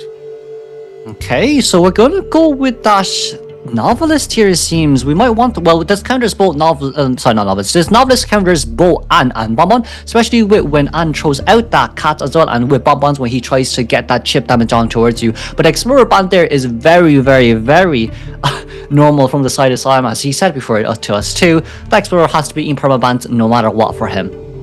All right, getting into our next band here. Will he go for more counters to Anne, such as a Prospector? We've seen that be a very common round 3 character, especially for countering that Anne. Also a good character against Bonbon as well. Actually, it's going to be Psychologist. Pretty standard band 3-hit character. Can waste a lot of time. Very good for getting ties on the Survivor side and wasting a lot of time in the early game.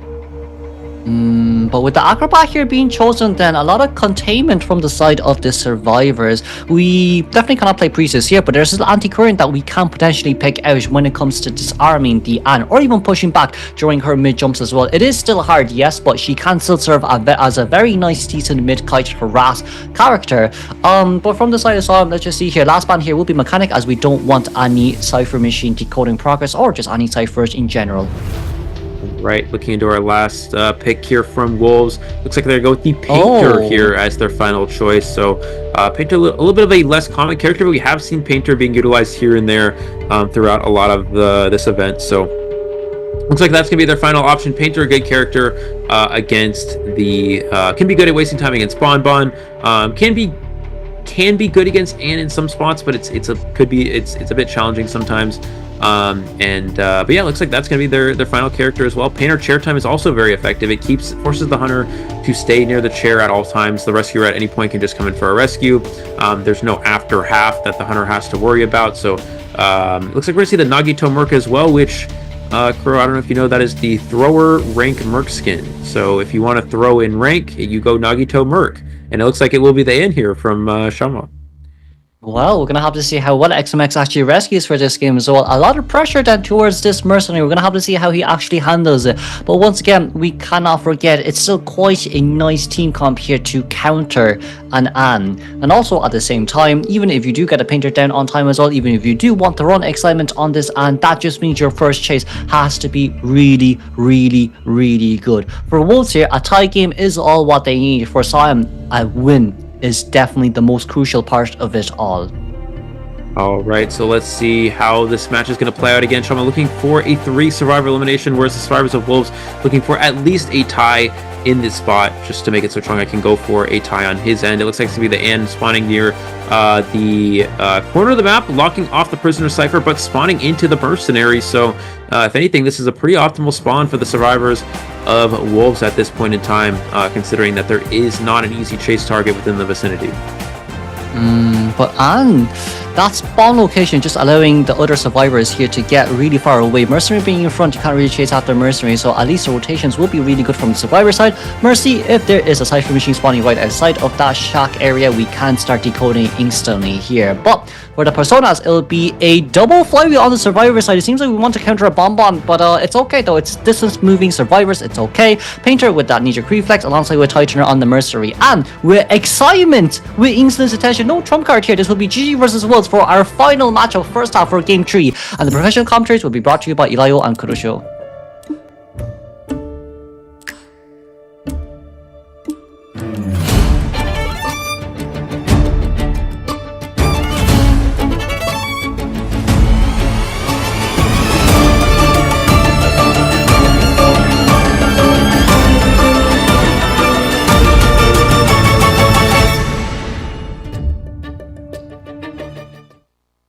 All right, looks like we're going to see the Anne going towards the middle area. Probably not going to waste much time onto this this mercenary here. And yeah, he does not have a trump card. It's that insolence with excitement. So that means his late game control of the map will not be particularly good. We see the rotation of 487 going straight for this factory area, already locating to the strongest kiting area on the map. But with this first cut then, it's going to be only used to catch up towards this Novelist, and in that case scenario here, we're going to have to burst it instantly. Now for Novelist side, if we really want to try to get that Paladin, it might just not be possible here, depending on how 487 actually plays this too. Will he be able to predict that it's an Anne with an Excitement, or maybe we want to actually play really, really, really aggressively here? Looks like we're going to see the next cats are available. He's trying to maybe force him to use that book before using the cats, because as soon as he uses the cats, we will see the book switch. But the excitement there, what? Can he still get the hit? He needs to to still register this hit, and no, he's gonna waste. He's gonna waste excitement here, and probably not get the hit because of the flywheel, and that's gonna keep the kite alive even longer here. Painter also in the vicinity, looking to get the face of the hunter so he can get that painting, and switches into the pallet, and into the pallet stun. What a series of events here for 487. It's so unfortunate for that catwalk from Simon as well, because if we got that on, it would have been an instant hit. But right now, we can't forget there's someone behind the pallet right now. We're going to be able to drop that down on time. Painter has Painter ready, but we don't need to use it just yet, as that Novelist around a 40% regeneration rate. Even if we take a hit here, it doesn't matter. The Cypher machines are way too fast. Yeah, this is just a very good start. We're going to see that jump here. Painter, he tried to, he's going to cancel and get the hit there onto the Novelist, but finally getting that first hit. I guess the one upside is one of the Cypher machines is a bit slow here. He's not going to look into the painting. I don't think he's going to try to force him to look into the painting, and he does look into the painting, and because of that, he misses the cats. Now, he does have the cross, but he may just cancel. I don't know if it's... Oh, he's just going to switch anyway, so it doesn't even matter. And he's going to continue to refarm that book. This is why you see Novelists really start to become such a strong character in the meta. And even Painter has another painting for even more support in this area. This is so bad for Simon, especially that excitement pick there. That's going to be another cat miss as well, with 487 taking up that cat though, but he does have quite a long distance away from this land, so as long as he runs in a straight line, that cat will be fully nullified here once again. We cannot regenerate books, but there's 3 pallets nearby for us to use, and with us playing pallet mind games, yes, excitement is ready, but no, Painter has no painting left, so that excitement is going to be deemed worthless now, as it's currently 2 minutes and 40 seconds in towards their game. Yeah, finally getting the first down, but the Cyphers are very far along at this point. They have more than 3 Cyphers worth of progress at this point, and that excitement just not having any usefulness at any point. If you had something like Warp or Blink, maybe that kill could have been a lot quicker, but the excitement just having no optimal effect. Mercenary coming in for the rescue. The best chance for Shama at this point, if he could double hit the Mercenary on the rescue, he could definitely create a good position for himself. But if Mercenary makes a clean rescue here, there's a good chance Survivors will have their Cypher machines ready for endgame after the Tide Turner effect. Ooh, nice elbow pad on towards his way in. We could potentially get no damage rescue here, and that's what we did. That's an instant hit on towards the Mercenary. It's okay, we might be able to get a double hit here, but that's an elbow pad out just to prevent it too. Now then, last Cypher machine 27%. We don't have a book ready just yet, but also excitement for Sam to use might be able to guarantee us the tie here. But the mind games from 487 is just buying way too much time. That's buying the second cat rescued here, but excitement has to be popped, and the cat once again will be missed. I thought the cat here, but at least it's a very fast catch up. But look how much time this Novelist has bought. It's like 10 seconds extra after that tie turn time, and look, last Cypher machine at 61. Yeah, last Cypher machine is almost done here. By the time they go in for that rescue, it will be primed. All of these Survivors with borrowed time as well. You see why borrowed time is very crucial in a regular situation, a round 3 situation where we have normal hunters and not completely broken hunters. It looks like we're going to see the Mercenary trying to just avoid getting hit here. It's going to be Jelly, the Acrobat, coming in for the safe. Cypher machine is already going to be primed here. Wolves will most likely get a 3 Survivor escape out of this, just because there's no teleport, there's no endgame control here. Not only that as well, Mercenaries already at the exit gate here, so the exit gate decoding progress is going to be so fast. Can you even get 487 down on time? Is there dungeon nearby is another question in our hands as well. We just have to see later when Sam turns his camera here, but at least going down straight towards the corner, 487 has done a beautiful kite this game. So much cash misses, and with that beautiful flywheel too, we're able to contain for even longer. There's a dungeon right in front of us too. Does 487 want to maybe try aim for dungeon right now? We've only 50% of our pages here, but with that 3-man escape, we'll guarantee a victory here, at least for Wolves. We can give an early congratulations, as 487 will be offering himself towards the cash, as he's the most faithful one from the Wolves Survivor side. Yeah, well, that is going to be a 3 Survivor escape here for Wolves, definitely positioning themselves well to win this match. While it's not 100% guaranteed, it would mean that the GG Survivors would have to get a 4 Survivor escape here to get the win in this 3rd round and to win the series. If they get anything besides that, it does mean that it's going to be over. They're just going to be searching for 1 single kill, and we know there's plenty of hunters that can do that. Probably something like Ann. You can just go out and play Ann, secure 1 kill, and guarantee yourselves a spot as the 1st seed in the playoffs. But we have seen Ann get a 4 escape before. There was the GR versus RVL match. It's definitely possible, but that was a completely different situation. That's where the hunter has to play aggressive, play for a 4 kill on a bad Ann map. This is one of the best maps in the game for Ann, if not the best. Plus, the hunter's just going to hard tunnel 1 survivor, guarantee 1 kill, and that'll be that. But like in this case scenario though, now we're kind of asking for GG to perform a 4-man escape in order to win up against Wolves. But like for a round 3 potential, it just seems impossible, because as long as Toy just runs that on, he can always guarantee a 1-man elimination too. But maybe for Toy now, he possibly could be speaking, hey, look coach, I've done really well, I've gotten so much 4-man eliminations, it's time for me to play count. Yes, it's a bad map, but if I run detention with Blink, save until endgame, it's always going to be a guarantee. Yeah, I definitely could do that. It would be probably one of the more riskier things he could do, but with this sort of lead, it definitely is possible. We are going to see the overall containment time from Ford. So just the support was so good, and it's typically a character that could be difficult to support against, because she can prevent body blocks by stunning survivors. She has very good chasing ability, but the Novelist, you see why so good against and able to switch to avoid the cats. You see the painter support with the paintings, helping the hunter, helping the survivor kite the hunter for a long period of time, just missing so many of those cats with all that support. And yeah, Shamar just really no chance at that point. The support in the kiting was so long to a point where they went for that last rescue. The Mercer was already positioned on gate. Cypher was already primed. They didn't need a body block or rebound kite at all. Everything was already set up for that end game. Also, we also cannot forget that Wolves and GG has come through a long history too, who's been playing since COAⅧ, and of course they're all best friends as well. So, you know, all the standing and emoting and just graffiti spamming in general, it's more or less just Wolves greeting GG and GG greeting the Wolves too. So from their side right now, they do know, saying, hey, listen, I know that you got a 3-man elimination. Well, no, sorry, I do know that you've gotten a 3-man escape. I only got a 1-man elimination. For our next game, potentially speaking, we could face up against each other during the COAⅧ playoffs. So with that in mind then, from their side, we're just now maybe starting to prep, but also at the same time now for GG survivors, it's going to be another, for this, right, a 4-man escape is going to be really hard. So for them, more or less, they definitely would try to go for it. So they're going to play as risky here as possible without any regrets. But we see here Toy saying, I want to play Joker. Toy is pointing at Joker right now. Toy is 100% pointing at Joker right now. That's the second slot on the first row. That's what we're looking at. But it seems like Coach wants him to play Gamekeeper. We're currently debating here so hard. Yeah, they're currently trying to figure it out here. This would be, again, this is probably the worst. This is the worst map in the game for Clown. And Clown is not a hunter that's like, okay, we guarantee 1 kill. But I guess you could play a 1 kill build with Blink Detention.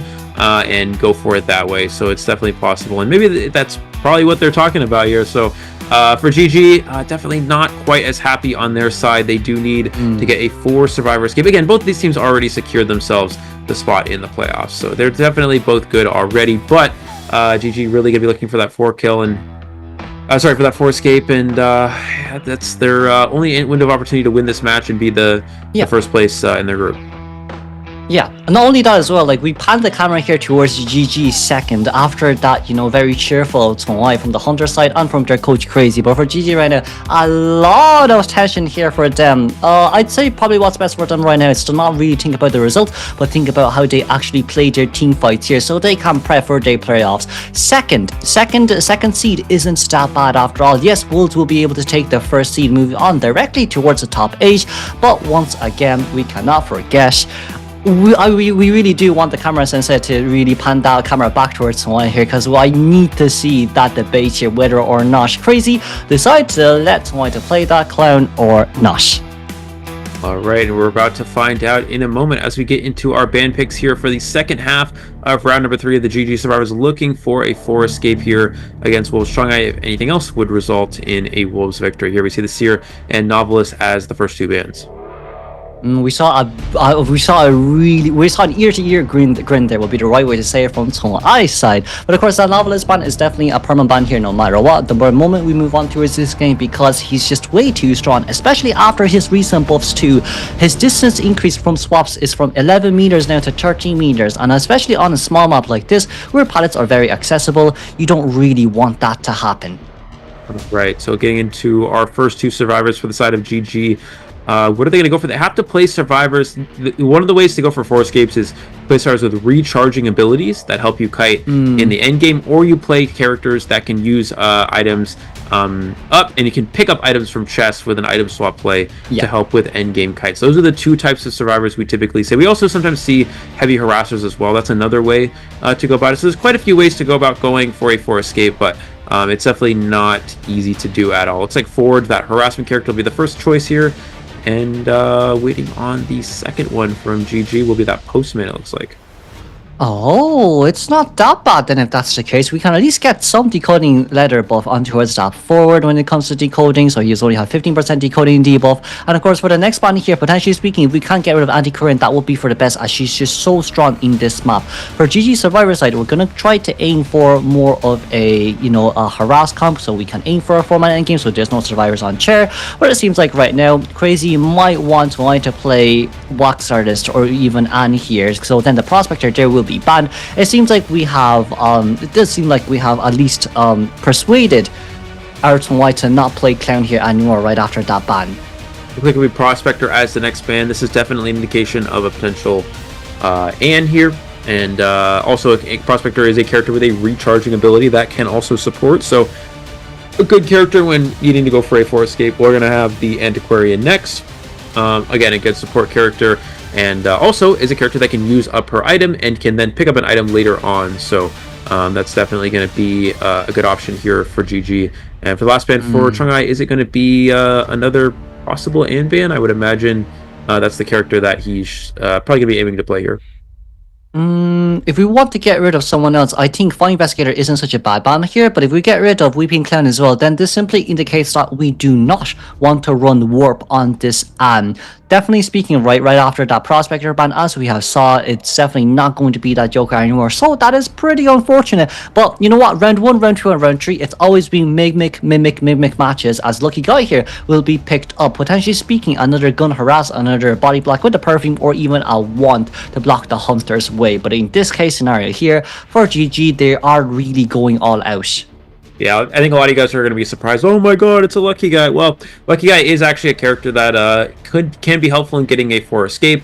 You can essentially, as a Lucky Guy, you have a better chance at getting the item that you want in any given situation, which you can then give to a teammate who has used up their item. So Lucky Guy is a good item swap character for supporting for an endgame. Also, again, the flare gun as well for support is a crucial item to get from a chest. So Lucky Guy is a good character for going for a 4 escape. And that's why we see Lucky Guy as the character of choice here for GG.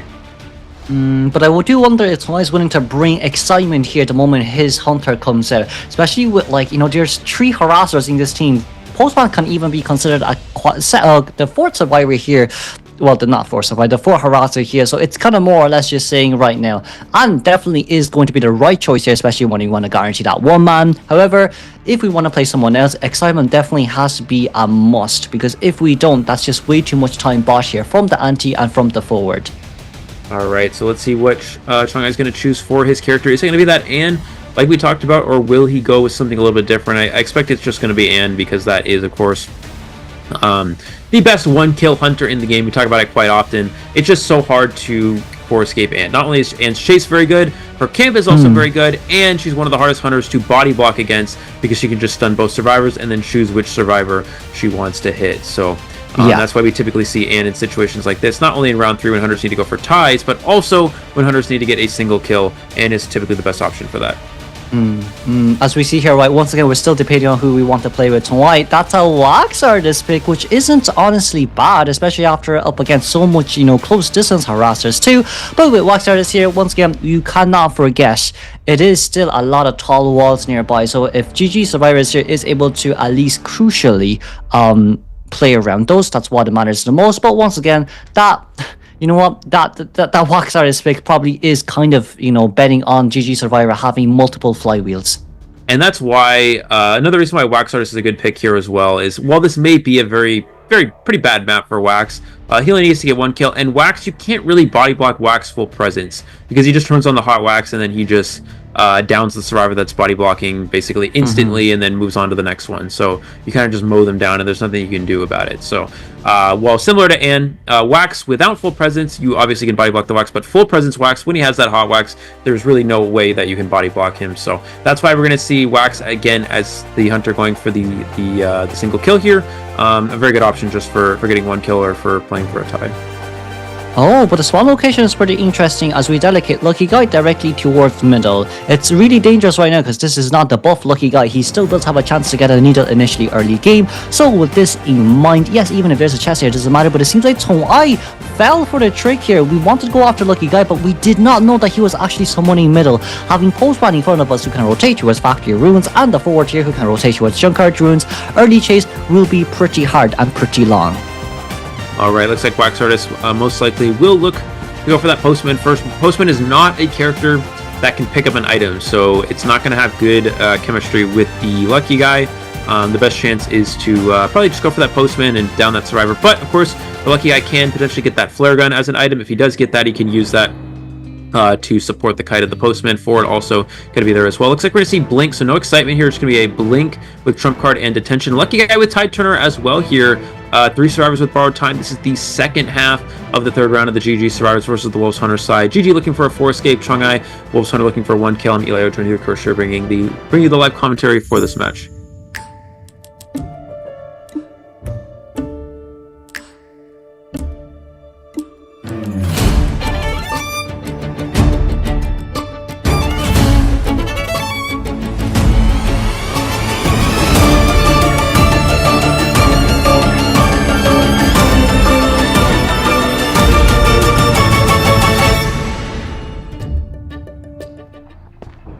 Now, it's going to be Trump Card Detention here, alongside which it seems like Reluctant, it seems, so to prevent as much pushbacks and stuns as possible with Claustrophobia and Panic. If that's the case, then Taoxing's running in front of us alongside with Abyss:̅, but Abyss:̅ is not a bad chase too. As long as we can lock this window here for COAⅧ, it's going to be a brilliant and easy first chase.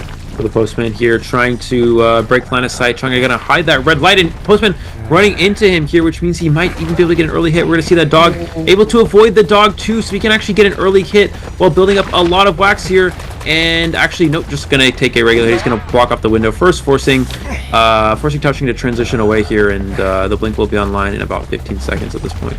But that vault over, allowed us to get so much wax on towards us here once again. Blink is ready in 10 seconds, and it just doesn't seem like this Postman's able to contain any longer. Auntie is nearby as well, but she can't really come into harass just yet.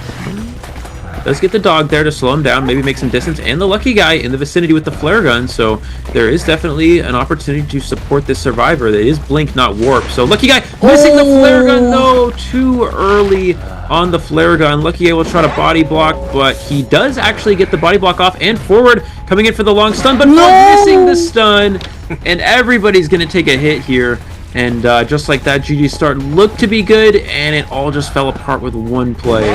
Blink will be able to get that down instantly there. No flywheel from the side of forward. Before still at least has so much balls, but now the issue being Lucky Guy thankfully got a needle on time, but now it's still the Cypher machine are just way too slow. For having football can rebound Kite, but it is just probably not enough from the side of the Cyphers. Yeah, it's probably not going to be enough at this point. Cyphers are too slow. Lucky Guy had to search chest, he had to come into support, and they lost a lot of decoding progress during that time. Again, this has to be a 4 escape here, so that doesn't seem particularly likely. 4 did also use quite a bit of football for that stun too, so while he does have flywheel, flywheel's not an entirely productive trait against a wax artist, and the football is not as much as you would like here. We're going to see the Antiquarian come in for the rescue. She does have Tide Turner here, does get the save off here, and does get the stun here to allow the forward to actually get away, but he's just going to go ahead and hit the Antiquarian at this point. Forward does get away, but no one is decoding at this point in time. We do see how 2 stacks of Reluctant there was able to allow us to not get disarmed and not get stunned by the pushback from both the Antiquarian and the forward. This choice of persona here worked really well for COAⅧ, because initially speaking we thought that the forward would actually get a stun on time, but no, the pushback just wasn't enough, as right now it seems like we're going to aim straight towards the postman here, but not the forward, who has been on chair once, but I guess he just has too much items to use. Right now we don't have blink ready on our hands to use, and Taoxing is playing brilliantly here when it comes to red light trick. Yeah, trying to avoid getting hit with that. Again, he still has 2 more chairs to go, so this is not him being dead on chair at this point. It did miss the window, so while this is going quite well for GG, the problem is the Cyphers are just not as far along as they would like. Lucky Guy has a flashlight, so that actually is surprisingly not even that bad of an item to have. It does shut off the wax if he's able to get it, and he is able to get it again. He's continuously shutting off the wax. He's going to take the hit here, and now Chung is actually forced to just change to the Lucky Guy. So again, he only needs to get 1 kill, so it's fine to target down 1 survivor. But it is it's giving a chance for these survivors to, trade times on share, which I guess isn't too bad. But now the problem is everybody's injured and no one can come for a save here. That's so bad here because everyone being injured, as Eli has just said, no one can actually come in for the rescue here. Even if it's Lucky Guy's first shot, it does not matter. They have to take time to heal, and not only that as well, it seems like no one's willing to heal here as we're all just trying to Cypher Rush as much as we can. Force Life Machine middle has been currently locked. He does have a rugby ball here to use, but Anti currently wants to come in for rescue here instead as we want to get a Cypher Machine primed on time before just can't be the next rescue here as Anti is just way too far away. We've only a quarter of a ball remaining on our hands to use, and it's a Waxer as we're talking about. Once you get stunned by your own ball, you can immediately pull this instead, but we can change towards warp here for Abyss:ஐ. Do we see Abyss:ஐ just yet? No, we don't. As that herd Trish, we'll be able to dodge it here, thankfully. He popped the Cypher here. Oh, he doesn't get it. That's so bad. I was gonna say the play here is forward pops, Postman primes the Cypher, and then anti-forward double rescue. That's their play. Now they can't pop the Cypher. Now forward has to come now, which means Postman now needs to pop the Cypher, then run to middle, or someone has to run back to middle to prime it. This is their only play. We're gonna see the switch to the Hot Wax. There's the Hot Wax waiting on the chair. They could flywheel it, but Antiquarian does get the rescue. She is going to go down, but does stun, allowing the survivor to get away for a second here. There's the blink, and it hits the Ford, but Ford has a smidgen of football. He can go for 1 stun. He can't use it to get away here. He has to flywheel to get away, and he has to support, but Antiquarian doesn't have BT. Postman running to that Cypher. And he's just going to block it. Can Ford flywheel through and then stun? Oh, no, it's not enough. And that's going to be the 1 kill. Can Anti get up? No, Anti's not able to get up either. She was at 90%. So close there. And I think Anti used up the self-heal right there and got knocked down. So now that's going to be the win for Wolves. They were actually so close to that 4 survivor endgame, but just a little bit short there. And again, they still would have needed to get 4 escape from that position, which would have been very, very hard here. So this is most likely going to be a 3 kill in this spot. And that means that Wolves is going to be the winners of this match here, ladies and gentlemen. And they will be advancing to first in their group. That is another 3-1 elimination here from the side of Wolves, but unfortunate for Abyss:ஐ though, no borrow time, which forced them to use that self-heal immediately in towards the face of our Wax artist. But once again, let's congratulate Wolves then for becoming rank 1 in their own brackets here for Group B. And of course, GG will still be remaining second with RC third, alongside with Sky being fourth and then Omni being fifth. And in this case then, another 3-man elimination brilliantly done by Tunwai. And it just seems like he hasn't lost yet as the Hunter. Now we're just going to play around here for a little while longer. Yeah, I'm not really sure what's going on. Maybe he wants him to search a chest. Maybe he predicted that GG would get the most chest searches in his Golden Apple prediction. So now he's telling Abyss:ஐ to search the chest so they could get another chest. Which, what's kind of interesting is I actually predicted GG to get the most chest searches. So this is actually very beneficial for me. So, no, he doesn't. No, he needed to let him finish the chest search. That's, well... Maybe that counts. I'm not sure if it's opening chest or completely finishing the chest opening. It's probably finishing the chest opening, but anyways, that's going to be the win here for Wolves here. Ladies and gentlemen, they are going to move on with that is now, what, a 2-0 victory, or 2-1 victory in this match. Yes. 4-0 in their group, and their average points are now should be up even more at this point. Maybe not. It was because it was what? 2 from round 2, but then 7 from round 1, and then 6 from this round. So they'd be slightly down from their 7-point whatever they had before. But still very impressive. And a 2-1 victory here over GG. And Wolves, yeah, looking pretty good. They are currently first for this seed right now then, so for all of you who has chosen the Wolves as rank 1, GG rank 2, and RC as rank 3, you have, congratulations, got everything right for Group B. But moving on towards... Not us, yeah, but it's okay. I got 3. I'm happy enough with that. But moving on then towards our next, well, there's no matchup left remaining, so this will be the last one from the group stages since it's already at day 10. The next one then will be on May the 1st, in which we will perform our slot taking here. Well, not slot taking, but the draws here will be performed pretty soon as well. I'm quite sure it's either this stream or even after this stream on Bilibili, in which I think we actually might be the ones on that. So with that, moving on forward, once again, congratulations to Wolves making it towards top 8. That's their golden ticket to top 8 here instantly. And towards the match stats we go. Everyone from GG has performed spectacularly, and that lucky guy pick with the flashlight as well was spectacular from the side of 18. Yeah, so after you get the flare gun, after you use up the flare gun, the next item of choice was the flashlight. That's technically a harassing option choice, and it did end up being effective, but just a little bit short. I think if the Lucky I was able to get the flare gun on the first kite, this would have been a different match for sure. But missing that flare gun was very crucial. You can see the final score here, 16-10 overall, and a 2-1 victory in terms of rounds here for Wolves. Yeah, not only that as well, for Wolves right now, a very strong performance here from the side of their team now, and it's also the fact that it just seems like they might actually be the one that's the most worthy here when it comes to winning our COAⅧ finals. We have seen Zeta's performance, we have seen AbyssⅧ's performance, we also have seen GR's performances too, but for our Wolves Hunter here, not even tying a single game, and it's just continuous wins. His stats has been stretched out so far out that I think at this point that he might just be first overall for our group stages. Yeah, definitely. It was 3 points for them in the second. It was 6-3 in the second round. But yeah, even so, yeah, yet to even tie a single game. He's actually won every single game that he's played. So we're gonna go ahead and look at our highlights here from this match.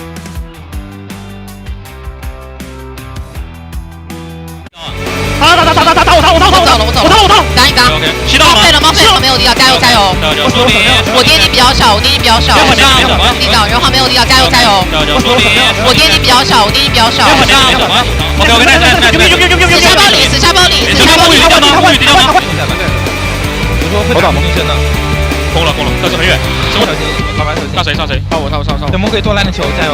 别闪一个我杀了，小了，把我往后推，不要吓死了，我知道我肯定要死的，我肯定会死的，让住了，闪了。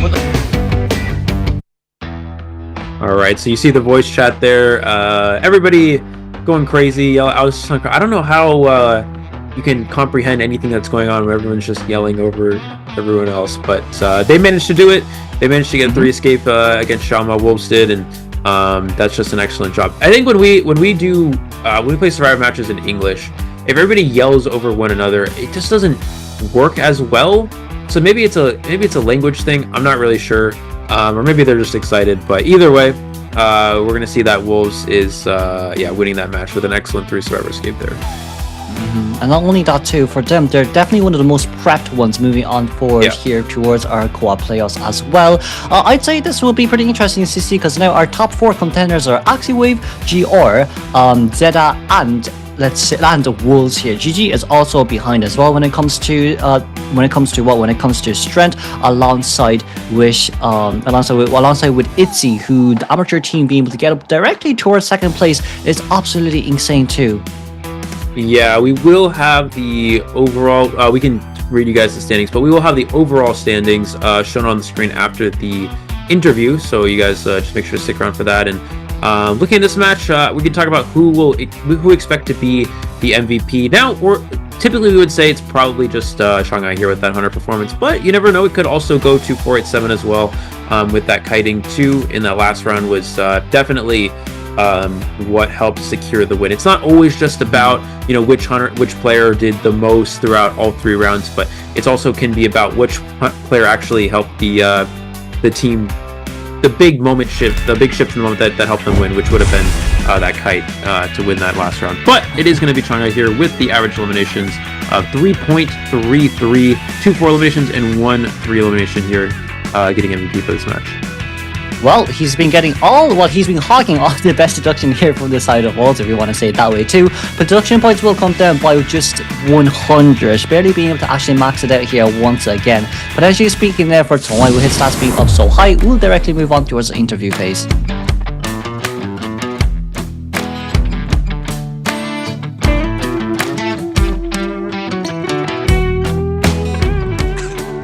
Hello， 大家好，欢迎来到赛后采访，我是主持人潇潇。首先恭喜成都狼队拿下今天比赛的胜利，我们请到了小明和程安来到赛后采访，请来打声招呼吧。Hello， 大家好，我是小明。Hello， 大家好，我是成都狼队的崇爱。欢迎两位。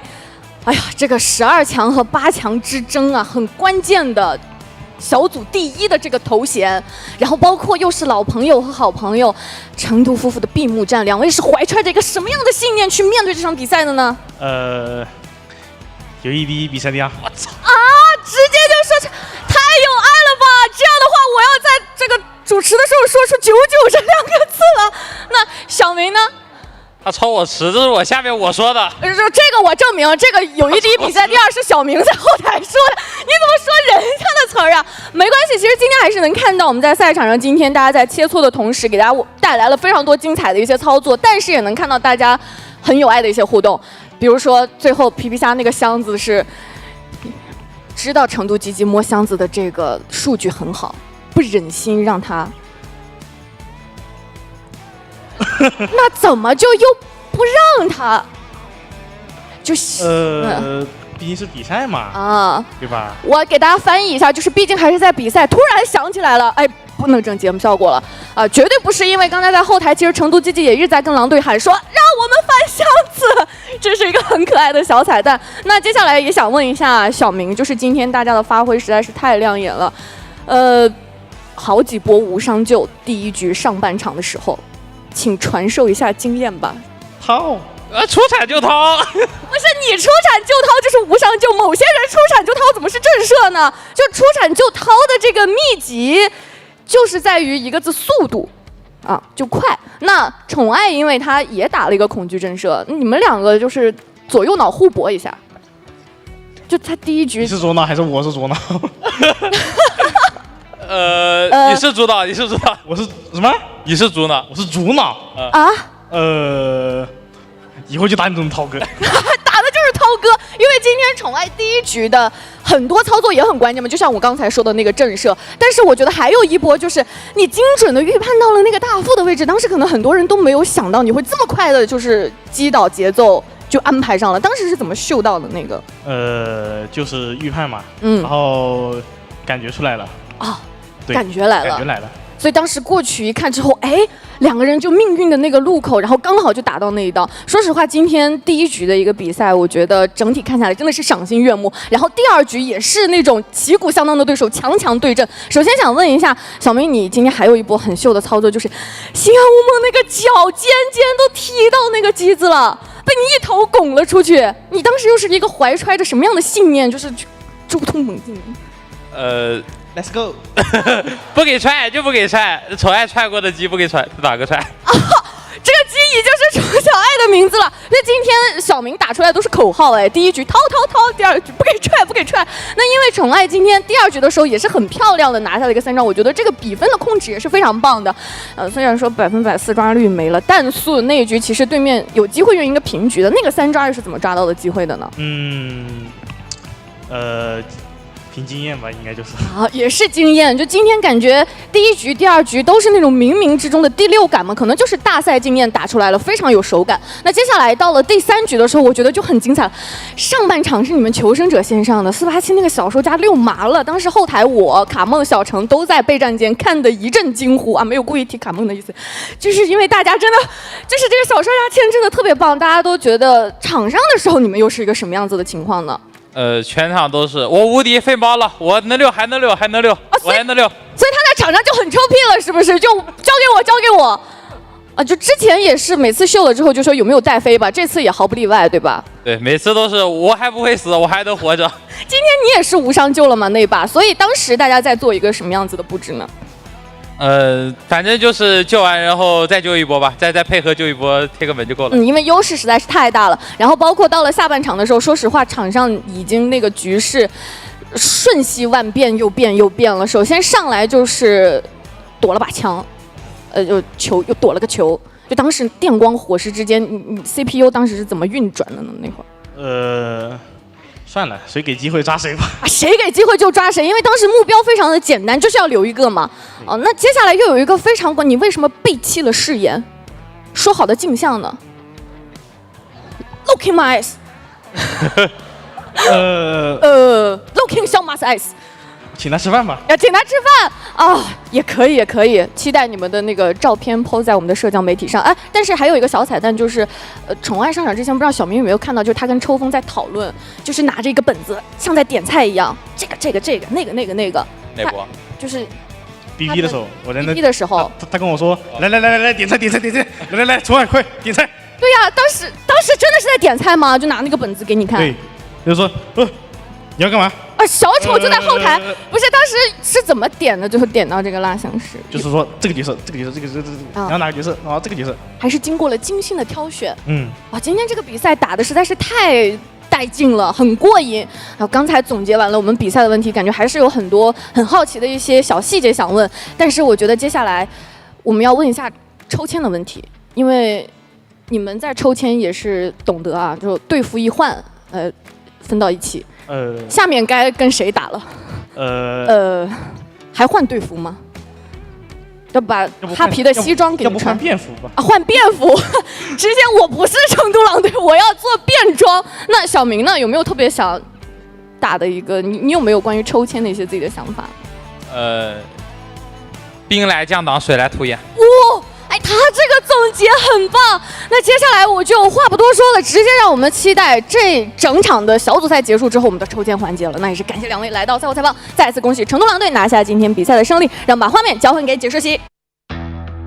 Well then, we're currently back. That was a brilliant interview from the side of our host there, from our CN side. But we will be moving on directly towards the slots here. Well, our drawings for our playoffs on May the 1st for co-op playoffs, all the way on towards the finals. So once again, let's just recap here. The top teams will be going directly their golden tickets for top 8, and now we're going to see who is going to be within the top 12. But for today's results here, once again, it'll be TE versus Stow, in which TE will win game 3, WG versus FT taking home with 2-0, ACT versus ZZ taking it home to 2-0 once again, and of course Wolves versus GG, a very dominant win here from the side of Wolves. Looking to our final groups here, we have AbyssⅧ, TE, and ITZY in Group A, moving on to Wolves, GG, RC, moving on from Group B, Group C, Division, ACT, and MRC, first to third in GR, Weibo, and FT, the non-professional team, the only non-professional team, well actually ITZY as well, and FT, the non-professional region from Southeast Asia here, qualifying in third over in Group D. So unfortunately for the rest of the teams not able to make it. RD, AWG with very good performances in this event, but they were not able to make it in, unfortunately. Looking into the qualified teams here from Group A, again, AbyssⅧ, TE, and ITZY from first to third here. For Group B, Wolves performing very well, making it into first in their group with GG second and RC third. Group C again, Zeta Division, ACT, and MRC. ACT surprising everyone, passing up MRC here in Group C, and GR, Weibo, and FT, the underdog, making it in at third. Very excited to see what they're able to do in the playoffs. Now then, once again, don't forget to also release your own predictions here onto our Twitter, and make sure to ash the IDB Twitter as well, and for everyone else to show us your own predictions here when it comes to during the group stages as well. You can even at me if you want to, or even Eli O here. But for now, we still cannot forget for our top 4 contenders, the direct ticket, by the way, towards top 8, and for everyone else, it'll be TE, ITZY, GG, RC, ACT, MRC, WBG, and FT. It seems like it's a lot of the Chinese mainland teams here moving on towards top 12, with RC here being the only one in top 12, and then FT being the only Southeast Asia division in top 12 as well. Meanwhile, AbyssⅧ and Zeta will be able to move on towards the direct top 8. Yeah, that's the key for making first place there. And while we wait for our drawing, for some reason the AI generated chat message in YouTube says that the chat is currently discussing Just a Girl's surprising message that they left in the chat or something. So I don't know what Just a Girl said, but according to YouTube, it's surprising, I guess. Anyways, yeah, so shout out to Just a Girl for their surprising message and becoming famous on the AI generated chat message thing. And with that being said, we talked about the first place being very important. Again, they automatically get to jump ahead in the brackets there. Zeta Division, another team that's looking to go on and win this tournament. I think it's Zeta Division. Right now, I think it's, talked about this before, but I think it's Zeta Division, what did I say? Zeta Division, GG, GR, and Wolves, right? Are probably the 4 best, and then probably AbyssⅧ as well are the teams that appear to be the best of right now. And then RC as well could also make it in. So a lot of very good teams right now. It's usually you can kind of get a good idea who's gonna go on to win, but we're gonna have to see. We're gonna look at a quick highlight reel though, real quick. 知道糖都行，知道糖吗？对，知道糖都行，不要打断，不要打断，不要打断。有机会，有机会，可以走，可以走，换位可以走，换位可以走，换位可以走，好，可以。死了，大黄掉，先登龙了啊！往那个6、5、啤酒在哪儿？大房。对，大盘，我看了。你行。好了，我数。哎，没事，我不点。前方还有车吗？我往前了，2点5了。来，不行，开。哎，不行。啊，对。一定要向大门4号跟1号，对。是最后1号，好就这样。贴过去了。如果传我，你们得修4号。对。他救了人之后就修大门。是啊。还没就住大门了。是啊，走一个。可以点大门了，会点小门了。我跑一个，就吃个啥呢？他俩在中间，我给他。我死啊！哇，我看过你。我死啊！哇，我看过你。然后我原地待点这个小门。哦，好的。没有3点，破开了。可能子弹往电视。连住先救。死了。6秒，5秒，4、3、2。可以。住卡着。没排过。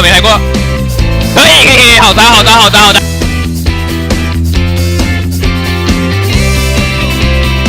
我打会点来新的项目。진다 템포 돌리다가 들게. 중앙 있어요, 저랑.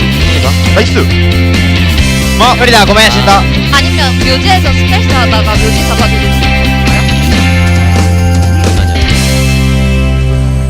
啊，怎么吃掉是？啊，行。你伞都交了，你会伞都交了。你去看样子得了，我再修了，你去看样子吧。台板，我交了。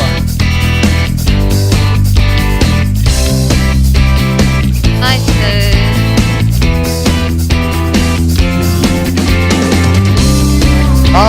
선배. 아이고. 괜찮아요. 다이제브. 흐리다요. 됐대 그래. 总就抵他，不能说他受不了，抵他，别说怕，还能跟一下，OK，你走，你下边大副，大副松，我俩都直接来了，毁了，没事，他不知道你在这，老板，我修了，我要摆，不能死，哎呦，被蒙到了，哎，偷了，他护错了，还有，上来一下吧，给我扛吧，我给你扛，不用那个，看了，能破。我这边15秒而已。哎，我能拖。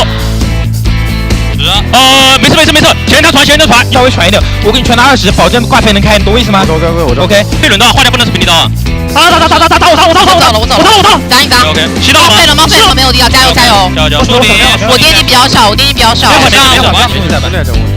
我说会打金身的，攻了，但是很远，消了，把我往后推，不要吓死了，我知道我肯定要死的，我肯定会死的，让什么？我要闪了。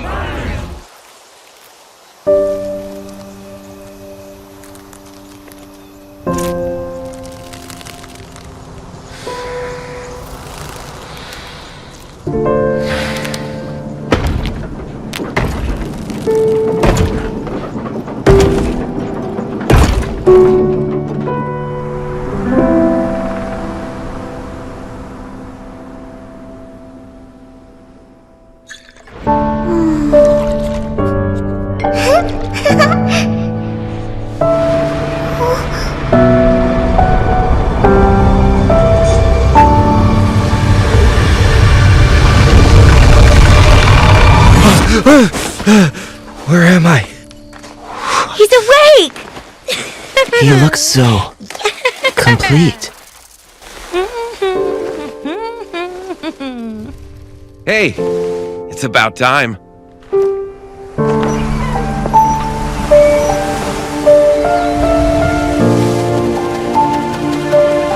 Anyway, welcome to the gang. I've been wandering this wasteland with the team for a while. Most are out scouting while I document the mutated entities. It is relatively easy work. Seeing her fills me with both joy and fear. I must find a new path for her, because I know this wasteland is no paradise.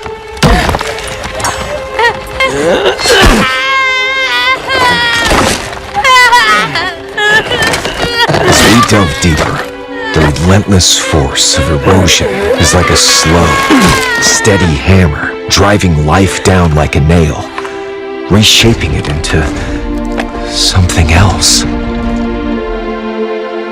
Guided by my companion, we reach a new area with far more strange entities than the outskirts. Our ailing frames can barely endure, yet none of us are willing to stop.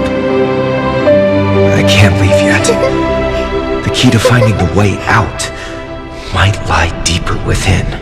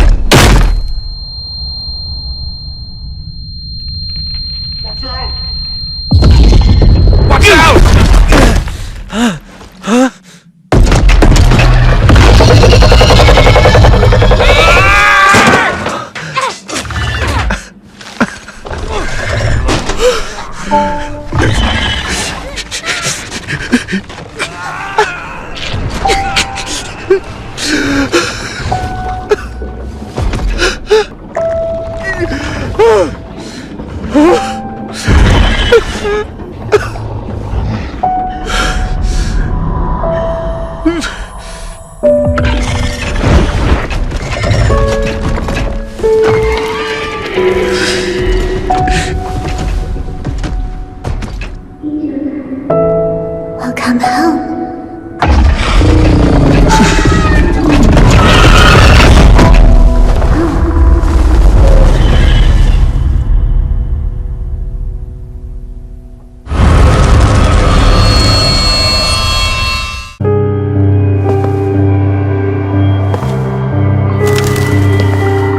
Dust is floating on the edge of storm. Whisper linger low in the hollow night. Stars will softly guide us through the endless night. In dark, dead of night, they move unseen, silent speaks. Where blade will fall tonight. Darkened echoes veil the past, fate twist masked, in doubt truth veil lost. The shadows are falling, no return, no grace.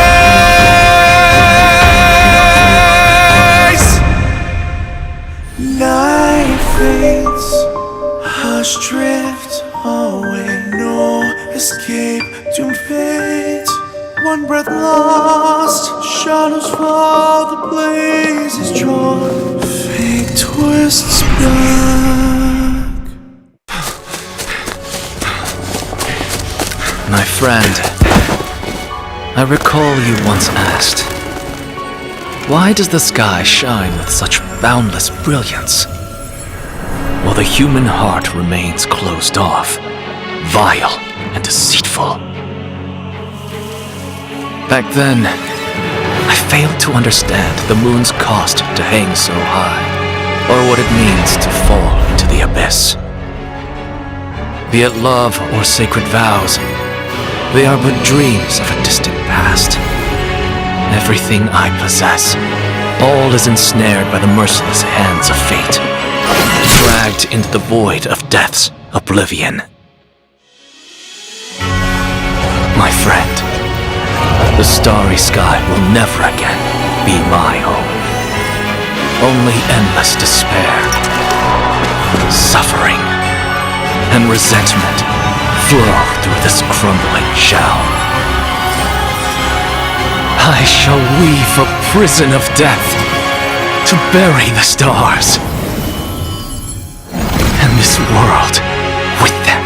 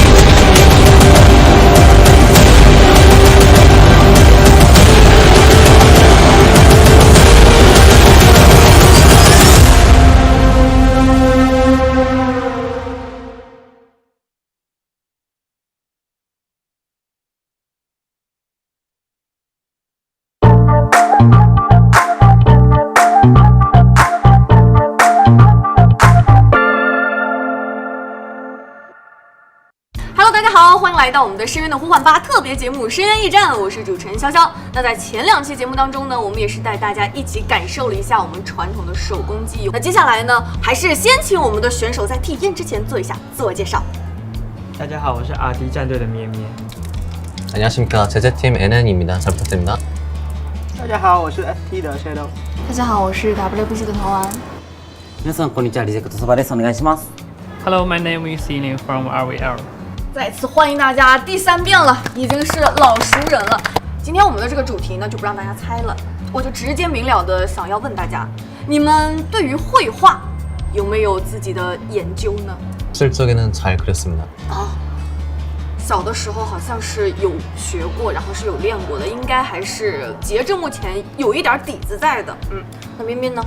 一般。一般哦，简单明了的一个总结。Shadow 呢？我刚才就是感觉你对这个问题还是很自信的。没怎么画过。然后呢？我是高手。你是高手？哪个高？糕点的糕还是真正的那种高手？糕点的糕是吗 ？OK， 那 Soba 呢？那絵は苦手、ダメなんです。苦手です。 看来是直接给我了一个否定的回答。那银铃呢？银铃对于绘画技术怎么样 ？Just so so。Just so so。你也是为什么这个 Just so so 说出来就是有一点拽拽的感觉？但是没关系，今天我们这个传统绘画还是会给大家很多自由发挥的空间。那么接下来我们就赶紧开启今天的体验之旅吧。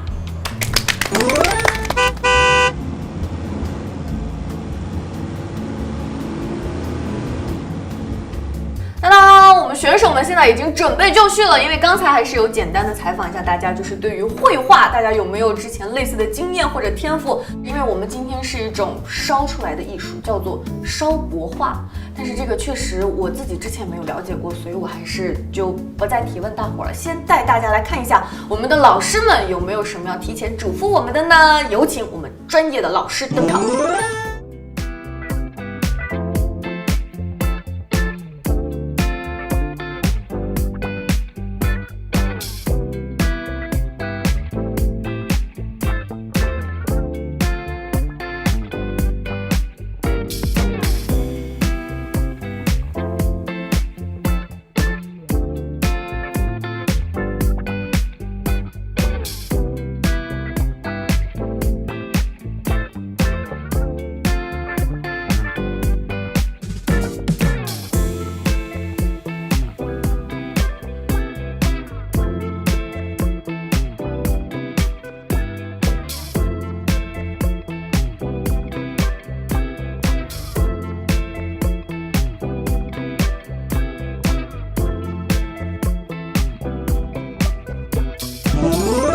时间截止了，虽然我们还没有太完成自己的作品啊，但是我个人呢是觉得其实这一项还好了，给大家展示一下我的作品啊。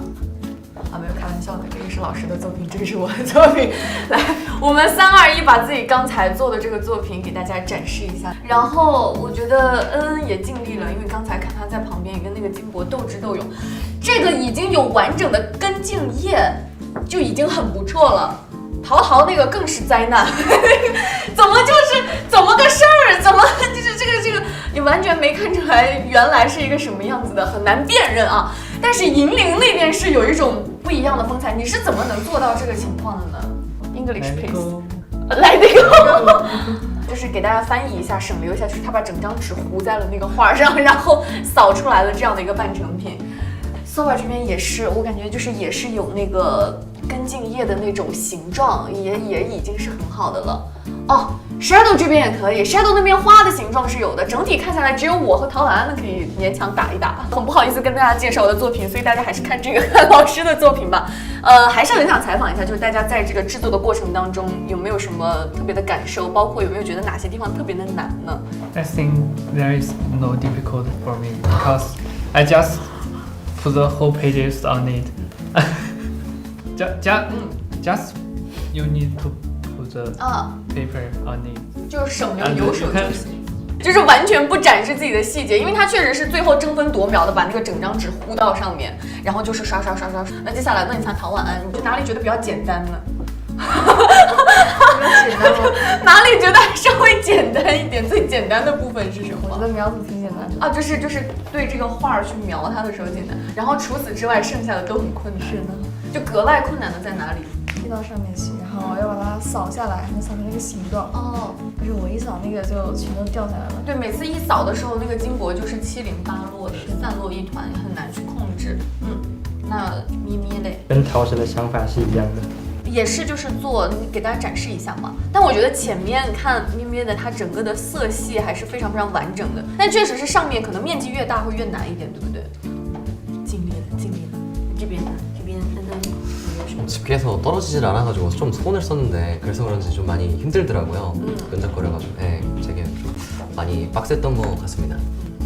确实，因为也是跟淘淘讲的一样，就是在制作的这个过程当中，这个金箔就一直会粘在手上，一直会碎，这个还是很难处理的。那 Soba 呢？下書き書いてこの見えないように細かいところがすごい難しかったですね。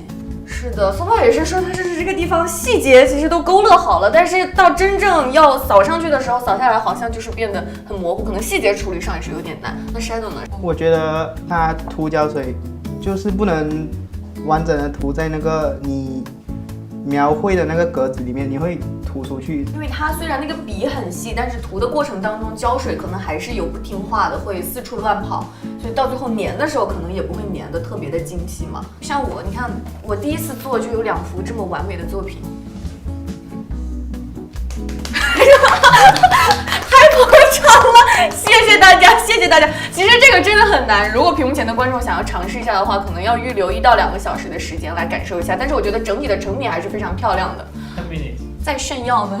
好的，不知不觉呢，随着我们展示完毕，我们也已经走到我们这个深渊驿站的最后一期啦。这一路走来呢，我感觉大家还是有体验了非常非常多不一样的这样一个非常有趣的传统技艺。首先呢，我们体验了陶艺，然后我们又体验了美味的水晶饼，然后今天我们是一起来做了这个烧国画，虽然是半成品，但是我觉得其实大家的作品都是属于自己独一无二的一份非常美好珍贵的属于这份深渊吧的回忆。那接下来也是想要问一下我们在座的各位选手，3期节目体验下来有没有什么特别喜欢的一期？ The most impressive thing for me is like 你画我猜。因为你是 number one. Yeah, because I'm the number one of the game. So it's really impressive. 就还是能够在这种成就感当中获得那种游戏的快乐。那接下来问一下淘淘，你就比较喜欢的是哪一期呢？我比较喜欢水晶饼吧，因为比较好吃。因为那个真的是大家吃到肚子里去了，而且正好是晚饭的那个时间，我们每个人做完之后，那个水晶饼特别香，就感觉很有成就感。明明呢？我也喜欢水晶饼，因为它做起来是3个里面最简单的，然后也能吃。就是因为那个水晶饼，大家是真的看到了那个完整的成品嘛，而且是真的吃到肚子里去了。民以食为天。OK， 那接下来问一下，有没有特别的感受，然后特别喜欢？ 이렇게 중국에 온 덕분에 특별한 경험을 하게 됐고 새로운 문화들을 접할 수 있게 돼서 되게 또 뜻깊은 시간이었던 것 같습니다. 所以就是特别开心，今天能够大家参与到我们这样的3期节目当中来，也是在广州体验到了不同的中国的传统文化，特别有意义。那接下来想问一下 Soba， 有没有特别喜欢的呢？そうです。僕は2つ目に言った春人餅の作る作業のあれがすごい楽しかったです。実際作ってみてで食べてみてすごい美味しかったのでとても気に入りました。是的，因为那个确实真的很好吃，因为你们2个做的都是那个小摊档嘛，那个虽然有点难，但是吃到肚子里去还是很美味的。东西做出来好吃就好嘛，对不对？那接下来问一下 Shadow 有没有特别印象深刻的？我觉得也是水晶饼。从一开始自己搓那个面团，到后来把那个成品蒸出来，我会觉得很有满足感。我以为Shadow会说从一开始自己搓到把它吃下去会很有满足感，因为确实能够看到那个成品，因为Shadow是做了5个，所以就看到那个一个一个的那个小圆饼在那里，就感觉真的是亲手搓出来的。吃下去的时候有没有不忍心？最后是不是有留几个回去要收藏一下？没有留，全吃了。怪不得很喜欢，确实是让大家吃开心了。那听完了刚才大家的介绍和总结呢，我觉得确实这3期节目整体感受下来，我们每个人应该还都是非常非常有收获的。大家能够不远万里来到我们广州去参加我们这次深渊的呼唤小组赛，能够感受到这样的传统技艺，我觉得真的是非常有意义的一件事情，也是希望大家能够在广州玩得开心。那最后呢，也是想要告诉大家，我们这次选手通过自己的方式赋予了传统技艺新的生命，特别高兴。那接下来也是希望我们深渊驿站的旅程落幕之后，新的挑战大家还是能够继续再接再厉，激动人心的赛事等待着大家一起见证，也请大家继续关注我们深渊的呼唤8全球总决赛的更多精彩内容。我们下次再见吧，拜拜。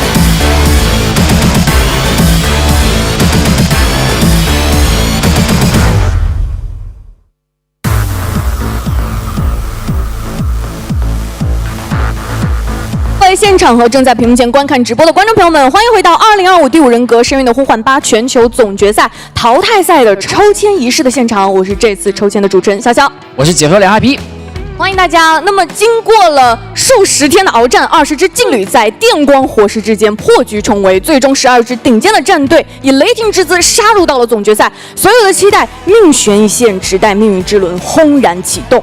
现在迈向冠军宝座的第一步就在眼前，就是我们紧张刺激的抽签环节了。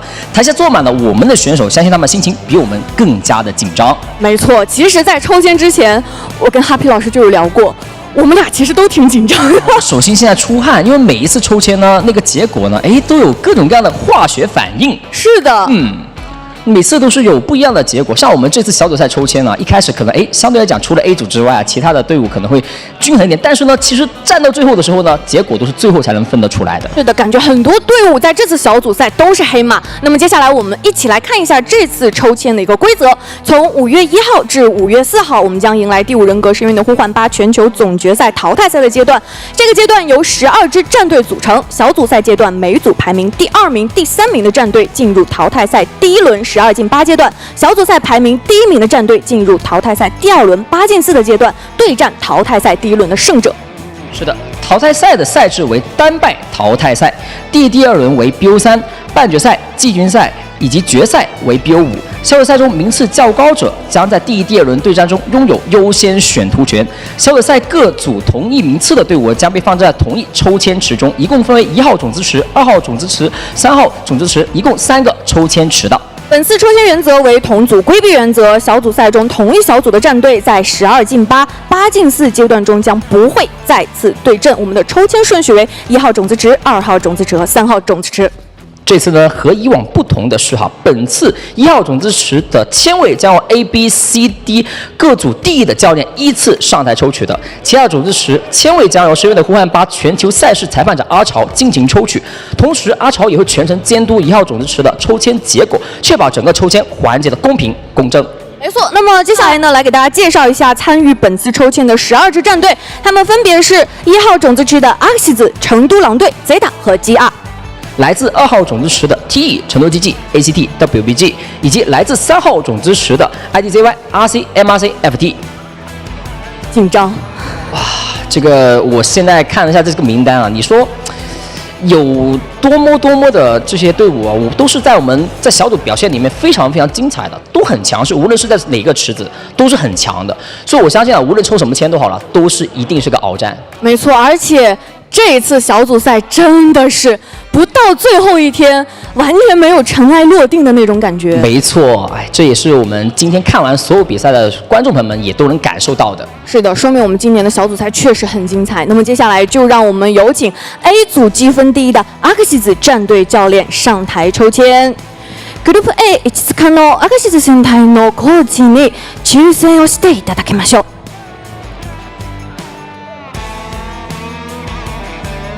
有请台下的选手有在给他鼓掌哎。是的，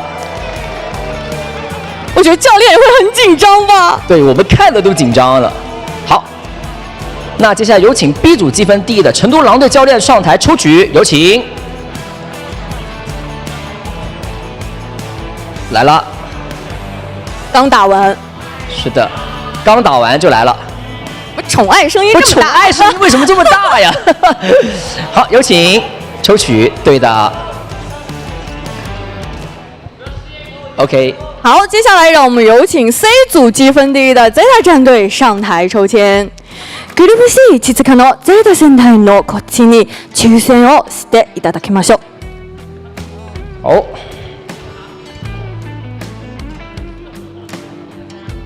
那么接下来有请第一组积分第一的 GR 战队教练上台抽取最后一签，有请。哇，怎么这个台下的这个欢呼声这么的热烈？好，最紧张的时刻来了，我们接下来命运即将揭晓，有请4位教练一起为我们揭晓抽签结果。来吧。看看数字是什么情况？这边看到AbyssⅧ是在这个1号位置哈，然后成都狼队是在2号位置，然后 Zeta 是在4号位置，而 GR 是在3号位置的。没错，这个数字呢代表我们的每一个区域，1、2、3、4分为4个区域的。现在其实就是定一下我们整体的一个大的一个基调了。是的，先把这个排名靠前的队伍放在4个位置，然后再去抽取后面的池子。没错，其实根据我们同组规避的原则，对，一般呢，我们定了大好的几个点位之后，后面感觉就可能很容易就算出来。对，没错。好，那接下来也是感谢4位教练，大家可以入座继续观礼啦。コーチの皆さんありがとうございました。好，谢谢。哇，还是有教练带着笑容的耶。对，感觉啊，毕竟上来先抽了，其他的对手还没有定嘛，所以心情肯定是更加轻松一点点的，对不对？没错，而且其实有很多我们的小组赛打得很激烈的情况下，有这样同组规避的原则，有可能我们淘汰赛会不会就压力没有那么大了呢？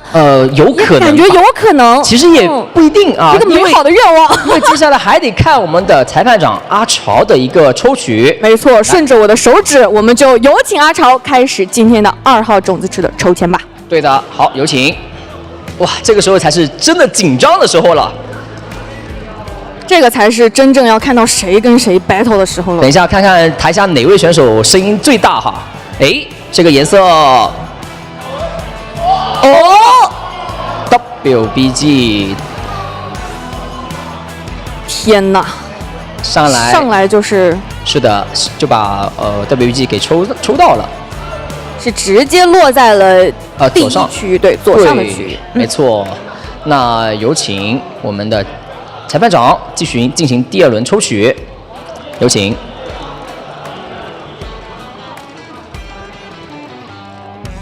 是哪支队伍呢？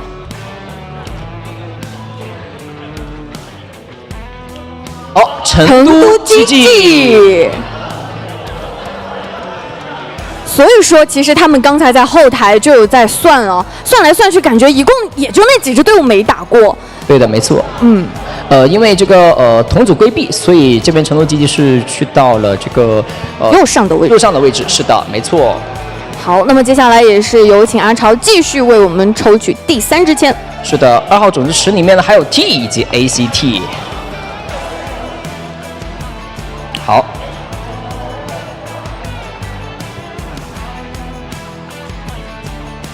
好 ，TE。我听到他们在台下已经在讨论了，讨论起来了，又打，又打。其实截至目前来看的话，还是很有火药味的。没错，没错。那接下来也是有请阿潮为我们抽取第4支签。我感觉现在很多粉丝就已经在算了，同组规避的这个已经开始算起来了。是的，没错，因为接下来可以说是因为同组规避的原则嘛。都得要规避了这个前面那个种子池里面第1个以及第2个种子池里面同组的一些队伍，所以其实这么一算的话呢，是一个差不多就那几个位置。没错没错，就刚才比如说 MRC 在后台就说，我感觉要打成都GG了，因为他自己也在算这个规避一下，那个规避一下，可能就很大概率会遇到他的。对，而且我们的同组规避原则是100%。规避的就不是说是第1轮规避这样子，所以其实我们在抽签的时候，整个需要做的一个计算的工作也还蛮大的。是的，没错，就可以理解为一个1/4半区的一个规避嘛。是的，左下这边是 ACT， 然后右下是 TE。没错，就像刚才说的情况，因为它必须要做到完全的规避。对，是的，所以是会有变化。对，没错，是 ACT 在左下角，然后 TE 是去到了右下半区的。好，接下来也是有请阿潮为我们抽取3号种子池。所以说，确实一开始看到自己的签位在哪里，真的也不是100%确定的。没错。好，看看我们3号种子池的第1个被抽出来的队伍是谁呢 ？ITZY 是我们中国大赛区目前的一个唯一支的民间队伍哈。没错。是的。那 ITZY 是要对阵。感觉这个还得对，因为阿克西是在这个前面的位置嘛。对 ，A 组大家已经厮杀过了。对，没错。那看看他的位置最终是去了哪呢 ？ITZY 在这个小组赛的表现，我觉得也是很亮眼的，因为他们组别的压力非常大，但是作为民间队能够杀出重围，很厉害。是的，因为最终在死亡分组里面杀出线呢，无论是哪个队伍都好，哪怕是落败队伍都是强势的。是的。哇，哎，你看他们刚好坐在一起。是的，哎，刚好坐在一起哈。对。被包围了呀，白鹿。白鹿表情有点凝重哈。这个就是缘分吧，因为大家关系也都很好。对。那所以接下来会更期待有没有这种缘分之间的对局了。那接下来有请阿潮为我们继续抽取3号种子池的第2支签。哇，选手下面已经吵起来了，感觉。哎，我看到很多选手现在那个表情是那种高深莫测。对，没错，因为同组规避的原则，这边是 FT 是我们东南亚赛区的一支队伍哈。没错，但它也触发了同组规避的规则。是的，没错。今天刚刚对战完嘛。是的，刚打完。对。今天这3场。再加一场最后的那个收官之战，我觉得每一场也都已经足够的精彩了。就最后一天的比赛，可看性非常的高，我觉得。没错，拉满了可以说是。特别是第1局，我觉得第1局，因为我们收到的那个晋级的信息表，一场很大，对，看半天都看不懂。这次这个太卷了，因为以往可能都没有算到第3、4个晋级条件。对，没错，结果是算到后面晋级条件了，所以真的是蛮惊险的。是的，所以说就更期待淘汰赛的一个表现了。好，所以可以看到是对阵 TE 在我们的右下半区。是的。所以真的是一开始抽到的时候，别看左上那个标在亮，但是你其实落下来是完全对角线的位置，因为是个同组规避的一个原则嘛。OK， 那接下来还有2支队伍，一个是 RC， 一个是 MRC， 这2支队伍可以说是整活之王，无论传奇，对传奇。他们首先呢技术很过硬，其次的话呢也能给我们观众朋友们带来非常多精彩的表现。那接下来有请阿潮给我们抽取了。怎么台下有很多选手在？哎呀，这样子。有人欢喜有人愁嘛，毕竟抽签这个东西呢肯定是相对的哈。好，这边是 MRC。其实他们应该已经算好了。对，已经算好了。我们看最终结果嘛。还是挺血雨腥风的。是的，因为是左上，现在只剩下左上半区以及右上半区嘛。哇，感觉很好看哦。MRC 最终是在右上角打成都 GG。说了人不能在后台乱立 flag， 还真是在后台刚讲完，结果还真是碰上了。所以真觉得有些时候大家的这个第六感啊，人不得不信啊。念念不忘必有回响，有可能哈。好，那最后一支队伍，有请，那就是RC。是的，那 RC 的位置就是最后的左上的位置了。哇，这个抽签，我说实话很能看到那种焕然一新的感觉。对，因为很多对局，我说实话好像确实没看到这2个战队打过，有很多我放眼一看。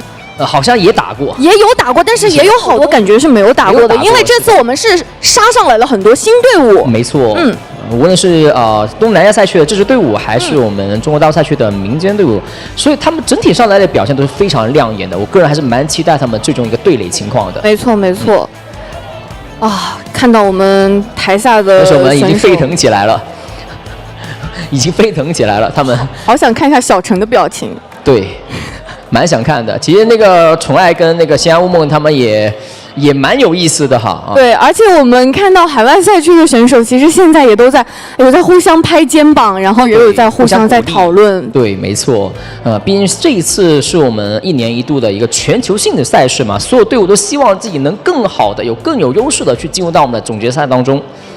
而且到了淘汰赛就没有复活币了。对，就是单败淘汰赛。特别是前面第1、第2把BO3的局容错极大的降低了，很关键。如果再像是之前一样，可能觉得我们有1场2场的容错，对，那就是不存在的了，不存在了。所以说每支队伍呢，接下来一定要打醒12分精神呢。毕竟现在离我们5月1号还有一段时间，虽然也不久了哈，我相信他们一定会给我们表现出最好的一个表现的。而且小组赛这10天也已经看到他们十足的一个韧性了。那么接下来就让我们一起来看一下这次淘汰赛的一个晋级图的形式。好了，这边哇，这我们台下的选手已经在那哀嚎了，什么情况呀？是啊。好，我们先看左上半区啊，首先是这个 WBG 对阵 RC， 然后晋级的队伍呢是对阵阿克西子，然后右上半区是这个成都 GG 对阵 MRC， 晋级的队伍对阵吉亚。左下半区呢是 ACT 对阵 ICTY， 晋级的队伍对阵成都狼队。右下区域呢是 TE 对阵 FT， 晋级的队伍对阵 Zeta。哇哦，天哪！整体看起来，其实也是有预料的嘛。毕竟我们同组规避的原则，但是呢，还是有一些微妙的一些对垒，还是蛮精彩的。无论是中国大陆赛区队伍，还是东南亚赛区队伍，还是日本赛区队伍，我相信他们一定会有更好的表现给我们带来的。没错，而且哈皮老师，你发现了没有？这次我们中国大陆赛区的队伍跟就是 IVL 的战队跟 IGL 的战队好像是很平均的分布在了左右大半区。相对于上一次来讲呢，可以说是友好了不少了，可以能看到更多的我们不同赛区之间的对垒了，还是蛮好的。没错，因为我记得有一次就是所有的一个区域都是红色的，对，或者是所有的区域都是这个黄色的，就是只能自相残杀。对，没错，这一次的赛区之间的一个竞争会更加的激烈哈，而且我们小组赛的一个整体表现也看得出来哈，日本赛区的队伍呢真的是非常实力强劲。没错，完全是我感觉给了我们非常非常大的惊喜，在很多场比赛当中都让我们觉得非常非常有压力，所以今年很期待这个淘汰赛了。那么接下来决胜战歌一起，12只王者之士将用极限操作杀向冠军宝座，让队名成为庄园不灭的勋章。感谢各位的收看，5月1号杭州电竞中心，让我们一起见证荣耀的诞生。